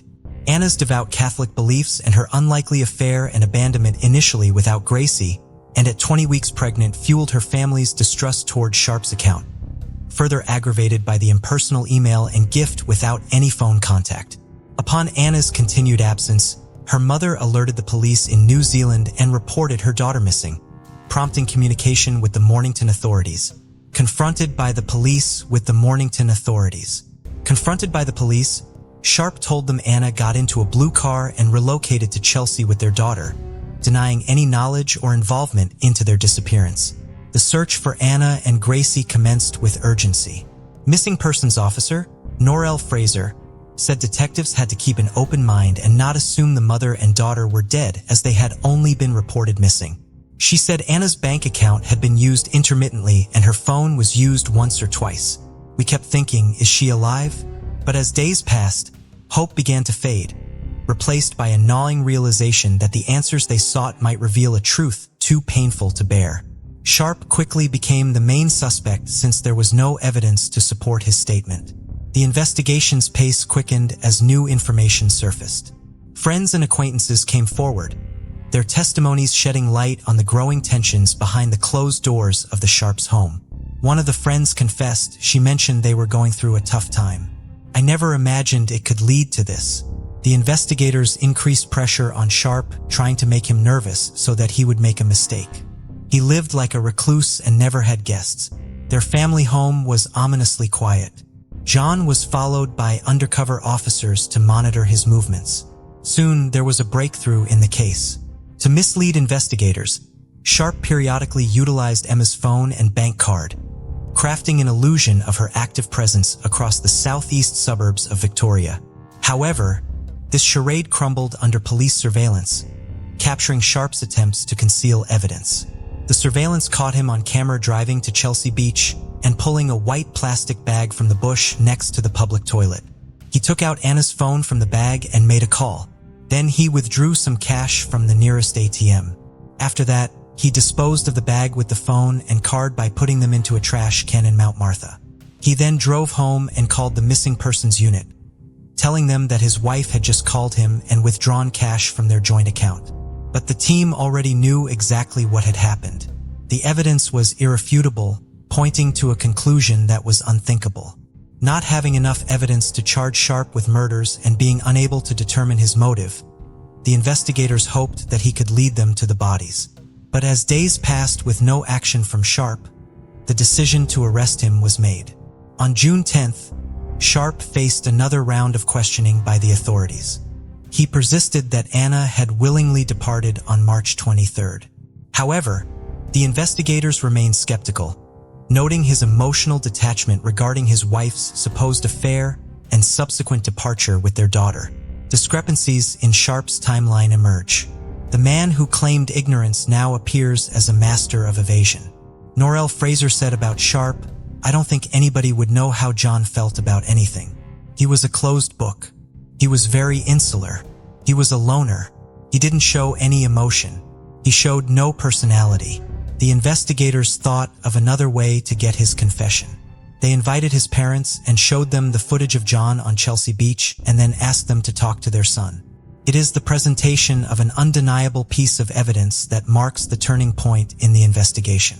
An hour after his parents left, John began to talk as he realized the inevitability of his situation.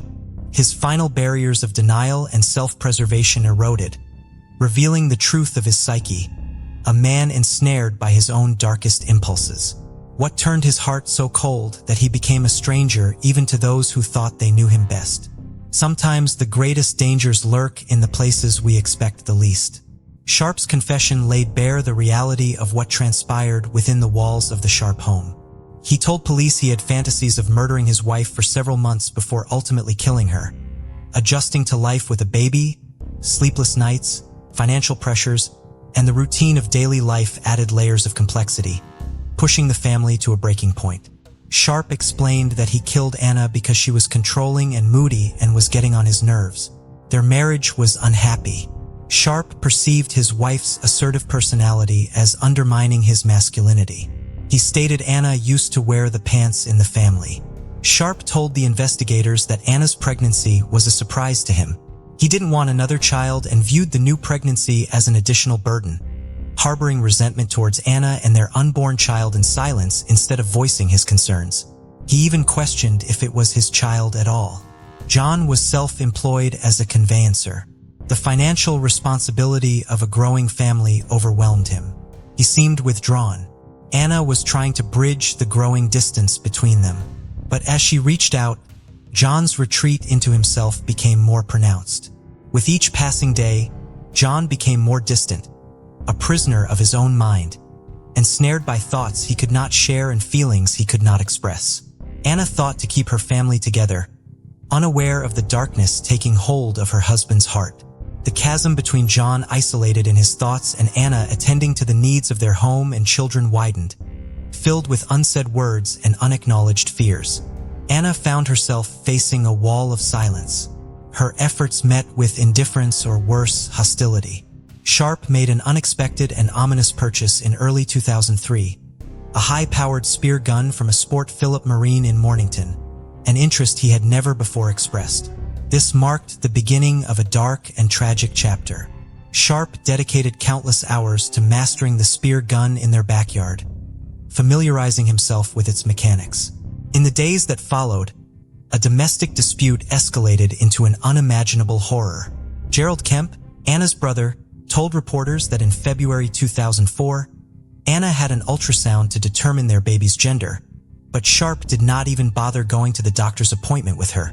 Upon her return, she anticipated her husband's eagerness to learn about the baby's gender, only to find he showed no interest and didn't even ask her. Distressed by his apathy, Anna confronted Sharp, warning him that if he continued to be the unborn child, she was going to leave him. They went to bed at around 9 or 10 p.m. Anna quickly fell asleep while John stayed awake, consumed by their argument and the overall dissatisfaction with their marriage. Eventually, he stepped out to the backyard garage, retrieving the spear gun that he didn't use outside of his target practice sessions. In a chilling sequence of events, Sharp crept back into the room where Anna was sleeping peacefully, coldly aiming a charged spear gun at her while their 20-month-old daughter lay asleep in her bed. The first shot did not end her life as she was still breathing, and with a grim resolve, he reloaded and fired again, this time fatally wounding Anna and the unborn child she carried.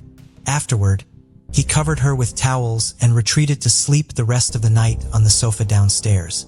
The next morning, Sharp tried to remove the spears, but managed to remove only the shafts. Completing this grim task, he then dropped off Gracie at her daycare, later turning away a TV antenna technician booked by Anna with the excuse of Anna's absence, her body still in the bedroom. Under the cover of night, he buried Anna in a hastily dug shallow grave in the garden. Officer Fraser said, "It's almost difficult to describe, but to hear a man talk about murdering his wife who was 3 months pregnant, that was hard enough, but he said it with no emotion whatsoever." She compared his confession to saying what he'd had for breakfast that morning. In the days that followed, Sharp took Gracie and revisited the marine supply store for another spear. He said, "I was thinking of taking care of Gracie by myself, and just amongst all this madness, that's when I lost the plot." When asked why he killed Gracie, he said, "I don't really know," and called it irrational madness. Sharp told the police, "You know what you're doing is sort of insane, but there's just this weird part of you that's almost unstoppable or something. You're almost like an automatic pilot sort of thing. I can't really remember much of what I thought of anything, just apart from the sort of crazy sensation. It was totally emotional." He said that for the next 4 days, voices in his head debated Gracie's fate. A few days after the murder, he started thinking Gracie needed to be with her mom. It was sort of in and out of my head all week. I could hear things going through my head. The voices saying, "You can't do it. You can do it. You've got to do it." Every option was coming up. On March 27th, after putting Gracie into her cot, Sharp drank a few glasses of whiskey and cola, confessing that he did this to numb his senses for what he was about to do. Then he went to the garage. Armed once again with the spear gun, he inflicted unimaginable terror on Gracie, who endured multiple shots before her tragic death at her father's hands. Same as Anna, Gracie didn't die at once. After the 4th shot, she was dead. The next morning, Sharp returned to Gracie's bedroom. He could not bear looking at her, so he had to hold a towel in front of his face. Then he removed the bolts.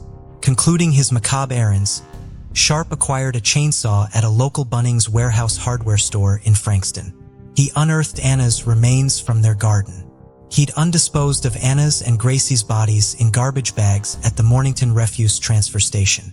He also discarded the spear gun, the chainsaw, and Gracie's clothes and toys. "I have a bootload of hard waste," he told the attendant. Officer Fraser said, "This is his wife that's pregnant. I kept thinking what was coming next, and then he told us about little Gracie.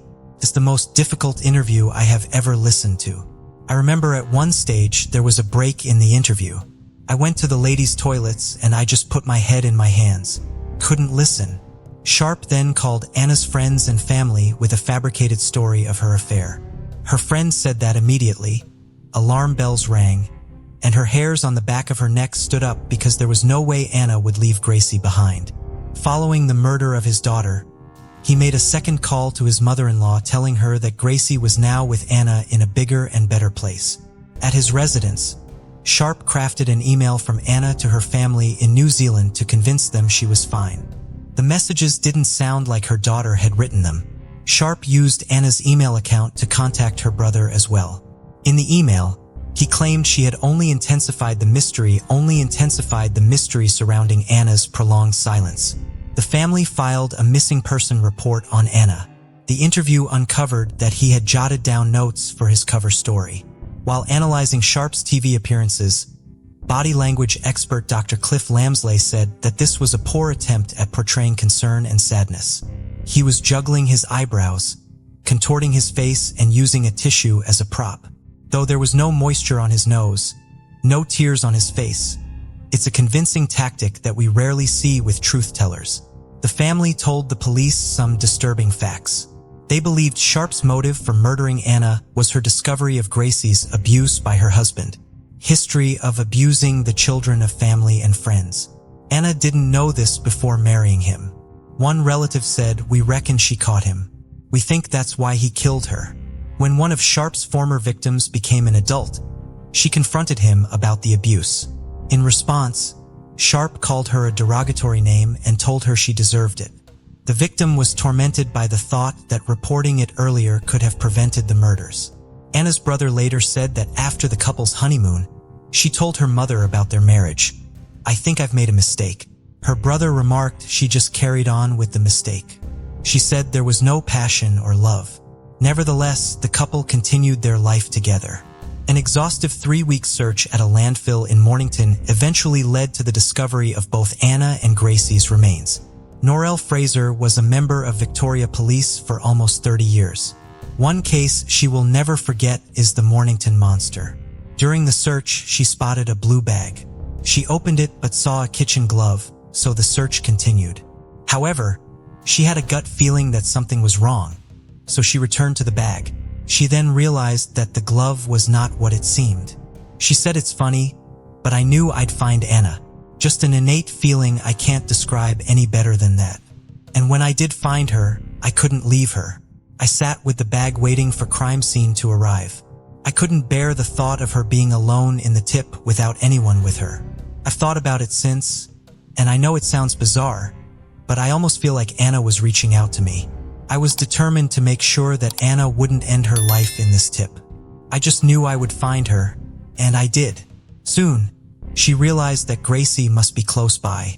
"I put my head in my hands, and I just cried.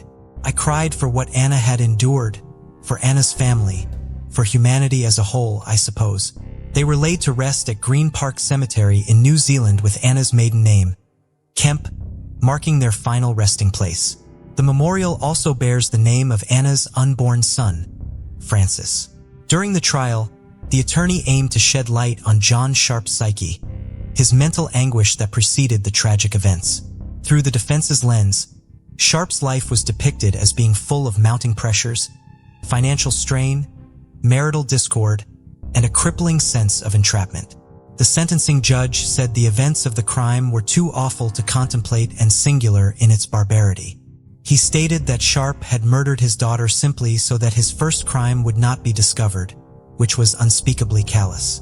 Forensic psychologist Carrie Dane said, "John Sharp was a quiet man, a shy man." Another way of looking at this was that he was actually quite socially inept. He didn't have much in the way of communication skills. He didn't have a lot of emotional intelligence. Psychiatrist Dr. Lester Walton had described Sharp as dependent, passive, and the retiring individual who was unable or reluctant to confront problems. Sharp believed the only way of solving his marriage difficulties was to kill his wife. The Mornington Monster pleaded guilty to the murders committed against both Emma and Gracie, receiving 2 consecutive terms of life imprisonment for each without eligibility for parole before 33 years. He will be eligible for parole in 2037. Sharp wept like a baby on hearing the verdict. He is kept under protective custody while serving his sentence as he faces life threats from other inmates. Sharp's elderly parents said John's crimes were horrific. He has given himself a life sentence for what he has done, and he will live with this for the rest of his life. One of Sharp's nieces said that his crimes have stolen 3 beautiful and precious lives. Sharp's crime is considered Victoria's worst case of familicide. Investigator Shane Brendel said, "It's a healing process for us as much as anyone else. As time passes, it becomes a bit easier. However, it also deepens your appreciation for your own circumstances and family, reminding you to cherish every moment spent with them." The awareness that some people resort to extreme measures to harm their own families highlights just how special and important your own family truly is. Every relationship is built on the foundation of trust, whether between parents and children, husband and wife, or even boyfriend and girlfriend.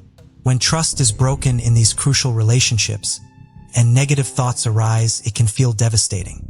Today's case shares a similar theme, involving a boy and a girl from Pakistan who were very happy in their relationship. However, after some time, the girl decided to break up, as she began seeing a negative side to her boyfriend. What the boy did afterward shocked all of Pakistan.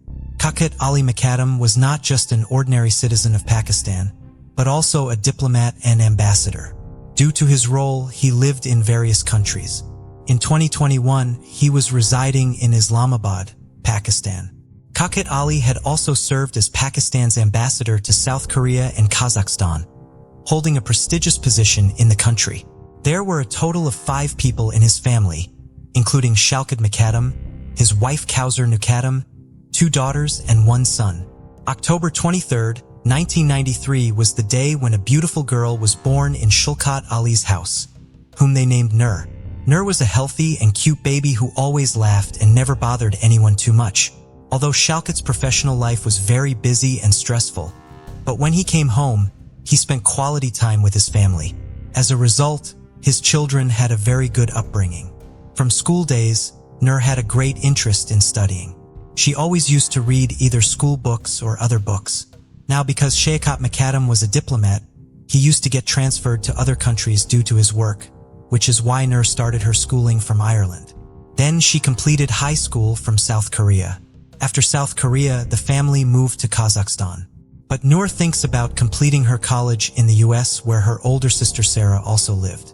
However, after the US, Nur returned to Pakistan, Islamabad.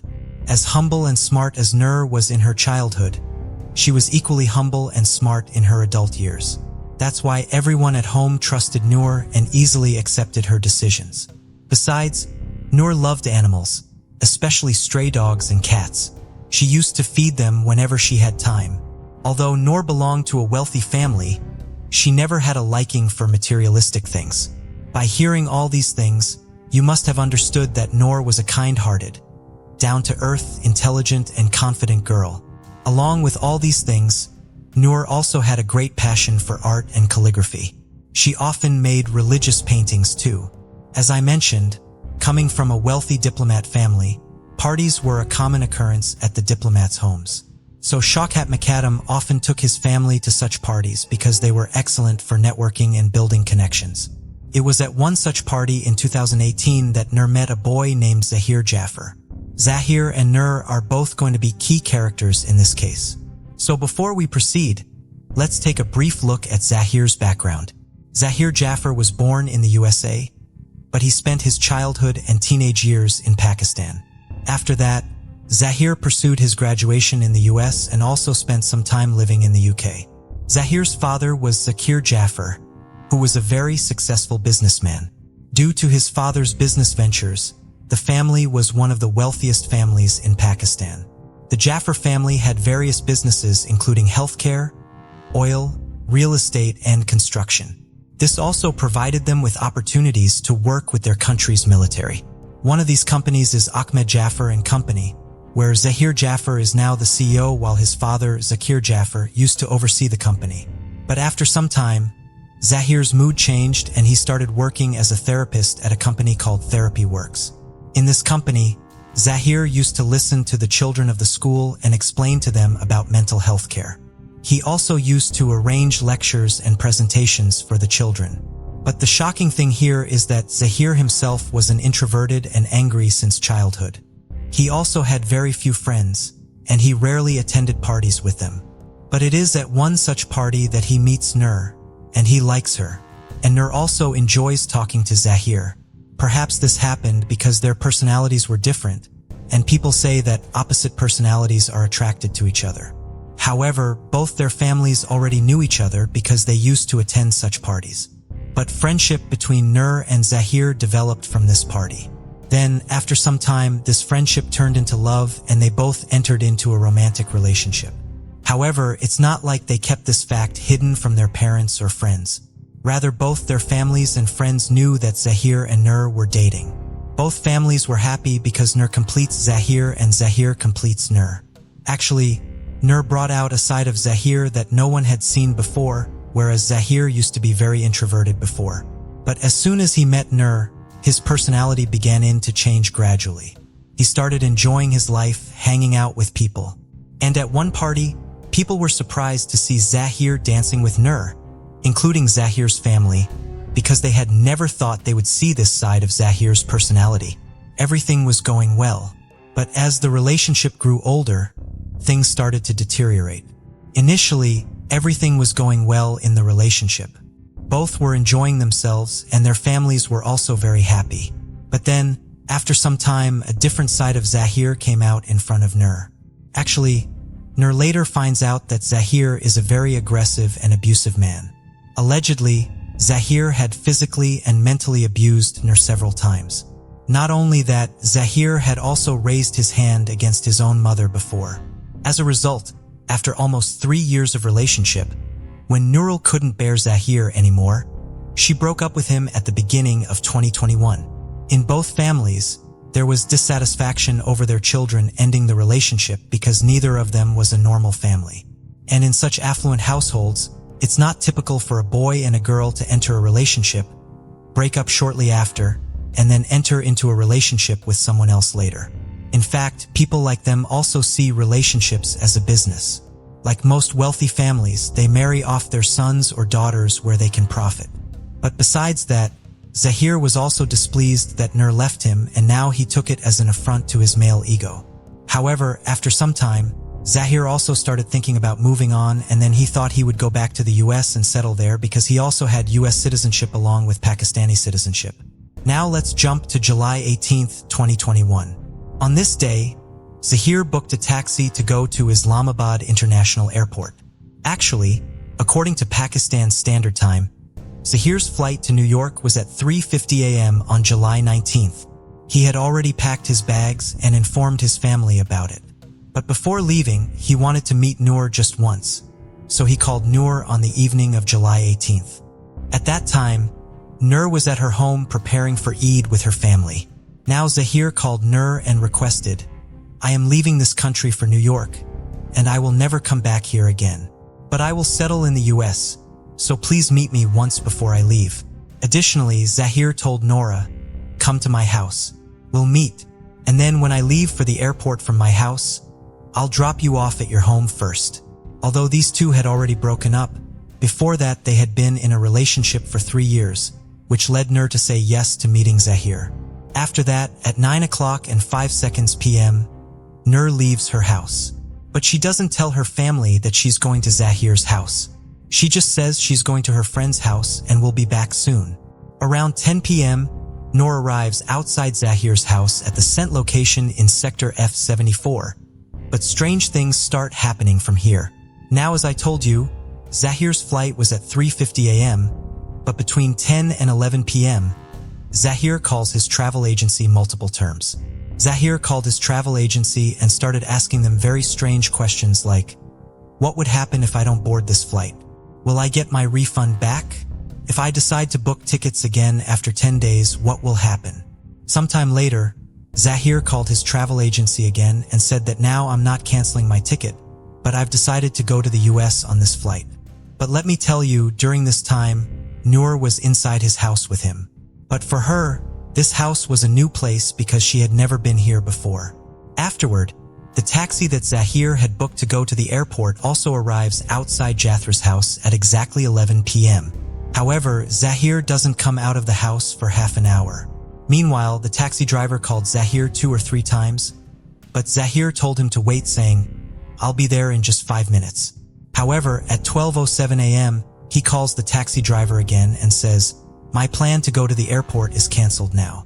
Anyway, if we leave for the airport now, I won't be able to catch my flight." Despite waiting for more than an hour, Zahir pays the taxi driver half the fare.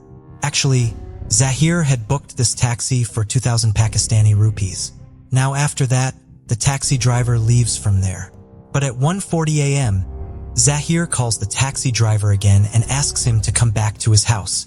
Now the taxi driver also returns to Zahir's house because he knew he would get the full payment. But this time too, Zahir made the taxi driver wait outside the house for a few minutes. And then at 2:15 a.m., Zahir comes out with his luggage. But the strange thing this time was that Nur was also with him, and she didn't have sandals on her feet, which the driver found very strange. However, what struck him as even strange was that Zahir was talking to Na during the car ride, but Nur wasn't responding to his words.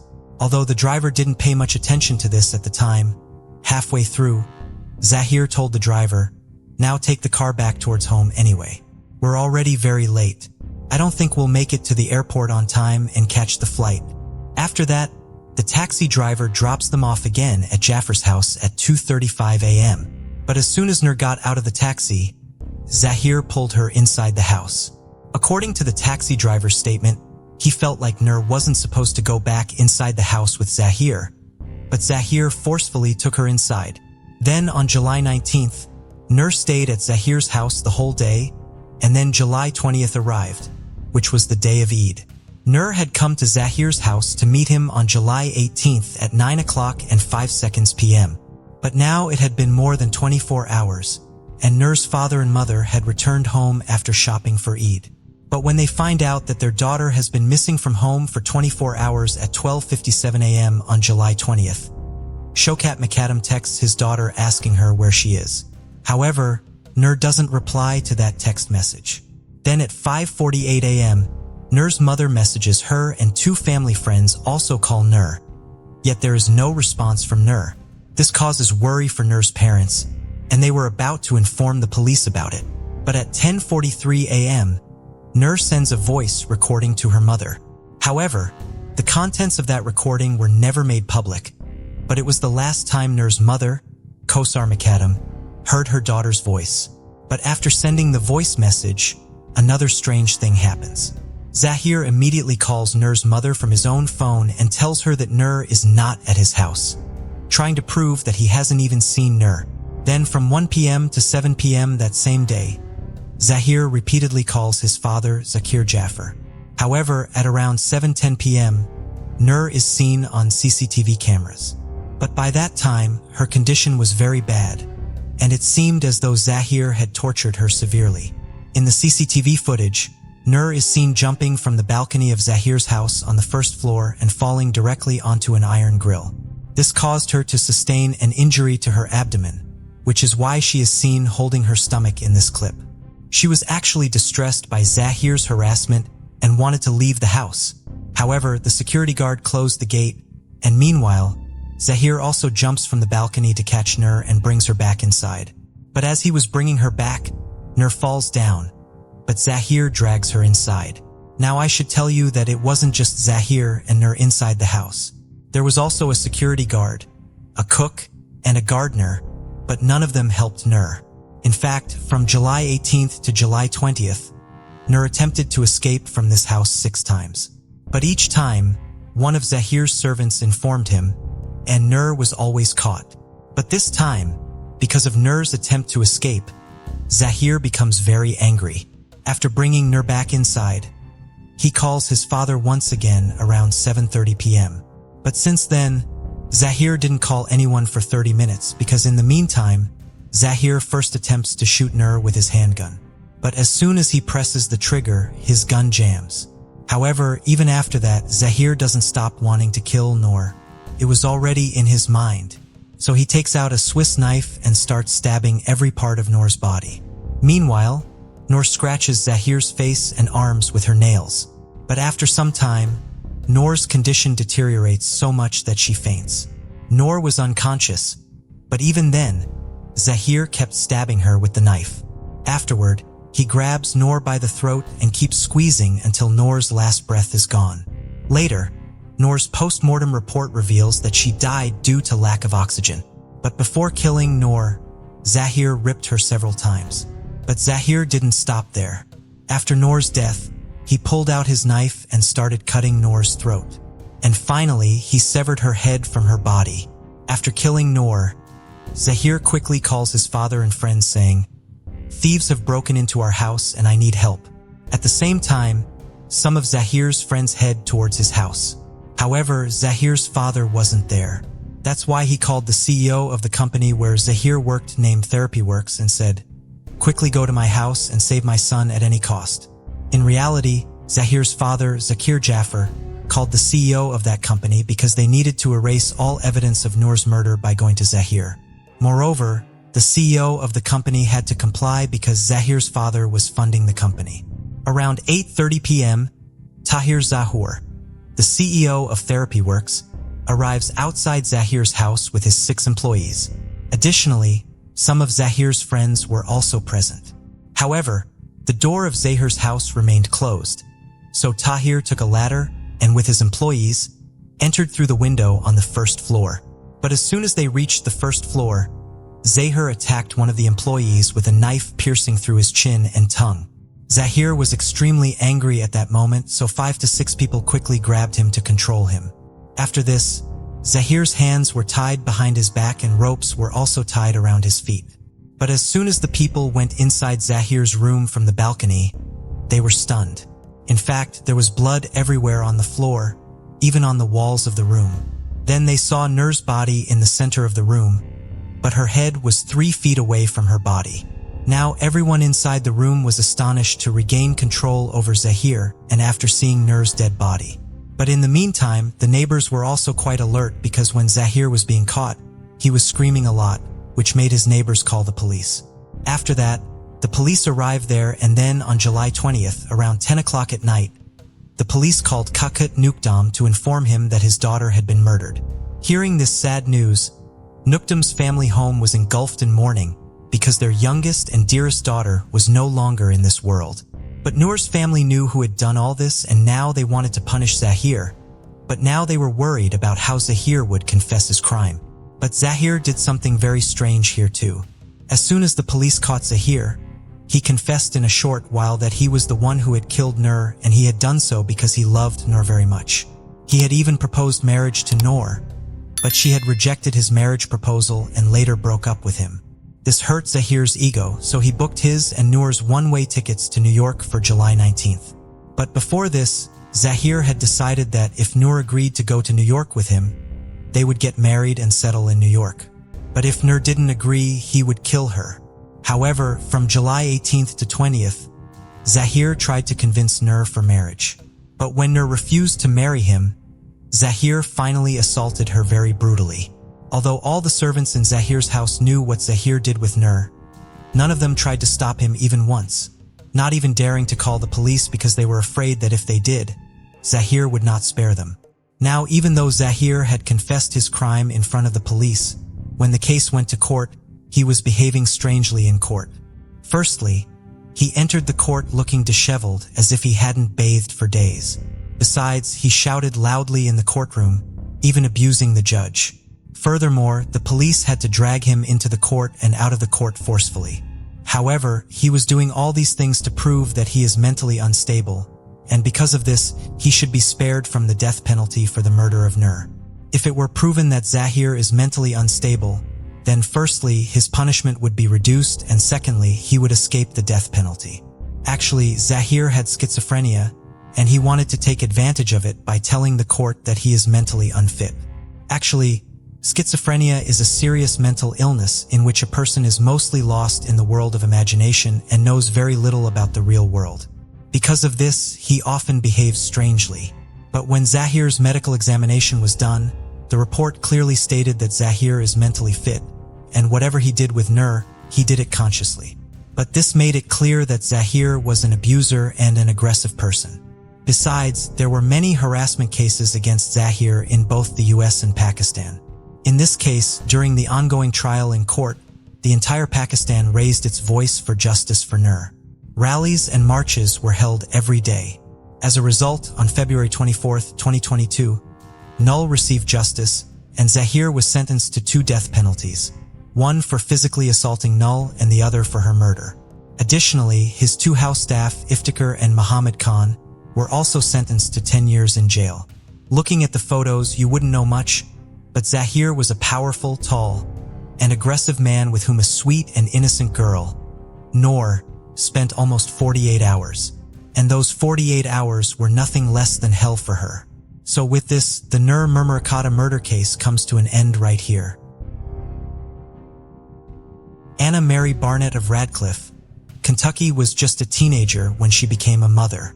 As much as she loved her son, Jerry, she struggled to support him. In order to be able to provide for, she generally relied on family members to look after her son while she was at work. One day in 1965, however, Anna Mary could not find a relative to watch 5-year-old Cherry. She therefore had to leave him with a babysitter while she was at work. She did not know the babysitter, who lived in nearby Elizabethtown, very well, but she did not have any other childcare option that day. However, when Anna Mary returned to pick up her son, both Jerry and the babysitter were gone.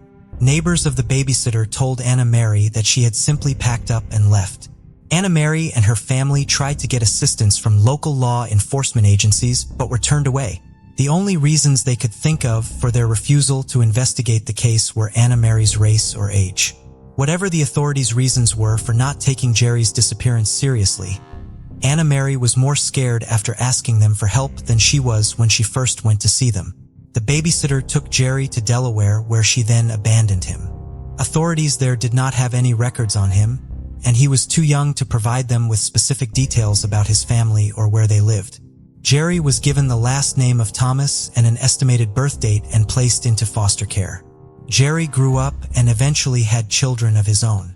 However, by his own admission, he sometimes found it challenging to be active in their lives because of the trauma he had experienced in foster care and the way it negatively influenced his understanding of the concept of family. It would be one of his children who would ultimately help reunite Jerry with his family and begin to heal that damage. In 2016, Jerry's son, Damon Parker, took a commercial DNA test. In early 2020, a new DNA match showed up in the system. That match was his cousin in Kentucky, Will Barnett. Will was able to explain to Damon the details of Jerry's background and the story of how he was taken from his family.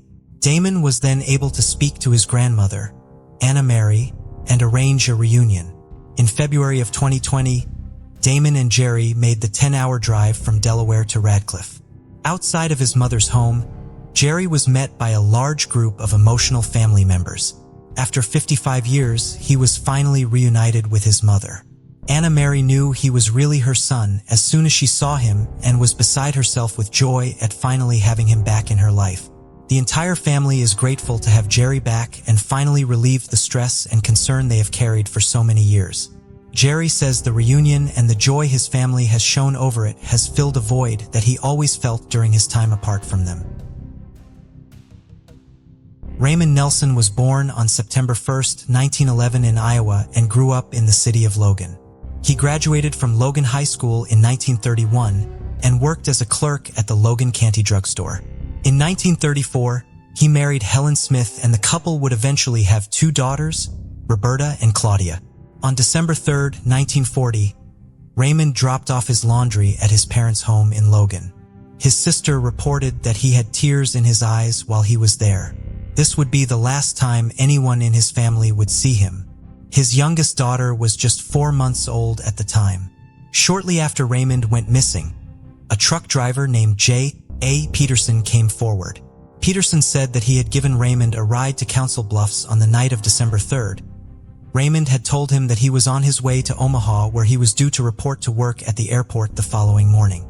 Police went to Omaha to look for Raymond there, but found no evidence that he had arrived in the city. They believed that this meant Raymond either had met with foul play or had traveled further west. The FBI became involved in Raymond's disappearance after his draft number was called up, and he did not report for duty. They could not locate him, and he was declared a draft dodger. Raymond's social security number was never used after he went missing. There were certain details that made it appear Raymond may have voluntarily disappeared. He stopped paying many of his bills, including the one for his life insurance, shortly before he went missing. However, some members of his family were still convinced that something terrible had happened to him. His mother, Millie, remained positive that her son was not the kind of man who would have walked out on his family until her dying day. Raymond's oldest daughter, Roberta, found comfort in the idea that something had happened to her father than in the notion that he had willingly abandoned their family. Raymond's younger daughter, Claudia, eventually had a daughter of her own, Jennifer Hoffman, who would be the driving force behind finally solving Raymond's case. Jennifer grew up hearing stories about her lost grandfather, and after she became a private investigator, she began looking into the case with hopes of finally being able to tell her mother what really happened to Raymond. Jennifer, of course, used the basic investigative techniques, collecting documents and speaking to witnesses, in this case her relatives. She tried more creative methods as well. Raymond loved model airplanes and was highly skilled at constructing them. Some of his planes were featured in window displays at the Brandeis department store in downtown Omaha. Jennifer therefore began researching the model airplane community in case Raymond did leave Iowa voluntarily and continued his hobby elsewhere. During this research, she came across an image of an Australian man named Monty Tyrrell. Monty was a prominent enough member of the model airplane community that the Monty Tyrrell Memorial Scale Rally, held by the Peckham and District Aircraft Radio Control Society, is still put on every March, almost 30 years after his death. Jennifer believed that there was a striking resemblance between and her grandfather. She began trying to get in contact with individuals in Australia with information about Monty, but her early efforts were unsuccessful.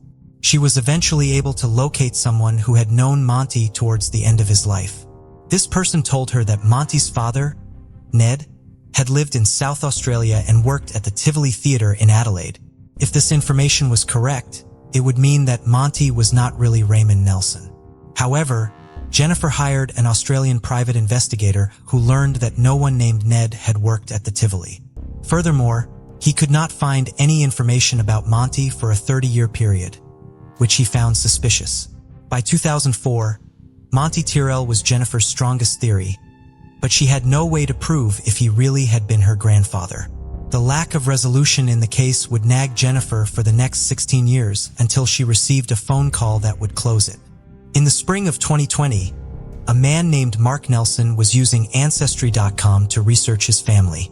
When researching the life of his grandfather, Roy C. Nelson, he was unable to find any information about him from before 1940. It was as though Roy had not existed before that year. Roy's parents, Nels and Millie Nelson, were named in Roy's obituary, so Mark began researching them. He could find no mention of them having a son or living with anyone named Roy, but he did find record of their son, Raymond Nelson of Iowa. Raymond Nelson had the exact same date of birth as Roy Nelson. Mark's grandfather had claimed to be from Hibbing, Minnesota, and never used the name Raymond. Mark was not immediately concerned by these details. Perhaps his grandfather had been born in Minnesota and lived in Iowa later and disliked his given name, so he went by Roy instead. However, both Roy Nelson and Raymond Nelson had draft cards on file on Ancestry.com. Comparing the signatures on them, Mark noticed that the name Nelson had been signed almost identically. When Mark looked Raymond Nelson up online, he came across an article about his disappearance and Jennifer Huffman's quest to solve it.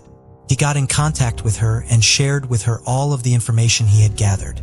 Jennifer agreed that the signatures on the draft cards appeared to have been signed by the same person, and photographs of Roy Nelson were strikingly similar to ones of Raymond.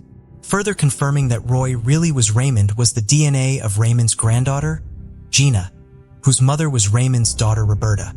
When Gina used a commercial DNA site, it matched her with a close cousin in Connecticut. The Nelson family could not figure out how this person fit into their family tree at the time. After learning about Roy Nelson, they discovered that this relative was a member of his family. Raymond had left Iowa on his own and moved to Connecticut, where he applied for a new social security number and changed his name to Roy. While living as Roy, Raymond had 4 more children. Raymond's reasons for leaving his family in Iowa will remain unknown, but they at least now know what became of him. It's kind of bittersweet, his daughter Claudia told the Daily Nonpareil, but I'm glad we finally know what happened. Vanessa Smallwood of Maple Shade, New Jersey, was a devout Christian who was passionate about sharing her faith with others. She loved her family, especially her 3 grown sons. She had a kind heart and a caring spirit. At the beginning of 2014, the 46-year-old was going through a difficult period. She was unhappy with her marriage and on disability from her job as a contractor at the Philadelphia International Airport. She had become sick after dealing with the stress of her mother's death and her father suffering multiple strokes. She did have a history of mental health issues, but a cousin who saw her on January 25th would later report that Vanessa had been speaking optimistically about her future. On January 27, 2014, Vanessa and her husband drove to the Any Garment Cleaners in the 500 block of Haddonfield Road in Cherry Hill, New Jersey. Vanessa's husband went inside while she waited for him outside in their 2005 Chrysler Town and Country minivan. When he came back out, however, Vanessa and the vehicle were gone. Vanessa's cell phone pinged near Broad Street in Clayton, New Jersey, approximately 25 miles south of where she was last seen, at 10:22 a.m. on the day she went missing. This would be the only indication of where she went after leaving the dry cleaners. There was no activity on her credit cards or bank accounts, and authorities could not locate her vehicle. On January 16, 2020, divers from the Walker Diving Underwater Construction Company were clearing debris from the Salem River near the Port of Salem to ensure that the river was safe for shipping. During this process, they came across a badly mangled Chrysler van submerged underwater. The van was pulled from the river around noon that day, and human remains were found inside of it. They were later confirmed to be Vanessa Smallwood. Vanessa's exact cause of death has not been revealed, but Salem County Prosecutor John Linehan did announce that the medical examiner found no indications of foul play in the case.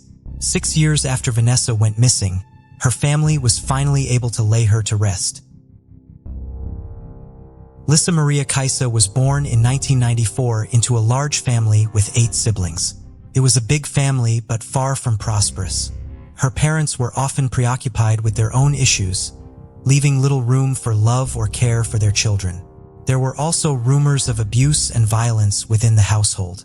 The tragic events in this story unfolded in 2020, at the height of the global battle against COVID-19. In a quiet corner of Ecuador, in the small parish of Pifo on the northeastern outskirts of Quito, a series of horrifying events took place unnoticed by many.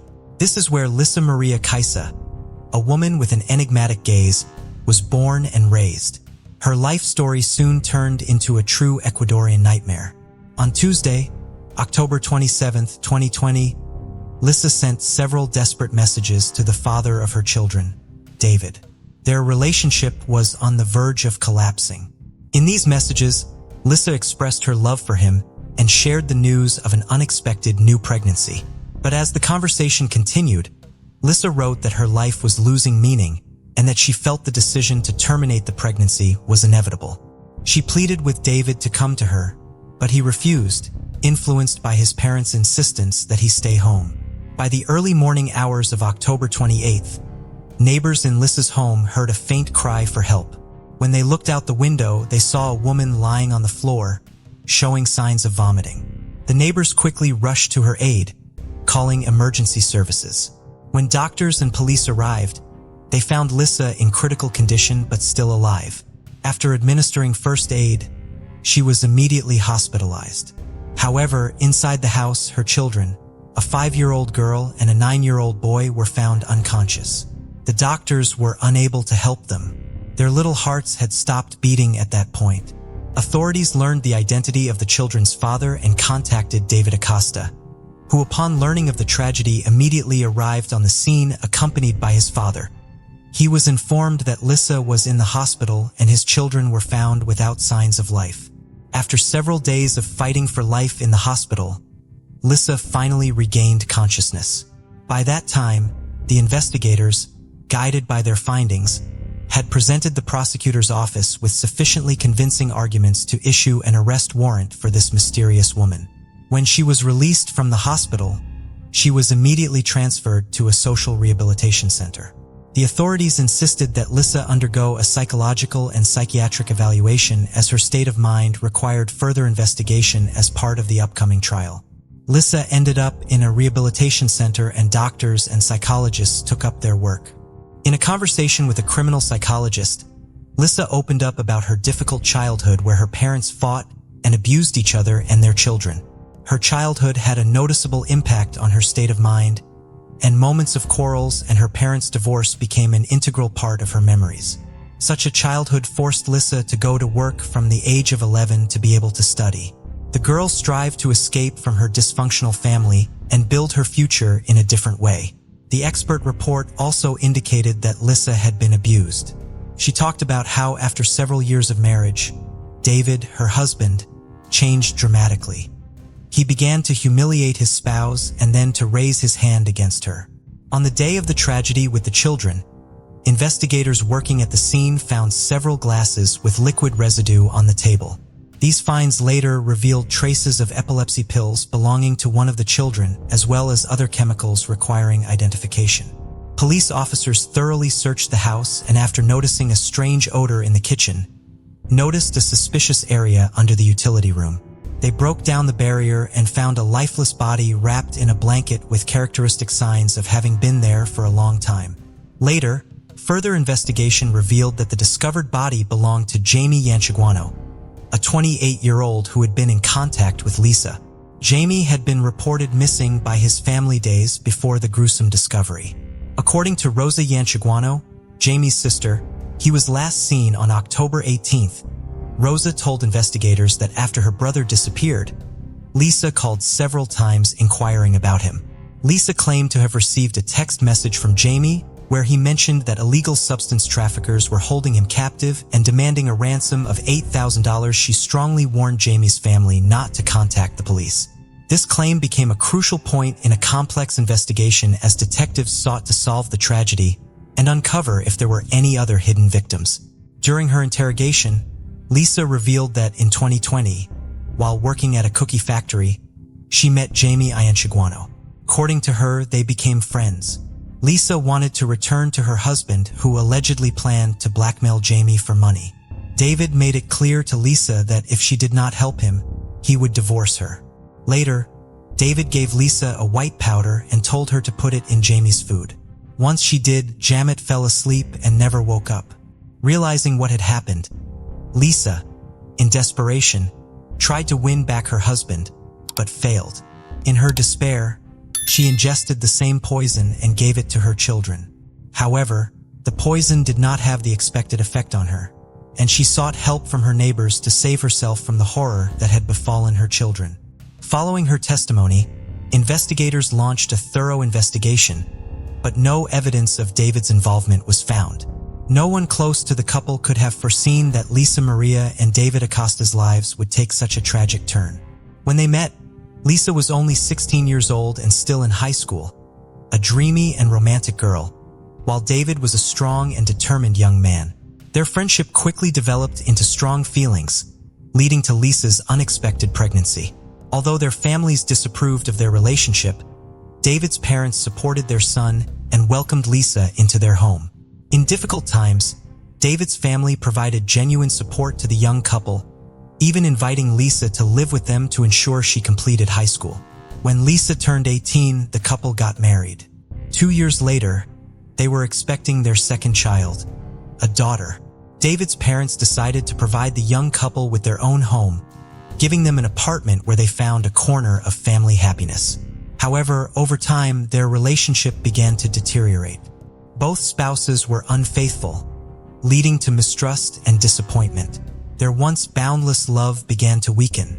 Lisa also complained of psychological abuse from David, prompting her to seek help from the police. Eventually, she was granted a protective order, forcing David to leave the family home. At this point, Lisa began to blackmail David, demanding money for the chance to see their children. In early September 2020, Lisa's life took an unexpected turn when her eldest son began suffering from seizures. In desperation, she took him to the emergency room at Baca Ortiz Hospital. After stabilizing his condition, doctors conducted tests and diagnosed a focal form of epilepsy, a severe condition affecting a specific part of the brain. Doctors advised Lisa to undergo further tests, including MRIs, and to consult specialists urgently. However, Lisa ignored these recommendations. A month later, her son suffered another seizure, and they returned to the emergency room.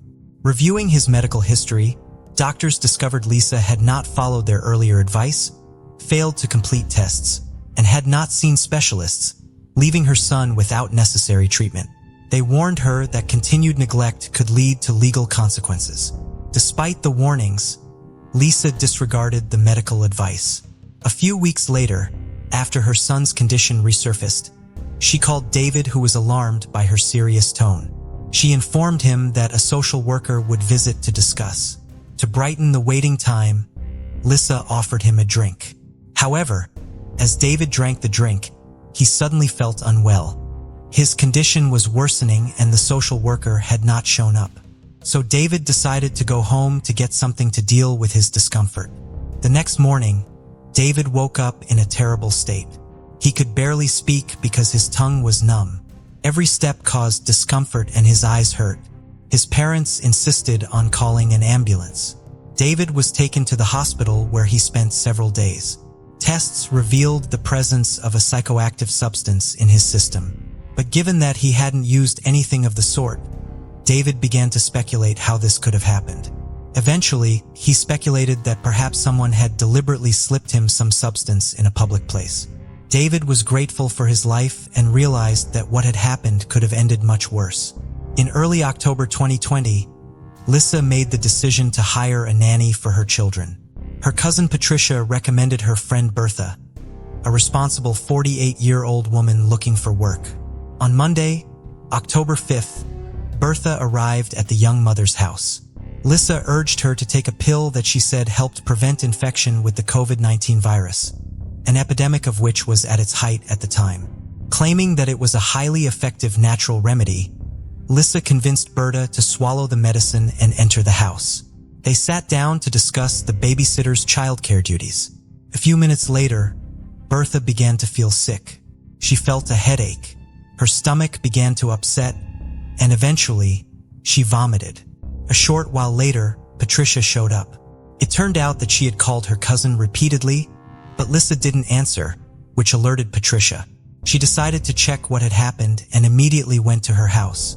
Upon entering, she found Bertha lying on the couch, who was practically fainting already. Lisa shared with her cousin what had happened and expressed concern. Learning that Lisa still had not called an ambulance, Patricia immediately did so herself. After a while, doctors arrived and sent Bertha to the hospital. The condition of the victim managed to stabilize. Doctors diagnosed poisoning with a toxic substance, which often happens when using various medications. Doctors decided that Bertha did not tolerate some component of the composition of the pills from COVID-19. A few months before this tragic incident, in June of the same year, Lisa's former buddy, Mark Escanto, had died of poisoning. At the time, the cause of his death had gone unnoticed. But now, given all these strange circumstances, Mark's case required additional attention. Investigators scrutinized the deceased's home and found Lisa's fingerprints on the glasses used the night before Mark's death. This fact added new evidence to the investigation, pointing to Lisa's possible involvement in the incident. But suddenly, a new accusation was made against Lisa. Her own family made a shocking report to the police. It turns out that on September 2nd, the family had a family gathering where Lisa offered to let everyone taste a drink of her own making. 7 brothers and sisters of the young woman, as well as their parents, drank the unknown drink and immediately felt sick. Fortunately, no one died, but the 56-year-old mother suffered a stroke. Lisa's father claimed that while the relatives were seeking medical attention, his daughter stole $1,300 from the house. Now the investigation included not only crimes against the children and a former boyfriend, but also an incident that jeopardized the lives and health of her own family members. As it turned out, that wasn't all. Investigators encountered another strange event. In May of that year, Jose Luis Herazzo, a friend of Lisa's, was found dead in his home. A few days before, Jose had suddenly disappeared, and neighbors soon smelled a rotting odor, prompting them to contact the authorities. An examination of the body initially revealed nothing suspicious and was ruled a heart attack. But one of Jose's sisters suspected something strange and hid a bottle of alcohol found in the refrigerator. In addition, Jose's family noticed that some items were missing from the house. It turned out that Lisa and Jose were friends, and when the guy died, the alleged killer contacted his relatives by phone. With a distraught voice, she stated that Jose owed her a large sum of money and she had to contact the family to repay the debt. This cunning plan did not work. And a little later, Lisa called Jose's family again, changing her voice to conceal her identity. Identifying herself as Jose's friend, she claimed that she was pregnant by him and now had to apply for child support. Although Jose's family did not believe these stories, Lisa was not about to give up and made a third attempt to deceive them. She said she knew who was responsible for Jose's death and offered to meet to uncover the details. Had she not been arrested on charges of killing her own children and Jamie, the list of victims might have gotten longer. When the media reported the arrest of Lisa, who had poisoned 3 people, Jose's relatives understood. They immediately reported their suspicions to the authorities, and Jose's body was exhumed for forensic examination to determine the true cause of death.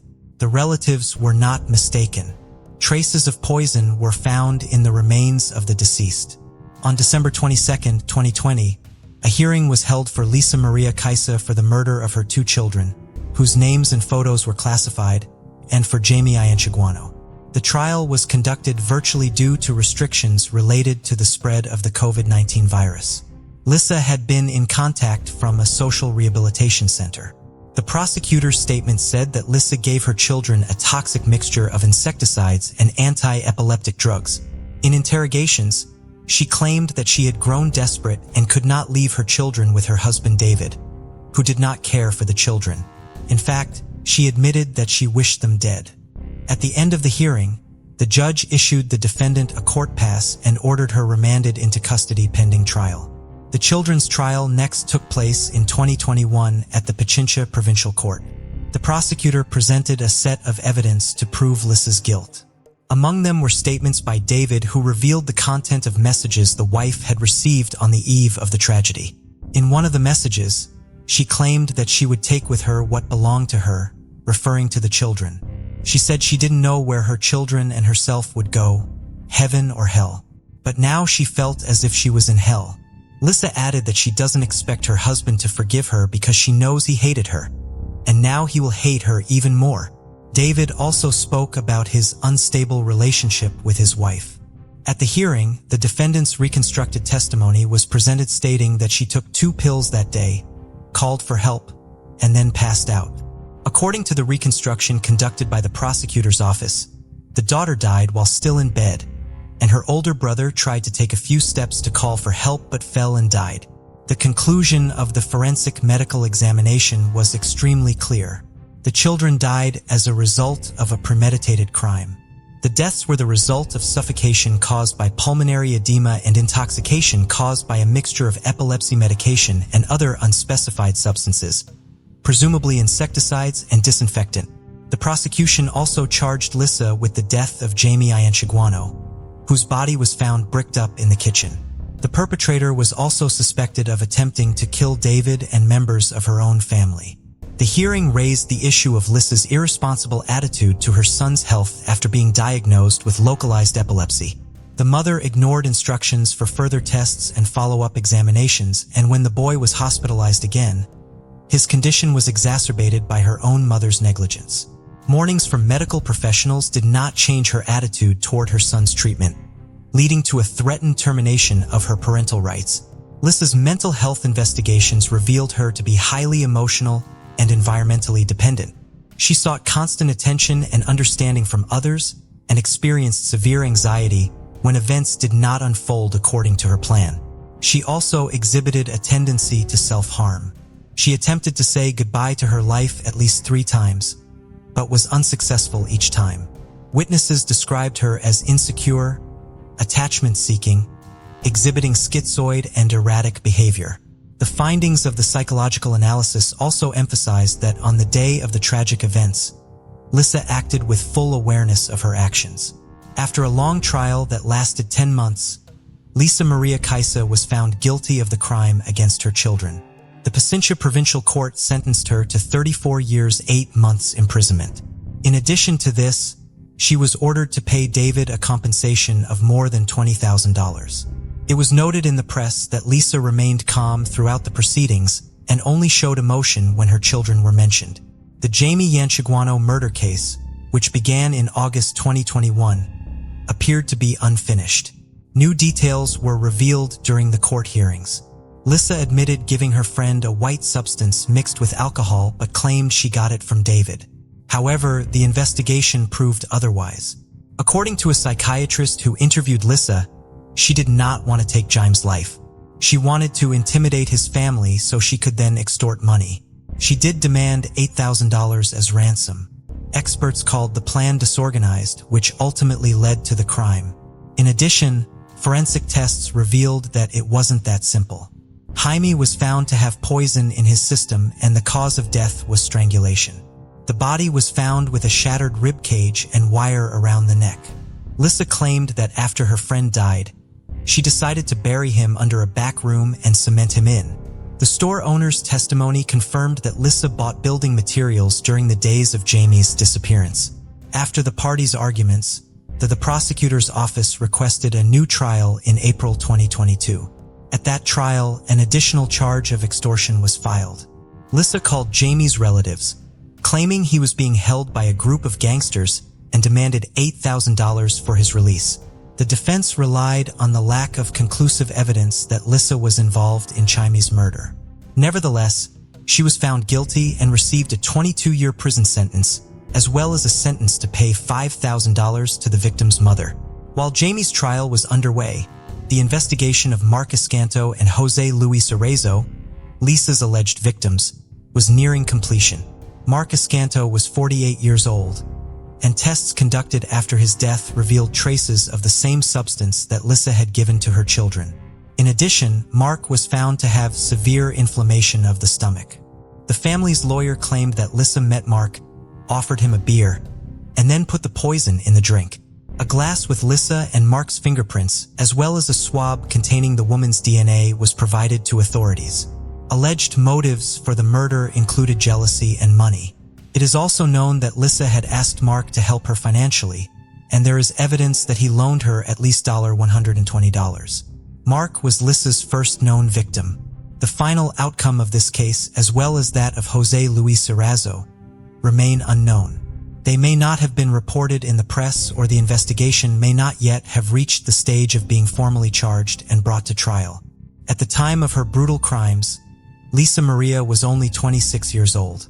Her high-profile criminal case has become one of the most horrific and disturbing in Ecuador's recent history. These crimes made her known throughout the country as Dona Venado. Lisa Maria Kaisa is recognized as a serial killer in Ecuador. Her victims have endured terrible suffering, and their relatives have suffered unbearable pain. The charges include 5 murders and 9 attempted murders. Under Ecuadorian law, the maximum sentence she could face is 40 years in prison. That means Alyssa could be released when she turns 70 years old. It is still unclear what motivated Dona Venado to commit such horrific acts. Was her act the result of resentment for not getting what she expected in life? Many speculate that the motive was money. And in David's case, Lisa acted out of a lust for revenge, which led to the tragedy with her children. The most horrific part of this story is not only the number of victims left in the path of Dona Venado, but also the fate of 2 innocent children who could not have guessed that their mother, who gave them life, would take it away so absurdly and cruelly.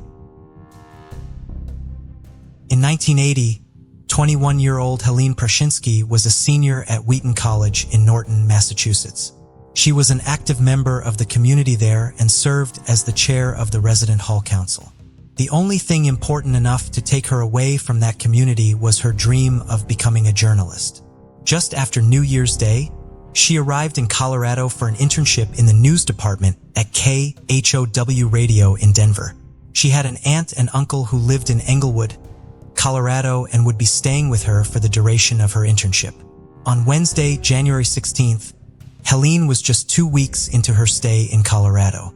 She left work that afternoon as usual and began her commute home.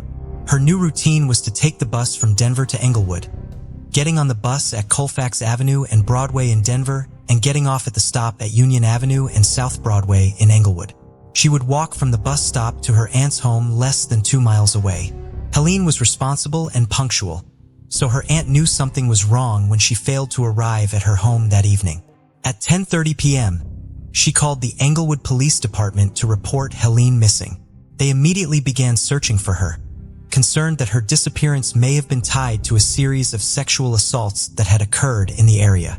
The following morning, a woman was driving past a remote field south of Englewood in an area of Douglas County that would soon become the planned suburb of Highlands Ranch. Her children were in the car with her and they were on their way to a meeting. One of the children told her that they saw someone lying in the field as they drove past it. A road grader operator was nearby, so the woman stopped and asked him to go into the field to see if her child was correct about someone being there. They were.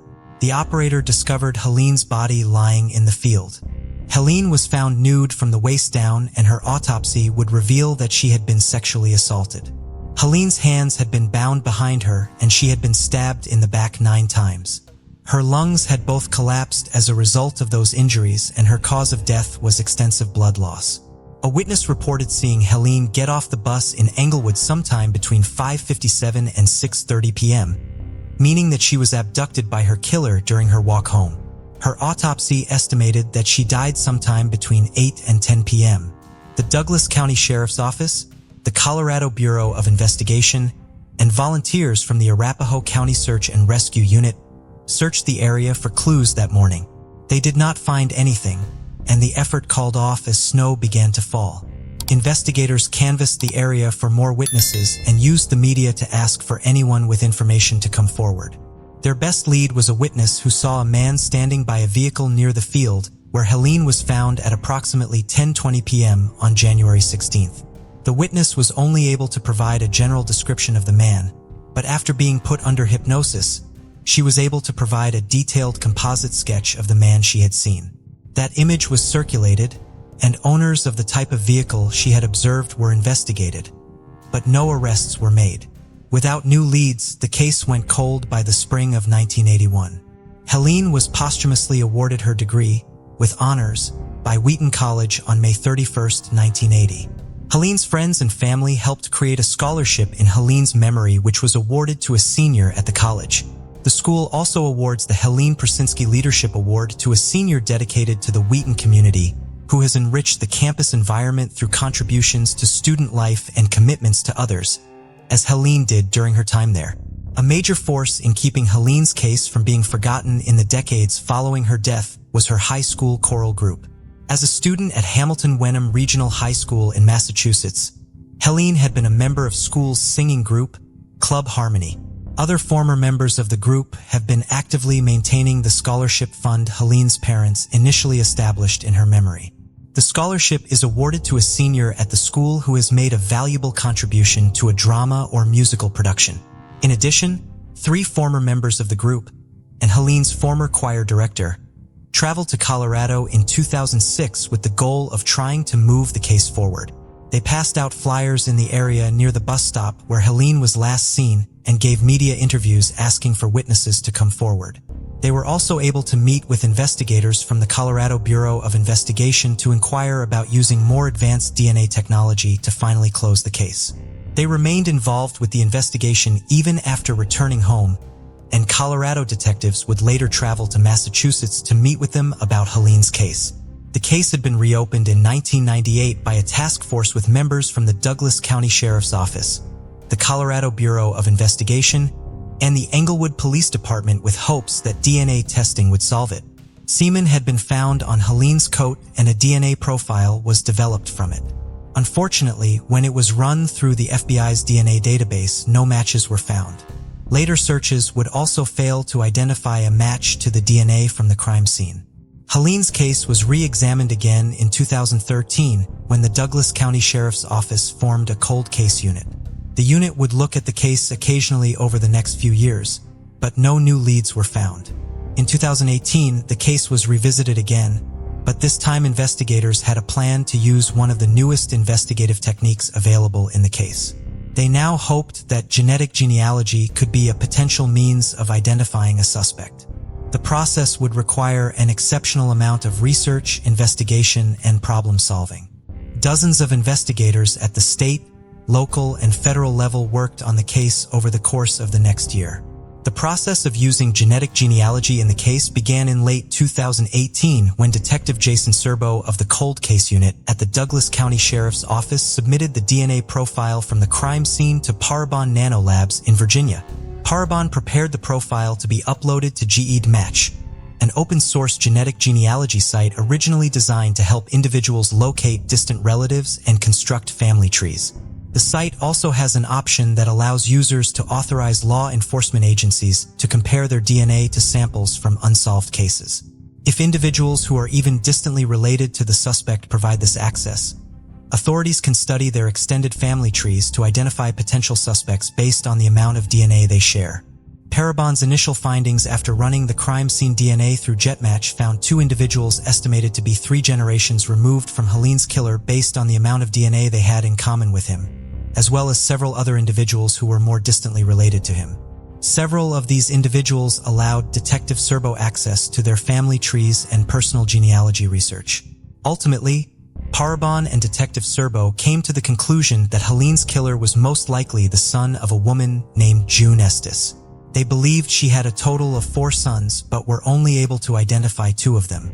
Those 2 sons had been 10 and 11 in 1980 and were therefore eliminated as suspects. Estes led a tumultuous life, using 6 different surnames over the course of her life and living in multiple states. This made trying to identify her other children very difficult. Investigators still tried to find them, but also continued investigating the possibility that the killer fit into the family tree they were constructing somewhere else. As more and more people uploaded their profiles to GEDmatch, the authorities had more and more information to work with. One woman from Georgia, named Jessie, who is distantly related to the killer, has publicly detailed the process of being contacted by investigators and asked to assist in the genealogy research they were performing to identify Helene's killer.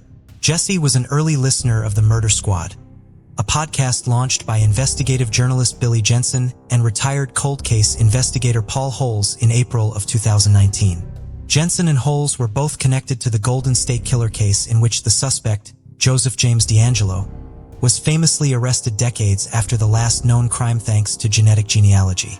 Jensen helped complete Michelle McNamara's book on the case, I'll Be Gone in the Dark, after her sudden death in 2016, and Holes worked on the case for many years, retiring just prior to D'Angelo's arrest in April of 2018. Jensen and Holes are therefore vocal advocates of the use of genetic genealogy. They also hoped that their podcast could be used to teach their listeners ways to responsibly help solve cases. Since the beginning of the podcast, they have explained how individuals uploading their DNA profiles, obtained through commercial DNA services like Ancestry.com or 23andMe for personal use, to databases such as GEDmatch, and making them available for comparison to law enforcement, could potentially provide important leads in unsolved cases. Jessie had previously had her DNA analyzed through 23andMe. After hearing Jensen and Holes explain how she could make her DNA available for investigators to compare it to samples from cold cases, she decided to submit her DNA profile to GEDmatch and uploaded it to the database in April of 2019. In early June of 2019, Jessie received an email from Detective Serbo. He told her that he was working on a cold case from 1980 when he ran DNA found at the crime scene through GEDmatch. Jessie's profile came up as one of the very partial matches. He estimated that Jessie and Helene's killer were third cousins. GEDmatch does not make an individual's full DNA profile available to law enforcement.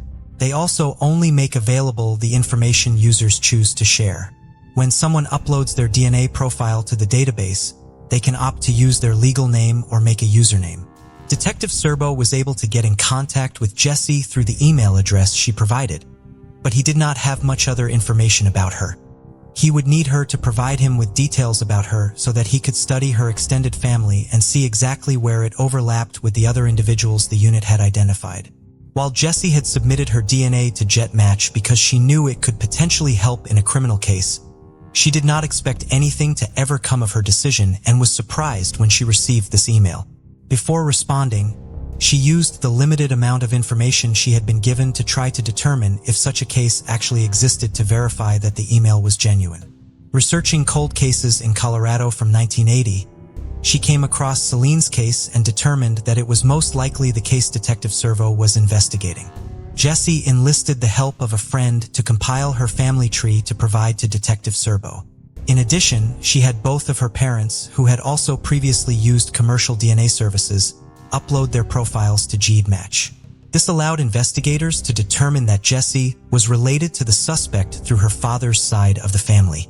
Detective Serbo left the sheriff's office to become a senior criminal investigator for the Denver District Attorney's Office in July of 2019. The task of investigating the vast amount of information being gathered from GEDmatch users then went largely to Detective Shannon Jensen. In addition to Parabon Nanolabs, Detective Jensen also worked closely with a Colorado-based company, United Data Connect. She was able to fund this additional genetic genealogy work thanks to funding from Metro Denver Crime Stoppers. Helping Detective Jensen with the investigation was Joan Hanlon, a professional genealogist working for United Data Connect.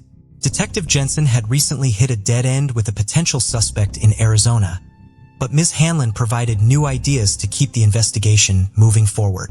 She helped Detective Jensen identify key family members of individuals who were already cooperating in the investigation, who should have their DNA tested, and began researching different descendant lines. Over several months, other distant relatives were identified and contacted, and certain descendant lines were eliminated from consideration. The work was tedious, but ultimately provided the information needed to finally close Helene's case. Instead of identifying a new potential suspect, Ms. Hanlon's new efforts ultimately brought Detective Jensen back to the original theory genetic genealogy had generated in the case. Thanks to Ms. Hanlon's work, Detective Jensen located a family member who could finally tell her about the two unidentified sons of June Estes. This family member revealed that after June had suffered a nervous breakdown, her husband, William White, had taken her boys away from her. He eventually sent them to live with their Uncle Fred. The boys were named William and Curtis White, and the relative was able to provide details like where they had been born and places they had lived. This information allowed Detective Jensen to finally identify the previously unknown sons of June Estes and investigate them as potential suspects. One of the brothers, William White Jr., had an extensive criminal record. Detective Jensen learned that his DNA had been entered into the combined DNA index system in 2010. Since the sample from Helene's coat had been run through that database after 2010 and had not matched to William White, she knew that he was not her suspect. However, she still had his DNA compared to that from the crime scene. In November of 2019, it was confirmed that William White was not the suspect she was looking for. The YSTR analysis, a type of analysis specific to the Y chromosome carried by males, revealed that William and Helene's killer came from the same paternal lineage. The investigation was on the right track. June's other son with William White Sr. had been born Curtis Allen White, but he was using the name James Curtis Clanton by 2019. In 1975, while living under another alias, Curtis White had raped a woman at knife point in Arkansas after gaining entry into her home by asking to use her telephone. He pleaded guilty to first-degree rape and was sentenced to 30 years in prison. However, he would only serve a fraction of that sentence. After stealing a car while trying to run away from home as a teenager, Wade had been sent to live at the Southern Christian Home, a children's home in Arkansas. After he was sent to prison in 1975, one of his former from the home got in contact with him and offered to help him get back on his feet. The counselor was now living in Douglas County, Colorado, and offered to let Wade come live with him, his wife, and 5 children. He also promised to help him get a job. This offer played a major role at White's parole hearing in early 1979. "I want to be paroled because I have people that care about me now and I have adjusted myself," White said at the hearing. Having a support system in the form of a counselor apparently made White a good candidate for parole, and he was released from prison on March 6, 1979 after serving only 4 years of a 30-year sentence. His parole agreement allowed him to move to Colorado to live with his former counselor and assigned him to a parole officer there. White did live with the counselor and his family for a year as he had assured the court and worked at the landscaping job the counselor had secured for him. This placed him in the area at the time of Helene's murder. White would later move to Englewood and work for a backing company, but he moved backing with the counselor and his family after just a few months. By 1982, he had moved to Florida and changed his name to James Curtis Clanton. He would be married and divorced twice over the years, with the first marriage lasting only 30 days. In 1998, he was arrested for domestic battery in Palm Beach County. His mugshot from this arrest would be the first image investigators in Colorado would see of him. It bore a striking resemblance to the composite sketch of the suspect developed back in 1980. While Clanton's criminal history, resemblance to the sketch, and place within the family tree investigators had constructed made him look like a promising suspect, these details by no means proved that he killed Helen. In order to eliminate or confirm him as the suspect, investigators would need to test his DNA, which was not in any database. They therefore began the process of trying to surreptitiously collect a DNA sample from him to test against the DNA from the crime scene. Detectives Tim Vinnett and Troy Crosswaite of the Douglas County Sheriff's Office were assigned to try to get a sample from Clanton. They spent the week of Thanksgiving, 2019, surveilling Clanton, following him around Lake Butler, Florida, where the 62-year-old was living and working as a truck driver. Their first attempt to get a sample of his DNA from a discarded milk carton was unsuccessful, so their surveillance continued. On November 30th, they followed Clanton into a bar called the Full House Lounge just before noon. They watched him drink several beers, pouring each bottle into a mug. After Clanton left the establishment, the detectives collected the beer mug from the bartender. It was sent back to Colorado for analysis. The DNA found on the mug was a match to the DNA found at Helen's crime scene. On December 11th, 2019, a little more than a month shy of the 40th anniversary of Helen's murder, James Curtis Clanton parked his truck near his home, as was his routine. As he walked away from it, he was arrested. With the assistance of the Union County Sheriff's Office, Clanton was taken into custody without incident and extradited back to Colorado. Clanton was being charged with first-degree murder and second-degree kidnapping. He could not be charged with sexual assault because the statute of limitations for that crime had expired. Authorities have so far not connected Clanton to the other sexual assaults committed in the area around the time of Helen's murder. Clanton's arrest was announced at a press conference on December 16, 2019, the same day he appeared in court to be formally advised of the charges against him. Investigators and District Attorney George Brauchler were prepared to take the case to trial. However, at a court hearing on February 21, 2020, Clanton pleaded guilty to the charges against him. This plea to these specific charges requires that he be sentenced to life in prison. However, because of the statutes in place in 1980, when the crime was committed, he would be able to apply for parole after serving 20 years in prison. As he would be 82 years old at that time, he may not live long enough to even have the opportunity to make such an application. Helen's friends and family are extremely grateful for the work of all the investigators and the tenacity they showed by not giving up on solving Helen's case. Unfortunately, the passage of time between Helen's murder and the arrest of her killer meant that many of her loved ones did not get to see the case solved. In addition to her beloved grandmother, Julia, all of Helen's immediate family, save for her older sister, Janet Johnson, passed away before Clanton's arrest. Her brother Chet passed away in 2009 at the age of 63, and her parents, Henrietta and Chester, passed away within 3 months of each other in 2012. Janet Johnson wants the focus of this case to remain on Helen and her memory. In a statement she released through the Douglas County Sheriff's Office, she described her younger sister as her best friend and a loving relative to her entire family. Etching up and killed, Helen would have gone on to do great things. "There has not been a day that goes by that we haven't missed her," Johnson said in the statement. "The detectives and everyone else who helped make this day happen are my heroes." The case of Nancy Paula Reyes Gorces. What led to the crime against the pregnant woman and what became of the child?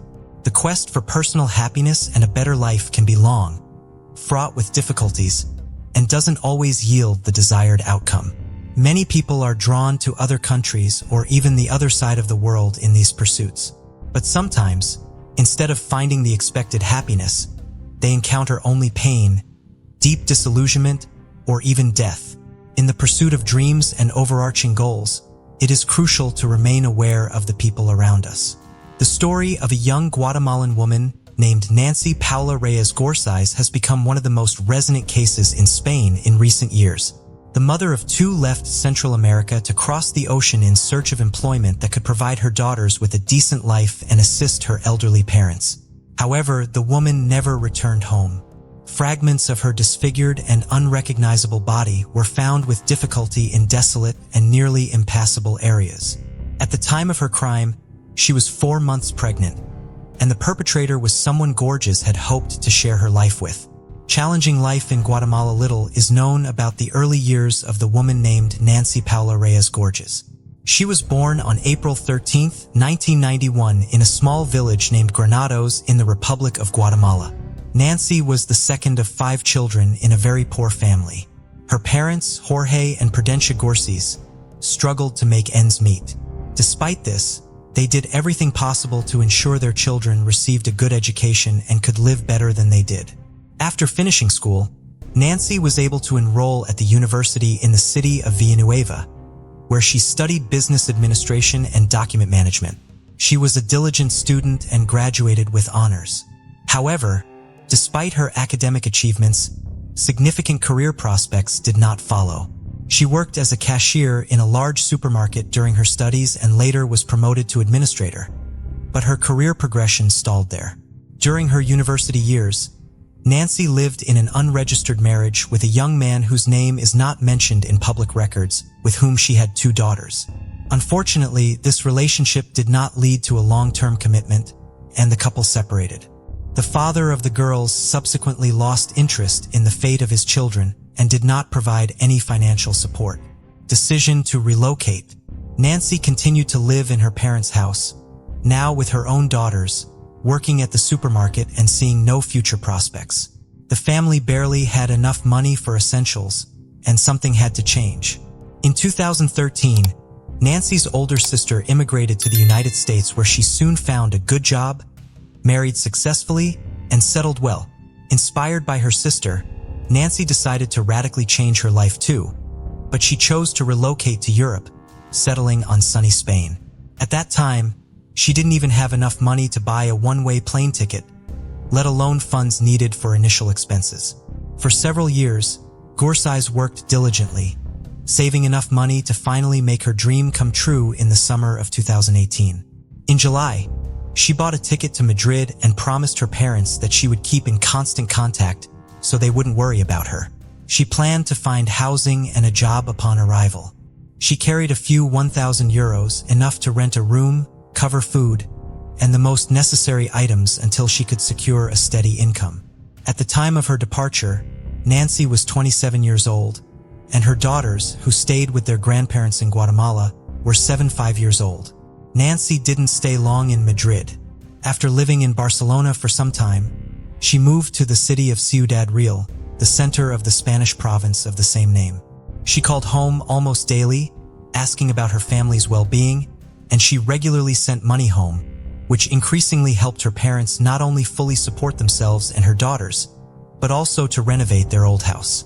Nancy mentioned she didn't have an official stable job and was making ends meet through odd jobs, like cleaning in affluent homes or caring for the elderly and sick. Nancy never complained about the hardships. On the contrary, she told her family that Europe offered more opportunities, and she could never have earned as much back home, even working around the clock with no days off. It seemed she was completely satisfied with how her life was unfolding, and even spoke of eventually bringing her daughters to Spain once she saved enough to rent a spacious and comfortable home for the whole family. Fateful romance. For a while, Nancy didn't share much about her personal life, claiming she simply had no time due to work. But in the spring of 2020, she admitted to her parents that she had met a man with whom she had started a romantic relationship. His name was Carlos Andres Bustamante, and they had met by chance while Gorgeous was looking for new rental housing. As they resolved this issue, the couple grew closer and eventually started living together. Carlos was a year older than his beloved and, at the start of their relationship, did not have a steady income, surviving on random small jobs. In fact, Nancy was the main breadwinner in their relationship.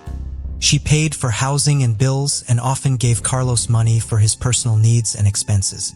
However, she never complained to her family about this, so her parents were confident that everything was fine. and their daughter had met a good man with whom she lived in love, harmony, and abundance. By that time, Nancy's two younger brothers had also moved to Spain with whom she kept in touch. She was particularly close to Dennis, the youngest brother, who had even met Carlos personally and found him likable. At the end of June 20th, Nancy and Carlos decided to move to the resort city of Santander, located on the Atlantic coast. In a phone conversation with her family, Nancy mentioned that the climate was warmer and better there, and she saw more job prospects. However, at that time, certain difficulties began to appear in her relationship with Carlos, which he tried not to discuss with anyone. Bustamante turned out to be jealous, temperamental, and quite cruel. Moreover, he lacked any career ambitions and was completely satisfied being supported by a woman. Most alarmingly, he abused alcohol and occasionally indulged in forbidden substances. Although he constantly tearfully promised to quit and find, Carlos was thrilled by this news and swore that from now on, their life would change for the better. But in reality, things only got worse. He continued to drink and use drugs, taking money from his civil wife or asking his mother for it. Moreover, he began to physically abuse Nancy, something she tried to keep from everyone. Alarming signals. On the evening of August 12th, while Nancy was video chatting with her parents, they suddenly heard Carlos loudly shouting and berating their daughter, demanding to know who she was talking to. He didn't believe her when she said she was speaking with her mother and snatched the phone from her hands. After verifying the truth by looking at the screen, he simply threw the device onto a chair and walked away. The next day, the situation repeated itself. Carlos again grabbed the phone from Nancy's hands while she was talking to her parents and daughters. He demanded to see who she was speaking with, insulted her, and even threatened harm. A frightened Nancy later explained to her relatives that her partner was just overly jealous and tried to reassure them that everything was fine. Her parents, however, tried to persuade her to contact the police, but she insisted that she could handle the situation herself. However, on August 17th, during a candid phone conversation with her sister, Cortez ominously stated that if anything happened to her or if she suddenly died, Carlos would be solely to blame. Her words were chilling, but she did not elaborate further, only asking her sister to take care of her children if needed. This was the last time her sister heard Nancy's voice. Mysterious disappearance of the pregnant woman. On August 20th, around 2 in the afternoon, Nancy sent a text message to her father, promising to call later that evening. But she never did, nor the next day, which was unusual for her. She also did not respond to calls from her family, prompting them to try contacting Carlos, but he did not answer his phone either. Since the couple had recently moved to Santander and had no friends there, and Nancy's brothers were on the other side of the country and couldn't quickly arrive to check on her, the situation was alarming. A few days later, a strange message came from Carlos' phone stating that he and Nancy had argued and decided to split up. Allegedly, she had packed her things and left in search of a separate apartment, was ignoring his calls, and he had no idea where she might be. Her brothers then suggested that Carlos should immediately come to Ciudad Real so they could go to the police together and file a missing person report. Carlos readily agreed, but as expected, he never showed up, did not file the report. And on top of everything else, he too stopped communicating with the Gorse family. Mother knew everything. The relatives of the missing woman themselves contacted the police to report her disappearance. Meanwhile, through Nancy's friends, her brothers found the address of Sandra Bustamante, Carlos' mother. When they visited her, introduced themselves, and explained the situation, she unexpectedly broke down in tears, confessing that she had suspected her son could do something terrible to his partner, but she did not elaborate on the details. Sandra also had no idea where her son and future daughter-in-law were. Carlos wasn't answering her calls, but only sent brief messages asking her not to ask questions and to give him some time. She liked Nancy, but knew her son too well and understood what he was capable of. The next day, Sandra was called in for questioning at the police station. Law enforcement wanted to discuss the disappearance of her would-be daughter-in-law and to find out the possible whereabouts officers what she had already told the girls' brothers the day before and showed them a lengthy text message that Nancy had sent her a couple of days before she vanished. In the message, Nancy pleaded with Sandra never to give her son money regardless of the tearful stories he might concoct. According to Gorses, He would spend it all on alcohol and banned substances under the influence of which he became very aggressive and cruel. He had no desire to find a job or battle his addictions, and his behavior became increasingly threatening, prompting the pregnant woman to consider leaving him.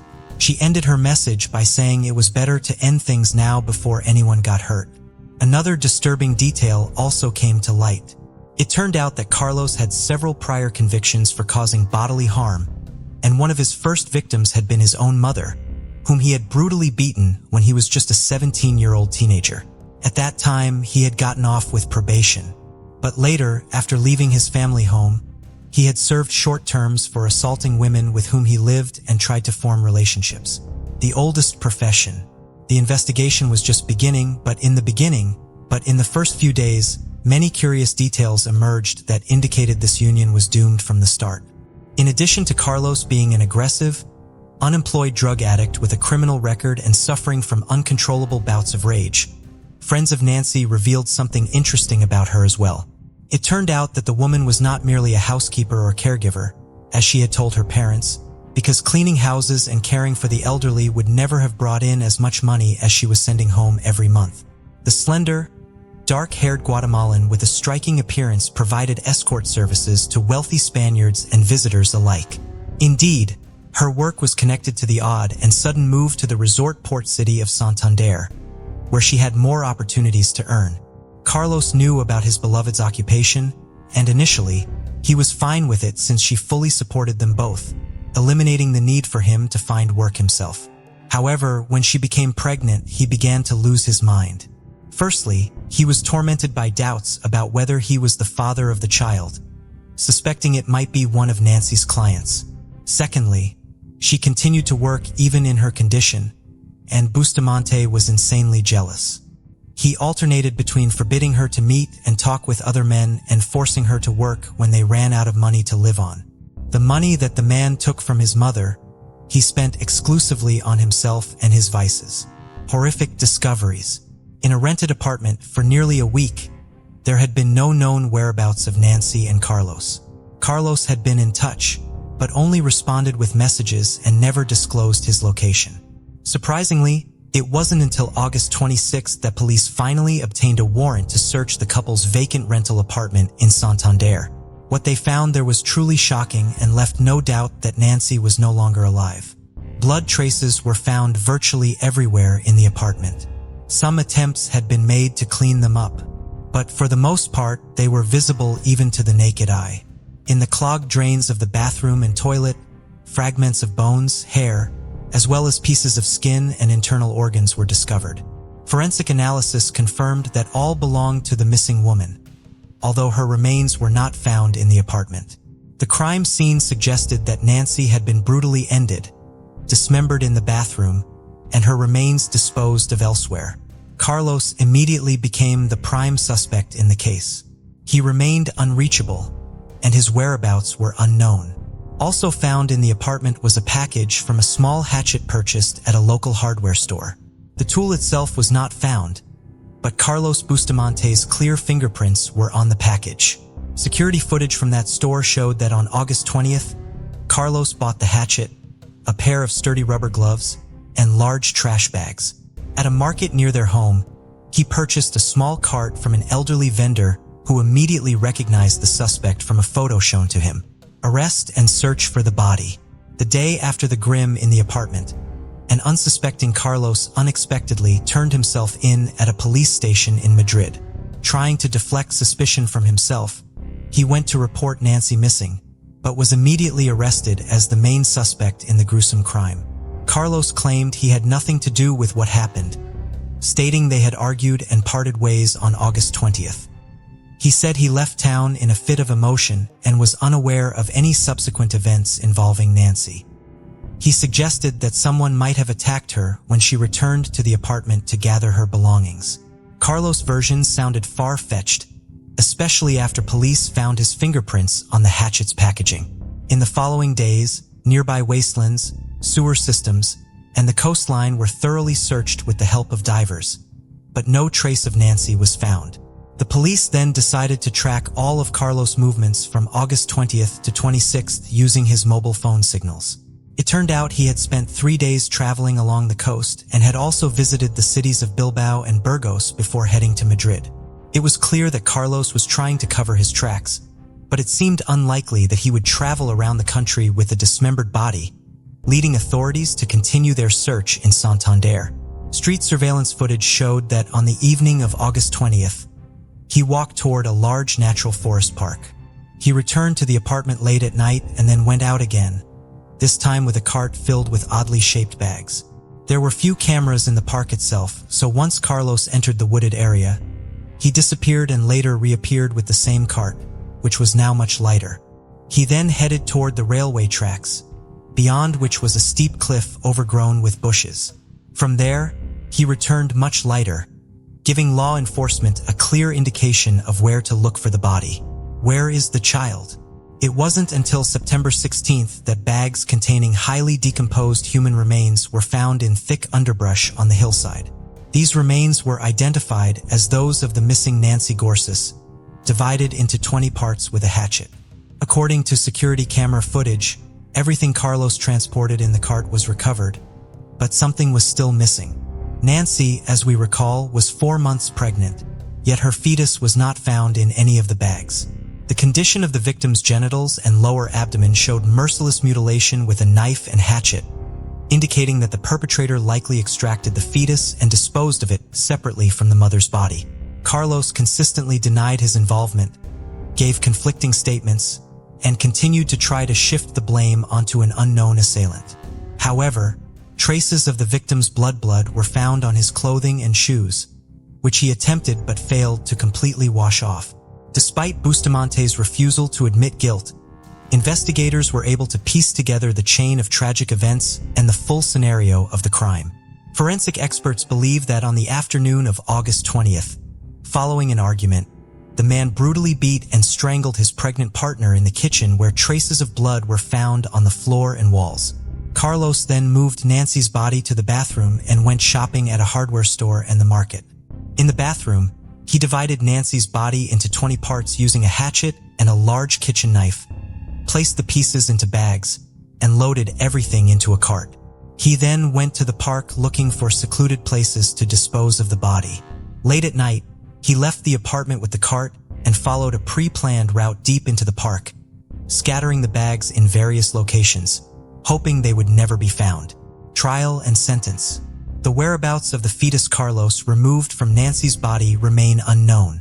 He denied his guilt and claimed he loved her. From the time of the gruesome crime until his arrest in Madrid, Bustamante lived off the money he stole from Gorsuch, which he spent daily in bars across various cities.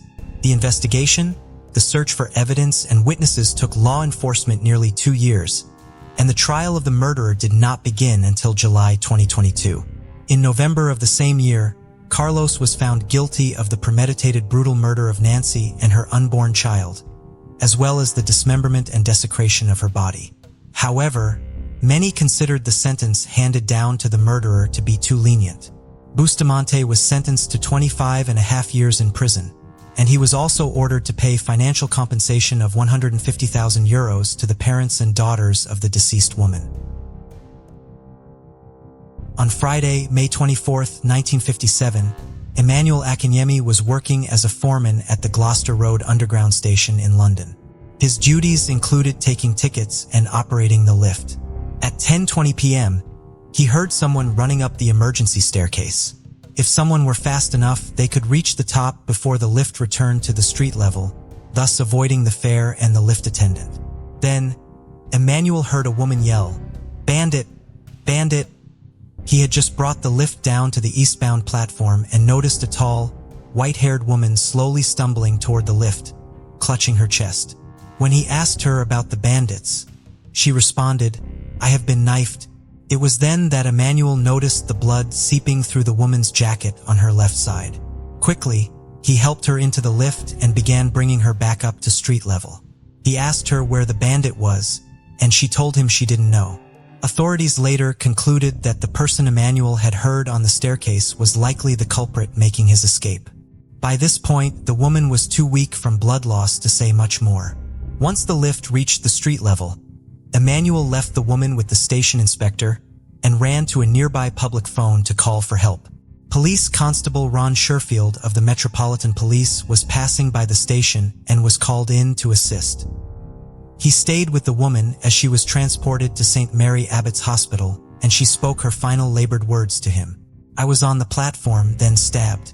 The woman passed away not long after she arrived at St. Mary Abbott's just after midnight on May 25th. The woman was 73-year-old Countess Teresa Lubienska. The native of Poland had been living in London since the end of the Second World War. She had spent the night of May 24th having dinner with friends at their home in Florence Road, Ealing. She had left the gathering with Father Krasnowski, a Polish priest. They boarded the Piccadilly line at Ealing Common and rode together until Father Krasnowski disembarked at Earl's Court. The Countess had remained on the train until it reached the next station, Gloucester Road. A post-mortem examination revealed that the Countess had been stabbed 5 times by her killer. 2 of the wounds had pierced her heart. The other 3 wounds were in her chest, stomach, and back. The weapon used was a very small knife, no more than 2 inches long. The Countess had been born Teresa Skarczynska on April 18, 1884 in southeastern Poland. She came from a noble family and was educated at a prestigious all-girls Catholic boarding school in Ukraine. She acquired her title upon her marriage to Count Edward Lubinski in 1902. Following her marriage, she went to live on her husband's family estate in Lezo and became an active member of the Polish Red Cross. She and her husband had 2 children, a son, Stanislav, born in 1906, and a daughter, Isabella, born in 1910.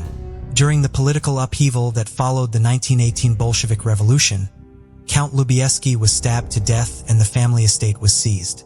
The Countess and her children then fled to Warsaw. Her son Stanislav chose to go into the military and graduated from Cavalry Officer Cadet School in 1928, ranked 2nd in his class of 50 cadets. He rose to the rank of captain in 1936 and was killed in September of 1939 as he fought during the German invasion of Poland. Perhaps as a way to cope with her grief, Countess Lubienska became an active member of the Polish resistance against the Nazis and German occupation. She helped find aid for civilians suffering under the occupation, and her apartment was one of the earliest places where the secret meetings of the Polish resistance were held. In 1942, she was reported to Nazi officials who searched her apartment and found the escaped prisoners she had been hiding there. The Countess was arrested and sent to Pajak prison for her initial interrogation. From there, she was sent to Auschwitz where her prisoner number for 4747 was tattooed on her arm. She was then sent on to Ravensbrück, where she was sentenced to death. Her sentence was commuted at the last minute due to the intervention of the Swedish Red Cross. Countess Lubienska would remain at Ravensbrück as a political prisoner for over 2 years, during which time she was tortured and became gravely ill. Despite all this, she remained serene and strong according to those held with her. Instead of focusing on her own suffering, she instead tried to help her fellow prisoners, to whom she showed great kindness. She earned the nickname the White Angel during her time in the camp for her efforts. The Countess was able to survive in the camp until she was finally released and then fled to London where she was eventually reunited with her daughter. She lived modestly in a 1-room flat in Cornwall Gardens, Kensington, and dedicated her life to helping other displaced persons and concentration camp survivors. She founded and was the chair of the London Association of Polish Ex-Political Prisoners in Germany. Her work over the years following the war had put her in contact with more than 1,000 fellow Poles now living in England and 5,000 Poles scattered throughout the rest of the United Kingdom and Europe. Following the Countess's death, the General Secretary of the Federation of Polish Exiles in London, Mr. T. Hesiak, said, "This is a great shock and loss to the Polish in London." The Countess was very well known and very well esteemed throughout Poland and by every Pole in this country. She was a woman of much bravery, very religious, and always the champion of the poor. On Sunday, May 26th, more than 1,000 Polish exiles attended Mass at Brompton Oratory, where special prayers were offered for the Countess, described by the officiating priest as a devout and brave daughter of Poland. Following the Mass, then 300 people remained in a private chapel, lighting candles before an image of Our Lady of Czestochowa and kneeling in prayer until early evening on behalf of the Countess and her memory. The Countess's political and social activism was, of course, immediately considered as a potential motive in her murder. Her daughter Isabella was convinced that the crime had a political motive. It is possible that her killer could have held extreme political views and disagreed with the Countess's opposition to the Nazi Party or her work on behalf of displaced persons.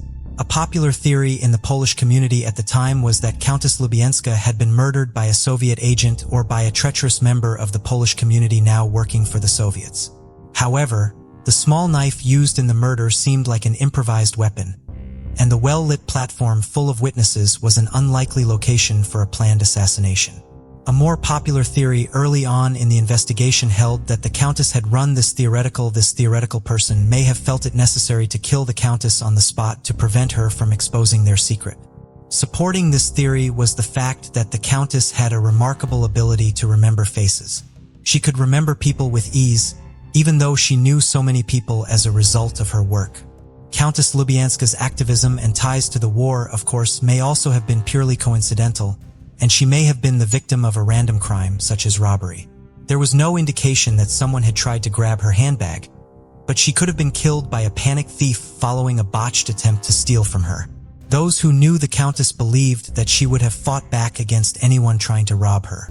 The Countess's repeated use of the term bandit following her attack would seem to support this theory. A bandit is generally defined as someone who steals or plunders. However, the Countess was known to use the term outside of its widely accepted definition. Speaking at the inquest into the Countess's death, one of her family members, Adam Anthony Belinsky, testified that she used to say that word very often, describing some hooligans. I remember it very well. Speaking about some people who are drinking too much, making a noise, she used it very often. This ties into another possible motive in the case. While Countess Lubienska was a champion of the poor and lived modestly after the war, her younger years as a member of a noble family still influenced some of her views. She had very strong opinions about proper behavior and was not afraid to voice them. She disapproved of rowdiness, vulgarity, and drunkenness and expected others to behave with the same sense of propriety she did.